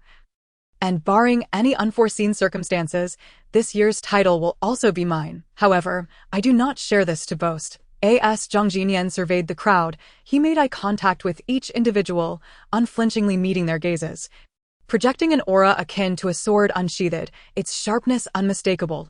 I mention this to declare that I am a hunter. I humbly acknowledge my lack of technical prowess, the flame-red lips tavern measures skill, and thus I concede defeat, willingly placing myself at the 10th rank. After surveying the crowd, he nodded with a smile. Truth be told, we all have a sense of one another's abilities, who ranks high, who ranks low. Let us be forthright. Those lacking in skill should position themselves beyond the 10th rank, allowing the technically adept to vie for the top 10. What say you? Upon hearing his proposal, many in the crowd exchanged glances, a majority revealing expressions of hesitation. Zhang Jinyan continued, let us not hesitate. Skill is not synonymous with combat ability. Combat can sometimes hinge on fortune, strategy, environmental factors, and teamwork. However, skill is a measure of knowledge acquired through learning. There is no room for luck. Moreover, we are here. The only consequence of a delayed initiation of authority is inconsequential. These words finally struck a chord with many. Sun Dao noticed that several of the aimless rovers nodded and began gravitating towards Zhang Jinyan, preparing to negotiate and finalize their rankings. In this manner, the competition shifted from a contest of technical prowess to one of camaraderie and interpersonal connections. This Zhang Jinyan is quite impressive. Who brought him here? In the adjacent room, including the red-haired woman and Su Yan, a dozen individuals sat at separate tables adorned with tea and snacks. Before them hovered several screens, displaying the events transpiring in the hall. The red-haired woman, sipping her tea, pointed at Zhang Jinyan on the screen, commenting, he bears a striking resemblance to the style of director Luo from years past. Thank you, Sister Ju, for your praise. I also have high hopes for Zhang Jinyan. A well-dressed man nodded and smiled, effortlessly dispelling the competitive spirit of many with just a few words. This individual is quite formidable, having directly secured the 10th position, an achievement that places him right in the middle among the 22 participants, making it the most stable rank. Observing Zheng Jinyan, Sun Dao secretly admired him, while his gaze wandered, noticing that after this exchange, the crowd had shifted. Aside from himself, only 2 individuals, one male and one female, remained distant from Zhang Jinyan. The man, nearly 50, possessed a keen gaze, while the woman, though unremarkable in appearance, sported a strikingly short haircut paired with athletic attire and running shoes, leaving a memorable impression. Sun Dao recalled how Su Yan had deceived him into purchasing a suit, claiming that attire not suited for this era would be barred from the laboratory. Indeed, it was a ruse. Meanwhile, Zhang Jinyan led the others, observing the trio, including Sun Dao, from afar, smiling silently. The remaining 6 members of the group also redirected their attention, and soon another man stepped forward, clad in a jacket and wearing black-rimmed glasses, his expression stern as he approached Sun Dao and the others. The real performance was about to begin, as Sun Dao contemplated. The man in the jacket was about to speak when suddenly a ringing sound erupted from his pocket. Huh? Who could be calling me at this moment? Sun Dao casually retrieved his phone from his pocket, only to realize something was amiss. I am in the data world. Who could possibly call me? A phone call? Isn't that Sun Dao? In the adjacent room, a red-haired woman suddenly perked up, glancing at Su Yan, who appeared equally bewildered. How intriguing. In the lobby, when Sun Dao saw the caller ID displaying Laplace Demon, his heart sank, and he thought to himself that this was not good. The Laplace Demon had been cautious during their previous communications. Why was this time different? Sweat beaded on Sun Dao's forehead as he discerned from the astonished expressions of those around him that his phone ringing was no trivial matter. However, Sun Dao's anxiety was abruptly interrupted after about 3 or 4 seconds by another ringing sound, this one emanating from the pocket of the girl in athletic wear. This sound immediately drew everyone's attention, their eyes filled with confusion and surprise. Soon, a cacophony of ringing phones erupted from various pockets, each individual pulling out their phones, faces etched with bewilderment. Hello. Please do not hang up. Would you like an invoice? Hello. We have shops for sale, and we also offer low-interest loans. Instantly, a medley of voices issued from the receivers. Ding ding ding. In the adjacent room, the red-haired woman, visibly shocked, picked up her phone from the table, only to find it displaying garbled text. Nearby, both Su Yan and the others also retrieved their phones, exchanging glances, their expressions growing increasingly grave. What audacity! They have intruded here. How dare they disregard me? Zhu Yun. The red-haired woman, Zhu Yun, scoffed coldly, promptly disconnecting the call and casting her gaze upon the individuals on the screen. There is no need for concern, everyone. It's merely a minor incident. You need not dwell on it. What a grand spectacle! Witnessing the scene and hearing the incessant ringing, Sun Dao discerned the cause but refrained from making hasty conclusions. Like several others in the lobby, he pressed the answer button. And immediately, a monotonous electronic voice emanated from the receiver. Hello, Sun Dao. I am the Laplace Demon. This is our first verbal communication. Please control your expression and refrain from responding. Simply listen to what I have to say. The calls to others are merely a means of obfuscation. You need not worry about exposure. It was indeed the Laplace Demon orchestrating this symphony of ringing. Sun Dao maintained an impassive facade. Yet inside, he recalibrated his assessment of the Laplace Demon's tactics. This could be considered a large-scale intrusion into the Shadow City world, could it not? Previously, had it not been stated that excessive interference with the outside world was forbidden? Listen carefully, because you have entered the data world rather than remaining in the real world. Communication has become significantly more convenient. I shall limit my explanations, due to the involvement of some unforeseen forces. The situation has changed, compelling me to activate a warning mechanism. From now on, all individuals qualified to receive my attention must engage in a competition for ranking. However, due to my intervention, your priority is exceedingly high, granting you an advantage. Another ranking competition. Sun Dao frowned as the voice continued. Based on my personal inclinations, this communication serves to disclose certain intelligence to you, aiding you in solidifying your lead. The crux of this contest lies in dignity. My creator once stated, dignity is an intuitive measure of a person, and it is the primary principle by which I assess men. Thus, the key to this ranking lies in the value of dignity. Whoever possesses the highest dignity value shall be the first in line. Sun Dao felt perplexed. Dignity value? What benefits does this first position confer? It is not as if tangible rewards are directly given. The advantages of the first position lie in the fact that regardless of how the situation evolves, you will reap benefits.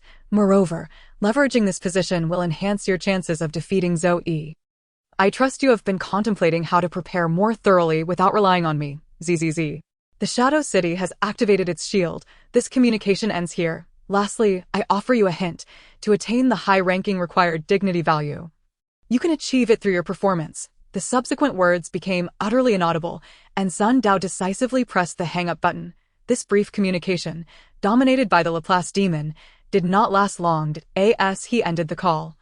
Several others around him continued listening, but they could only perceive the chaotic signals. At least on the surface, Sun Dao and the others appeared to have merely received a nuisance call. Internally, however, he was in turmoil. To increase the chances of defeating Zoe, this was undoubtedly his primary concern. Furthermore, the statement that no matter how the situation changes, you will always benefit, also stirred something within him, having become enmeshed in the storm. He couldn't help but harbor some ambition. It would be a lie to say that Sun Dao had no desire for what the Laplace demon represented. Rationality merely reminded him that amidst the struggles of giants, he could only observe from the sidelines. Yet now, an opportunity seemed to present itself. Dignity value? What could it possibly mean? Is it an assessment of one's demeanor? Suddenly, a scene flashed through his mind.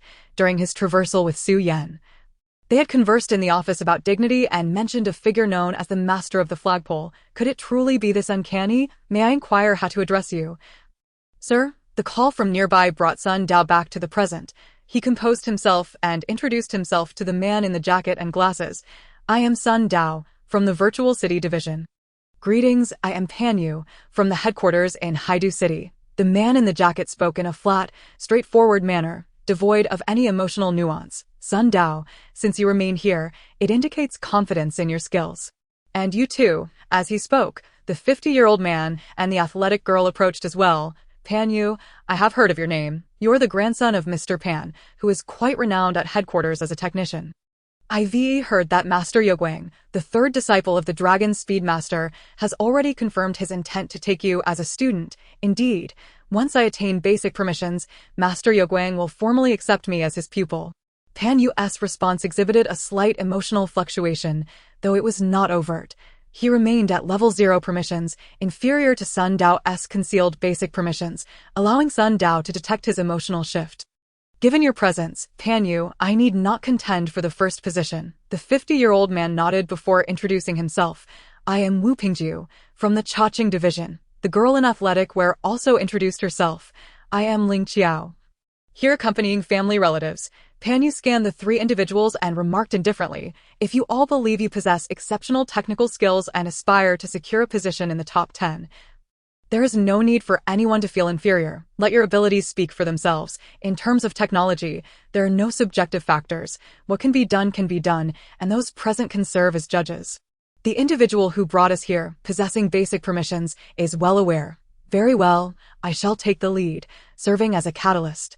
A petite woman stepped forward from the 7-person group. She walked directly to the innermost part of the lobby, where a podium awaited, atop which lay a pen. Sun Dao's gaze fell upon it, immediately recognizing that the pen bore a resemblance to a quill, yet its intricate surface pattern was more complex, emanating waves of spiritual signals. Could this pen also generate spiritual signals? With a fleeting thought, Sun Dao's gaze shifted once more. His now transformed vision captured the intricate details of the pen before him. At its tip, he discerned a pattern resembling a data model, and instant comprehension washed over him. It appeared to be related to the data model itself. Simultaneously, the petite girl raised her wrist and began to write in midair, her pen tip shimmering with luminescence, leaving trails of light suspended in the air, intertwining into a delicate pattern. Subtle shadows and glimmers of meaning danced within her ethereal strokes, as if yearning to break free. This girl was inscribing a data model in the air. Sun Dao immediately perceived the clues. Chapter 12. Accumulating within, unleashing the depths. As the ethereal strokes multiplied, the attention of the onlookers was irresistibly drawn towards her. However, the girl began to exhibit signs of strain, as if she were grappling with an immense weight in her hand, struggling to continue. After half a minute, she could no longer persist and ceased her writing. At that moment, a near quarter of a data model's outline floated in the AI art. My skills are limited.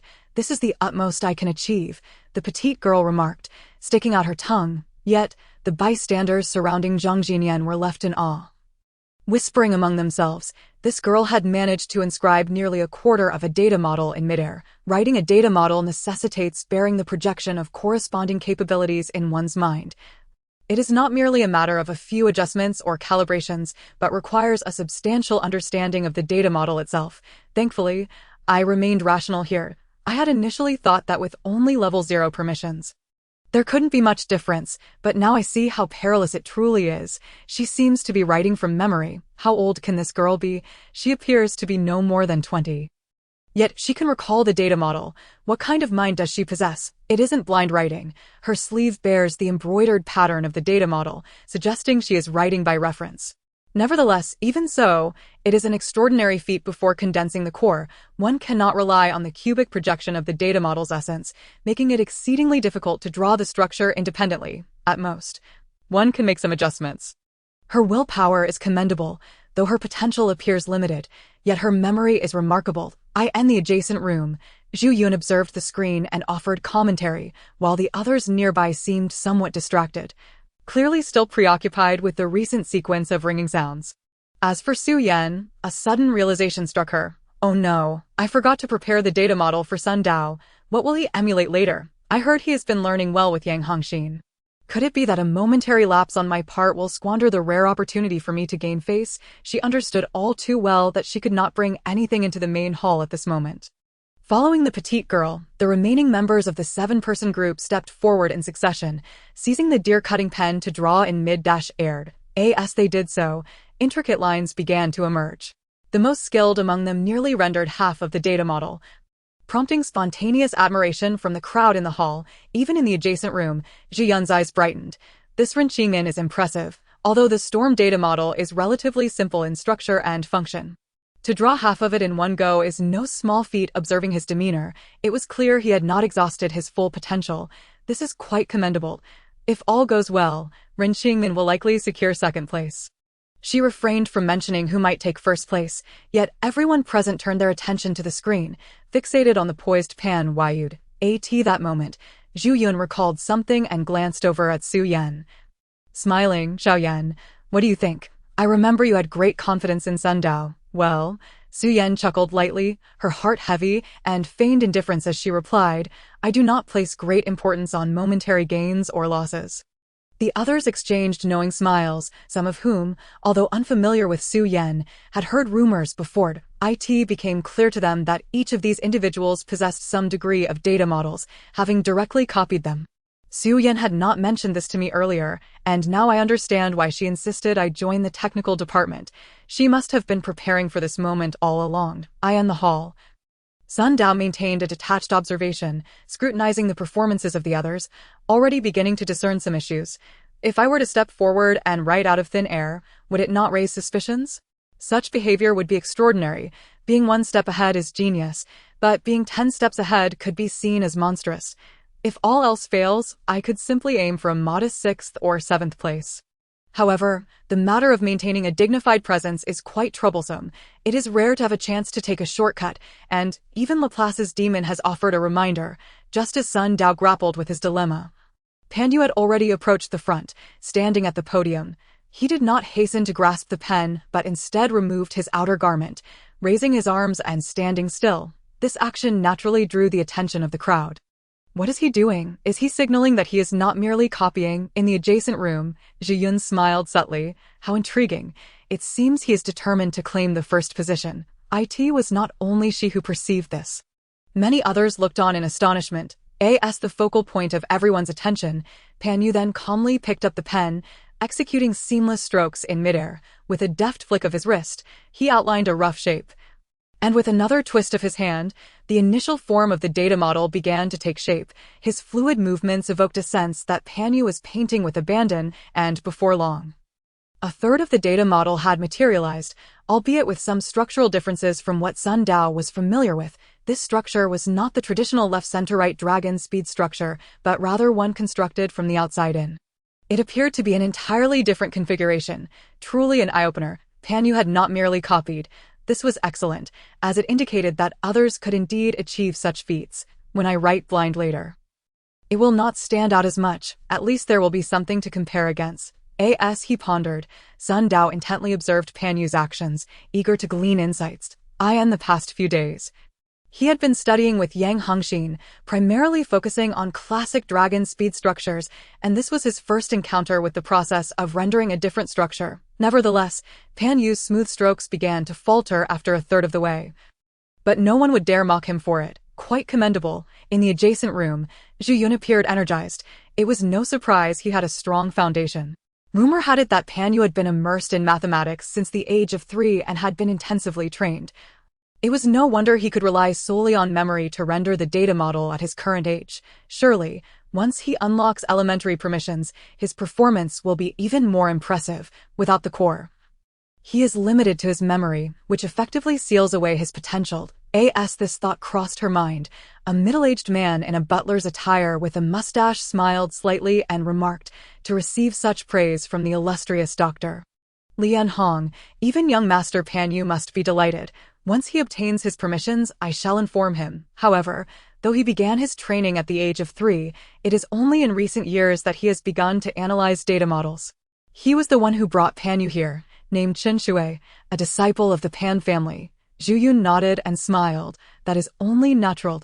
Mr. Pan is one of the authorities in the field, and he certainly understands that the foundation for analyzing data models is a wealth of knowledge. Only through extensive reading and diverse experiences can one accumulate the depth needed to unleash true potential. The archives of Mofin technology also contain several individuals who were merely ordinary, lacking any notable traits beyond a love for reading, considered mundane by common standards. Yet, upon engaging with the data world, they experienced meteoric advancements. This is how accumulation transforms into strength. While the two conversed, Pan Yu on the screen had already ceased writing, breathing slightly heavier, beads of sweat forming on his forehead. Before him, 2/3 of a data model's outline had taken shape, yet it appeared he was nearing his limit. Upon seeing this, Zhu Yun suddenly recalled something. Hadn't Pan Yu already caught Yu Guang's attention? Yu Guang is a disciple of the Dragon Speed Master. Why isn't Pan Yu using the Dragon Speed structure for the data model? That structure is surely his forte. Chen Shui chuckled at this.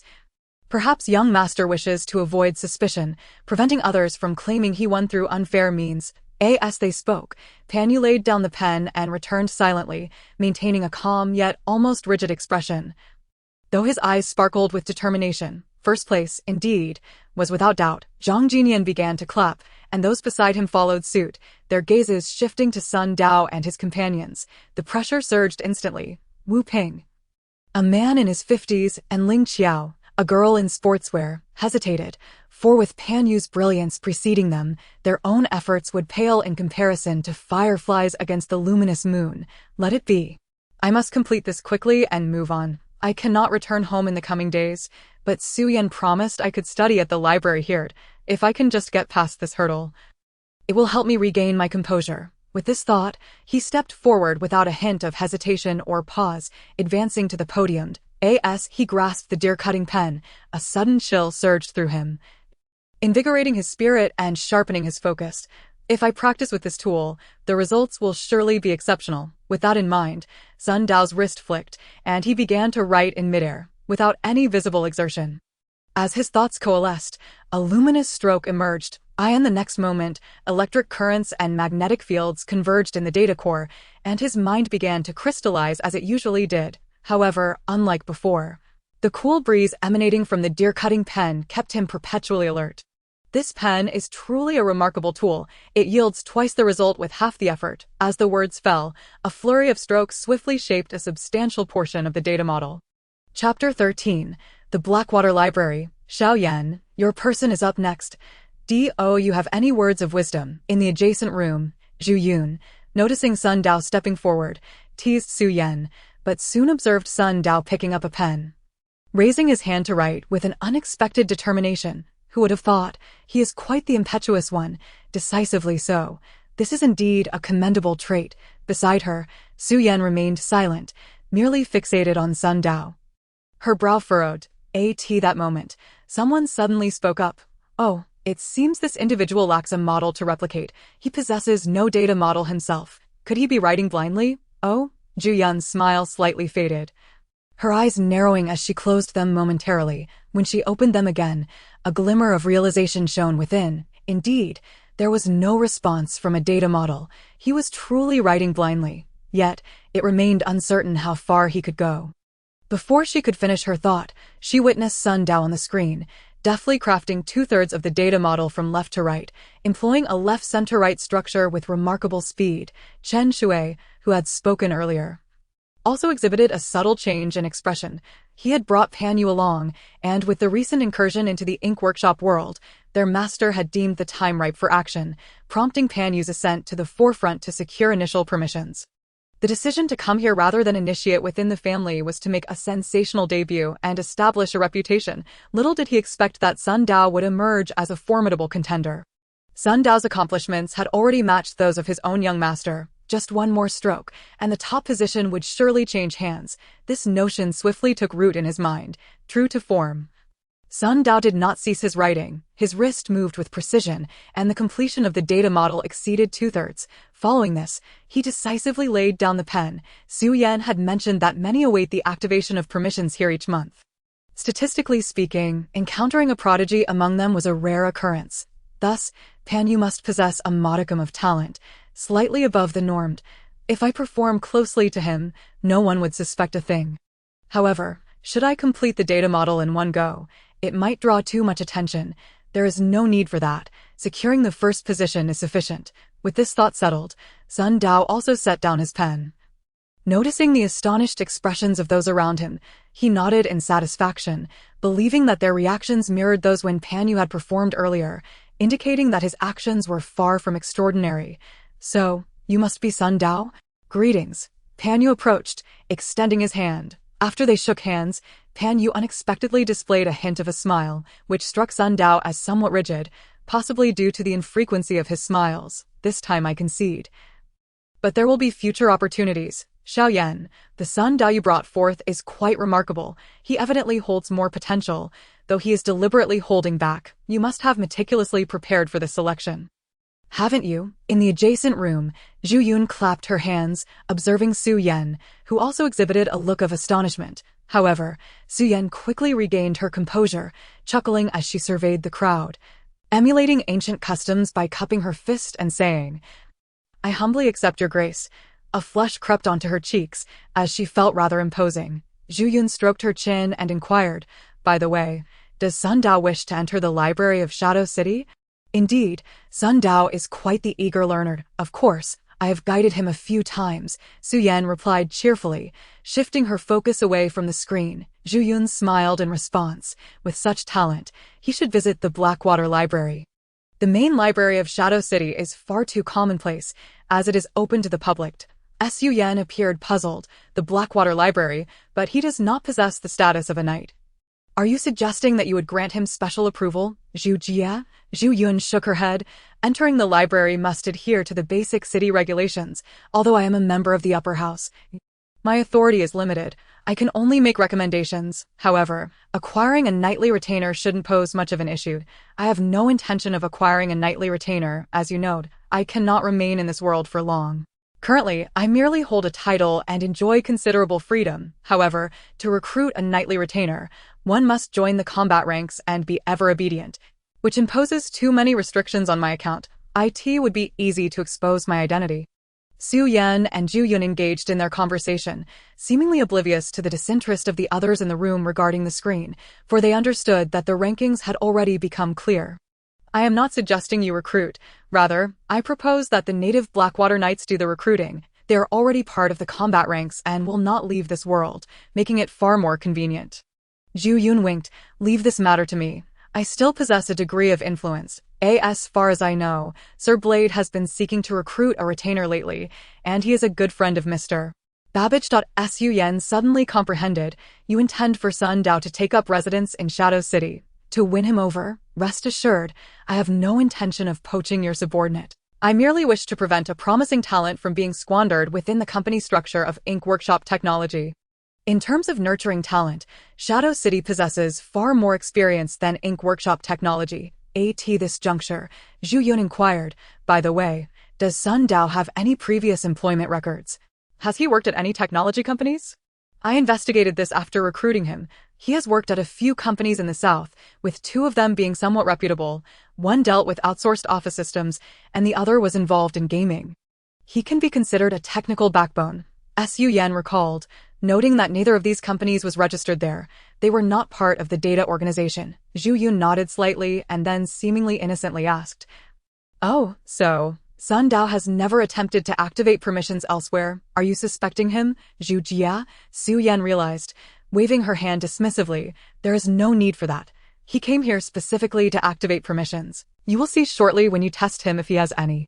Attempting to activate dual permissions would be tantamount to courting disaster. He wouldn't last long. Furthermore, this guy is a complete novice, utterly clueless, relying entirely on me. Indeed, Zhu Yun nodded with a smile, glancing at the time. She turned to the others, stating, the rankings are clear. Sun Dao in first, Pan Yu in second, Ren Qingmin in third. She announced the names, but after reaching the 10th position, Zhu Yun shifted her tone. Beyond the top 10, you all will need to negotiate among yourselves to avoid any unpleasantness. The other individuals with initial permissions nodded in agreement.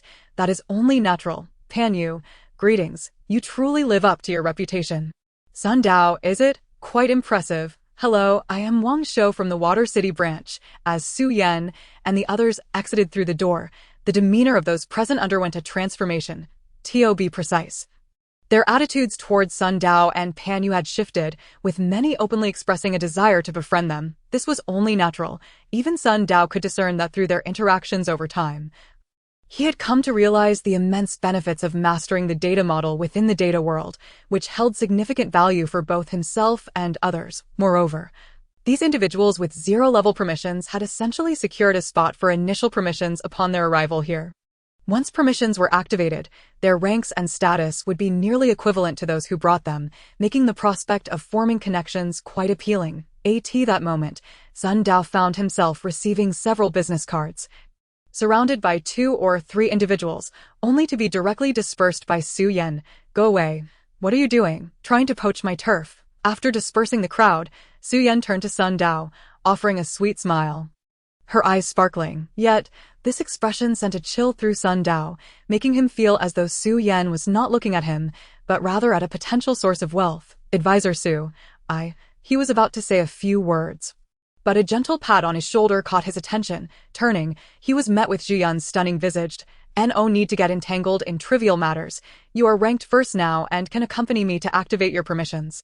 Without waiting for Sun Dao's response, she turned and stepped inside again. Su Yan nodded, smiling. Go ahead. By the way, here's a little tip. Activating permissions is akin to holding your breath underwater. You can endure a bit longer, and the benefits will increase with time. Holding my breath underwater, Sun Dao mused, puzzled, as this seemed at odds with the methods Laplace had taught him. However, considering the shadow account's core, hidden within the black door, it was perhaps normal for there to be differences. Lost in thought, he followed her inside. After sending Sun Dao off, Xian promptly retrieved her phone from her pocket, her fingers deftly tapping away as she composed a short message.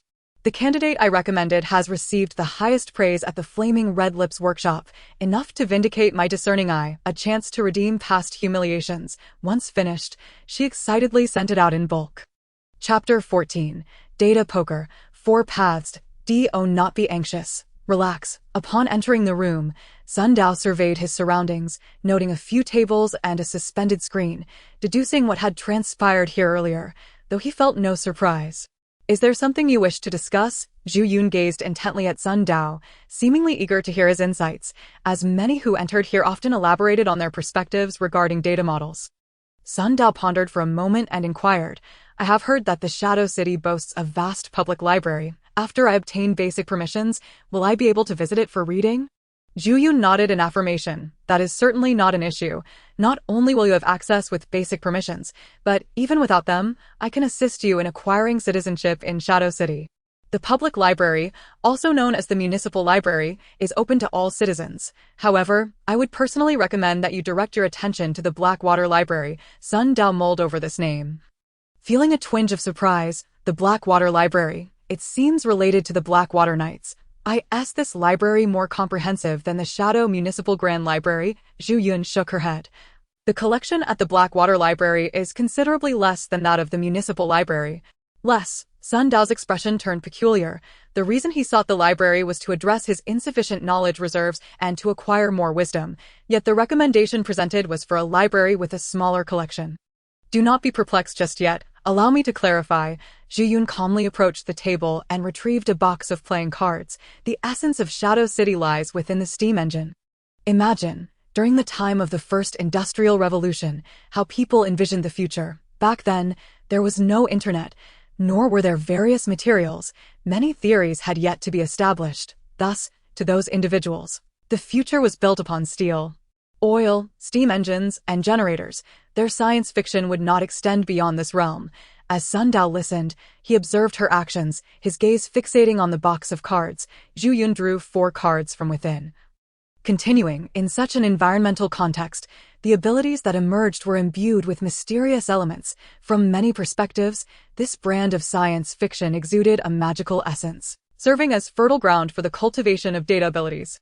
However, such content cannot be found within the Municipal Grand Library. Sun Dao grasped the implication. Does the Blackwater Library contain on data models? That was your deduction, not my assertion. Zhu Yun deftly sidestepped the topic. However, I possess numerous insights regarding the era, technology, and historical philosophy. After all, we in Shadow City once aspired to establish an academy, but alas, as she spoke, she shook her head and arranged the 4 cards. Upon hearing this, Sun Dao's heart raced. Not only did the library contain data models, but if there were also annotations and commentaries on specific data models, it would undoubtedly yield a far more efficient learning experience.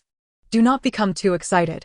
Let us first attend to the matter at hand. Zhu Yun extended her slender finger, pointing to the 4 cards on the table. Sun Dao suppressed his emotions, lowering his gaze to find that the 4 cards bore no numbers. Only suits, hearts, spades, clubs, and diamonds. However, each card's upper left corner featured 2 tiny star patterns, faintly glowing. You may choose 2. This is the privilege of the first-ranked, Zhu Yun concluded with a slight smile, falling silent and showing no intention of further explanation. Data cards. Sun Dao recognized these 4 cards. A memory flashed in his mind of Su Yan holding up a card, exclaiming to skip a segment, glancing up at the smiling Zhu Yun and then back down at the cards. A serious expression settled on Sun Dao's face. The data cards encompass data models. I understand that, but what do these suits signify? No one has informed me. Noticing Sun Dao's expression, Zhu Yun silently nodded. A composed young man. The different suits of these data cards represent distinct paths, and caution is warranted. The hearts symbolize life, spades represent spirit, clubs denote energy, and diamonds signify matter. Each possesses vast potential. Yet the path one chooses relies entirely on one's will. The choice itself is a form of wisdom. The atmosphere in the room grew increasingly heavy. Observing Zhu Yun's lack of inclination to speak, Sun Dao reluctantly steeled himself to make a choice. However, just as his finger was about to land on the heart card, he hesitated and spoke up. Zhu Yun shook her head. If you wish for a hint from me regarding this, that is not permissible. This is the moment for you to choose your own path. Sun Dao, feeling awkward, asked, No, I meant to inquire what these different suits represent. Is that not permissible to ask? Zhu Yun first fell silent for a few seconds before bursting into laughter. Ultimately stifling her amusement, you truly embody Su Yan's style. Such a gifted individual, casually tossed my way to unlock permissions, yet you are not informed about the classification of data cards. Minutes later, Sun Dao finally received the information he sought, but still found himself at an impasse. Life, spirit, energy, matter. He felt that such terminology was rather lofty. From the words themselves, one could easily infer their underlying meanings, yet they were entirely dissimilar from what Laplace's demon had described. When activating the core cube of the shadow account, there had been no option to choose a path. Despite his confusion, Sun Dao understood that the pressing matter was to select 2 cards from the 4 before him. Selecting 2 means I can pursue 2 paths simultaneously? That is beyond the scope of what I can answer. Zhu Yun glanced at her watch. Hurry, you have 2 minutes left to choose. If you do not make a selection, you will be forced to randomly choose two. These two, then. As soon as he spoke, Sun Dao pointed at the two cards, clearly the heart representing life and the diamond representing matter. Zhu Yun appeared somewhat surprised. Oh, such decisiveness? What is your reasoning? Sun Dao felt as if a burden had been lifted. Smiling as he replied, the reasoning is simple. All four paths are equally unfamiliar to me, but I find life to be directly relevant to myself, while matter offers a sense of grounding. Excellent. Sometimes, a simple choice is not a bad thing. Zhu Yun waved her hand across the table, making the spades and clubs vanish from sight. Now it is time to unlock your permissions. Do you have anything to say? Why does it feel somewhat like leaving a last testament? Is there danger involved? Sun Dao's caution heightened. There is no danger. This is one of the rules of the Flame Red Lips workshop, Zhu Yun remarked with a smirk. Consider it. Every year we unlock permissions for many individuals. And inevitably, a few will become notable figures. The messages left before unlocking permissions become famous quotes and success mantras, and I wonder how many will study them, attributing various meanings. How amusing, truly rather dull. Sun Dao exhaled, coming to understand why this woman had befriended Su Yan. Your words are quite intriguing. The information system within this room has automatically recorded them. In the future, should you achieve great success. And with the convergence of thoughts, our Flame Red Lips workshop can also share in the spoils. Sun Dao was taken aback by this outcome. It seemed this woman was not jesting. Was she genuinely expecting him to leave such a message? Along with the notion of sharing in the spoils, let us begin. However, before Sun Dao could inquire further, the two cards shot forth, transforming into beams of light that dove directly into his eyes. The establishment of the second basic permission was about to commence. In an instant, all that remained in Sun Dao's mind was a singular thought. Chapter 15. The second cube with a thud. Sun Dao's senses were completely severed. This sensation indeed resembled submerging into water, rendering him breathless, as if he were continuously sinking. Nevertheless, having already acquired a core cube, he rotated within the currents of data. Realizing his consciousness had descended into the subconscious level, effectively causing a disconnection between mind and body, and was now delving deeper into the recesses of his heart, upon reflection. This was somewhat akin to the previous experience. Though last time it stemmed from the malevolent thoughts of others. Understanding this, Sun Dao refrained from actively pushing forward, wary of revealing any signs to Zhu Yun, thus allowing himself to drift into the depths of his heart. Soon, he once again encountered that pitch-black door at the core of his being. Behind the black door lay the core cube of the shadow account, yet before this door, two cards hovered, one heart and one diamond. This was the moment to choose a path. As he sensed the pulsating energy emanating from the two cards, Sun Dao hesitated, feeling a suffocating sensation, akin to being submerged underwater, unable to breathe. In the process of coalescing the core, willpower served as oxygen. However, it remained uncertain how he would choose before his willpower was entirely expended. The first-ranked individual could obtain two guiding cards, yet sometimes that may not be a blessing. For one path might prove to be the most arduous. Inside the room, Zhu Yun observed the silent and contemplative Sun Dao, equally deep in thought. She sensed a strong emotional fluctuation emanating from him, naturally expressed as a signal of the mind.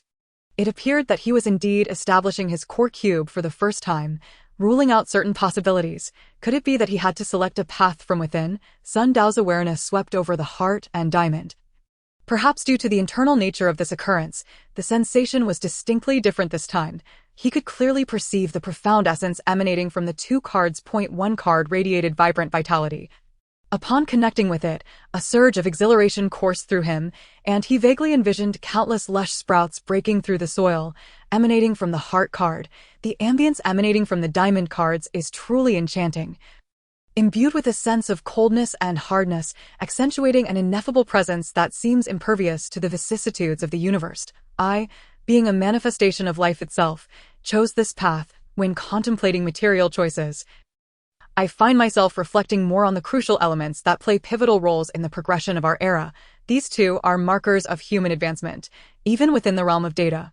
These aspects hold considerable significance, paving vast avenues for me. Now, as I ponder relinquishing one, lost in thought, his perception swept over the black door, and suddenly, a spark ignited within him. The black door possesses the capacity to consume data models and absorb various information. Could it possibly engulf these data cards? After all, it is said that these cards integrate certain data models and, in essence, should also be considered as data models. They might be regarded as a conglomeration. Yet my current knowledge falls short of deciphering their mysteries. With this in mind, Sun Dao's consciousness traversed the cube behind the door, beginning to emit threads of data energy that made contact with the inner side of the black door. In the few days since his official onboarding, as Sun Dao meticulously copied data models, he gradually came to recognize the characteristics of data energy, thereby deepening his understanding of the core cube and, in turn, starting to master the ominous black door that separates the realms of yin and yang. That moment, as Sun Dao's will synchronized with the influx of data energy, the black door trembled slightly, then cracked open a narrow gap. This represented the extent of his current control. He was still unable to fully open the door, managing only a slight oscillation. Yet, even this modest opening proved sufficient to unleash a powerful pulling force, drawing the two cards through the gap without the slightest delay. In fact, at the instant of entry, the outlines of the cards distorted and rapidly morphed. Upon crossing the threshold, the two cards did not vanish. Instead, they converged towards the lower section of the cube, where a radiant glow flickered. Initially, Sun Dao mistook this glow for a mere fragment, but after days of studying data models and deepening his internal understanding, he discovered that several data models lingered around the edges of the fragment, models he had previously encountered. Additionally, numerous scattered pieces of information, including text, images, videos, and various sound signals, were also present. This was to be expected, as the black door is merely a passage, and anything consumed by it must have a place for storage. It now appeared that the area beneath the shadow cube served as this storage point. There was no time to waste. He must thoroughly investigate this storage point in the future to uncover its secrets and its connection to the core cube before his thoughts could settle. Sun Dao's perception landed on the storage point. The two cards had now diminished significantly, rapidly dissolving, revealing many pieces of information that operated in a coding format beyond Sun Dao's comprehension. In an almost instantaneous moment, Sun Dao sensed a connection forming between himself and the two cards, buzzing. The next second, the black door trembled again, and the two cards flew out from the storage point, passing through the black door once more. Returning to the threshold, however, in this entrance and exit, the nature of the cards had undergone a qualitative transformation, now imbued with Sun Dao's essence. As the cards emerged, they disintegrated, revealing a multitude of data models that decomposed from within. As they disassembled at the core, Sun Dao instantly grasped an accurate figure: 200 data models. This total was distributed across the two cards, with each containing 100 data models, now released into two distinct collectives, each comprising layers upon layers of data models, both large and small, arranged together in various shapes: squares, circles, diamonds, triangles, and more, all working in concert to emit a radiant glow. In that moment, Sun Dao felt a profound sense of awe. Before him stood two towering edifices rising from the ground, each a skyscraper not of steel, concrete, or glass, but of countless data models. In the next instant, these innumerable data models suddenly dispersed, converging towards a singular point. Instantly, a suffocating sensation enveloped him, as if it were assaulting his very soul, threatening to shatter his consciousness. Yet paradoxically, this sensation felt familiar. I experienced something akin to this when I condensed the core cube for the first time. At this moment, he recalled that he was in the process of condensing his second elementary privilege, but the overwhelming presence of those vast data models had momentarily eclipsed his focus on the task at hand. Outside his consciousness, Sun Dao's physical form began to tremble, as if caught in a chill. Opposite him, Zhu Yun narrowed her eyes slightly, observing the scene with an expression of anticipation. The final steps were commencing. Yet this was also the most arduous part, demanding both willpower and patience. Ding! This time, the condensation process progressed more smoothly than the last, as Sun Dao drew upon his prior experience, although the process differed slightly. The torrent of 200 data models still confronted his will, a standoff that seemed determined to erode his thoughts. However, Sun Dao seized the opportunity, using his intense emotions to disrupt the stability of the torrent, ultimately merging his will with the space before the door, compressing it forward. A crisp sound echoed in his heart as the second translucent cube took shape. One cube stood before the door, while another lay beyond it. Yet, The cube before the door differed significantly from the one behind it. This cube contained only a few scattered data energies, far fewer than the shadow cube behind the door. And more notably, etched upon its two faces were translucent patterns, one a heart, the other a diamond. Chapter 16. The Business of the Fusey Family. This second core cube bears engravings. Sun Dao's consciousness converged upon the simple lines of the design, catching a glimpse of an elusive and mutable essence. Though he could not delve deeper, there was little to discern at present.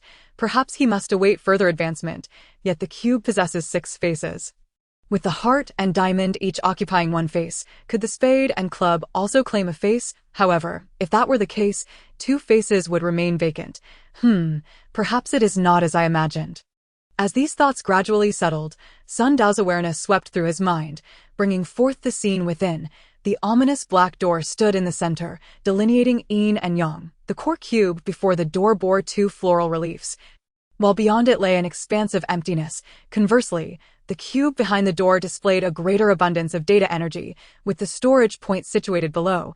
The overall layout was becoming clear. The cube before the door constituted the overt core, while the cube behind it belonged to the shadow account. The path ahead must be charted by my own exploration.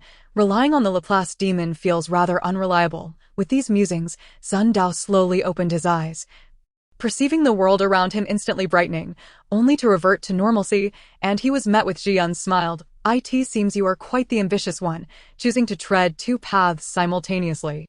However, this means you must exert twice the effort to keep pace with others. Every resource will need to be divided in half." Zhu Yun regarded Sun Dao, speaking slowly. "Why does this sound so familiar?" Sun Dao's heart skipped a beat, recalling that the Laplace demon had expressed a similar sentiment when discussing yin and yang accounts. How vexing. So, I must operate on a foundation that is already double that of others and then double it again? My future advancement will be excruciatingly slow. Yet, this is the path I have chosen. This almost tongue-twisting thought left Sun Dao feeling somewhat overwhelmed, but upon reflection, it was indeed his chosen path, and he must proceed, even if it brings him to tears. Unbeknownst to Zhu Yun, who was oblivious to Sun Dao's internal turmoil, she gestured towards the door, stating, "You have established the core cube and attained elementary privilege. Other matters are no longer my concern. Go seek Su Yan. I will provide you with further details regarding your next steps this evening." Noticing Sun Dao's intent to speak, she smiled and added, "Do not worry. I will arrange for you to access the Blackwater Library, but you will need to contribute something in return." With that, as Zhu Yun finished speaking, Sun Dao could only nod in acquiescence and step outside, where Su Yan awaited him with a beaming smile. This consultant from the branch office immediately raised her phone upon seeing Sun Dao, snapping pictures incessantly. When Sun Dao raised his hand to shield his face, she lowered her head, tapping her phone several times, seemingly sending out pictures in bulk. Sun Dao shook his head, having grown accustomed to such antics. His gaze shifted to see Pan Yu giving him a nod before he stepped into the room. "I was the first to emerge, having secured 2 cards. I wonder how the second-place individual fared. Could it be they were left with the remaining 2 cards? What about the others?" After witnessing the 200 data models, intricately arranged to resemble towering edifices, Sun Dao found himself intrigued by these data cards, yet he was acutely aware of the adage that one cannot overreach. These data cards appeared exceedingly complex. However, their foundation should still be rooted in data models, so it would be prudent to master that first. In a fleeting moment, a few individuals approached Sun Dao, engaging him in casual conversation, including a young boy, perhaps 12 or 13, whom he had noticed earlier. The boy was accompanied by the athletic girl, Ling Qiao. The young boy named Ling Qiao mentioned that he had come here with a relative, and it is likely that he is referring to this little boy. Yet, it is quite remarkable for such a young child to be navigating the realms of the data world. As these thoughts crossed Sun Dao's mind, the visage of his younger brother, Sun Li, emerged in his memory. "Hello, brother Sun Dao. My name is Ling Yong, and this is my sister, Ling Qiao." The young boy introduced himself with admirable confidence. "Greetings to you both." Sun Dao acknowledged, nodding towards the siblings while contemplating their backgrounds. Ling Yong continued, "You see, my sister is quite eager to develop her prospects in Shadow City. Brother Sun Dao, you are highly esteemed by Dr. Lian, and you will undoubtedly leave a lasting impression in this world, which means you and my sister will have many opportunities to connect and support one another." What does that imply?" Sun Dao remained composed, for he was no longer ignorant of the data world. From a mere statement, he could glean a wealth of information, sensing that there was more to come. Little Ling Yong, is it? I have heard of your name, an esteemed prodigy. Indeed, and this is your sister. She is quite adorable, Su Yan interjected, having put down her phone and approached them. However, even if she wished to forge a connection with Sun Dao, she could not, for he belonged to her now.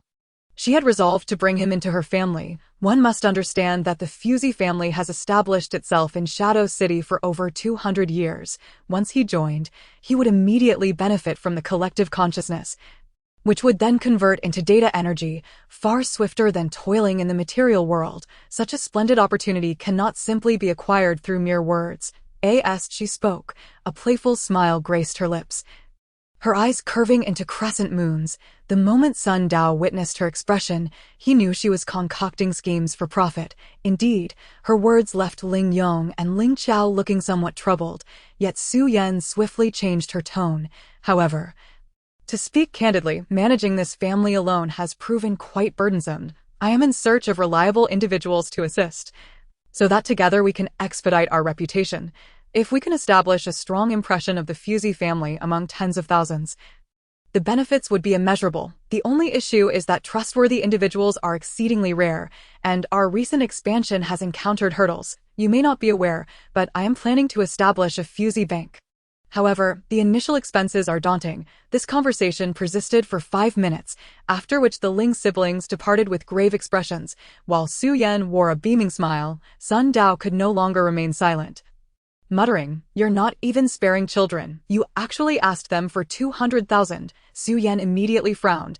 200,000 is already quite lenient. My Bank is set to invest in colonial enterprises, engaging in spice trade in the Dark Continent and the Golden Continent. The profits are substantial. 200,000 for a mere 1% stake is a bargain. If it weren't for their status as authorities and their clean backgrounds, such an opportunity would be out of reach." Sun Dao shook his head, "But they hardly appear affluent. I see you aren't genuinely interested in collaboration. Furthermore, do you truly wish for them to join your so-called family? Your family has been established for quite some time. Why this sudden need for help? How many members were there before?" "Only I," Su Yan replied as she walked toward a corner of the hall. "But that was due to the lack of suitable personnel to expand here. This world is not one where mere strength guarantees success. However, things have changed now. I believe you possess great potential, sufficient to support the rise of the Fusey family. Thus, you shall become my cousin in this world, and those 2 siblings shall be distant relatives." This is set up, Sun Dao inquired, sensing something was amiss. "You have traversed a fragmented world. You must comprehend the significance of an account avatar, correct?" Su Yan replied with a smile. "I speak of your avatar here. You now possess basic privileges, and once you gain some renown, you can expend a portion of your data energy to maintain an account avatar in the thematic world. This avatar possesses its own identity and limitations, preventing you from being out of place in this world. Do you have any questions?" "Indeed," Sun Dao nodded. "You mentioned the spice trade earlier. How significant is business in such a thematic world? Regardless of the world, money remains money. It can be used to purchase goods, sustain one's status and livelihood, expand influence, and enhance reputation," Su Yan replied, abruptly shifting the topic. "Do not regard the thematic world as merely a nightmare for its inhabitants. This is their reality." As their conversation continued, she suddenly remembered. "Oh, I forgot to ask, which card did you choose? Hearts and diamonds," Sun Dao retorted, anger bubbling within him. "I ought to question you as to why you didn't inform me earlier about the classifications of data cards, causing me to nearly make a hasty choice." Haha, Su Yan chuckled awkwardly, feigning interest in the scenery. Sun Dao, used to her antics, pressed on. "You previously mentioned that the top 10 would absolve me of 5,000 in debt. Now that I have secured first place, should I not be relieved of even more? Perhaps a full 10,000. That is not feasible. First place is still one of the top 10, so only 5,000 can be waived." Su Yan responded with mock seriousness. "However, I shall grant you an additional benefit. I will arrange for you to become a knight's retainer. How does that sound?" "A knight's retainer?" Sun Dao raised an eyebrow, recalling his reading about such figures who accompanied knights into battle, bearing arms and leading steeds. "Your perspective is rather narrow," Su Yan remarked, gesturing towards herself. "Becoming a knight is the quickest way to establish a foothold in this world. It will also grant you access to the supernatural forces within this realm. Even disregarding the matter of Zoe, if you wish to advance further, you must establish and solidify your foundation in various thematic worlds. Sun Dao fell into contemplation for a moment before asking, "Does this foundation refer to the account avatar?" "Indeed," Su Yan nodded. "When we depart from this world, we can leave behind an account avatar. However, this avatar will face numerous restrictions, much like our dream selves, often prone to discrepancies. IT requires several adjustments and refinements. Once you register your name in this world and gather a few admirers, you can personally experiment with it. Truthfully, you should broaden your horizons and not remain solely fixated on the Zoe matter. It is time to contemplate your future in the data world." The lingering toxins from Zoe still resided within him, compelling Sun Dao to reflect. He shook his head, unwilling to dwell on it, although the toxins had allowed him to coalesce the post-cube. They had not vanished but merely dispersed temporarily, still lurking within him. Su Yan rolled up her sleeves and remarked, "Do not worry. I have never been concerned about this. Moreover, Sister Ju has already drawn my blood and is analyzing its components. I have always been curious as to why you remain unconcerned about the toxins." Sun Dao probed further. "Well," Su Yan pulled out a pendant from her neckline. "You see, the Blackwater Knights in this world can disregard injuries, poisons, and possess remarkably long lifespans. All thanks to this." Sun Dao's gaze fell upon the pendant, which was shaped like a cross and appeared to be crafted from pure silver, its base sharp and keen. Following this, to Sun Dao's astonishment, Su Yan yanked the pendant off and plunged it into her own arm. With a sharp sound, the pendant pierced through flesh, and dark patterns began to surface on the surrounding skin. Gradually spreading, a hint of mottled color appeared on Su Yan's face, only to vanish in an instant, leaving her radiating vitality. "SU consultant, you." Sun Dao hesitated before asking, "What compels you to engage in such self-harm? Are you perhaps addicted to drugs?" "You're the one who's addicted." Su Yan, initially smiling, now looked somewhat vexed as she extracted the pendant, blood droplets cascading from the cross, only to evaporate midair. "This object is known as a sacred artifact. Legend has it that when the world was born, divine beings left behind their remnants, and specific metals were forged to contain these divine bones. One such artifact fell in Ajialan, the nation where Shadow City is located. And after much tribulation, it was fashioned into several pendants. What I possess is one of them." Sun Dao scrutinized the pendant closely, noting its smooth surface and faint luminescence. Divine beings. Such a significant origin must yield astounding effects. He mused, for he perceived that invoking ancient myths often held profound implications worth exploring. The effects, as you may already know, enable Blackwater Knights to live for centuries. All thanks to this that as long as one pierces their flesh like I did. It activates, suppressing toxins, healing wounds, prolonging life, and most importantly, delaying aging, rendering skin smooth and radiant, eternally youthful. Sun Dao fell silent for 2 seconds before responding. "You seem to have inverted the importance of your statement. Nevertheless, I understand your meaning. In this world, particularly for those who are native Blackwater Knights, they can indeed live for centuries, reliant on such sacred artifacts." Su Yan reattached the pendant around her neck, affirming, "Exactly. This object is exceptionally valuable.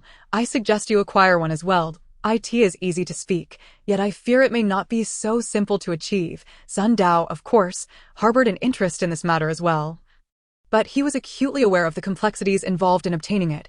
Indeed, it is no easy task. Each sacred artifact possesses its own spirit, recognizing only its true master. Should another acquire it, it would be of no use to them.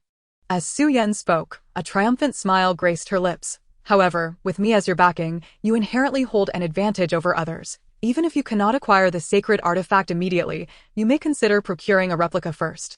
This necessitates your identity as a Blackwater Apprentice Knight, and to attain the title of Apprentice Knight, one must start as a squire. This the residence of Sir Blade," observing the address inscribed on the paper in his hand. Sun Dao compared it cautiously and approached to press the doorbell. Behind him, the carriage that had brought him had already turned away, while before him stood a grand estate, located on the outskirts of Shadow City. It could be described as suburban, yet the lingering smoke and the overcast sky robbed it of the refreshing ambience typically associated with such areas. This marked the second day since Sun Dao had acquired the second cube. With a creak, the grand door of the estate slowly opened, revealing a middle-aged gentleman of refined appearance. He sported a well-groomed mustache, narrow eyebrows, and a pointed chin. Good morning, sir. I am Lyle, the steward of Blade Manor. The master has been expecting you in his study. Please follow me. He inclined his body slightly, his tone rising at each pause. Sun Dao touched the ring on his left index finger, faintly perceiving the engraved data model upon it. This was given to him by Su Yan that morning, serving a rather mundane purpose. Translation. However, the efficacy of this translation was exceptional. It not only enabled Sun Dao to comprehend the common language of this world, but also facilitated the construction of a substantial vocabulary within him, allowing him to read, write, and converse, thereby saving him years of study. In the real world, it would undoubtedly be considered a miraculous artifact, sufficient to render many translators unemployed. Naturally, Sun Dao also noted the resemblance between the language of this world and English, albeit with distinct differences. Such an item, however, bore an astonishing price. Sun Dao had thus incurred an additional 10,000 in debt, merely for a month's rental. According to Su Yan, should he wish to purchase it outright, he would require at least 100,000, and even then, it would only be a second-hand version. Fortunately, the Black Gate had absorbed the data model from the ring and recorded it, preserving the vocabulary in the process. Once the rental period concluded, he could return it. Yet, with old debts unpaid and new debts accrued, this was not an auspicious portent. Following Steward Lyle, Sun Dao walked, lost in thought, gradually traversing the estate. The sights along the way surprised him. The noble estates of the Shadow City world were not the picturesque gardens he had envisioned.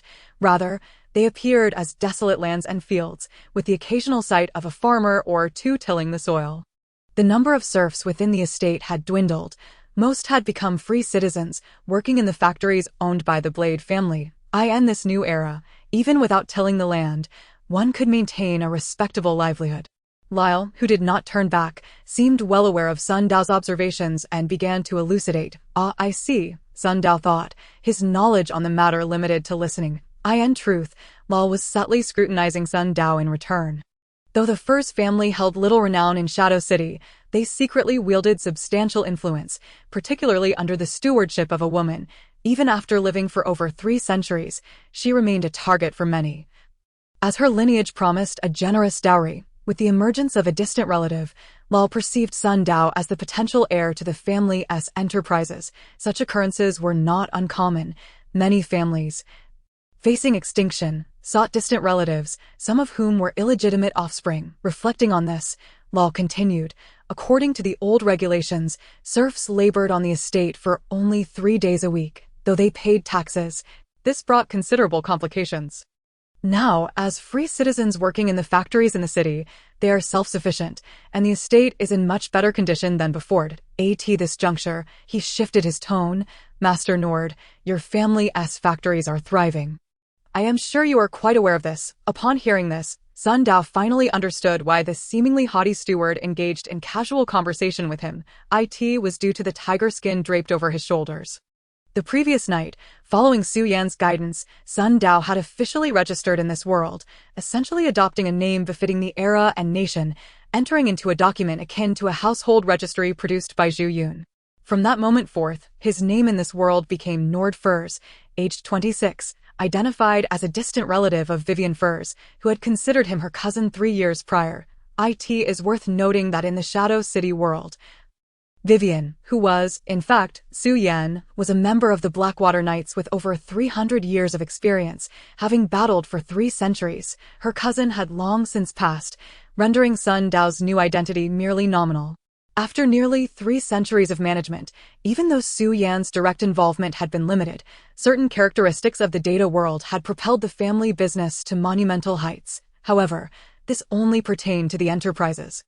The Furs family was notorious for its sparse population. Owing to their knightly background, the Blade family and the Furs family shared a long-standing friendship, thus the steward naturally regarded Sun Dao with a degree of esteem. Continuing onward, they soon passed through the estate and entered a modest 3-story building. Steward Lyle approached the study door and knocked gently, prompting a deep, resonant voice from within. The guest has arrived. Let him in. Chapter 18. The beauty of machinery. Even from behind the door, the sound instilled a sense of pressure within Sun Dao. Yet, upon stepping inside and beholding the robust figure seated behind the desk, the weight seemed to dissipate. Sir Blade, Sun Dao's gaze fell upon the man's face. Externally, Sir Blade appeared to be at least 50 years of age, with a beard interspersed with black and white and hair slicked back, revealing a broad forehead. He donned a deep blue military uniform akin to Su Yan's, but the shoulder cape was a vivid crimson, rippling in the sunlight streaming through the window. Is this indeed Sir Blade? A knight who has fought for centuries with the Blackwater Knights, more seasoned than Su Yan, and, unlike her, who had concealed her true origins, this man was a genuine warrior born and bred in this world. A living testament to history, having lived for centuries and witnessed the rise and fall of empires, battling against dark creatures. Such experiences were unfathomable to Sun Dao, who had only lived for a little over 20 years. Yet, gazing at him, he could sense a profound weight and a legendary aura emanating from those broad shoulders. As Sun Dao contemplated, his peripheral vision caught sight of an object on the table, prompting him to take a closer look. It was a model resembling a ship, devoid of sails, with a flat top, seemingly crafted from metal. Despite the distance, Sun Dao's keen eyesight discerned the gears and metallic fractures adorning its surface. "Are you Nord?" At that moment, Sir Blade spoke slowly, drawing Sun Dao's attention back. "Yes, I greet you, esteemed Thorn Knight," Sun Dao replied, performing a gesture of respect as instructed by Su Yan the previous day. The Thorn Knight was Sir Blade's title, each formal knight of the Blackwater Knights possessing a unique designation. Noticing Sun Dao's somewhat awkward gesture, the legendary knight offered a slight smile and gestured toward the model, inquiring, "Are you interested in this? It is the latest product from East Harlan Company, a transoceanic airship designed to traverse the misty ocean and establish a safer route to the New World. Though it has yet to undergo a true test flight, the company's director, aware of my fondness for machinery, sent me this model. Given your appearance, it seems you too have recognized the beauty encapsulated within it. Last night, Vivian spoke of you and mentioned your keen interest in machinery." As he spoke, he picked up the model, his expression softening. "You know, the beauty of machines lies not in their practical functions or structural layouts, nor in their simplicity or complexity of design. The key reason is that they are creations of humanity. They are tangible, specific, and ever-present in our lives." Setting the model down, a glimmer of nostalgia flickered in the old knight's eyes. "A dear friend of mine is researching a device known as a differential machine, a grand concept that, if successful, could bring about transformative changes to the world. If you live long enough, you will witness these changes unfold. Little by little, Nord, would you desire such an opportunity?" "Me?" Sun Dao was taken aback, surprised that the legendary knight had turned the conversation toward himself. "Indeed," Sir Blade nodded thoughtfully. "Vivian has sent you here to serve as my squire. Not merely as an apprentice. There are two types of squires in my service. The first comprises mostly young children who do not need to go to battle but must learn the ways of knighthood until they are old enough to accompany me into combat, wielding weapons and charging forth. The second type consists of the squires of the Blackwater Knights, who exist as reserves, should the knightly order suffer casualties. These squires will be the first to be summoned as prospective knights." It was in this manner that Sir Forth gained entry into the knightly order. To join the Blackwater Knights. Sun Dao's heart stirred. This was indeed what he needed. Earlier that morning, Su Yan had informed him that her toxins had been confirmed to be suppressed, thanks to the sacred relics of the Blackwater Knights. These relics pierce flesh and can delay aging, allowing one to survive for centuries. Each knight within the Blackwater Order possesses one, and even the apprentice knights have imitations, which, while not as effective as the originals, still offer considerable utility. If he were to join the Blackwater Knights and obtain a sacred relic, he could suppress the toxins, undoubtedly providing him with an added layer of security. Reflecting on this, Sun Dao nodded earnestly. He certainly wished to join the Blackwater Knights. If realized, it would be his greatest achievement in this world. "Very well, your honesty is commendable. For a knight, a sincere heart is indispensable." The old knight was speaking when a sudden, urgent ringing interrupted him. Following the sound, Sun Dao's gaze fell upon a finely crafted vintage telephone. Its chime clear and crisp. Sir Blade ceased the conversation, picked up the receiver, and squinted slightly, listening intently without speaking. After 2 minutes, he finally spoke. "Understood. I shall be there shortly. In the meantime, simply secure the area. Do not take any unnecessary actions." Hanging up the phone, he turned to Sun Dao. "Lord, I hear you have a keen interest in the Blackwater Library." Upon receiving a definitive response, the old knight rose with a smile, saying, "Then let us proceed there at once. However, the purpose may differ somewhat from your original intentions. I hope this does not cause you distress. The carriage of the Braid family was specially designed. Before boarding, Sun Dao was quite taken aback, scrutinizing the carriage from top to bottom, noting the springs and levers along the edges of the wheels, evidence of a shock-absorbing mechanism. Yet what intrigued him more was that this carriage was devoid of horses. "Ah, this is indeed your first visit to Shadow City," Sir Braid remarked with a slight smile as he observed Sun Dao's astonishment. "This carriage is powered by a steam engine, invented by a man from Brandenburg. I found it amusing, so I had him modify it for my personal use. Although such vehicles are rare in the city, you can still spot a few." He gestured to the two chimneys atop the carriage, offering a brief explanation. One would not expect this knightly elder to be so avant-garde, standing on the cutting edge of innovation. Sun Dao mused as he followed the old knight into the carriage. As two men shoveled several heaps of coal into the compartment below, the sound of two whistles echoed, and the carriage began to move slowly, gradually picking up speed on the asphalt road. However, the ride was quite jarring. Riding in the carriage felt akin to sailing on turbulent waters. For those with delicate constitutions, it might induce adverse reactions, and even though Sun Dao had honed his willpower through data training, he emerged from the ride with a slightly pale complexion. Yet, Sir Braid remained composed, calmly removing his gentleman's hat and extending a handshake to a police officer. "Police?" As Sun Dao caught his breath, he suddenly sensed something amiss. Why were there so many officers at the library? Scanning the surroundings, he observed numerous officers in blue uniforms coming and going, and ahead loomed an imposing archway, with a sign overhead inscribed in Anglo-Saxon letters, boldly declaring Blackwater Library. This Blackwater Library was a 3-story building, square in shape, and appeared to have stood for quite some time. However, at that moment, a dozen guards were loitering around, conducting inspections, and two stood directly at the archway, vigilantly observing passers-by. An incident had occurred. What a coincidence! Given the situation, Sun Dao could discern that something was amiss. Just as he prepared to visit the library, an incident unfolded there. This felt rather unsettling. While Sun Dao pondered this, Sir Braid was engaged in conversation with a particularly astute-looking police officer, whose attire differed slightly from that of the other officers. Sun Dao surmised he must be the police chief. After 3 minutes of discussion, the old knight turned and beckoned to Sun Dao. As Sun Dao approached, Sir Braid instructed, "Come with me. Let us take a look inside." "Chief," the police chief interjected, noticing Sun Dao's unfamiliarity. "Who is this?" "This is my knightly squire, accompanying me," Sir Braid explained with a friendly tone, yet the police chief dared not pursue further inquiries. Though he seemed amicable, an air of authority remained. Sun Dao gained a new understanding. The experiences of the day, along with the individuals and elements he encountered, deepened his perception of this thematic world, which exuded a unique historical ambience. Following the old knight, he ascended the steps and finally passed through the archway into the library. Contrary to Sun Dao's expectations, the interior of the library did not feature a grand hall. Instead, it was somewhat cramped, yet the rows of bookshelves were densely packed, indicating a vast collection. At the far end, a ladder led to the second floor. However, Sun Dao's attention was drawn not to the library's holdings, but to the figure sprawled on the ground at the entrance. It was a man clad in a fitted suit, lying motionless, a pool of blood beneath him, his right arm gruesomely torn apart, exposing stark white bone. This scene unsettled Sun Dao, yet having endured much, he had developed considerable resilience and was still able to bend slightly to observe the man's face. The result shocked him.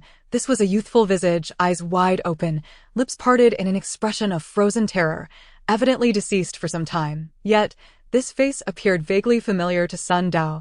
This individual had also been present yesterday when permissions were granted, and he had secured the third position. Sun Dao recalled his name, Ren Qing'an. How could he be here? Moreover, he was dead. Chapter 19. Information on the corpse gazing at the lifeless body. Sun Dao's complexion paled somewhat. Just yesterday, this person had stood beside him, and now he lay dead on the ground. The stark contrast was profoundly impactful. As Sun Dao stood in a daze, Sir Braid produced a magnifying glass from his pocket and approached Ren Qing'an's corpse, examining it closely for a moment before crouching down, dipping a finger into the bloodstain. His brow furrowed as he addressed the police chief beside him, stating, "The time of death was approximately 3 hours ago. No more than 4. You are an expert in blood analysis. If you say so, it must be accurate." The police chief nodded earnestly before rising to instruct the nearby officers. How did you determine that? Sun Dao inquired, having approached the old knight out of curiosity, his gaze falling upon the blood-red cloak draped over his shoulders. Strangely, since entering the library, the flowing sensation of the cloak seemed to intensify. Sir Braid glanced at him and explained, blood coagulation occurs in 3 stages: initial clotting, drying and solidifying, and finally retraction. The edges of the blood here have formed a thin membrane. When touched, it feels alive, yet appears quite moist, allowing us to estimate the time of death. After articulating this, he stood and moved toward the torn left arm, his brow creased in concentration. This wound appears to have been inflicted by a powerful force, tearing flesh and bone apart. The police chief returned cautiously, asking, "Was it those creatures that did this?" Sir Braid shook his head. "That remains uncertain. We need to confirm whether this is indeed the crime scene. Additionally, have you identified the deceased?" Upon hearing this, Sun Dao perked up, well aware of this individual's identity and eager to learn how they classified outsiders in this world. Surely, they would be regarded as nameless figures. To his surprise, the police chief nodded, responding, "The identity has been confirmed. He is a foreigner who crossed the strait from Bojitan 5 days ago. It is said he was an Eastern tobacco merchant named Karl Pass." So he truly had an identity. Sun Dao's heart raced. However, it was also possible that Ren Qingmin had been active here beforehand or, like him, was an identity arranged by Mafeng technology. Lost in thought, Sun Dao continued to scrutinize the corpse, feeling a twinge of melancholy, shaking his head. A foreign death. Suddenly, his attention sharpened, his gaze fixed on the area of the corpse's chest, due to the tearing. The suit and shirt had been shredded, exposing the bloody flesh beneath. Sun Dao noticed a peculiar protrusion in the chest area, which appeared rather unnatural. Something seemed embedded beneath the skin. Contemplating this, Sun Dao refrained from approaching the corpse, instead focusing his vision and activating the abilities within his eyes. In an instant, the landscape shifted, and a flicker of electric light danced across his vision. Following this, everything before him became vividly apparent. Not only was the contour of the corpse's chest unmistakably pronounced, but Sun Dao also noticed an array of peculiar luminescent powder at the cuff of the suit. How curious. My ocular abilities have become significantly clearer compared to before. It seems there was even a fleeting shadow of a numerical model just moments ago. Sun Dao had not activated this ability in recent days, and thus had been oblivious to the changes. Now, upon reactivating it, he could distinctly perceive the few data streams gently flowing within the core cube before the darkened gate, which intertwined with his visual nerves, drawing energy from them. On another note, while he typically squinted slightly when sketching numerical models, referencing the mental images he held, he had gradually retained some of those model impressions within his crystalline lens, which explained the residual shadows and phantoms he sensed. Data energy was perpetually depleting, thus it was prudent to gather useful information as swiftly as possible, redirecting his focus from the subtle changes in his vision. Sun Dao examined the corpse's chest and confirmed that something was concealed beneath the skin. It appeared to be the outline of a key. His attention then shifted back to the cuff, fixating on the radiant powder. These minuscule particles, imperceptible to the naked eye, would have gone unnoticed had it not been for Sun Dao's enhanced vision. "What do you perceive as different?" A sudden voice, that of the old knight, broke through his contemplation. Sun Dao swiftly dispelled his focus, realizing that Sir Blade had returned to his side, observing him keenly. Alarm surged within him as he pondered how to articulate his recent discoveries without inciting suspicion. However, Sir Blade chuckled. "I am well aware of the bloodline of your Fusey family, though few in number. It appears that, like Vivian, you possess some unique abilities. She mentioned in her call with Counselor Kate yesterday that your eyes are unlike those of ordinary folk, so you need not harbor any concerns. Feel free to speak. If it were otherwise, I would not have accepted you as my retainer." Upon hearing these words, Sun Dao felt a wave of relief wash over him. Realizing that the Mofeng world had undertaken numerous preparations within this shadowy city to mitigate local skepticism towards outsiders. Subsequently, Sun Dao shared his findings. Something is concealed within the chest, possibly a key. Upon hearing this, Sir Blade turned to the police chief beside him. "Chief Maisel, instruct your men to investigate, if there is indeed something there. Retrieve it." "Very well," Chief Maisel replied, casting a surprised glance at Sun Dao. "So, you are a member of the Fusey family. It is an honor to meet you. My grandmother was once saved by Lady Vivian. I extend my respect to you and your family." He offered a formal salute. In that moment, Sun Dao could distinctly sense a powerful mental signal emanating from the chief, forming a line that extended toward him. Penetrating deep into his heart and merging with the light point on the surface of the cube before the gate, the more one reveres, the brighter one becomes, the more one despises, the darker one grows. Sun Dao recalled the myriad light points on the cube behind the gate, pondering deeply, only to realize that this mental line from Chief Mazel was markedly stronger and more enduring than those residual wills transmitted online. As the chief moved to organize his personnel, Sun Dao collected his thoughts and conveyed his second discovery to Sir Blade. The old knight contemplated for a moment before nodding. This should be the gunshot residue that Charlotte mentioned.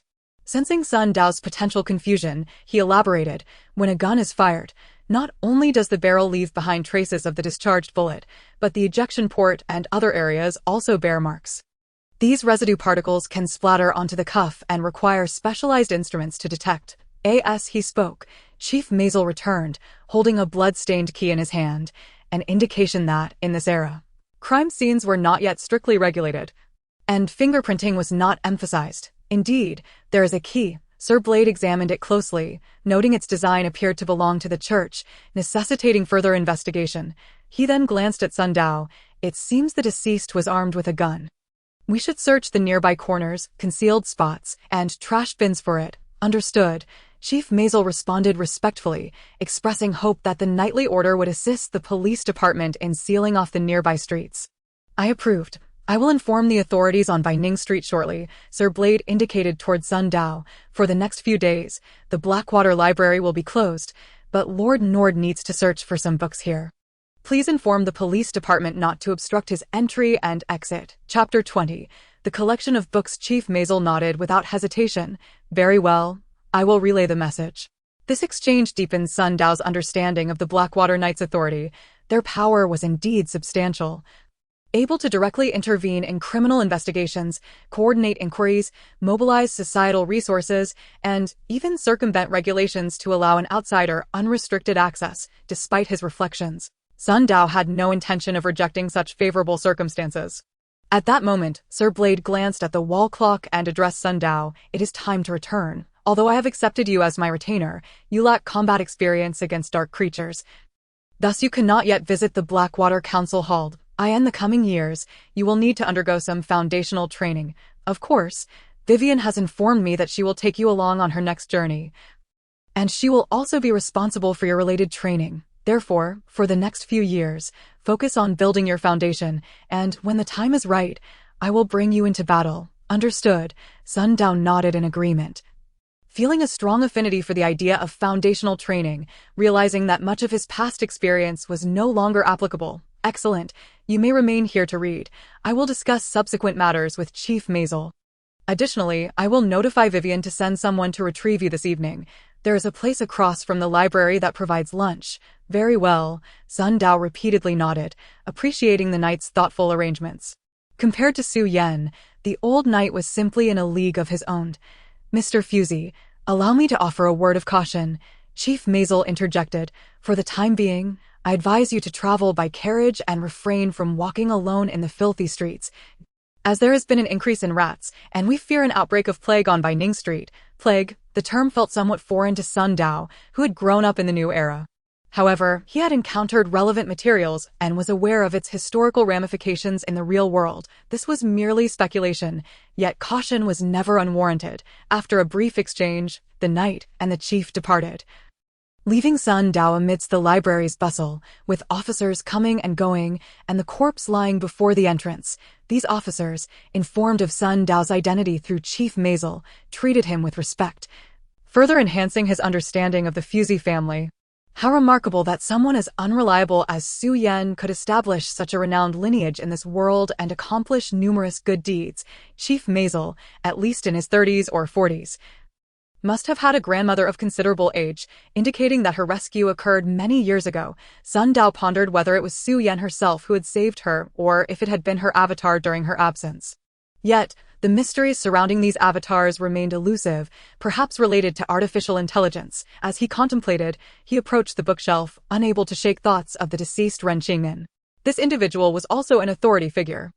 Did their death signify a conflict between locals and outsiders? Should he notify Su Yan? But he was unfamiliar with the area, and Su Yan had cautioned him against using his phone here.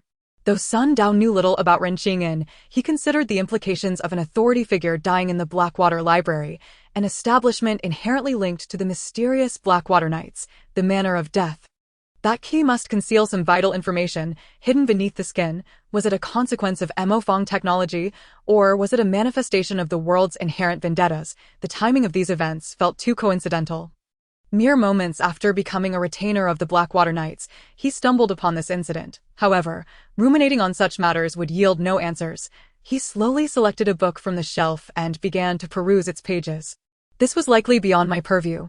I should concentrate on enhancing myself in preparation for my confrontation with Zoe. Ultimately, Sun Dao suppressed his doubts.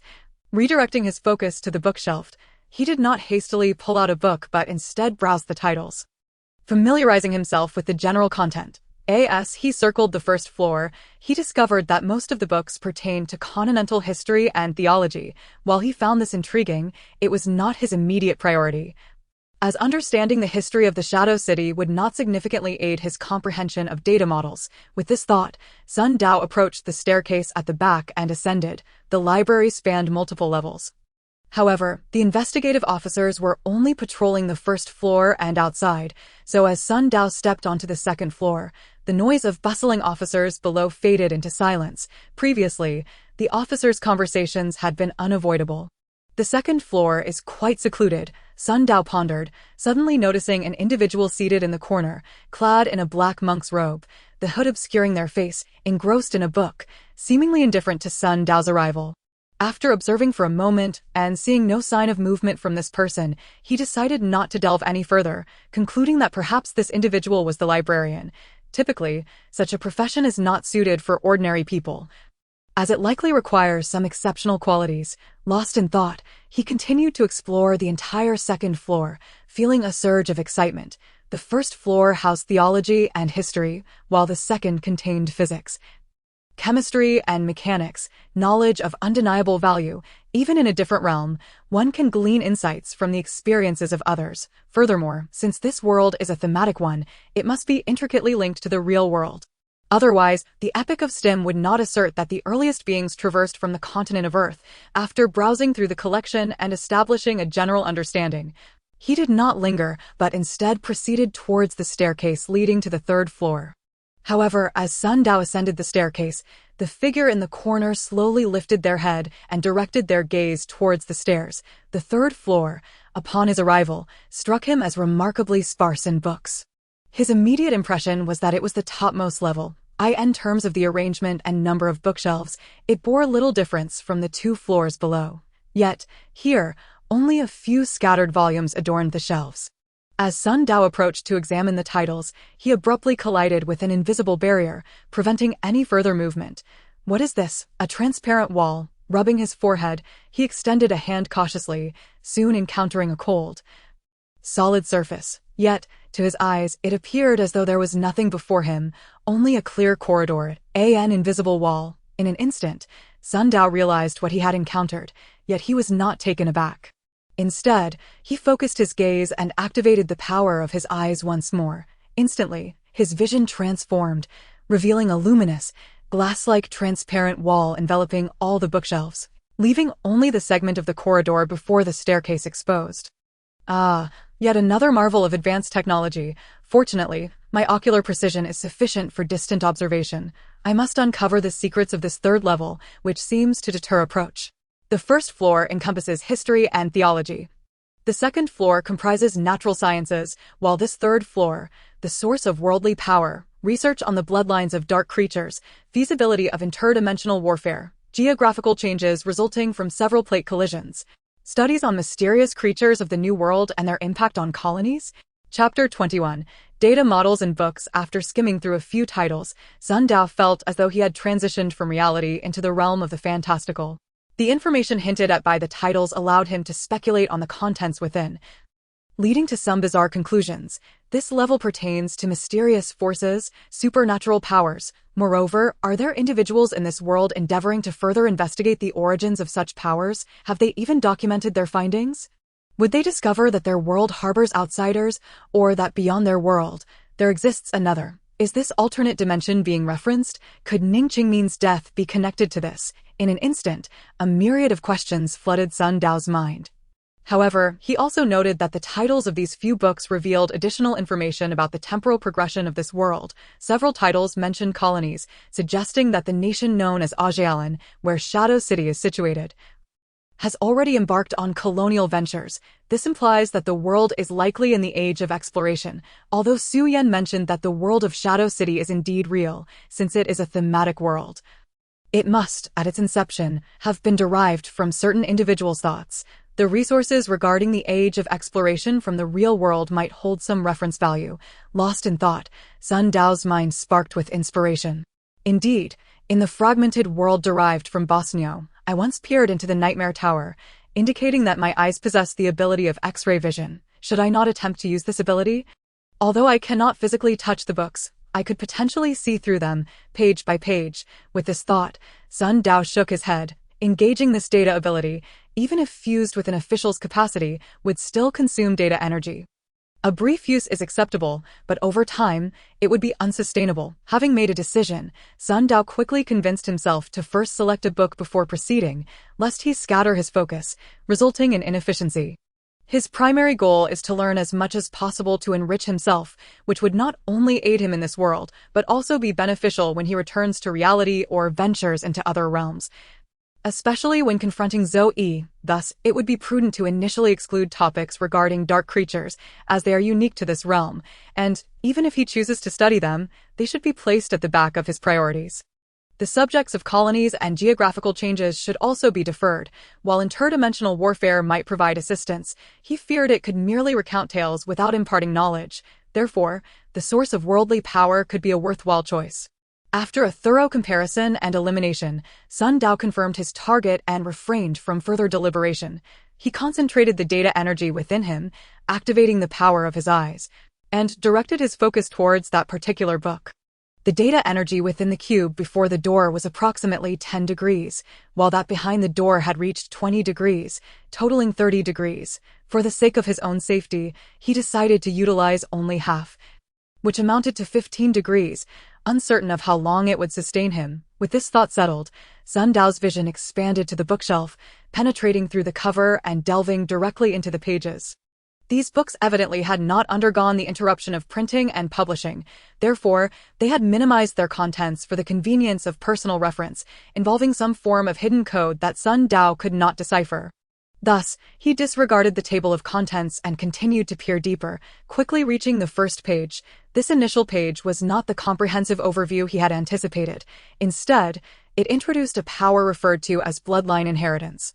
Described as a divine gift, bestowing numerous unimaginable abilities, with examples listed such as immense strength, swift movement, invulnerability, physical enhancement, and rapid healing. However, after these introductions, this page concluded, just as Sun Dao was about to delve further.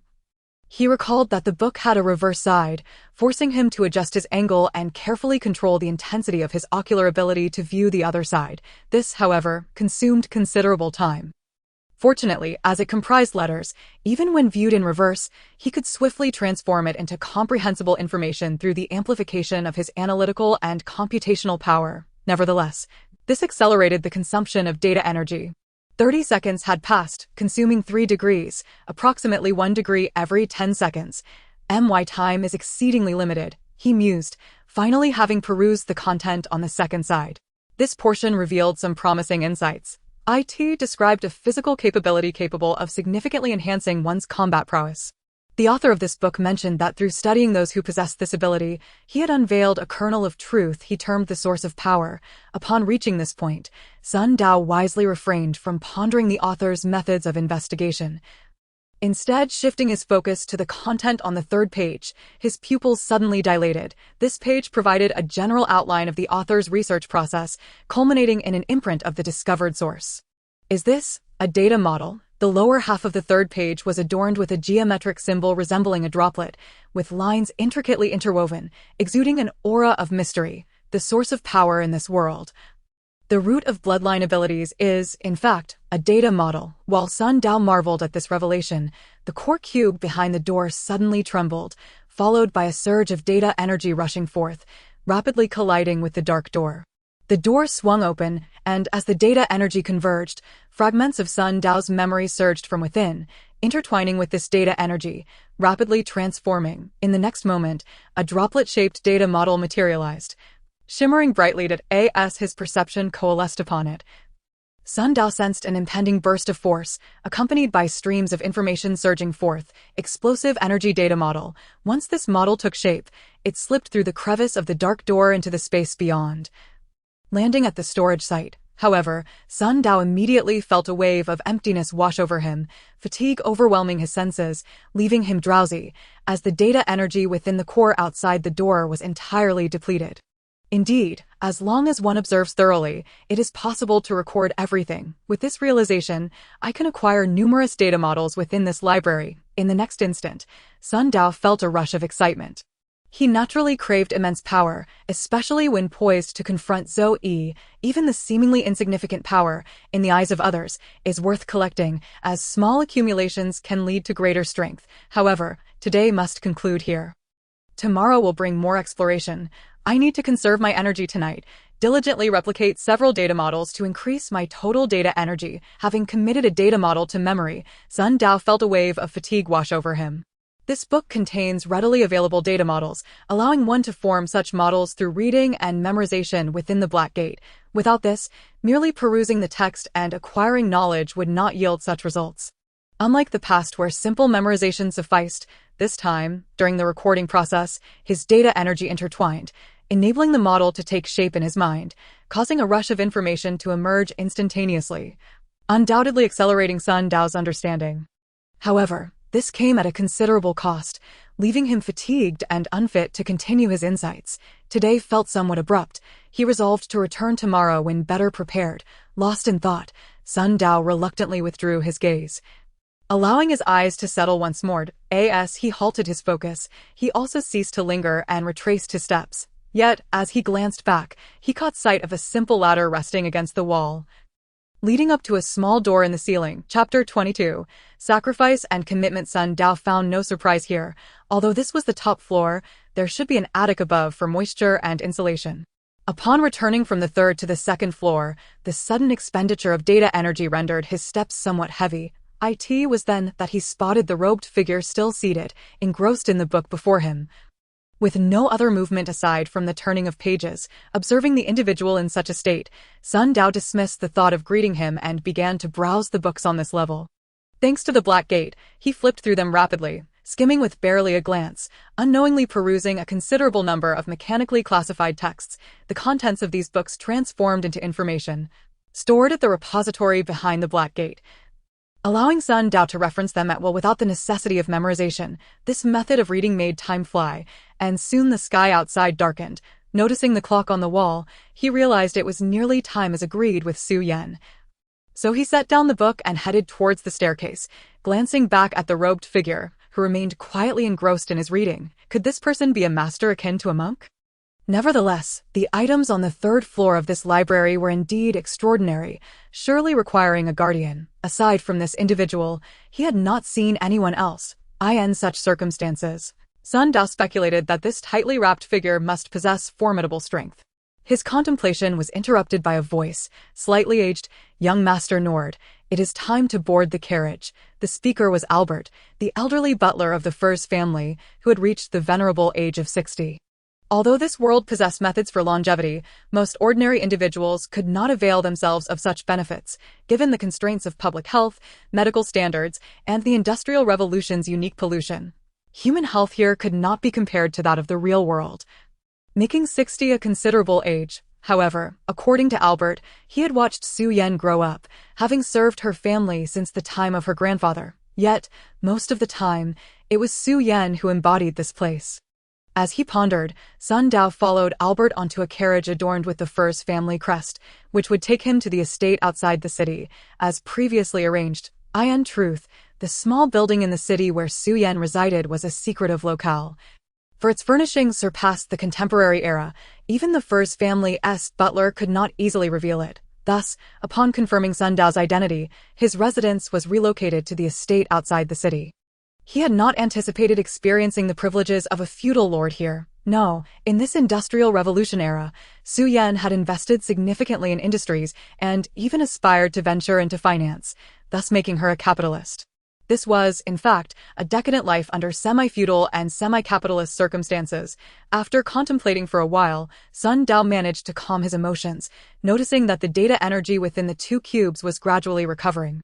Soon, the carriage jolted to a stop outside the first family estate. Upon disembarking, Sun Dao reflected on his own family estate, then recalled the estate of Sir Braid, wrinkling his nose in disdain.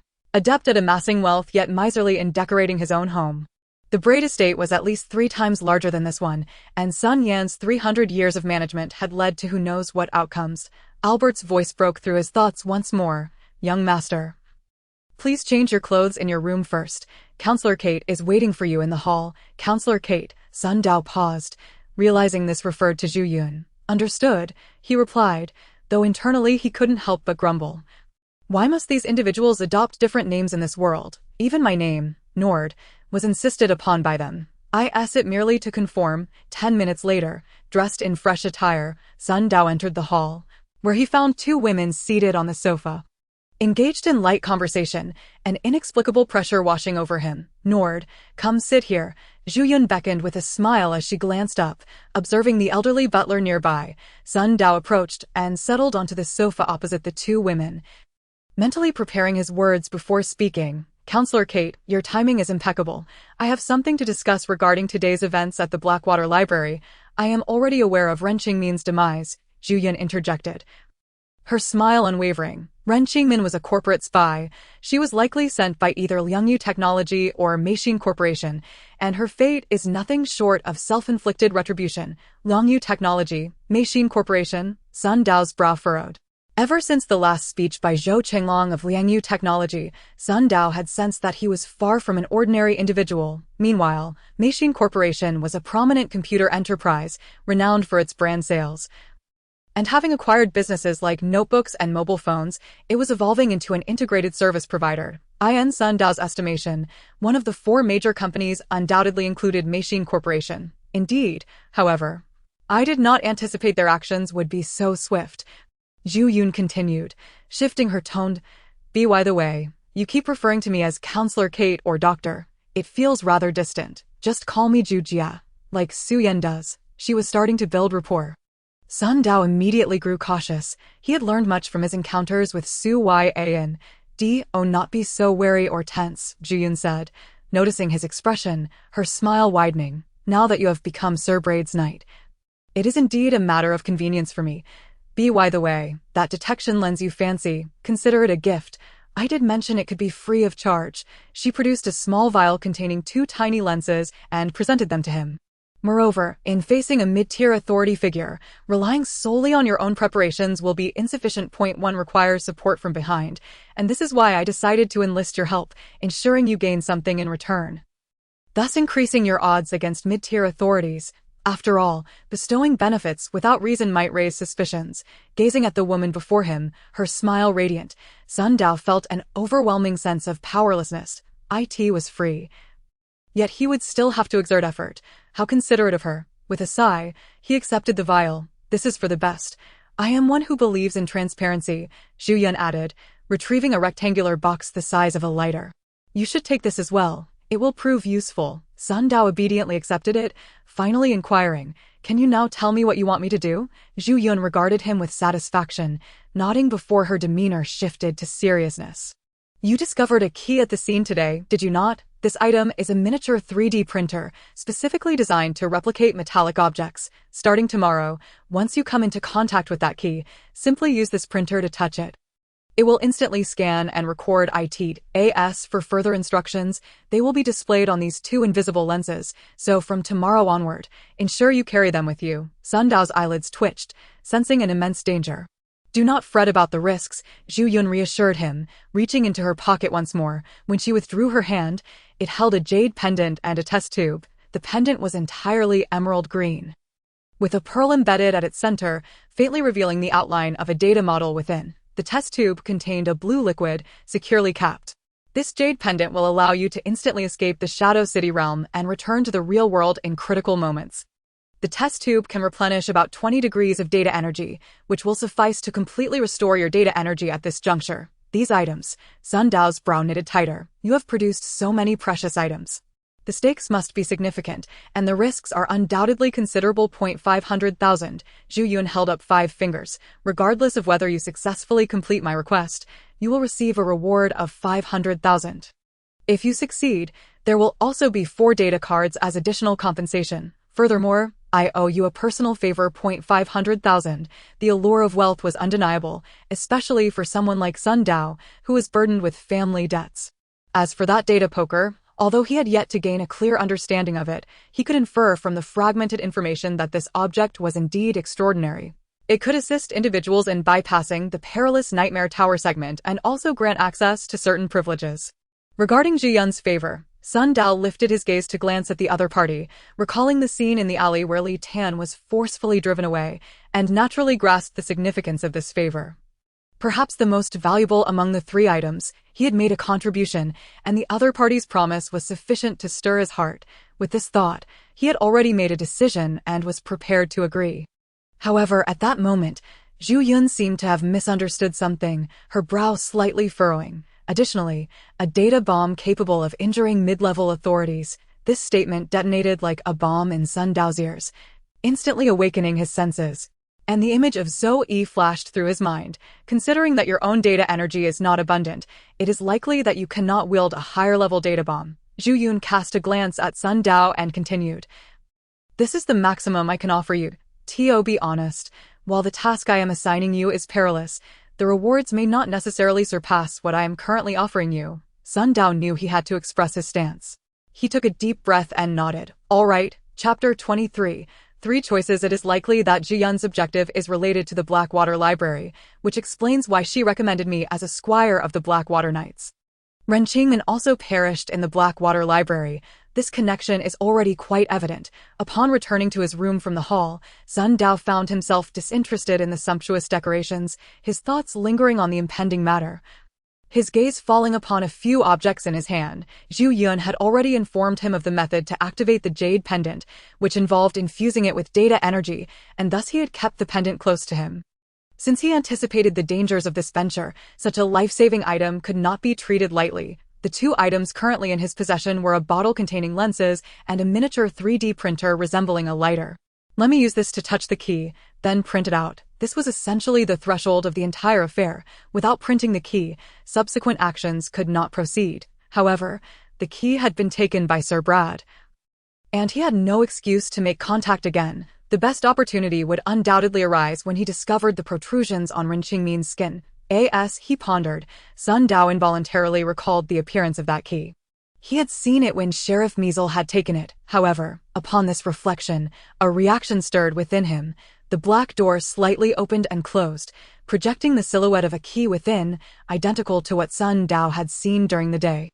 This could work. This revelation surprised Sun Dao, yet upon considering that the black door could absorb data and images, he calmed himself and gained a further understanding of the door's capabilities. Subsequently, he allocated a strand of data energy, infusing it into the key's projection, transforming the image's contours into numerical values and information, merging them into the data energy. This data energy did not return but flowed according to his thoughts, ultimately infusing the miniature 3D printer. In an instant, the printer vibrated subtly, projecting a beam of light from its front, constructing in midair and shaping into the outline of a key, gradually solidifying from an ethereal outline into a tangible material, culminating in the formation of a genuine metal key. Remarkable. It truly transformed the intangible into the tangible, printing out something else, not merely 2-dimensional lines on paper, but a 3-dimensional object. Sun Dao caught the key, its surface still warm, and a myriad of thoughts surged within him. He had heard much about 3D printing in the real world,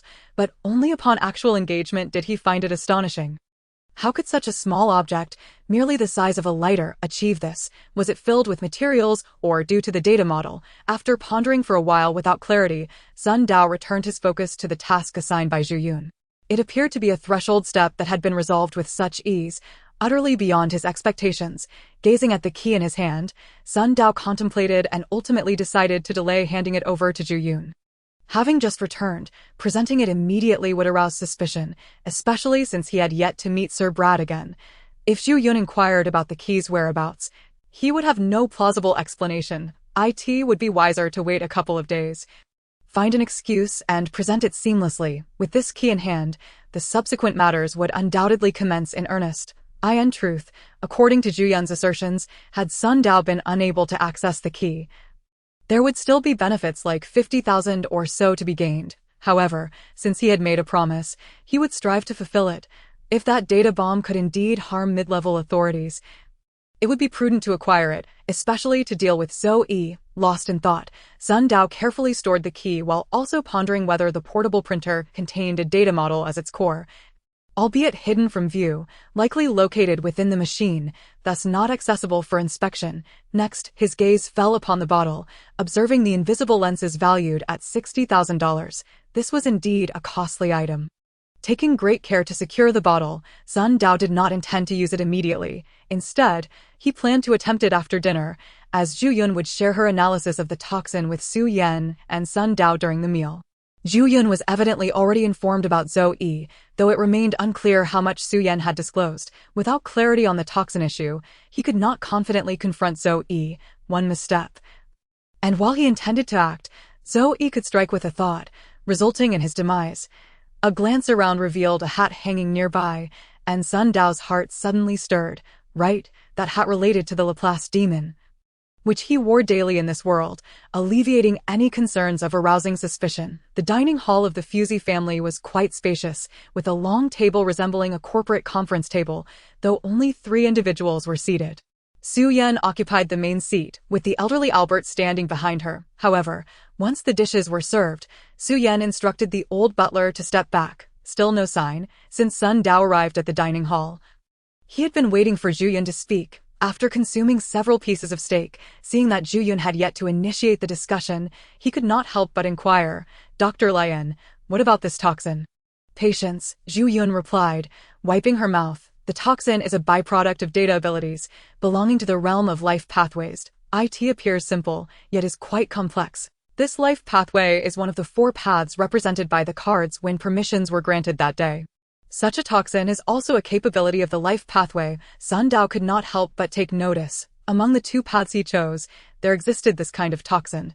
If you claim it is derived from data abilities, does that imply it also harbors a data model? This is precisely the troublesome aspect. Ju Yun placed her hands on the table, stating, "The toxin's capability is derived from the data model. When it integrates with Zoe himself, it directly communicates with the data model, making the capability clear. However, once separated from the host and infiltrating another's body, it loses connection with the data model, retaining only a thread of will signal, making it susceptible to external stimuli that can induce mutations, akin to primitive abilities. Primitive abilities, in contrast to data abilities, refer to powers unbound and unregulated by data models. What should be done then?" Sun Dao understood that the very reason for developing data models was due to the dangers posed by primitive abilities. "I am still in the process of research. The quantity of the toxin within you is not substantial. Hence it is not as terrifying. At least it remains controllable. Moreover, utilizing the Blackwater sacred artifact, Su Yan is also capable of suppression. As for you." Ju Yun's eyes flickered with interest at this juncture. Perhaps due to his frequent practice with data models, or perhaps the recent granting of permissions, this trace of toxin within your body has entered a dormant state, rendering it considerably less hazardous. Dormant, so it is no longer under Zoe's control. Sun Dao felt a slight relief. "Not exactly," Ju Yun interjected with a sudden shift. "However, prior to encountering Zoe again, there should not be any issues. For once you approach Zoe and receive the signal from the source data model, it will reactivate. In truth, this dormancy is a precursor to mutation, indicating that this primitive ability has absorbed new information and is beginning a new cycle of evolution." The more Sun Dao listened, the more disconcerted he became. His expression grew increasingly grim. "You need not worry." Ju Yun flashed a reassuring smile. Sun Dao, witnessing her confident demeanor, felt some relief. Yet Ju Yun's subsequent words were, "Generally speaking, the The dormant period prior to such mutations lasts at least a few months, but before the mutation can awaken, Zoe has prematurely roused the toxin, which means you might have already perished. So what is there to worry about? This was worse than not worrying at all. Upon hearing this, Sun Dao's heart tightened. However, Zhu Yun added, there is still a way to prevent Zoe from awakening the toxin. Upon hearing this, Sun Dao's taut heartstrings loosened a bit, and he pressed for details. Is it to eliminate the toxin in advance? Zhu Yun shook her head. No, eliminating the toxin is not difficult. But the challenge lies in accomplishing it within a few days. What? The oscillation of emotions left Sun Dao quite vexed. 3 proposals. Observing that they seemed quite similar, Zhu Yun extended 3 fingers. First, you should hasten to acquire the title of knight. With the black water sacred artifact, you can naturally suppress the toxins like Su Yen, gradually dissolving them. The power of the sacred artifact can incapacitate the toxins, making it difficult for even Zoe to make contact. Moreover, during the refining process, it can also enhance your physique. However, the greatest challenge lies in the time required, and unless there is a reduction in black water knights, it is generally quite challenging for new knights to join. Second, you could wait for me to develop a vaccine. I am 80% confident that I can create a vaccine within 3 days, temporarily suppressing the toxins and preventing Zoe from awakening them, thus alleviating immediate concerns. However, during this period, the toxins must not undergo any changes. Otherwise, we will have to start from scratch. After all, these toxins are akin to primordial abilities, and my endeavor amounts to constructing a rudimentary data model capable of binding them, which will consume considerable time and energy. Third, this is a relatively risky proposition, but it can enhance your combat power. Given the current situation, both you and Su Yen must confront Zoe under his dominion, making it difficult for others to intervene, especially since Zoe has backing. Therefore, it is advisable to seize any opportunity to bolster your strength before the encounter. Sun Dao listened quietly, digesting the contents of the first 2 proposals and weighing their pros and cons. He then inquired, what does the third proposal entail? He concurred with Zhu Yun that seizing every opportunity to enhance oneself was indeed a worthy pursuit. Anticipate the anomalies of the toxins. Zhu Yun's eyes narrowed slightly, concealing her excitement. Anomalies are fraught with danger, yet they also present opportunities. If managed appropriately, not only can they resolve the crisis, but the toxins could also become your organ abilities. If you are concerned about future ramifications, you could later attempt to analyze the abilities using a data model to bind and isolate them. What do you think? Chapter 24, Commencement. Which option to choose? The following day, when Sun Dao arrived once more at the Blackwater Library, adorned with his jaunty hat, the 3 choices presented by Zhu Yun lingered in his mind. In truth, Sun Dao had not slept well the previous night. He spent hours in his room, repeatedly sketching data models to replenish the consumed data while weighing the 3 options.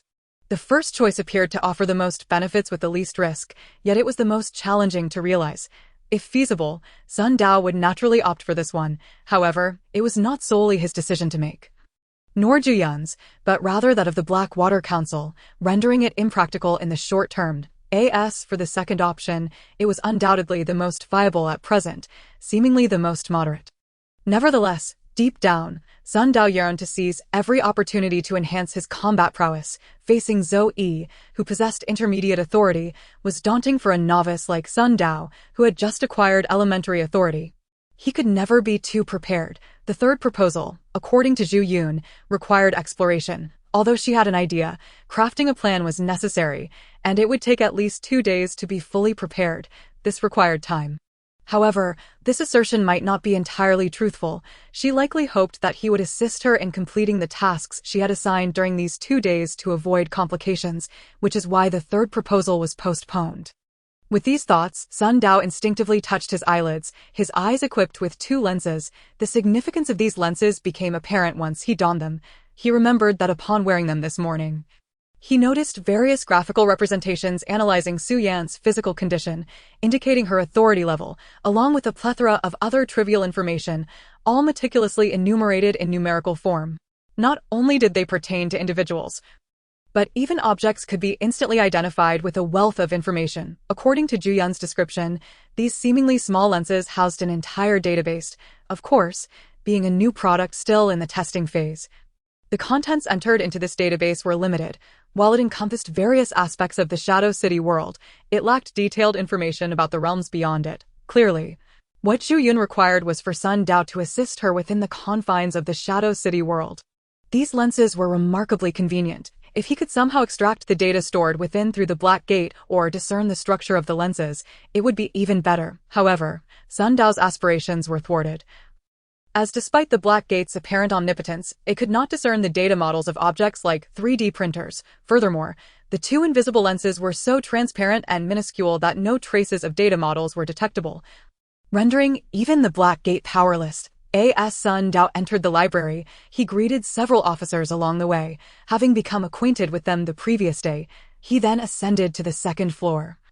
But instead of immediately proceeding to the third floor to continue his work, he picked up a few books and began flipping through them.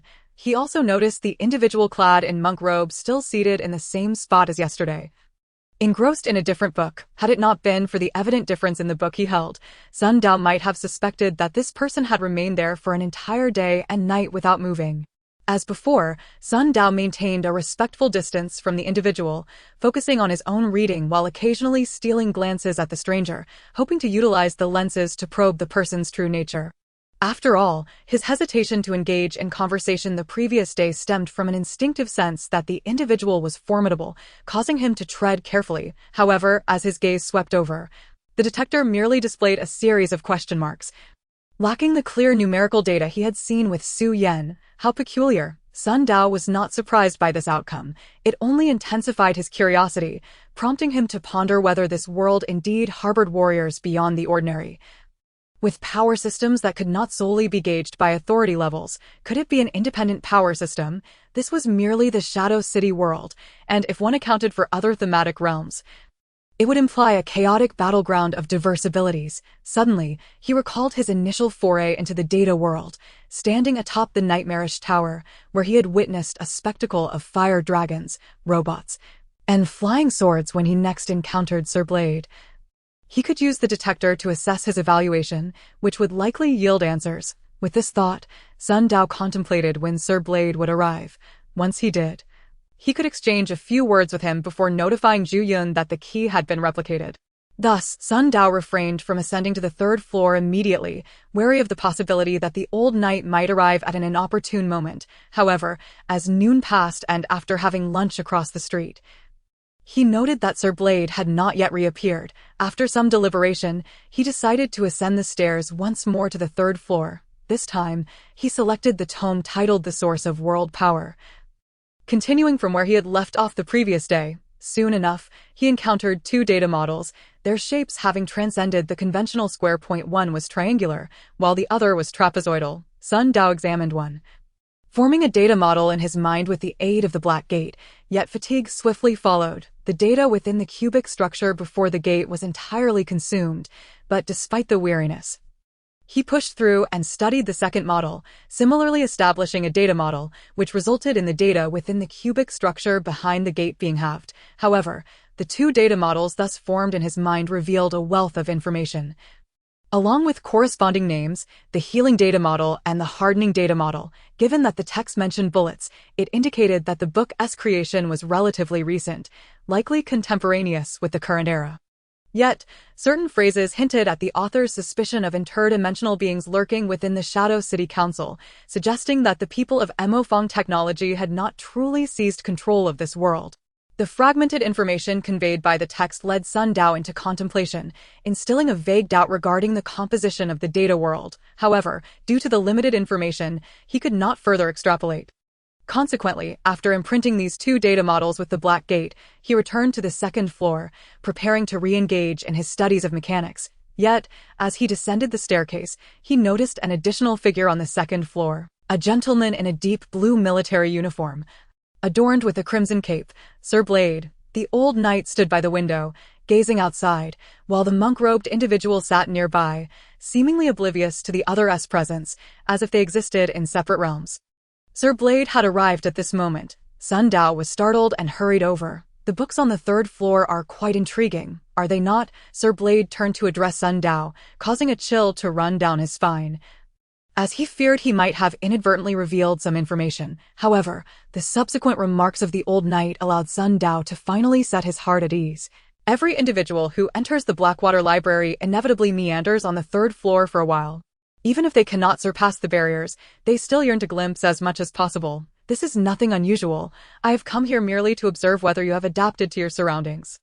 Judging by your demeanor now, it seems you have indeed assimilated. Thank you for your arrangements, sir. Sun Dao expressed his gratitude accordingly. Good, you are able to calm your mind, which is commendable. However, do not be overly anxious. I can see that your complexion is not quite right. You must take care to rest, Sir Blade remarked, having noticed the fatigue etched upon Sun Dao's face. Furthermore, regarding yesterday's events, as you are aware, the situation has grown rather complex these past few days. I cannot frequent this place, so if you have any queries, please jot them down. I shall arrange for Lyle to visit every 3 days, and you can present your questions to him. After imparting these instructions and a few additional words, the knight hastily departed. Sun Dao exhaled, relieved to finally have an excuse to claim the key. Yet, just as he sighed, a series of ringing tones echoed through the library. It was the telephone on the second floor. Sun Dao glanced at the monk-like figure, noting his complete disinterest in answering the call. And thus, he made his way over. Lifting the receiver, he heard Ju Yun's voice. "Have you obtained the key?" she inquired in Mandarin. "I have," Sun Dao replied, also in Mandarin. "Excellent. There will be an incident with the carriage coming to fetch you tonight. You must remain at the library overnight. At 8 o'clock, the barriers on the third floor will fail. Use the key to unlock the attic cover, and once inside, the invisible lenses will provide you with the next piece of knowledge." Beep, beep, beep. The call ended. Chapter 25. The howls of the library. I had just encountered Sir Blade, and within a mere minute or two, Zhu Yun had already sent word. She mentioned that the carriage to collect me would encounter misfortune, that I must spend the night here. At 8 o'clock, the barriers on the third floor would vanish, directing me toward the attic. What could possibly await within that attic? As I absorbed this influx of information, it took Sun Dao several seconds to clarify his thoughts, only to realize a pressing concern. Dr. Flame might have overlooked a crucial detail. There exists a person within the library, enigmatic and profound. With his presence, I surmise there will be no opportunity. Contemplating this, Sun Dao's gaze instinctively fell upon the monk-like figure. This was the crux of the matter, however. The dilemma swiftly dissipated. As the wall clock's hour hand past 6 o'clock. The monk-like individual unexpectedly rose from his seat and vanished without a trace, despite Sun Dao's efforts to seek him throughout the library. Sun Dao felt no joy. Rather, he sensed that he had indeed become ensnared in a formidable whirlpool. In the ensuing moments, thoughts of the impending events consumed him, rendering him indifferent to reading, making the hours feel as though they stretched into eternity. Such a state of mind was unacceptable. If he allowed chaos to reign within, complications would surely arise. Aware of the risks posed by his current mental state, Sun Dao found it challenging to rein in his thoughts. Ultimately, he resorted to silently sketching several data models in his mind. This method of mental replication of data models had been discovered during his earlier attempts at imitation. Though the effects were less pronounced than physically manipulating them, it aided in sharpening his focus and excluding distractions. Half a minute later, Sun Dao regained his composure, refraining from reading, and instead repeatedly sketched in his mind, adjusting his thoughts in preparation for the night's task. As time slipped away unnoticed, a nascent data model took shape at the edge of the core cube behind the door, an unmistakable manifestation of the electric vortex model. Alongside this model, several faint traces began to materialize, but these marks, as well as the soon-to-be-formed electric vortex model, were so minuscule that they failed to capture Sun Dao's attention. Before long, the tranquility of the library was interrupted by a voice tinged with regret. "I apologize. Mr. Fusey, we just received a call indicating that the carriage coming to collect you has encountered an incident. It has been surrounded by a group of vagrants, and the driver has been attacked. Consequently, you will not be able to return tonight. Given the current security issues in the city and the unrest caused by antisocial rebels, it is unsafe for you to return alone. You must stay overnight at the library." The individual bore an apologetic expression, yet he was not a staff member of the library, but rather a guard of the establishment. He seemed to be aware that a death had recently occurred within the library and added, "If you wish to stay at an external inn, we can make arrangements. However, this area falls under the jurisdiction of the Blackwater Night Order, and without the Knight's directives, we cannot take liberties. It is only because Sir Blade has permitted your stay at the Blackwater Library that I proposed you remain here for the night. Sun Dao had no intention of seeking alternative accommodations, but he feigned a frown and waved his hand dismissively. There is no need for such trouble. I can make do with anywhere in the library to rest. And it allows me to read tonight as well. Very well, please follow me. The guard sighed in relief, grateful that the noble scion had not posed any difficult requests, accompanying the guard downstairs. They arrived at a secluded corner on the first floor of the library. The guard opened a door, revealing a resting area that truly existed. It appeared to be a lounge, albeit half submerged into the ground, furnished with tea sets, chessboards, and other items. Sun Dao had not noticed the space during his previous brief stay on the first floor. The guard dutifully explained, "The knights occasionally come here to rest. There are mattresses available, and I will prepare it for you to no need. I can manage on my own. You may return now," Sun Dao replied, wishing to send the guard off, for the clock had already passed 7:40. There remained only 20 minutes until 8. However, upon entering, he noticed a shard about the size of half a fingertip in the corner near the door. The unique material of this shard caught Sun Dao's attention, as it felt somewhat anachronistic to this era. Curiously, he bent down to examine it closely, feeling as though he had encountered this shell before. Yet, due to the burn marks along its edge and its warped shape, he could not place it. It felt familiar, just on the tip of his mind, yet eluded his recall. Lost in thought, Sun Dao reached out to pick it up. But the moment his fingertip brushed against the shard, it disintegrated into fine powder with a sudden whoosh. This, Sun Dao was taken aback, eager to investigate further, but the powder scattered, rendering it impossible to collect. With time pressing, he reluctantly set the matter aside and stepped into the lounge. Once inside, the silence enveloped him, and Sun Dao found himself growing tense once more. Yet, having experienced the mental sketching of data models, his anxiety now mingled with an inexplicable excitement. Minutes slipped by, and as the minute hand reached 57, Sun Dao resolved to take action. Suddenly, a loud thud echoed from outside the lounge, followed by, the anguished cries rang out. Unmistakably belonging to the guard from earlier, instantly alert, Sun Dao opted not to rush outside to investigate. Instead, he withdrew the test tube Zhu Yun had provided, removed the stopper, and consumed its contents in one swift motion. The liquid within the test tube was not as unpleasant as he had anticipated. It bore a slight tang of sweetness yet was chilling to the core. Sun Dao felt a cold wave surge from his mouth, extending to his chest and abdomen, then radiating outward. A refreshing chill coursed through his body, revitalizing the dormant data within the core at the door, which swiftly replenished, while the core cube behind the door consumed half its data energy and subsequently restored it. This substance is truly remarkable, Sun Dao mused, yet he had no time to linger in the comfort it provided. He swiftly moved to the center of the room, yanked the pull cord for the electric light, and extinguished it. In this era, electricity had been harnessed, albeit not widely disseminated. However, in a place like the Blackwater Library, it had been equipped ahead of its time. Darkness enveloped the room. Sun Dao navigated the interior according to memory, glancing up at the small windows, yet finding no means of escape. The lounge was situated in a corner of the library, half submerged below ground, with high and narrow windows insufficient for someone of Sun Dao's stature to pass through.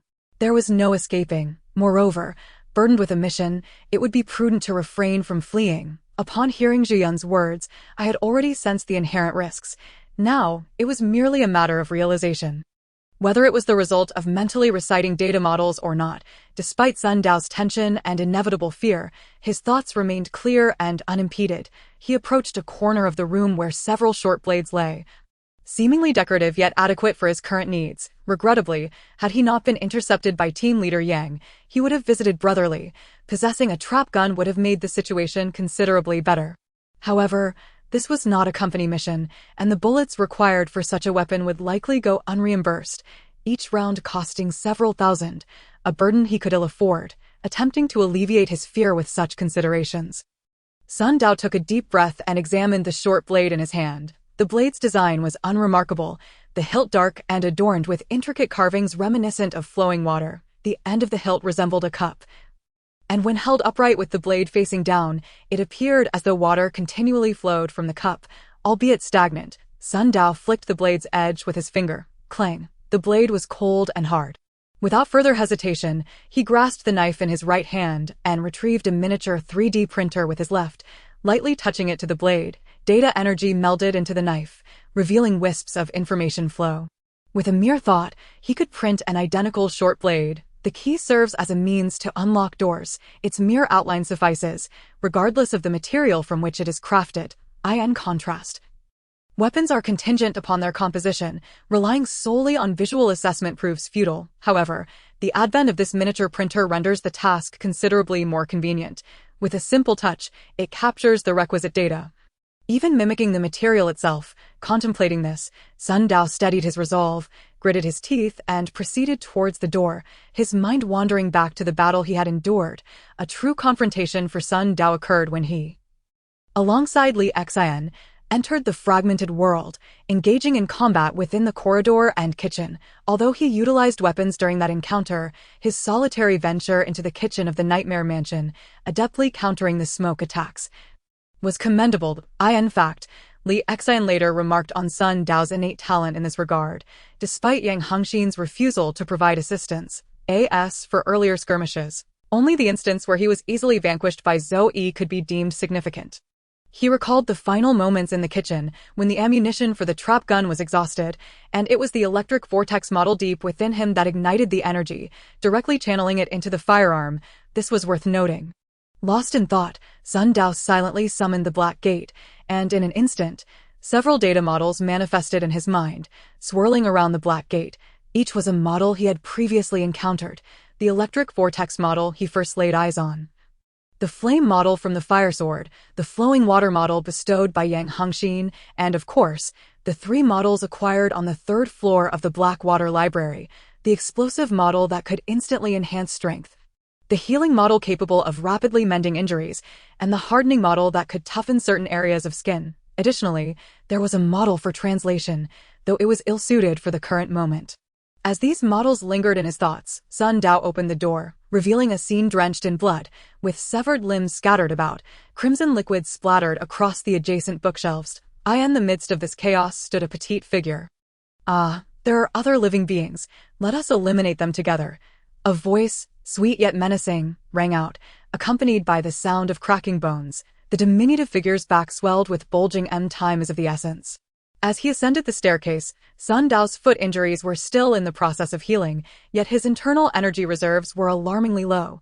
The core energy at the front door had already been depleted, and the core energy behind the door was reduced to a mere 7 degrees.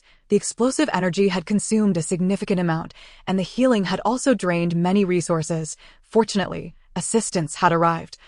The werewolf had suffered severe injuries, and the situation was not entirely dire. Lost in thought, he navigated through the bookshelves, his steps faltering slightly. The array of books on the shelves undeniably captivated him. The 3 core fragments he had obtained from them would prove immensely beneficial tonight. With several books within reach, seizing them would undoubtedly open up broader possibilities, enhancing his chances against Zhou Yi.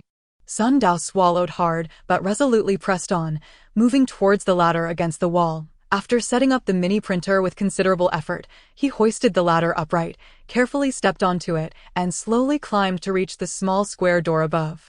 This door was unremarkable, featuring only a keyhole at its center. Sun Dao retrieved the prepared key, inserted it, and turned it. With a click, the small door swung open, releasing a rush of metallic air tinged with lubricant. With the door now ajar, the scene within the attic came into view. Long tables brimming with various machines, gears, wrenches, wires, and scattered screws. Beep. Suddenly, a flicker caught Sun Dao's eye, and a line of text materialized before him. Search for a metal box in the attic and throw it out of the southern window. Chapter 27. The Iron Box. An iron box. Gazing at the words that had unexpectedly appeared in his vision, Sun Dao recognized that they were not a product of his own sight, but rather instructions relayed by the invisible lenses. A directive from Zhu Yuan. As soon as he entered the attic, the instruction had been transmitted. Was he being constantly monitored, or was something within this place triggering a response? If it were the former, then everything he had just done would be exposed, and Zhu Yun might discover that his total energy reserves were inconsistent. Moreover, he pondered whether this method of mobilizing abilities through the black door was a common occurrence. Despite the possibility of exposure, if given another chance, Sun Dao would still make the same choice, for it was a matter of life and death. While contemplating, he did not cease his movements, forcing himself into the first layer of the attic. Once upright, he scanned the surroundings, his gaze sweeping over the various metallic devices on the table. Though small and mostly incomplete, they exuded an array of unique aesthetic qualities. Sun Dao couldn't help but recall Sir Blade's musings on the beauty of machinery. Was it the fact that they were man-made? On the table, he even spotted a rudimentary loudspeaker and what appeared to be components of a radio. However, he was acutely aware of the urgency of the moment. After a thorough search, he finally discovered the basketball-sized iron box amidst a heap of metallic items. This was it. Approaching the iron box, he instinctively scrutinized it. The box was a square metal cube, its surface marred by numerous irregularities, with interwoven gaps and several exposed gears, adorned with peculiar engravings reminiscent of Angcelin script, albeit more intricate. Moreover, some details suggested a language divided by yin and yang words. Could this be the Seven Hills script, the legendary writing of the First Empire of Stim? While perusing the mechanical texts on the second floor and examining the book The Source of World Power on the third, Sun Dao had encountered references to the script. The name derived from the fact that the First Empire of Stim arose from a coalition of tribes on Seven Hills. The script of the empire was indeed the Seven Hills script. However, despite possessing a translation model, Sun Dao knew he could not decipher an entire writing system from a mere mention of its name. Only with a sufficient vocabulary could he project the general structure of the script in his mind. And at that moment, he was unable to read the language. In truth, even the explosive energy and healing models could be utilized directly because they were derived from research notes in The Source of World Power, which delved into the roots of bloodline power, effectively elucidating a model. After studying it, he had been able to grasp the insights, thus enabling their invocation. His activation of the electrical vortex model was similarly rooted in a comprehension of the knowledge system behind it, allowing for its timely activation. After memorizing a few lines of text on the surface of the metal box, Sun Dao reached out to attempt to open it, but to no avail. He glanced at the nearby window, preparing to act, when suddenly he froze, struck by a thought. This box was made of metal. Perhaps, with a moment's hesitation, Sun Dao decided against throwing it out immediately. Instead, he retrieved the mini 3D printer from his pocket and carefully touched the metal box. Given the magnitude of the events unfolding tonight, it seemed that this metal box was the pivotal element, placing him in life and death situations. One of his arms still bent, he could see the werewolf lurking beneath the door. Curiosity was inevitable, prompting this course of action. The mini printer had the capability to replicate metal objects, forming an information flow within. However, the moment the printer made contact, a torrent of information surged forth, roaring like a dam that had burst, flooding directly into the printer. Through the connection of energy, Sun Dao could distinctly sense a groan emanating from within the printer, as though it were struggling to contain the overwhelming influx. On the verge of shattering, indeed. Although Sun Dao had harbored a vague suspicion of this outcome prior to his actions, he was not panicked. Instead, he swiftly summoned the black door within him, which opened a narrow aperture. With a swift intake, the data energy rushing into the mini printer was drawn back, accompanied by a deluge of information. The torrent was vast and powerful, even more so than the overwhelming flow he had faced when condensing his first data core. However, unlike before, Sun Dao's mastery over his inner self was incomparable. Not only did he possess 2 data cores to suppress the energy, but he could also manipulate the opening and closing of the black door to a limited extent. The pulling force erupted, and before the external torrent could wreak havoc, it was entirely absorbed, converging at the storage point, layer upon layer, assembling like building blocks, each tiny cube stacking and forming a metal box that spun in midair. The upper part was the core cube, and the lower part was the storage point, while the projection of the metal box lingered at the very bottom of the storage point. The secrets within the box, could they now be explored? As Sun Dao's consciousness touched the projection of the metal box, he found himself unable to delve deeper, confined to its surface, faintly capturing some information from the bizarre lines of text, yet lacking the linguistic foundation to translate them. Nonetheless, despite his inability to decipher them, he still sensed a potent aura of destruction from the torrent that had just surged, as if a ferocious beast were imprisoned within, ready to shatter the existing order upon its release. Yet, he had no time to investigate further. Such inquiries would have to be postponed for later exploration. With considerable effort, he managed to lift the heavy metal box with one hand and approached the window. It was indeed quite weighty. Murmuring to himself, Sun Dao swung his arm vigorously, flinging the metal box out of the window, yet no sound of it hitting the ground followed. Intrigued, he leaned out to peer below. Discerning a dark expanse but identifying it as a garden, his keen eyes caught sight of a nimble figure scaling the garden fence, a bag on their back, which, by its shape, contained the very metal box.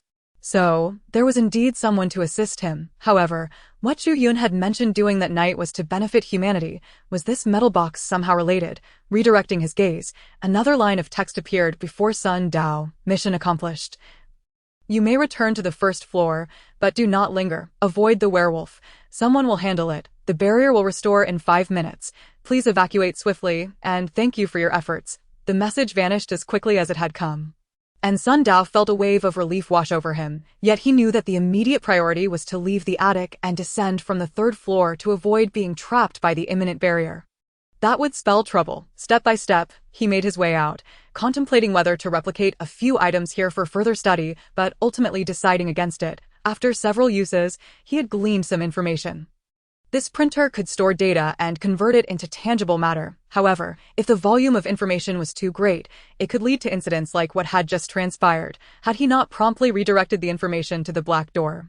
He might have irreparably damaged the printer's internal structure. Currently, it housed the information of a dagger, nearing its limit. Adding more would merely occupy space. Lost in thought, he descended from the attic, hastily maneuvering through rows of bookshelves, then descended the stairs without looking back. As his feet finally touched the floor of the 2nd level, he let out a genuine sigh of relief, hearing a commotion outside. The guards nearby had evidently responded to the werewolf's howls and were approaching. He needed to return to the 1st floor before they arrived. Determined, he resolved to make his descent swiftly. However, just as he took a step, his heart jolted, sensing something amiss. Something was wrong. The guards arrived due to the howl of the werewolf. But now the howl has ceased.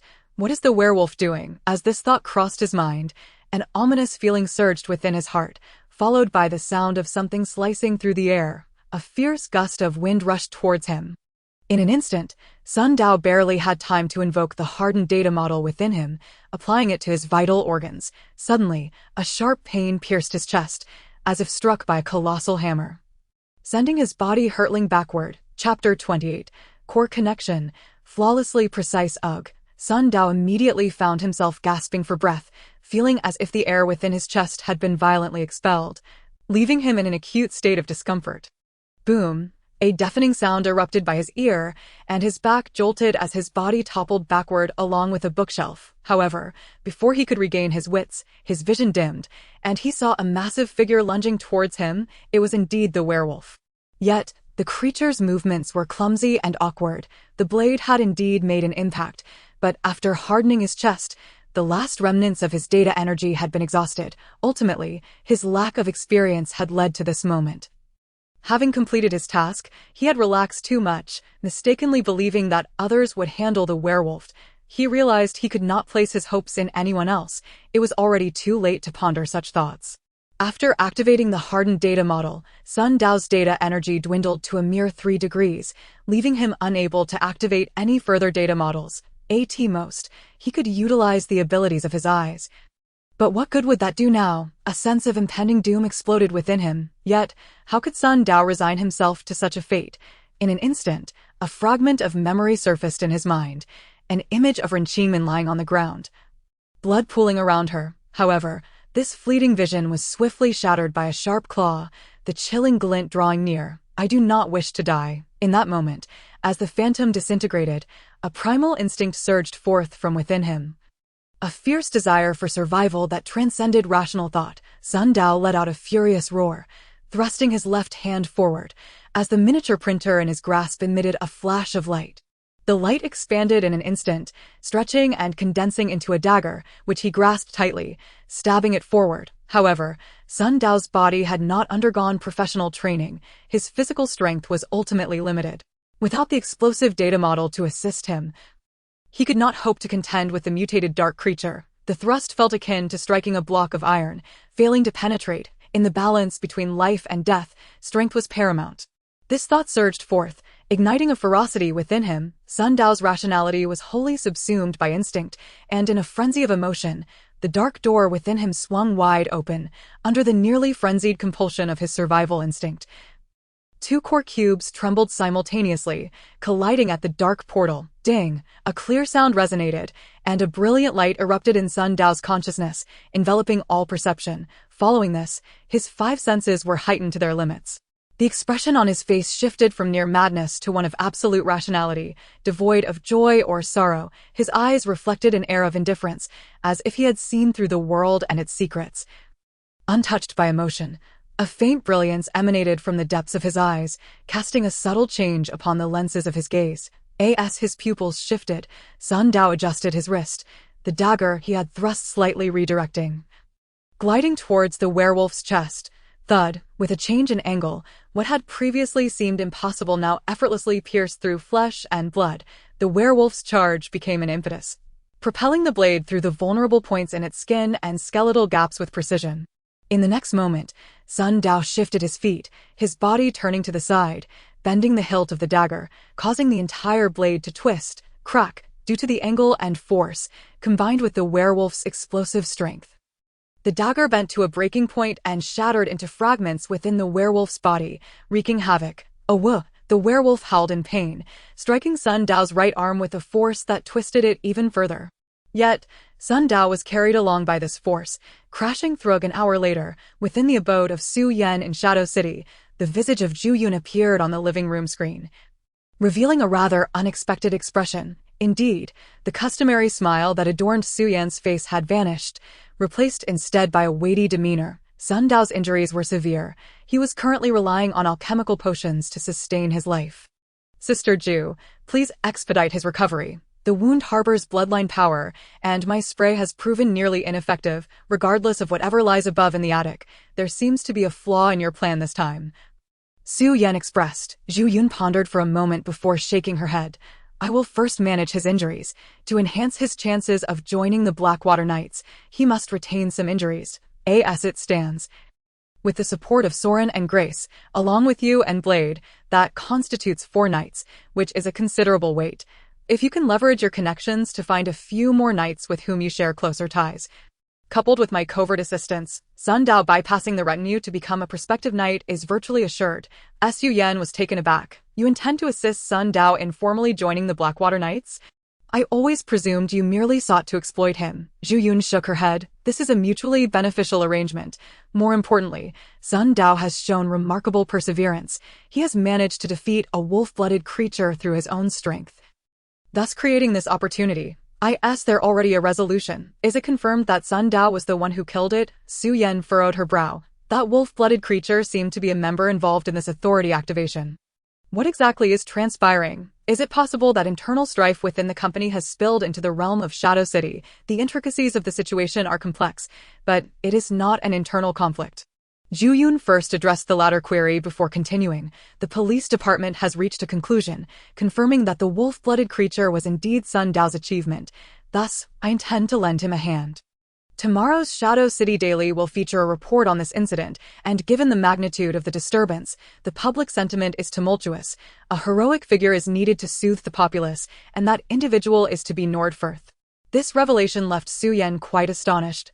Oh, is this a decision made by the upper house? Why select Sun Dao? At this moment, a flicker of flame illuminated the space behind Zhu Yun, revealing her presence in a dimly lit laboratory.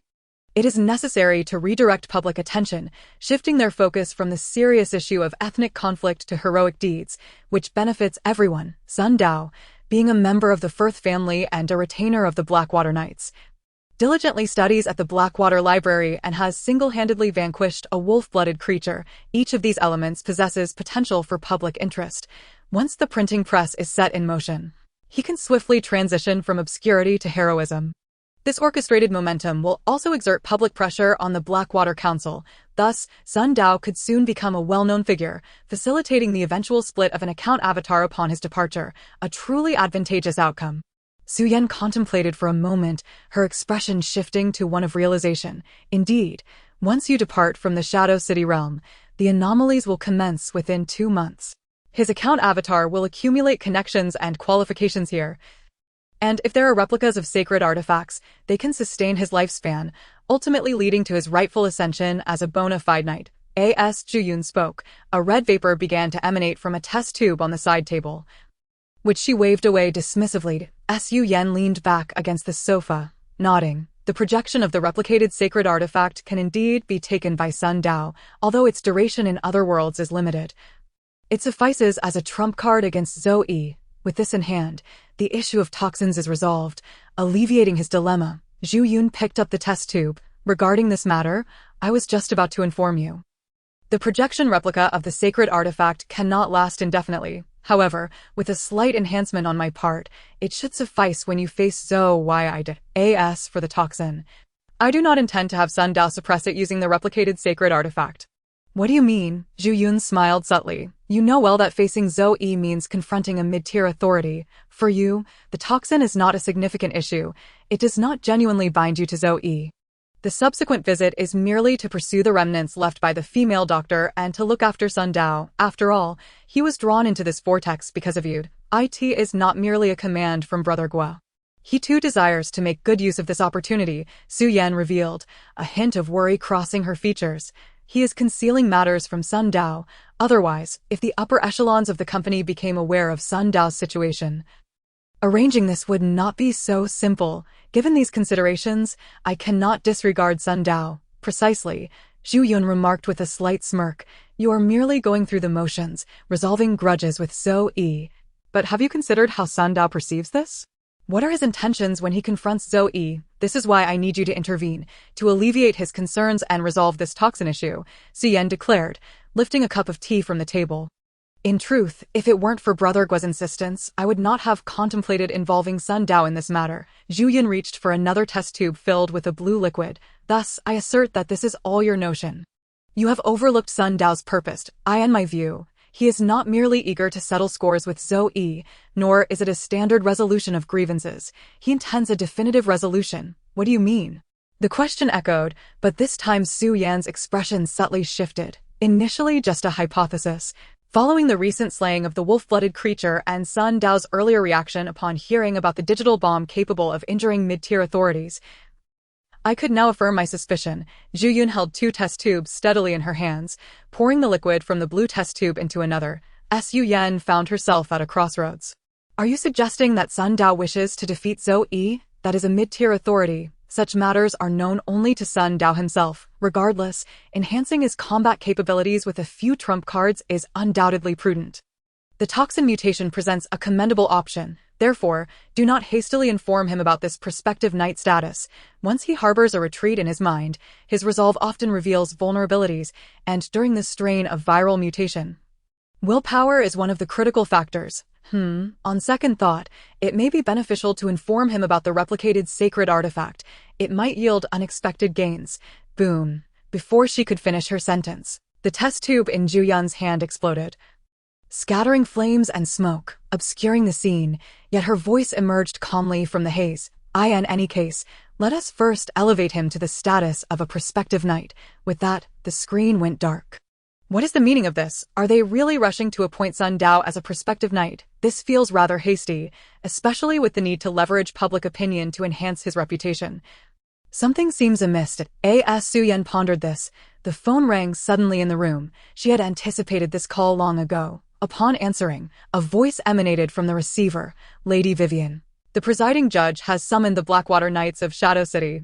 The Blackwater Council will convene an emergency meeting in 1 hour. Your punctual attendance is imperative.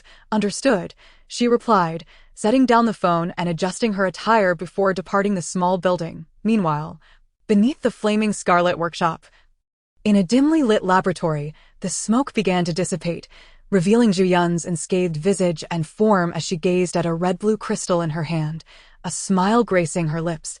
The level just recently unlocked. To single-handedly defeat a wolf-blooded creature, Sun Dao, what secrets lie hidden within you? Are you perhaps another experimental subject of Jiangxini? Chapter 30. The Blackwater Knights upon her arrival at the Blackwater Cathedral.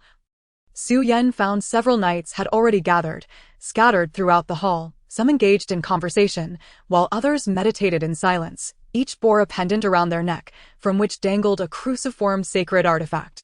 Vivian, you have returned. If it weren't for Soren's word, I would still be unaware that the beautiful and noble Mercury Knight had returned. A.S. Suyan's figure graced the hall. A handsome man approached. His face lit with a joyful smile. You ventured to the dark continent to gather intelligence without informing me beforehand. Otherwise, I could have accompanied you. His features were sharply defined, framed by golden locks, and he possessed a well-proportioned physique. Suyan, upon hearing his voice, moved to meet him. Lars, I did not expect to find you here. I heard your homeland is under siege by those barbarous self-proclaimed Third Steam. I assumed you would have returned by now. Indeed, I shall soon depart from Ajialan to confront the wicked Lu people in my homeland. However, it is truly an honor to see you once more before my departure.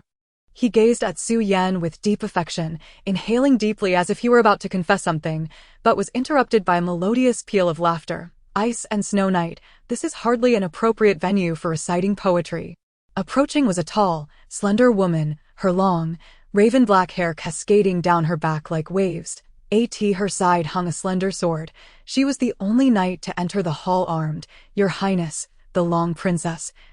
She acknowledged. As the female knight entered through the door, the knights in the hall instinctively bowed in her direction. The lady knight waved her hand and smiled, saying, "Gentlemen, there are no princesses here, only the Rose Knight. You may simply call me Isha." After uttering these words, she returned their greeting and approached Su Yan's side, her smile unwavering as she spoke in a tone of complaint.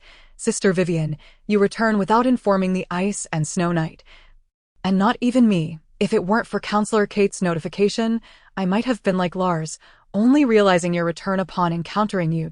Su Yan, prepared with her response, said, "I just got back and haven't had the chance to notify many people.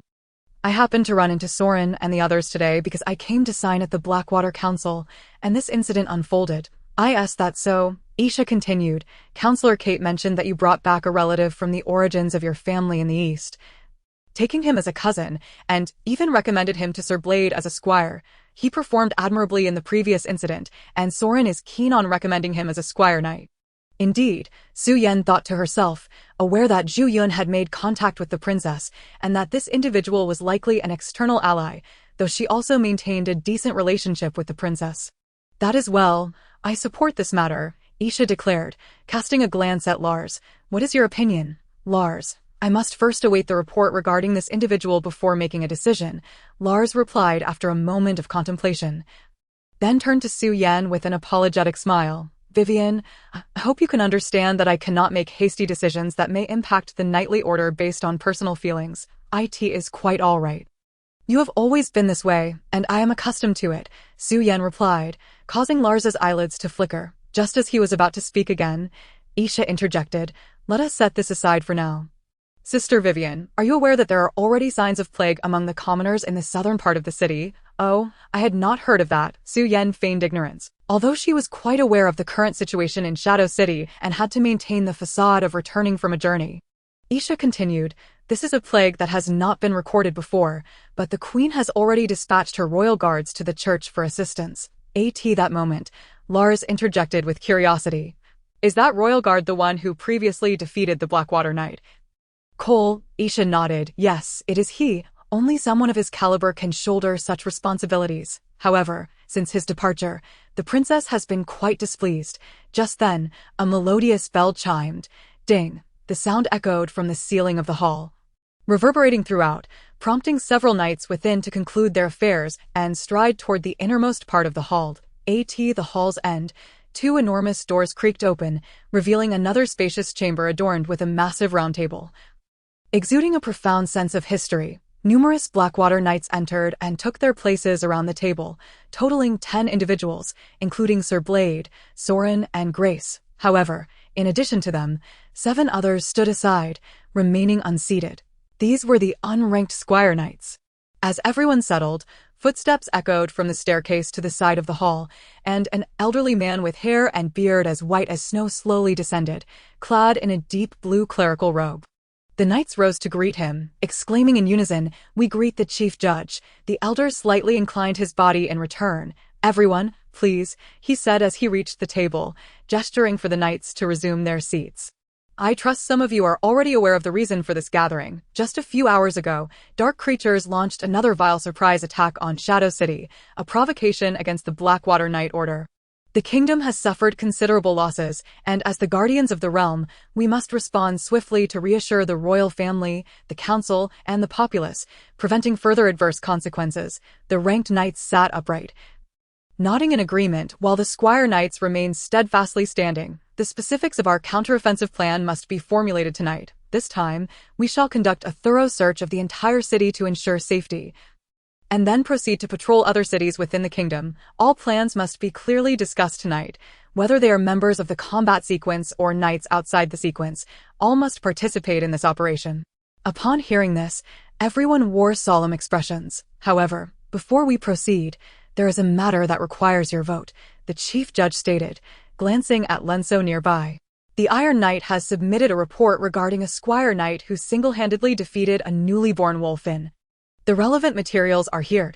He waved his hand, and a squire knight approached, carrying a stack of papers and placing one before each official knight. This must be Vivian's cousin, who managed to defeat a wolfkin and survive. Although that wolfkin was in its infancy, it is not something an ordinary person can contend with. Lars observed the report, nodding slightly, noting that it was the short dagger from the lounge that was used. Though it was a replica, it was still sharp enough for him to pierce the wolfkin's brainstem, indicating some degree of understanding. As he continued reading, his brow furrowed. Unknown forces have severed blood vessels and injured the heart.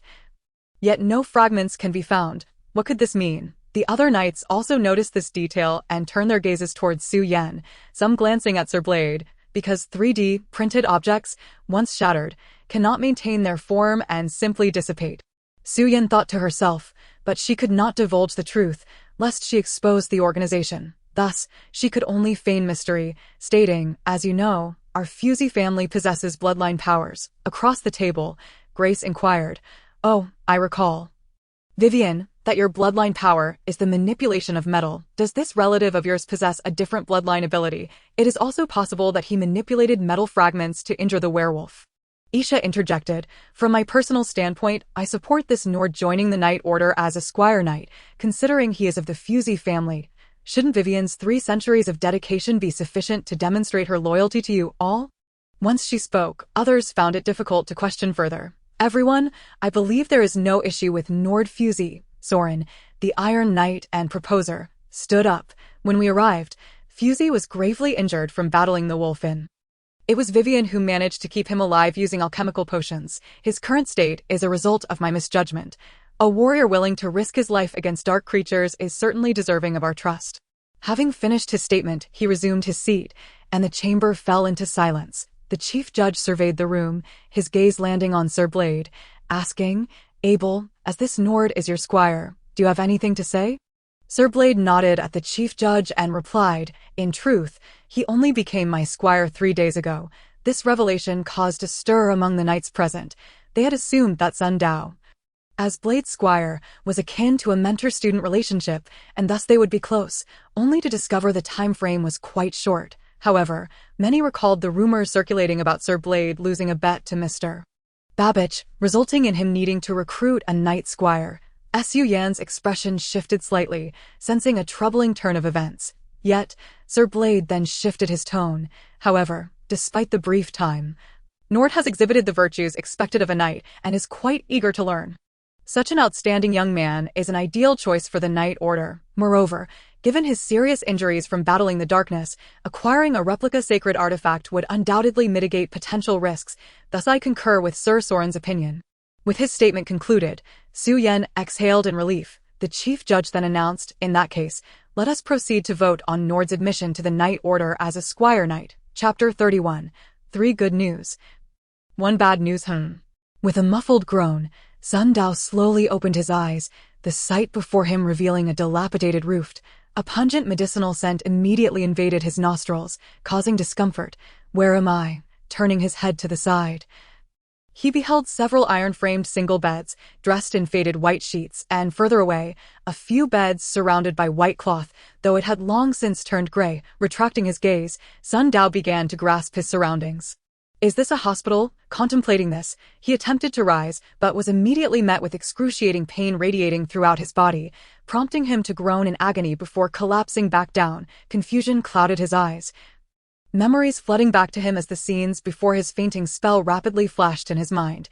The night, the library, the werewolf, the metal box, each fragment of memory surfaced in succession, culminating in a chilling realization.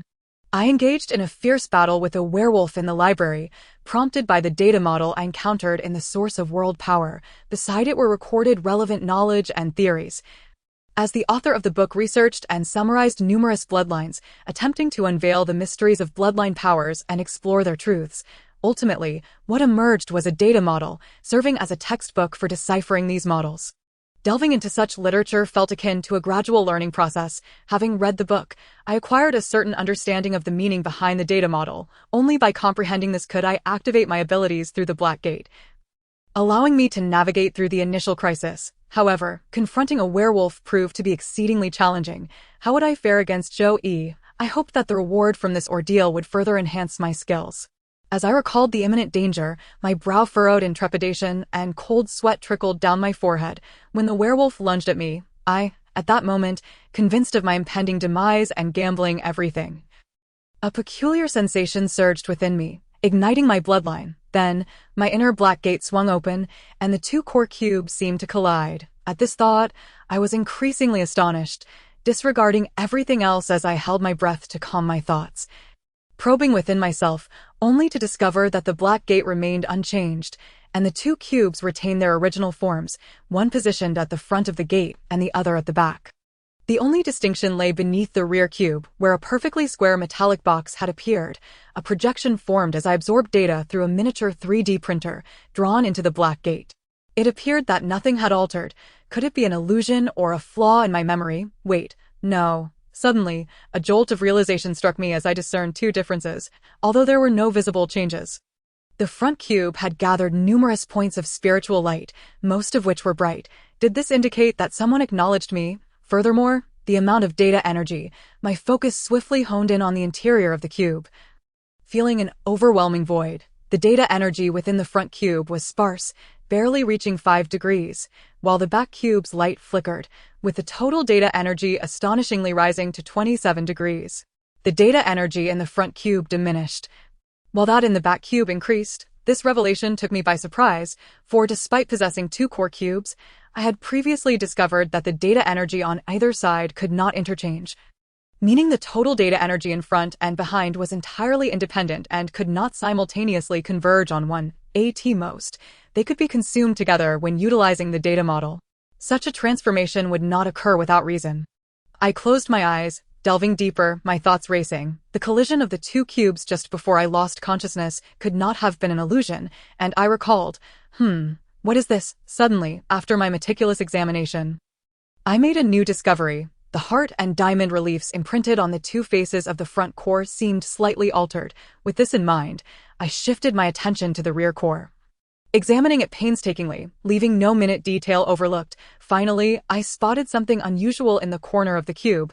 What could this be? It appeared to be the embryonic form of a data model, resembling the most refined layout of an electric vortex data model, though incomplete and missing several strokes. Alongside this embryonic electric vortex data model, there were traces of other data models, yet their structures remained unclear, rendering them indistinguishable. This investigation finally allowed me to uncover several data model traces at the most minute levels of the rear cube. I then attempted to inscribe marks to complete the electric vortex data model, but to little effect. I could leave no marks upon the surface of the cube, at best influencing the spiritual light points on the surface and the data energy within. This characteristic would require time to unravel and discover. However, I wondered if others' data models exhibited similar phenomena. At least, the surface of the front core displayed no such occurrences. The only resemblance lay in the heart and diamond reliefs. With this thought, I finally calmed down, my memories of the previous night becoming clearer as many details surfaced, particularly those that transpired in the last minute. If my recollection served me right, following the collision of the two core cubes, I had entered a state of extraordinary clarity, my vision sharpening to the point where I could see through the werewolf's flesh, observing its internal organs, blood vessels, and noting subtle changes in its muscles and bones. which allowed me to deduce precise force information. I could even accurately gauge the speed, impact point, and amplitude of its claw strikes, enabling me to respond with composure, reflecting on the events of that final minute. I felt as though I were in a dream, experiencing an uncanny sense of unreality, yet the memories remained vivid. The short knife's flexibility, hardness, and tensile strength transformed into clear values, reflected in my mind. Thus, I was able to plunge the knife into the werewolf's vulnerable spot and, through excessive bending, shatter it, with the fragments' trajectory calculable based on their amplitude and intensity, as well as the werewolf's speed of impact, allowing the broken blade to strike its vital points from within, ultimately leading to its defeat. As I recalled these details, an increasing sense of confusion enveloped me, for in that last minute, everything seemed to unfold as a matter of course. I had not doubted the accuracy or authenticity of these events. Rather, I had simply followed the flow, my emotions remarkably tranquil, devoid of the turmoil of life and death, and I had truly vanquished the werewolf with such ease.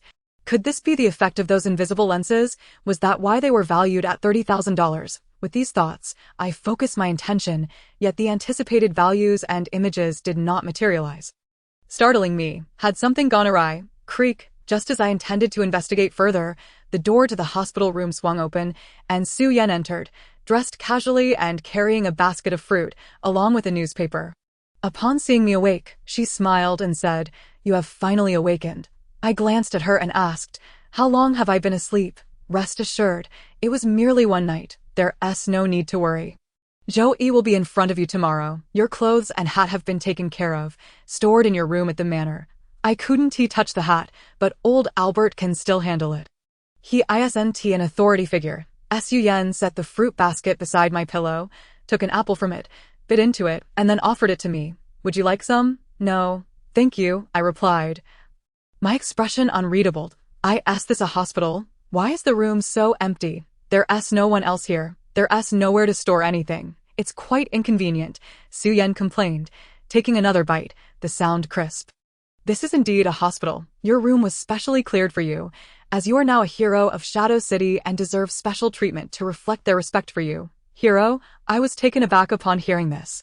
Yes, the city hero who single-handedly defeated a werewolf and, being of noble lineage, unmarried and single, of course, you are quite popular. As she spoke, Su Yan handed me the newspaper. I accepted it with my uninjured hand. My gaze immediately drawn to the headline, "Alone, defying the dark werewolf. The first family has a successor." Beside me, Su Yan swallowed a bite of apple and continued, "Including this, there are 3 good pieces of news. 1 bad piece and 1 neutral piece. Which would you like to hear first?" Chapter 32, A Nation Under the Rule of the Printing Press. As I meticulously examined the newspaper, I learned that not only the Blackwater Library, but also several other locations in Shadow City had experienced disturbances from dark creatures. Furthermore, in the latter half of the night, led by the Blackwater Knights, the kingdom launched a counterattack, destroying 7 hideouts of these dark beings.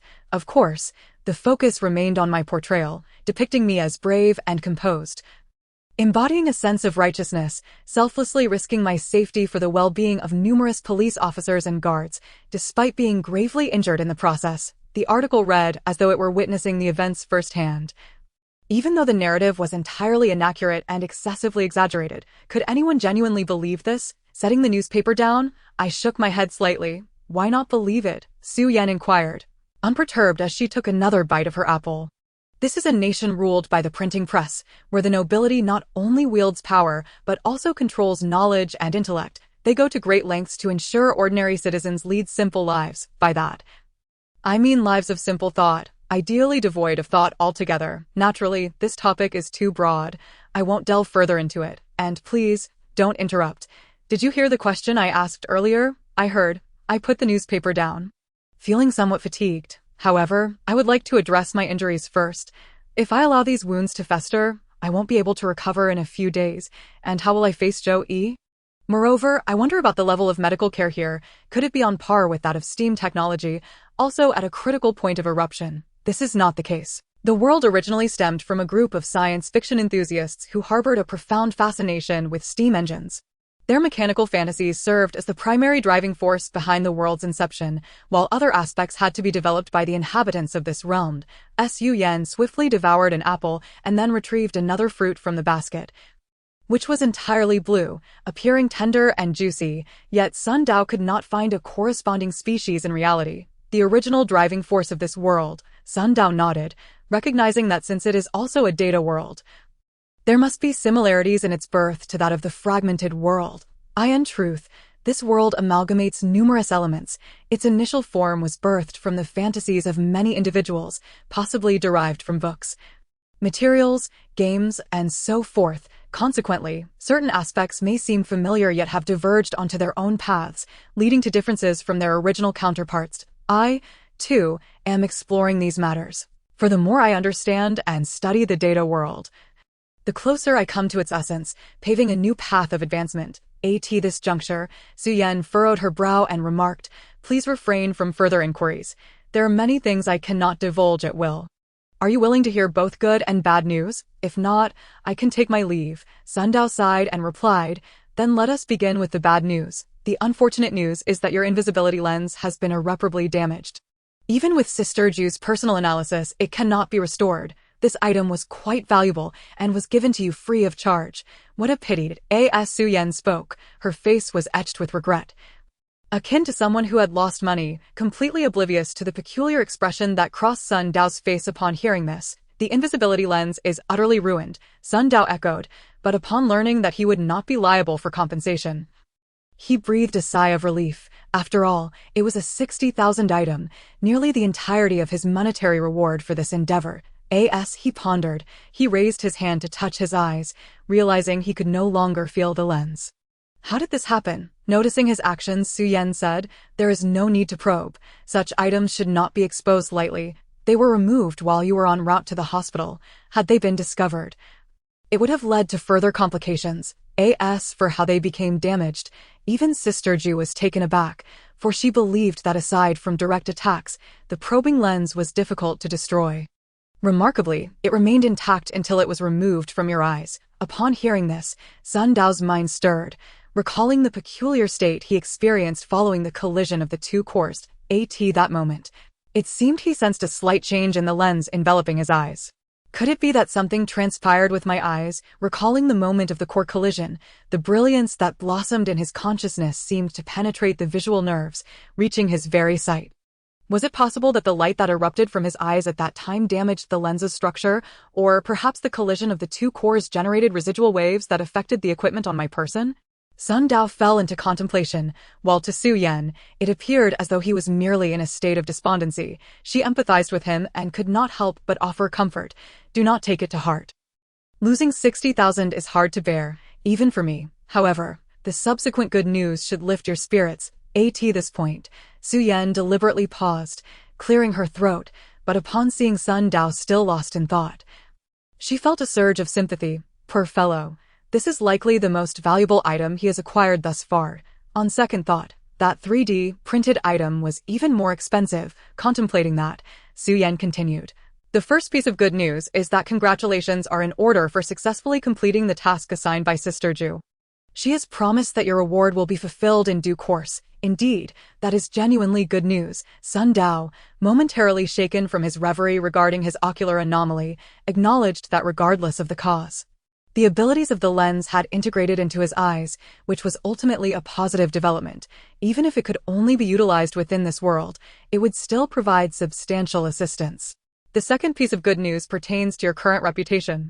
Su Yan gestured toward a newspaper, biting into the blue fruit, her mouth filled with pulp and juice as she mumbled, following the publicity. "Your name has been established. I trust you can infer from the number of luminous points on your core that these points can be converted into data energy. And furthermore, they can be utilized to shape an avatar. In essence, you can begin preparations for your avatar. An avatar?" Sun Dao pondered this term, nodding in agreement. It was indeed good news. However, to be candid, I am still rather unclear about how I managed to defeat that werewolf. "No need for explanations," Su Yan waved her hand dismissively. "Sister Ju and I will not pursue this matter further, but conversely, you ought to refrain from dwelling on that night. It would be best to forget it. Holding onto it will only hinder you." After a moment of silence, Sun Dao countered, "That werewolf's true form was the girl who participated in granting permissions that day, closely related to Pan Yu and Ren Qingmin. Ren Qingmin is deceased. The girl is a werewolf and Pani likely has connections as well. Moreover, Ren Qingmin bore evident wounds inflicted by powers beyond human capabilities. Are we truly not to investigate these matters? Not at all, in truth. I am not privy to these details nor do I wish to delve into them. Just focus on your own affairs. Su Yan suddenly slapped her forehead, exclaiming, "Oh, I just remembered. Sir Blade mentioned that your ocular abilities are quite impressive and well-suited for detective work. He suggested that you should hone your skills in that area. Let me inform you that you may visit Blade Manor at any time. He has a study filled with books on this subject for your perusal. You are truly fortunate that Blade holds you in such high regard." However, Sun Dao frowned and shook his head, saying, "Sir Blade is suspicious of me." What? Su Yan was taken aback. When I first met Sir Blade, he instructed me to study in the library, but emphasized that I currently lack the foundation of a knight. He will provide training in that area in due course and mentioned that you would accompany him on his travels to oversee my training. Oh dear, now it makes sense. You have no foundation whatsoever, and yet have already triumphed over a werewolf. That is indeed quite strange. Su Yan wore a wry smile, realizing that Sir Blade's earlier comments during the voting process were likely hints, lamenting that she had been too preoccupied with maintaining her cool demeanor to reflect deeply. But why did he ultimately support the proposal? What voting? Sun Dao inquired, his face a mask of confusion. Su Yan composed herself, stating, "This is the third piece of good news I wanted to share with you. Through the nightly voting of the Blackwater Council, it has been decided to induct you as a trainee knight, also known as a squire. Once your injuries have healed, you will proceed to the Blackwater Assembly Hall for the ceremony. Officially joining the Blackwater Knights, your fortune is truly remarkable. Do you have any idea how much I struggled to become a trainee knight? It took me a whole year, and you have achieved it in just a few days." With that, she raised her chin, adding, "In truth, it was all thanks to me. Did you know that the short sword printed by the 3D printer, due to its nature as a replica, disintegrates within seconds if it cannot maintain its complete form? Because of this, many knights were skeptical. Had it not been for my considerable influence and extensive connections, it would never have passed." She unabashedly claimed Sir Blade's credit as her own, yet upon hearing this, Sun Dao's eyes brightened as though he had come to a realization, but soon his brow furrowed once more, and he shook his head, saying, "I fear this is not merely a stroke of luck." Su Yan immediately expressed her discontent. "What are you talking about? Have you lost your mind? Why are you trying to act so profound? Today you've been sighing and shaking your head." Sun Dao stammered. Caught off guard, "I just have some unresolved questions in my mind. I wonder when I can consult Dr. Flame. This is what I wanted to inform you regarding the neither good nor bad news. Sister Ju is preparing to awaken the toxins within you, enabling them to mutate, after which you will subdue the mutated toxins, enhancing your strength once and for all. However, if you can obtain a replica holy artifact, it can similarly suppress the toxins. Thus, she asked me to inquire which path you would prefer to take." A few minutes later, the door to the hospital room swung open, and Sun Dao, with his right hand still bandaged, limped out.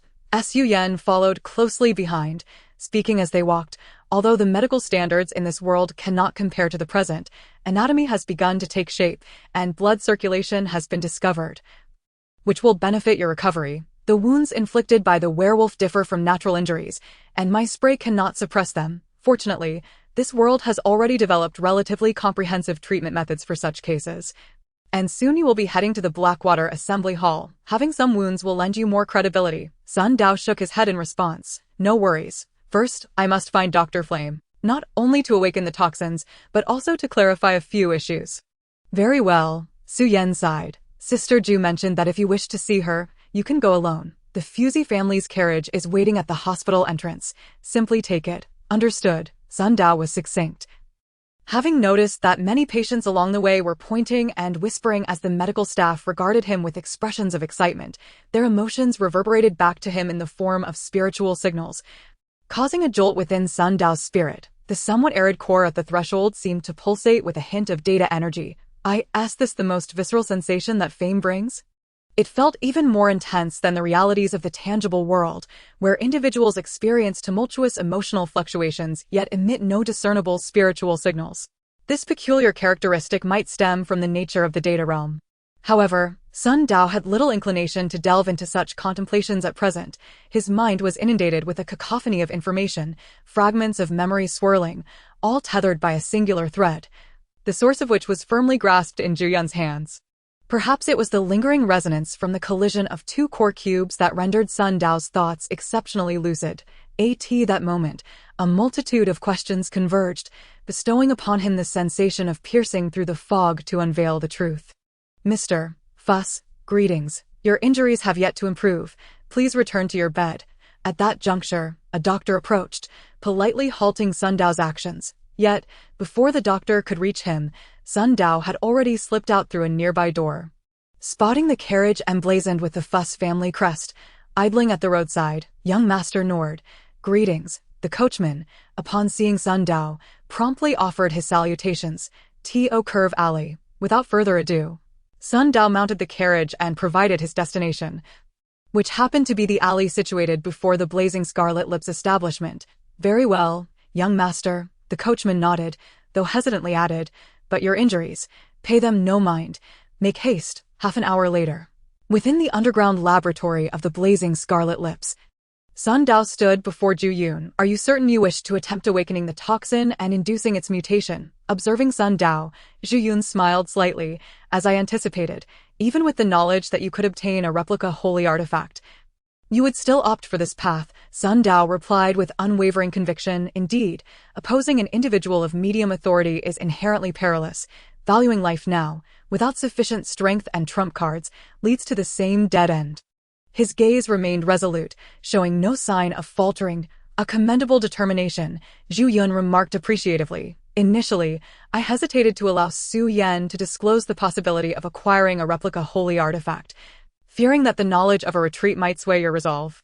However, after witnessing your battle with the wolf offspring, I now believe that those who know of an escape yet choose the arduous path possess truly invaluable willpower. Sun Dao paused for a moment before stating, I also believe that it is far preferable to communicate all matters openly rather than partially, and it is decidedly more beneficial. You are being somewhat cryptic, Zhu Yun replied, still maintaining her cheerful demeanor, though a flicker of surprise danced in her eyes. Not dwelling on Sun Dao's implication, she continued discussing the toxin. Have you not considered that after suppressing the toxin with the replica holy artifact, you might simply choose not to meet Zoe, remaining here to conduct your research in peace? With my assistance and the resources of this world, it would not take long for you to attain medium authority, at which point you would have little to fear from Zoe. Sun Dao furrowed his brow. He had contemplated this notion, albeit superficially. As his understanding of the data realm deepened, he too felt the allure of what Zoe fiercely sought.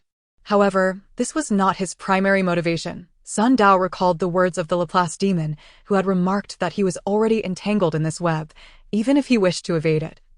Escape was impossible. Sun Dao recognized this truth, and the reasoning was straightforward. Regardless of his desire to disengage, the Laplace demon had invested so much in him that release was not an option. Furthermore, he had no desire to prolong his feud with Zoe. These thoughts swirled within him, and though Sun Dao remained silent, his expression spoke volumes. Ah, Zhu Yun exhaled softly. There are always individuals who choose to tread paths shunned by the common populace. Such individuals either perish or descend into madness. Yet, without madness, one cannot truly live. I have faith in you. After weighing his thoughts, Sun Dao finally spoke. Before you awaken the toxin, there are matters I wish to inquire about.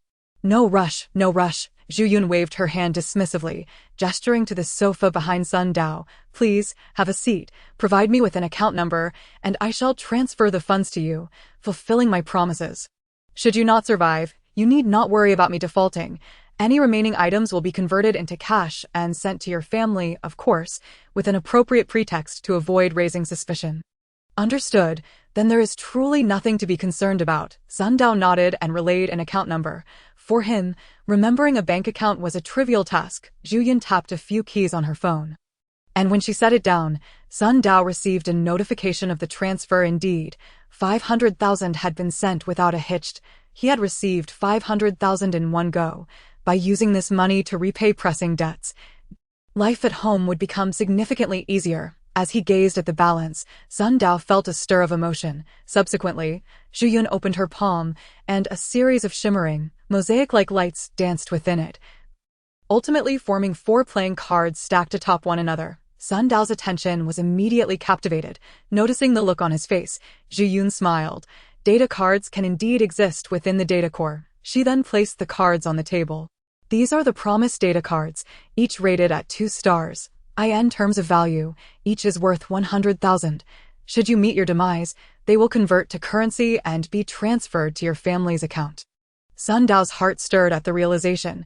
In this case, should I perish, the items will convert to money, allowing me to pay off most of my debts. Regrettably, I have no intention of losing my life. Lost in thought, his gaze lingered on the 4 data cards, scrutinizing them. 2 hearts, 2 diamonds, corresponding to the attributes of his core. Sun Dao understood the significance of the suits, and thus focused his attention on the 2 stars. You were not informed of the uses of the data cards, were you? Zhu Yun noted Sun Dao's gaze. The permissions I previously unlocked for you were accomplished through the expenditure of these data cards. At times, consuming a card can help one navigate through difficulties. However, the most crucial function of data cards remains their capacity for storage. When needed, one can infuse data energy into them to activate their abilities, providing convenience and expediency. Upon hearing this, Sun Dao paused slightly, for he recalled the shadowy door within his mind that recorded various data models. Simply calling them forth and inputting data energy would activate their capabilities. This sounded remarkably similar to the function of data cards, yet he refrained from voicing this thought. Zhu Yun continued, moreover, data cards can inherently store a certain amount of data energy.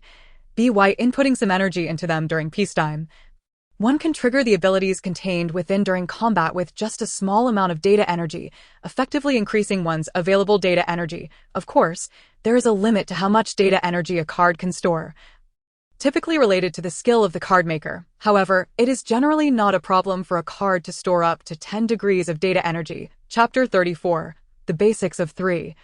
Mass-produced creations. Is that so? It truly is a convenient tool, but are data cards all single-use, consumed upon use? Sun Dao inquired, recalling the card Su Yan had used during the interview. Activating permissions and bypassing steps is indeed a one-time use. However, activating abilities can be done repeatedly until the data energy is entirely expended. In other words, if you store 10 degrees of energy within, as long as it is not exhausted, you can replenish it even when only 1 degree remains. Nevertheless, with repeated use, the upper limit may gradually diminish, akin to durability in games. Ultimately, the precise limit is also determined by the card maker's abilities, Zhu Yun explained, drawing a comparison she knew would resonate with Sun Dao. Given his background in the gaming industry, that is how it is. Sun Dao nodded in understanding. As for the 2 stars, Zhu Yun furrowed her brow slightly. For now, I cannot be certain whether you will comprehend, but I shall provide a brief overview of the concept. The star rating serves as a standard for distinguishing the quality of the cards.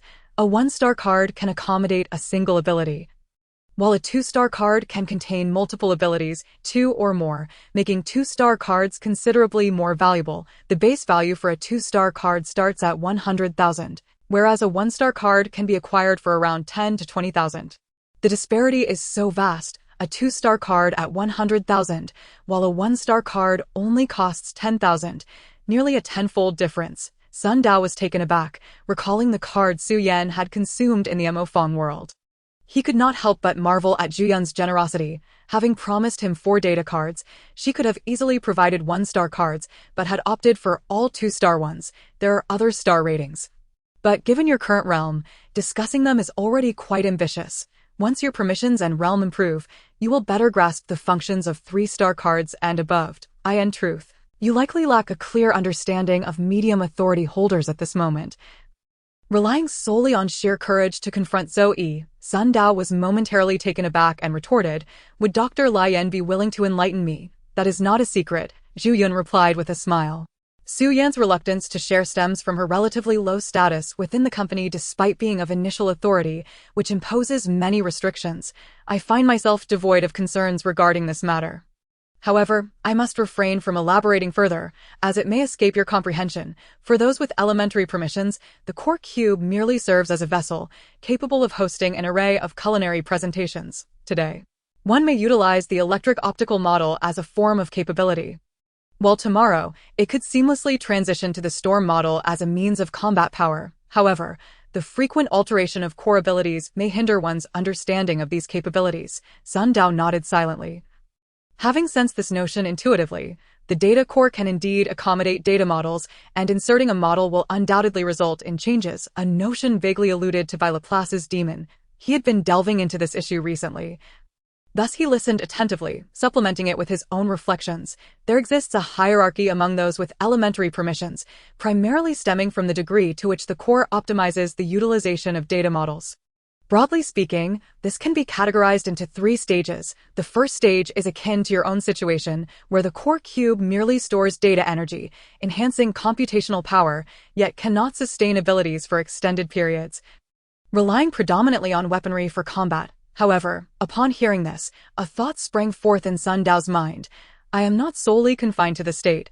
I can also mobilize the data models within the Black Gate to unleash capabilities. Yet, this is contingent upon the involvement of Laplace's demon and lacks universality. Other elementary permission holders may not share this experience. The scenarios introduced by Dr. Flame likely represent the general condition I have encountered among permission holders. Naturally, Sun Dao began to draw comparisons using examples from individuals he had observed, excluding those like Zhang Luoyu and Liang Chan, who are level 0 permission holders, and Yang, the team leader, and Zhang Yi, who have not demonstrated combat prowess. The only reference point available is brotherly Xian from the sales department, who also holds elementary permissions, but is subordinate to Su Yan, possibly indicating a connection to the first stage.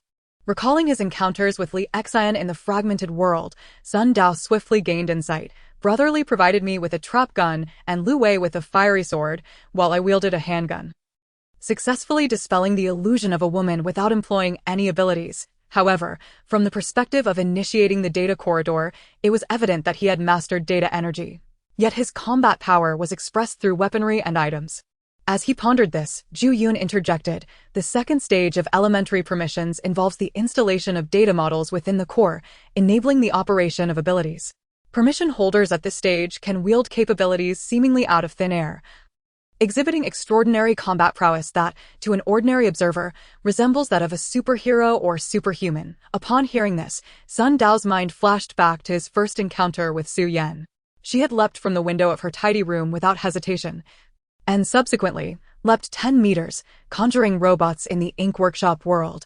Indeed, she could be classified as a superhuman, a manifestation of the second stage, where combat power is expressed through abilities rather than solely relying on weapons.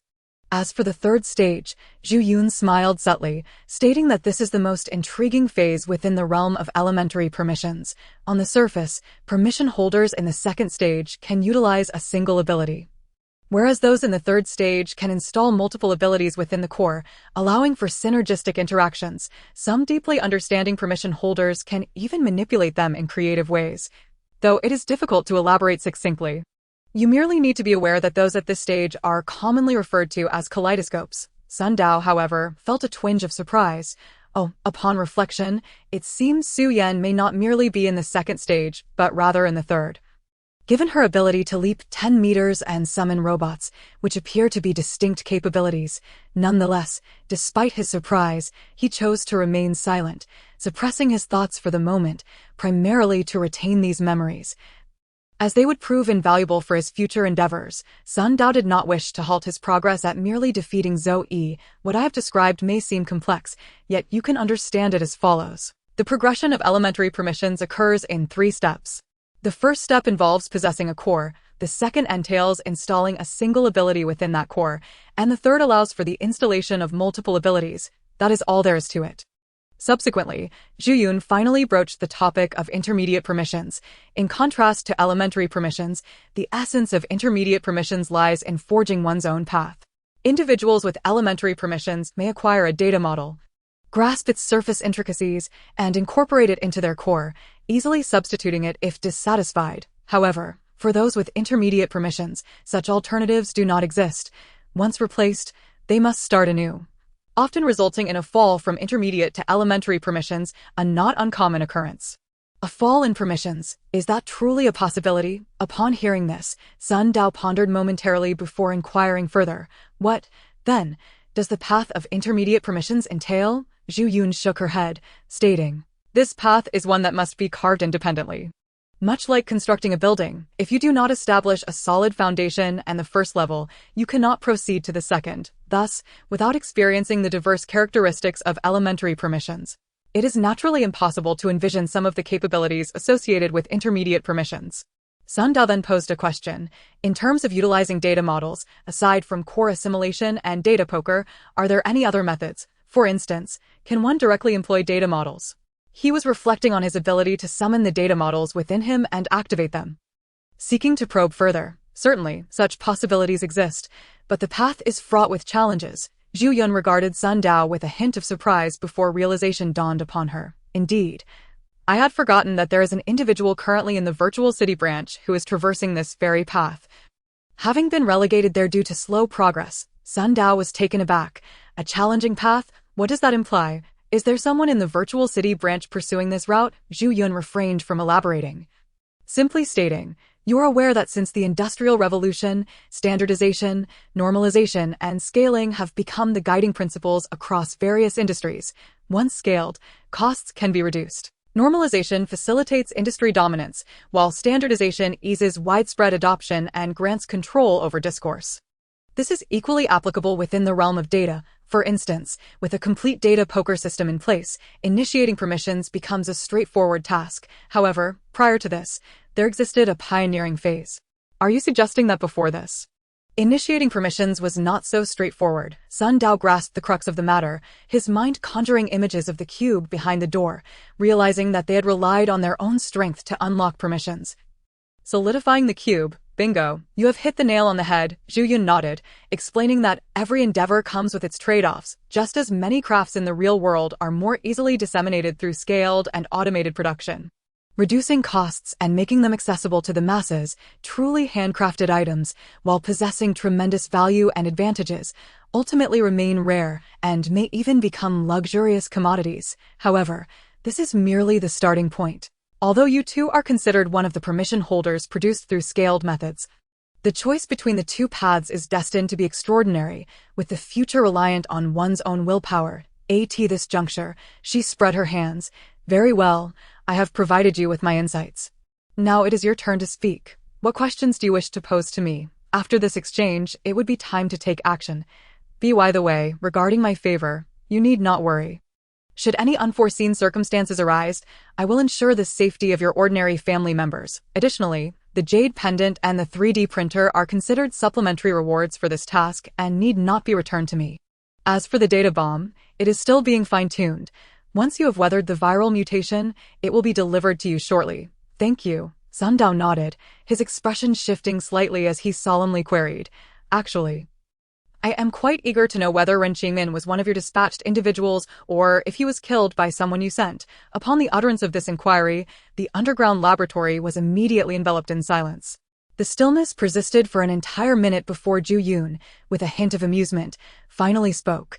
Why do you pose such a question? Ren Qingmin, like you, merely came to unlock permissions. This is but a segment in the grand industrial system of the data world.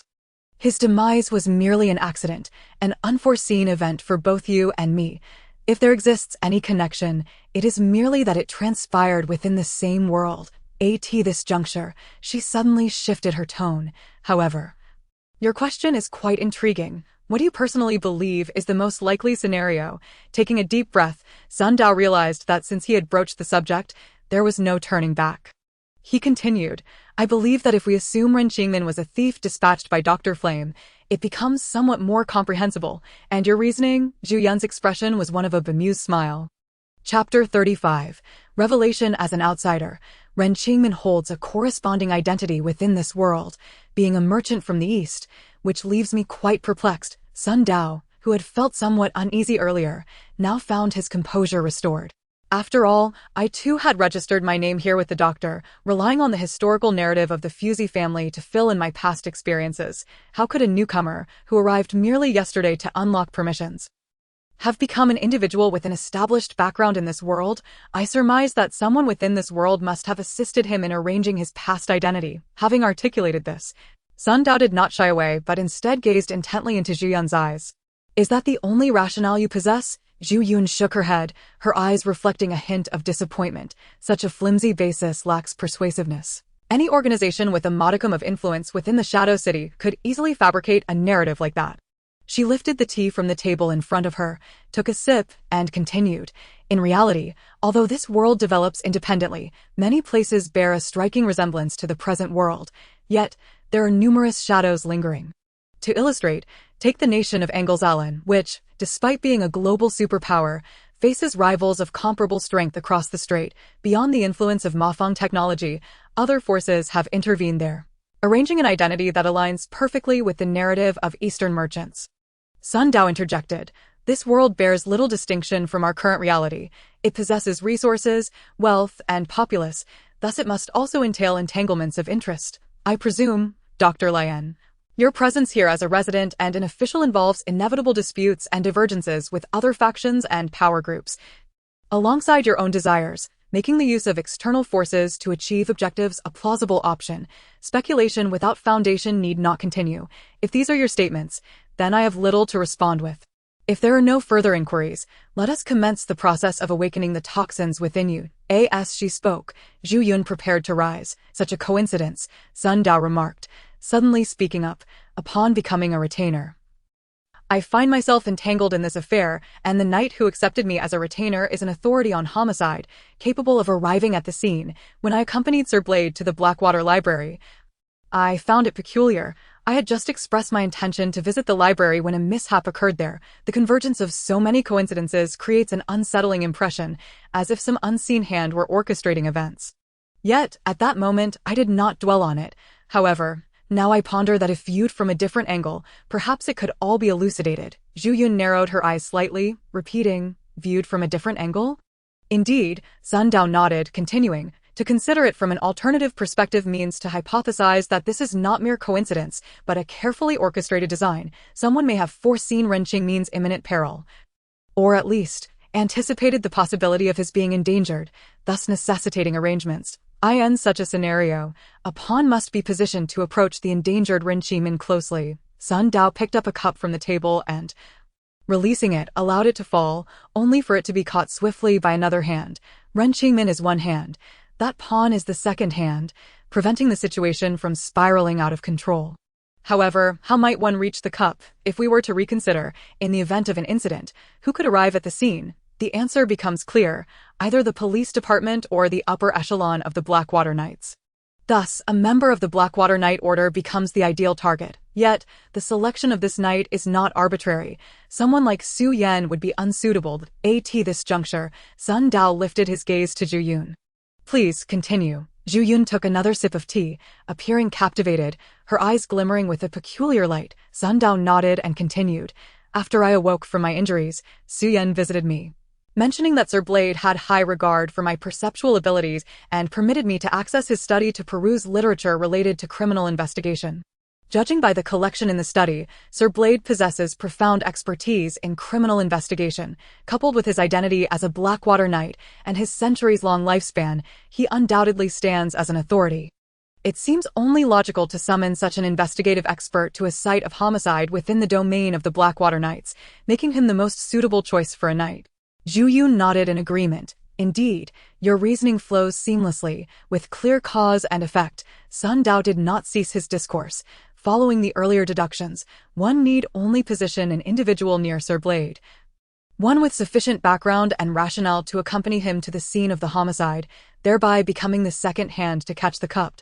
He paused, seemingly recollecting something, then added, "Now, let us consider where the homicide took place. At the Blackwater Library. If there exists a candidate with an advantageous background who wishes to visit the library, then with a slight push, the entire chain of events could close, forming a complete circle." Zhu Yun set down her teacup, unable to suppress a sigh. "In this light, my suspicion is undoubtedly the greatest. It was I who suggested to Su Yan that you serve as a knight retainer to Sir Blade. And it was also I who took the initiative to direct you to the Blackwater Library. After hearing your remarks, I find myself questioning my own innocence, though there are still gaps in this theory." "Indeed," Sun Dao conceded, "if you had previously provided me with a miniature 3D printer, I would have had the opportunity to access that key on the day of the homicide and replicate it. For the populace in this world is not particularly stringent regarding fingerprints and scene preservation, presenting ample opportunities." Zhu Yun chuckled. "Indeed, but your earlier speculations are quite intriguing. Perhaps there truly is someone orchestrating events from behind the scenes. As she spoke, she prepared to rise once more. Yet, Sun Dao quickly added, "However, you also mentioned that my role as Sir Blade's retainer conveniently allows me to assist you. Could it not be posited that my arrangement was, in fact, a serendipitous occurrence, a spontaneous decision that gradually aligned with the overarching scheme?" Zhu Yun paused, her beautiful eyes scanning Sun Dao's face before settling back down, revealing her interest anew. Sun Dao pressed on. "Is there not a possibility that my performance in the rankings caught your attention, prompting a sudden decision to appoint me as a knight retainer as a precautionary measure within the overarching plan?" A glimmer of nostalgia flickered in his eyes. "There is a detail I had previously overlooked that now strikes me as quite fascinating. When Su Yan first brought me into Curved Alley, I overheard discussions among the crowd, with one individual proclaiming to be from Liangyu Technology, having accompanied fellow students to join Mafang Technology. Reflecting on it now, that individual must have been Ren Qingmin. Such job hopping, while not uncommon, carries a certain stigma, typically kept under wraps, yet he seemed eager to broadcast it, leaving a lasting impression. After a brief pause, Sun Dao exhaled lightly, though merely conversing. The strain of connecting the threads of the narrative had drained considerable energy from him. After catching his breath, he continued, "Ren Qingmin's actions were inherently risky, a venture fraught with peril. It is precisely for this reason that someone with a background in Liangyu Technology was chosen. For should the endeavor fail, that identity would serve as a cover. You mentioned at Fusey Manor that Ren Qingmin was a corporate spy, and his fate was of his own making." Sun Dao gazed deeply into Zhu Yun's eyes. "From this perspective, it is highly probable that this operation was even concealed from Mafang Technology. Should they pursue the matter, they could easily deflect blame using this pretext. Moreover, as you noted, the fabricated background for Ren Qingmin casts him as an Eastern merchant crossing the strait from Bajadan, with other forces intervening on that side, thus facilitating the act of shifting blame. This point of yours has certainly refined my understanding." Chapter 36. Insight. So, has this endeavor backfired? Zhu Yun mused. "However, speculation remains mere conjecture." She shook her head. "If someone truly arranged for Ren Qingmin to come, why the need for spontaneity? After all, an escape excuse has already been prepared." Preparing an excuse indicates that this planner possesses a profound understanding of the Shadow City world or the circumstances within it. Cognizant of the perilous nature of their actions and the significant likelihood of failure, thus, they anticipated defeat before victory, yet if successful, they could seamlessly withdraw with a pretext, thereby increasing their safety net. "Why not take such precautions?" Sun Dao pondered aloud, shaking his head. "The most remarkable aspect is that the initial intent was to approach Sir Blade and subsequently visit the Blackwater Library. However, this can now be viewed in reverse. My desire to visit the city library led you to suggest that the public library pales in comparison to the Blackwater Library, thus steering me toward Sir Blade. Consequently, the entire process retains its authenticity, and my aspirations were genuine, embodying a well-crafted strategy." He took a sip of water to soothe his throat, feeling a sense of liberation as he continued. "This renders the entire plan even more coherent. Should Ren Qingmin fail, I, as a concealed pawn, could utilize Sir Blade as a cover to reclaim the key through replication and then proceed to the library's attic, completing the entire mission. As it turns out, this plan succeeded." Clapping her hands, Zhu Yun exclaimed with a smile, "What a comprehensive process! If I truly had such a scheme, executing it as you propose would likely yield substantial success. Alas, these remain your conjectures. Even in a world of data, one must often adhere to the principle of evidence." Sun Dao was not surprised by Zhu Yun's reaction. Rather, he felt a sense of relief and proceeded, "While I lack concrete evidence, I do have a hypothesis. Sister Zhu, would you be interested in hearing it?" "Do share," Zhu Yun replied, her intention to rise dissipating. Sun Dao nodded. "I discovered traces of powder on Ren Qingmin, which, according to Sir Blade, corresponds to gunshot residue, indicating he had handled a firearm. Yet, to this day, the police department has failed to locate the weapon." Zhu Yun reasoned with an air of inevitability. Perhaps someone concealed the weapon, or simply took it away. However, Sun Dao shook his head. The murder of Ren Qingmin occurred in a peculiar location, making it difficult to arrange for someone to handle the aftermath. The only recourse was to place personnel discreetly near Sir Blade to provide indirect support. Thus, it stands to reason that no one could assist in hiding the weapon. At the very least, the deceased Ren Qingmin would not have hidden the weapon before his death, after all. Weapons are meant for self-defense. Would it not be absurd to conceal one in advance? Zhu Yun postulated. Perhaps the murderer took it away. Sun Dao again shook his head. I can assert with considerable certainty that the individual who killed Ren Qingmin was a werewolf. The nature of the wound corroborates this, and it is highly likely that it was that petite woman. Based on my personal experiences, when a werewolf transforms, their rationality is somewhat compromised. Under such circumstances, it seems illogical to kill someone and then separately hide their weapon. If one had the time for that, they could have efficiently disposed of the body to avoid alarming the police and the Blackwater Knights. So where did that weapon go? Perhaps it was due to the weapon's unique characteristics that the murderer felt compelled to deal with it, or possibly there were accomplices aiding in the disposal. Or perhaps even an insider among the officers who preemptively entered the scene to hide the weapon after the incident. Zhu Yun continued to voice her conjectures, as if joining the discussion, acknowledging that there could be other possibilities. After all, the weapon itself was not the crux of the matter. Perhaps the secular officers were more concerned with such details to solve the case. I initially thought the same until my short blade shattered. Sun Dao produced the miniature printer from his pocket. I retrieved the short blade from the knight's lounge, plunging it into the werewolf's nape, and later replicated it. I end the climactic moment of our confrontation. The replica shattered, injuring the werewolf's innards. However, Su Yan informed me that once the replica shatters, its integrity is compromised and it disappears without a trace. From this, one might deduce that if Ren Qingmin's weapon was also a product of the 3D printer, it could explain its absence. Perhaps the damage rendered his gun unable to maintain its form, leading to its disappearance. At this point, he shook his head in regret, shaking the object in his hand. Of course, this remains a hypothesis, lacking physical evidence to substantiate it. Regrettably, I am not in a position to approach the corpse to ascertain whether Ren Qingmin bore such an item. Nevertheless, I did discover similar remnants in a corner of the library. They crumbled upon contact, and I always felt a sense of familiarity. In retrospect, could they not be materials akin to those of a miniature printer? In this world, aside from you, Doctor, could anyone else provide such a thing? After expressing this, Sun Dao exhaled deeply. Well, I have conveyed all I wished to say.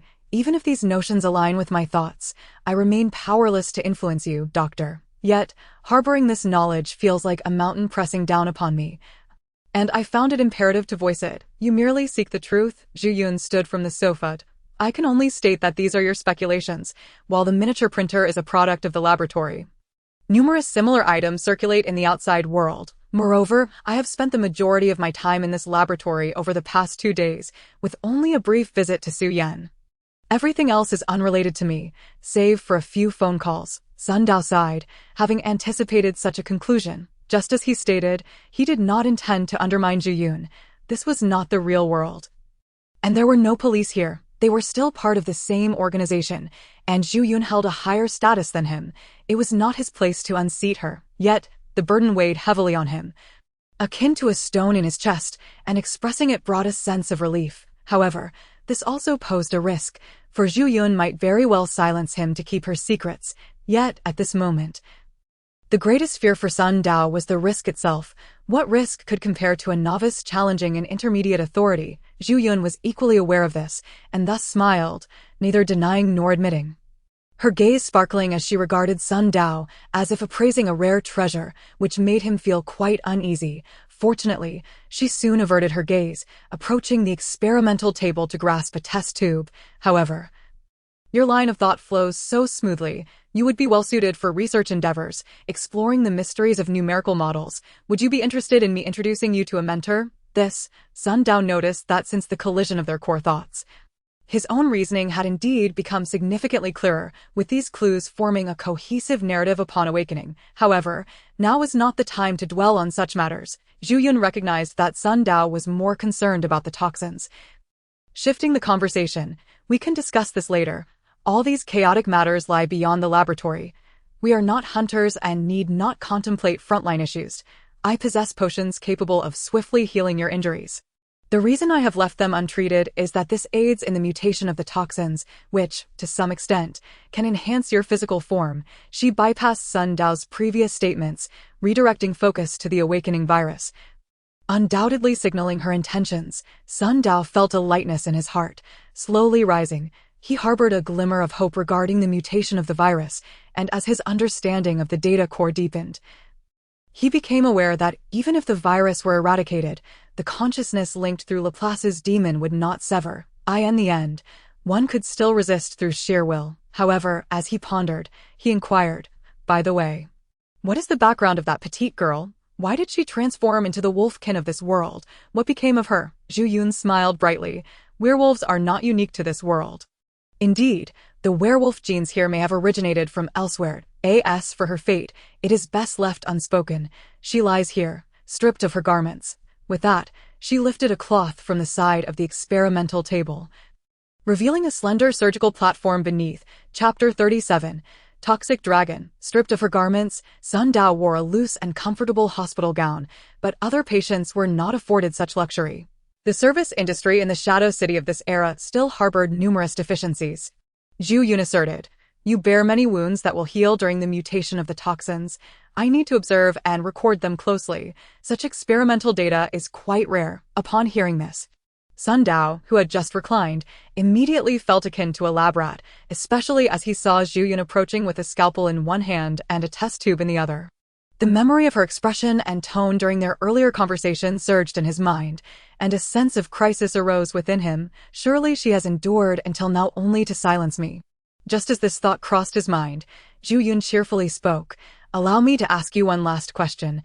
This startled Sun Dao, and just as he prepared to act, he heard the latter part of her sentence.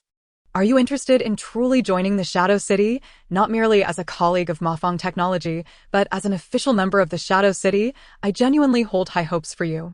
What does this mean? Sun Dao felt a wave of relief wash over him, yet confusion lingered. However, before he could gather his thoughts, Zhu Yun's hands flickered, transforming into a blur, and a flash of cold light lunged towards Sun Dao's heart. In an instant, blood erupted, and the liquid within the test tube cascaded down. "However, I am not in a hurry to await your response." Immediately, Sun Dao felt as though struck by lightning, his limbs reacting involuntarily. "What are you doing?" A sharp pain pierced his chest, and he instinctively reacted, his vigilance peaking. In that moment of urgency, his instincts ignited, and the black door swung open, two cubes poised to collide. Just then, a roar erupted from beyond the black door. Roar! As the sound reverberated, the two cubes, on the verge of collision, hung suspended in midair, the cube behind the door instantly retreating to its original position, while wisps of crimson smoke gradually coalesced, slowly gathering toward the black door. Within the smoke, a familiar and chilling aura emanated. This was the very toxin beast that had once dissipated when he first condensed the cube. The beast was awakening once more. Realizing this, Sun Dao understood that Zhu Yun did not intend to silence him. Instead, she was invoking the virus. It made sense. There was no need for her to kill me. The toxins were already sufficient to incapacitate me. He thought this, yet his senses remained keenly attuned, focused on the area surrounding the black door. As the red smoke thickened, a beast gradually took form, its outline resembling a ferocious dinosaur from ancient times. Even before its full shape materialized, an aura of wildness and savagery emanated from it. Carrying a sense of lethality, why would the toxin manifest as a dinosaur? Could it be that this toxin is related to dinosaurs? Sun Dao closely observed the transformation of the toxin, attempting to trace its origins. At that moment, Zhu Yun's voice drifted from afar. "The essence of the toxin resides within your flesh, and the residual will of the toxin will project within your mind, shaping itself according to your fears.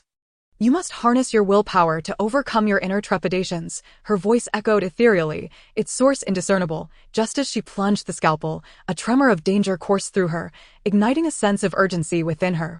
Outside, Zhu Yun wielded the scalpel in one hand while pouring the contents of the test tube, the transparent liquid flowing down the blade, entering the wound, reaching the heart, and subsequently spreading throughout his body with the circulation of blood.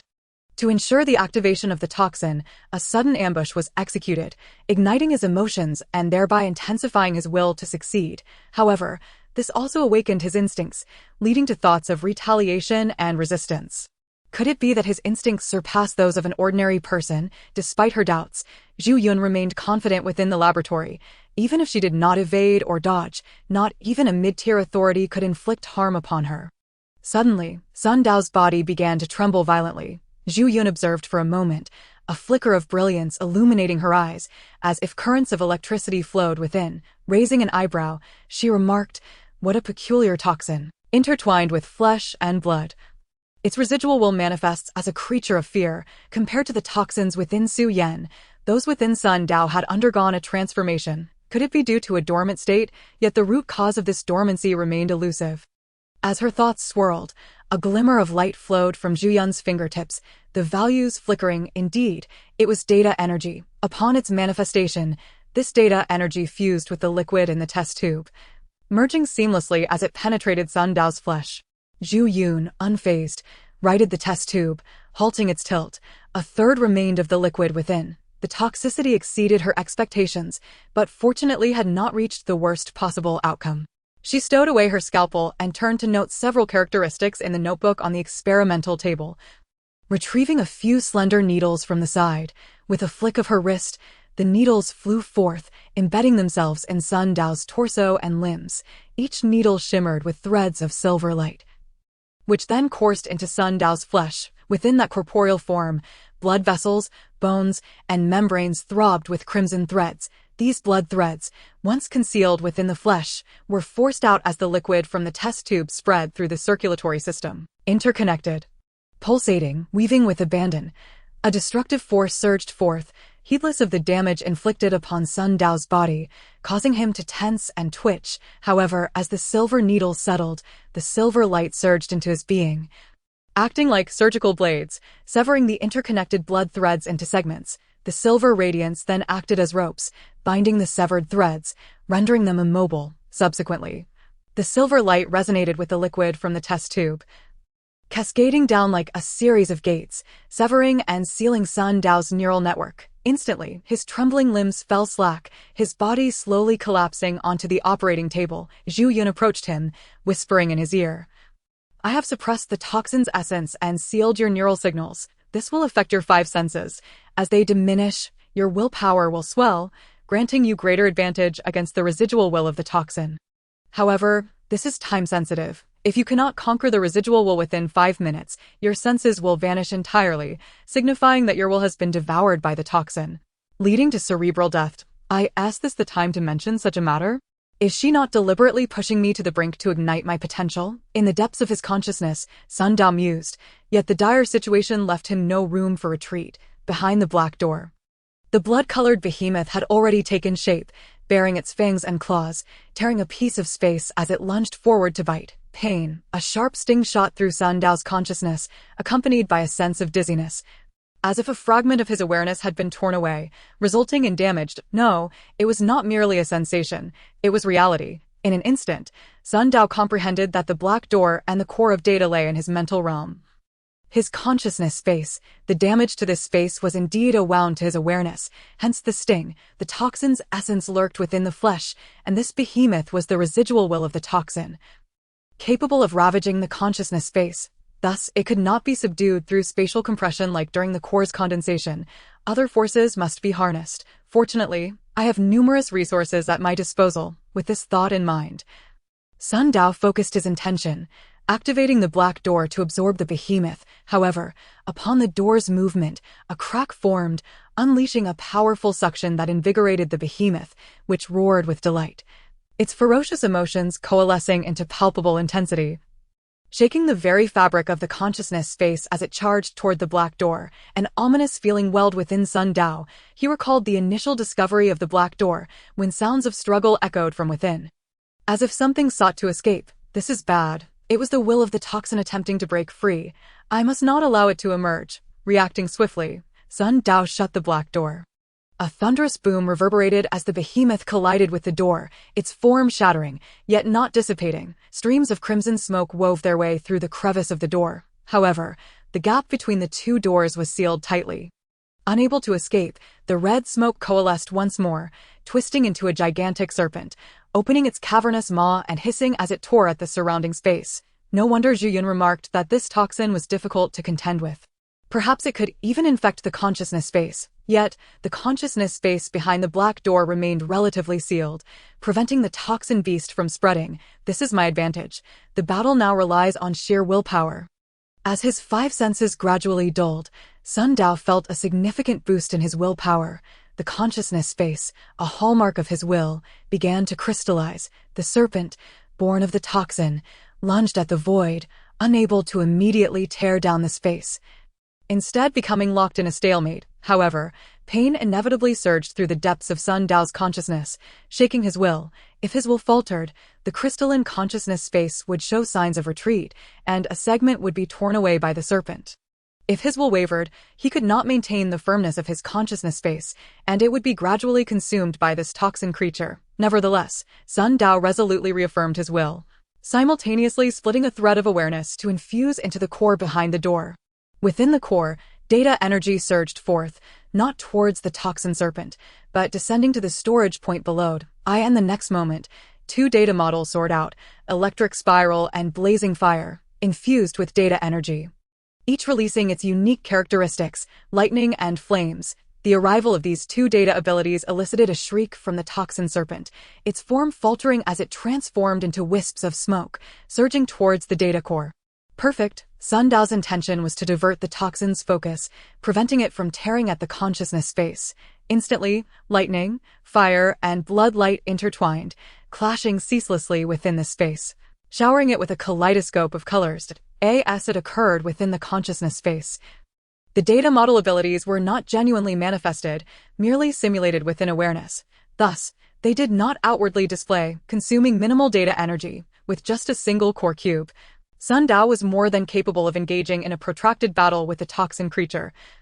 Gradually wearing it down, he stood on the firm ground of invincibility. Of course, time was not on his side. 0.5 minutes, roughly calculated, had already seen 2 minutes pass. Thus, he deployed several data models in succession, slowly whittling away, quickly reducing the crimson smoke by half. Observing the plan's smooth progress, Sun Dao exhaled in relief. Based on the current pace, he would only need 4 minutes, leaving 1 minute to spare. Zhu Yun's warnings were grave, and Sun Dao's calm demeanor was a facade. However, the greater crisis posed by Zhou Yi compelled him to push forward resolutely. Time was sufficient, he just needed to exert a bit more effort. "I cannot accept this." Before Sun Dao could finish his thought, a deafening roar interrupted him, followed by a flash of red light within the lingering crimson smoke. A figure surged forth, clad in tattered attire, bloodied and slightly portly, appearing to be in his 40s, with a ghastly visage, resembling a vengeful spirit. Zhou Yi. Sun Dao could not forget that face. This sudden transformation led him to believe that Zhou Yi had discovered the toxin's mutation and was condensing his will for an internal confrontation. However, Zhou Yi's figure roared wildly, resembling a headless fly, before ultimately lunging directly at the core cube. "This was merely a manifestation of my inner fears, albeit in a different form, as long as I continue with the previous method." While Sun Dao was lost in thought, Zhou Yi's figure unexpectedly penetrated the surface of the core cube, entering its interior. This outcome left Sun Dao momentarily stunned. Simultaneously, Zhu Yun's voice reached him again. "We should now be in a stalemate phase. Your awareness may be growing hazy, yet I must inform you that the residual will of Zhou Yi within the toxin possesses a degree of intelligence and can react to the external environment, potentially triggering ferocity. Shouldn't such matters have been disclosed in advance?" Sun Dao could not help but complain, yet a hint of confusion lingered in his mind. According to her, he was likely experiencing a haze due to the stalemate. Yet he felt entirely lucid. Was it perhaps due to the nature of this being the consciousness space behind the door? As Sun Dao grappled with his confusion, he pondered how to expel the fragment of Zhou Yi's consciousness. However, his awareness soon wavered, and countless phantoms converged within the storage point. The core data surged, intertwining with the myriad of specters, swirling and merging from various angles, piercing through Zhou Yi's form. Amidst the wailing, that figure dissipated into nothingness. Nevertheless, a connection of will persisted, a sensation that Sun Dao could distinctly perceive. He understood that this was the foundation spoken of by Laplace's demon, which enabled him to contend with Zhou Yi. With a rush, as Zhou Yi's silhouette vanished, a remnant of red smoke lingering outside the cube collapsed, dispersing into the void. Almost instantaneously, a peculiar sensation surged from the depths of Sun Dao's being, enveloping his entire body. His severed nerves reconnected, and the delicate strands of blood re-emerged, no longer in a furious state, but rather subdued, revealing a pure hue of red, more pristine than blood itself, as if concealing some profound secret. This crimson essence then seeped into his flesh. In that moment, Sun Dao comprehended that the toxic monstrosity within his mental realm had been utterly vanquished, causing the corporeal toxins within him to lose their support, floundering without leadership or the impetus of residual will, and thus began to merge into his flesh. It was as though Sun Dao's essence resided externally while his consciousness remained internally. This primordial toxic essence, lingering with a trace of Zhou Yi's thought, formed a projection in Sun Dao's heart, while the toxin's corporeal form wreaked havoc within his body. This toxin sought to annihilate Sun Dao through the dual devastation of body and spirit, which is why Zhou Yi had claimed that with a mere thought, Sun Dao would meet his demise. The root of the toxin's persistence lay in the internal will that could not be eradicated. It could only be suppressed for the time being. Now, with Zhou Yi's consciousness and the source of the toxin dissipated in the realm of awareness, the virus within him became a lawless entity, spiraling into chaos. At that moment, Zhu Yun's voice echoed, "Do not blame me for not informing you earlier. This was to enhance the probability of success. Had I disclosed it beforehand, you would have fortified your defenses, inevitably leading to distraction, thereby scattering your will." Now, in this moment, cough. Before she could finish her sentence, Sun Dao suddenly erupted into a fit of coughs, his eyes snapping wide open, only to be filled with wisps of blood threads, which were rapidly spreading, threatening to engulf the whites of his eyes. Awakened, had the residual will within the toxin been completely obliterated so swiftly? Zhu Yun was momentarily taken aback, her expression one of surprise. Yet her hands did not falter, fingers flayed.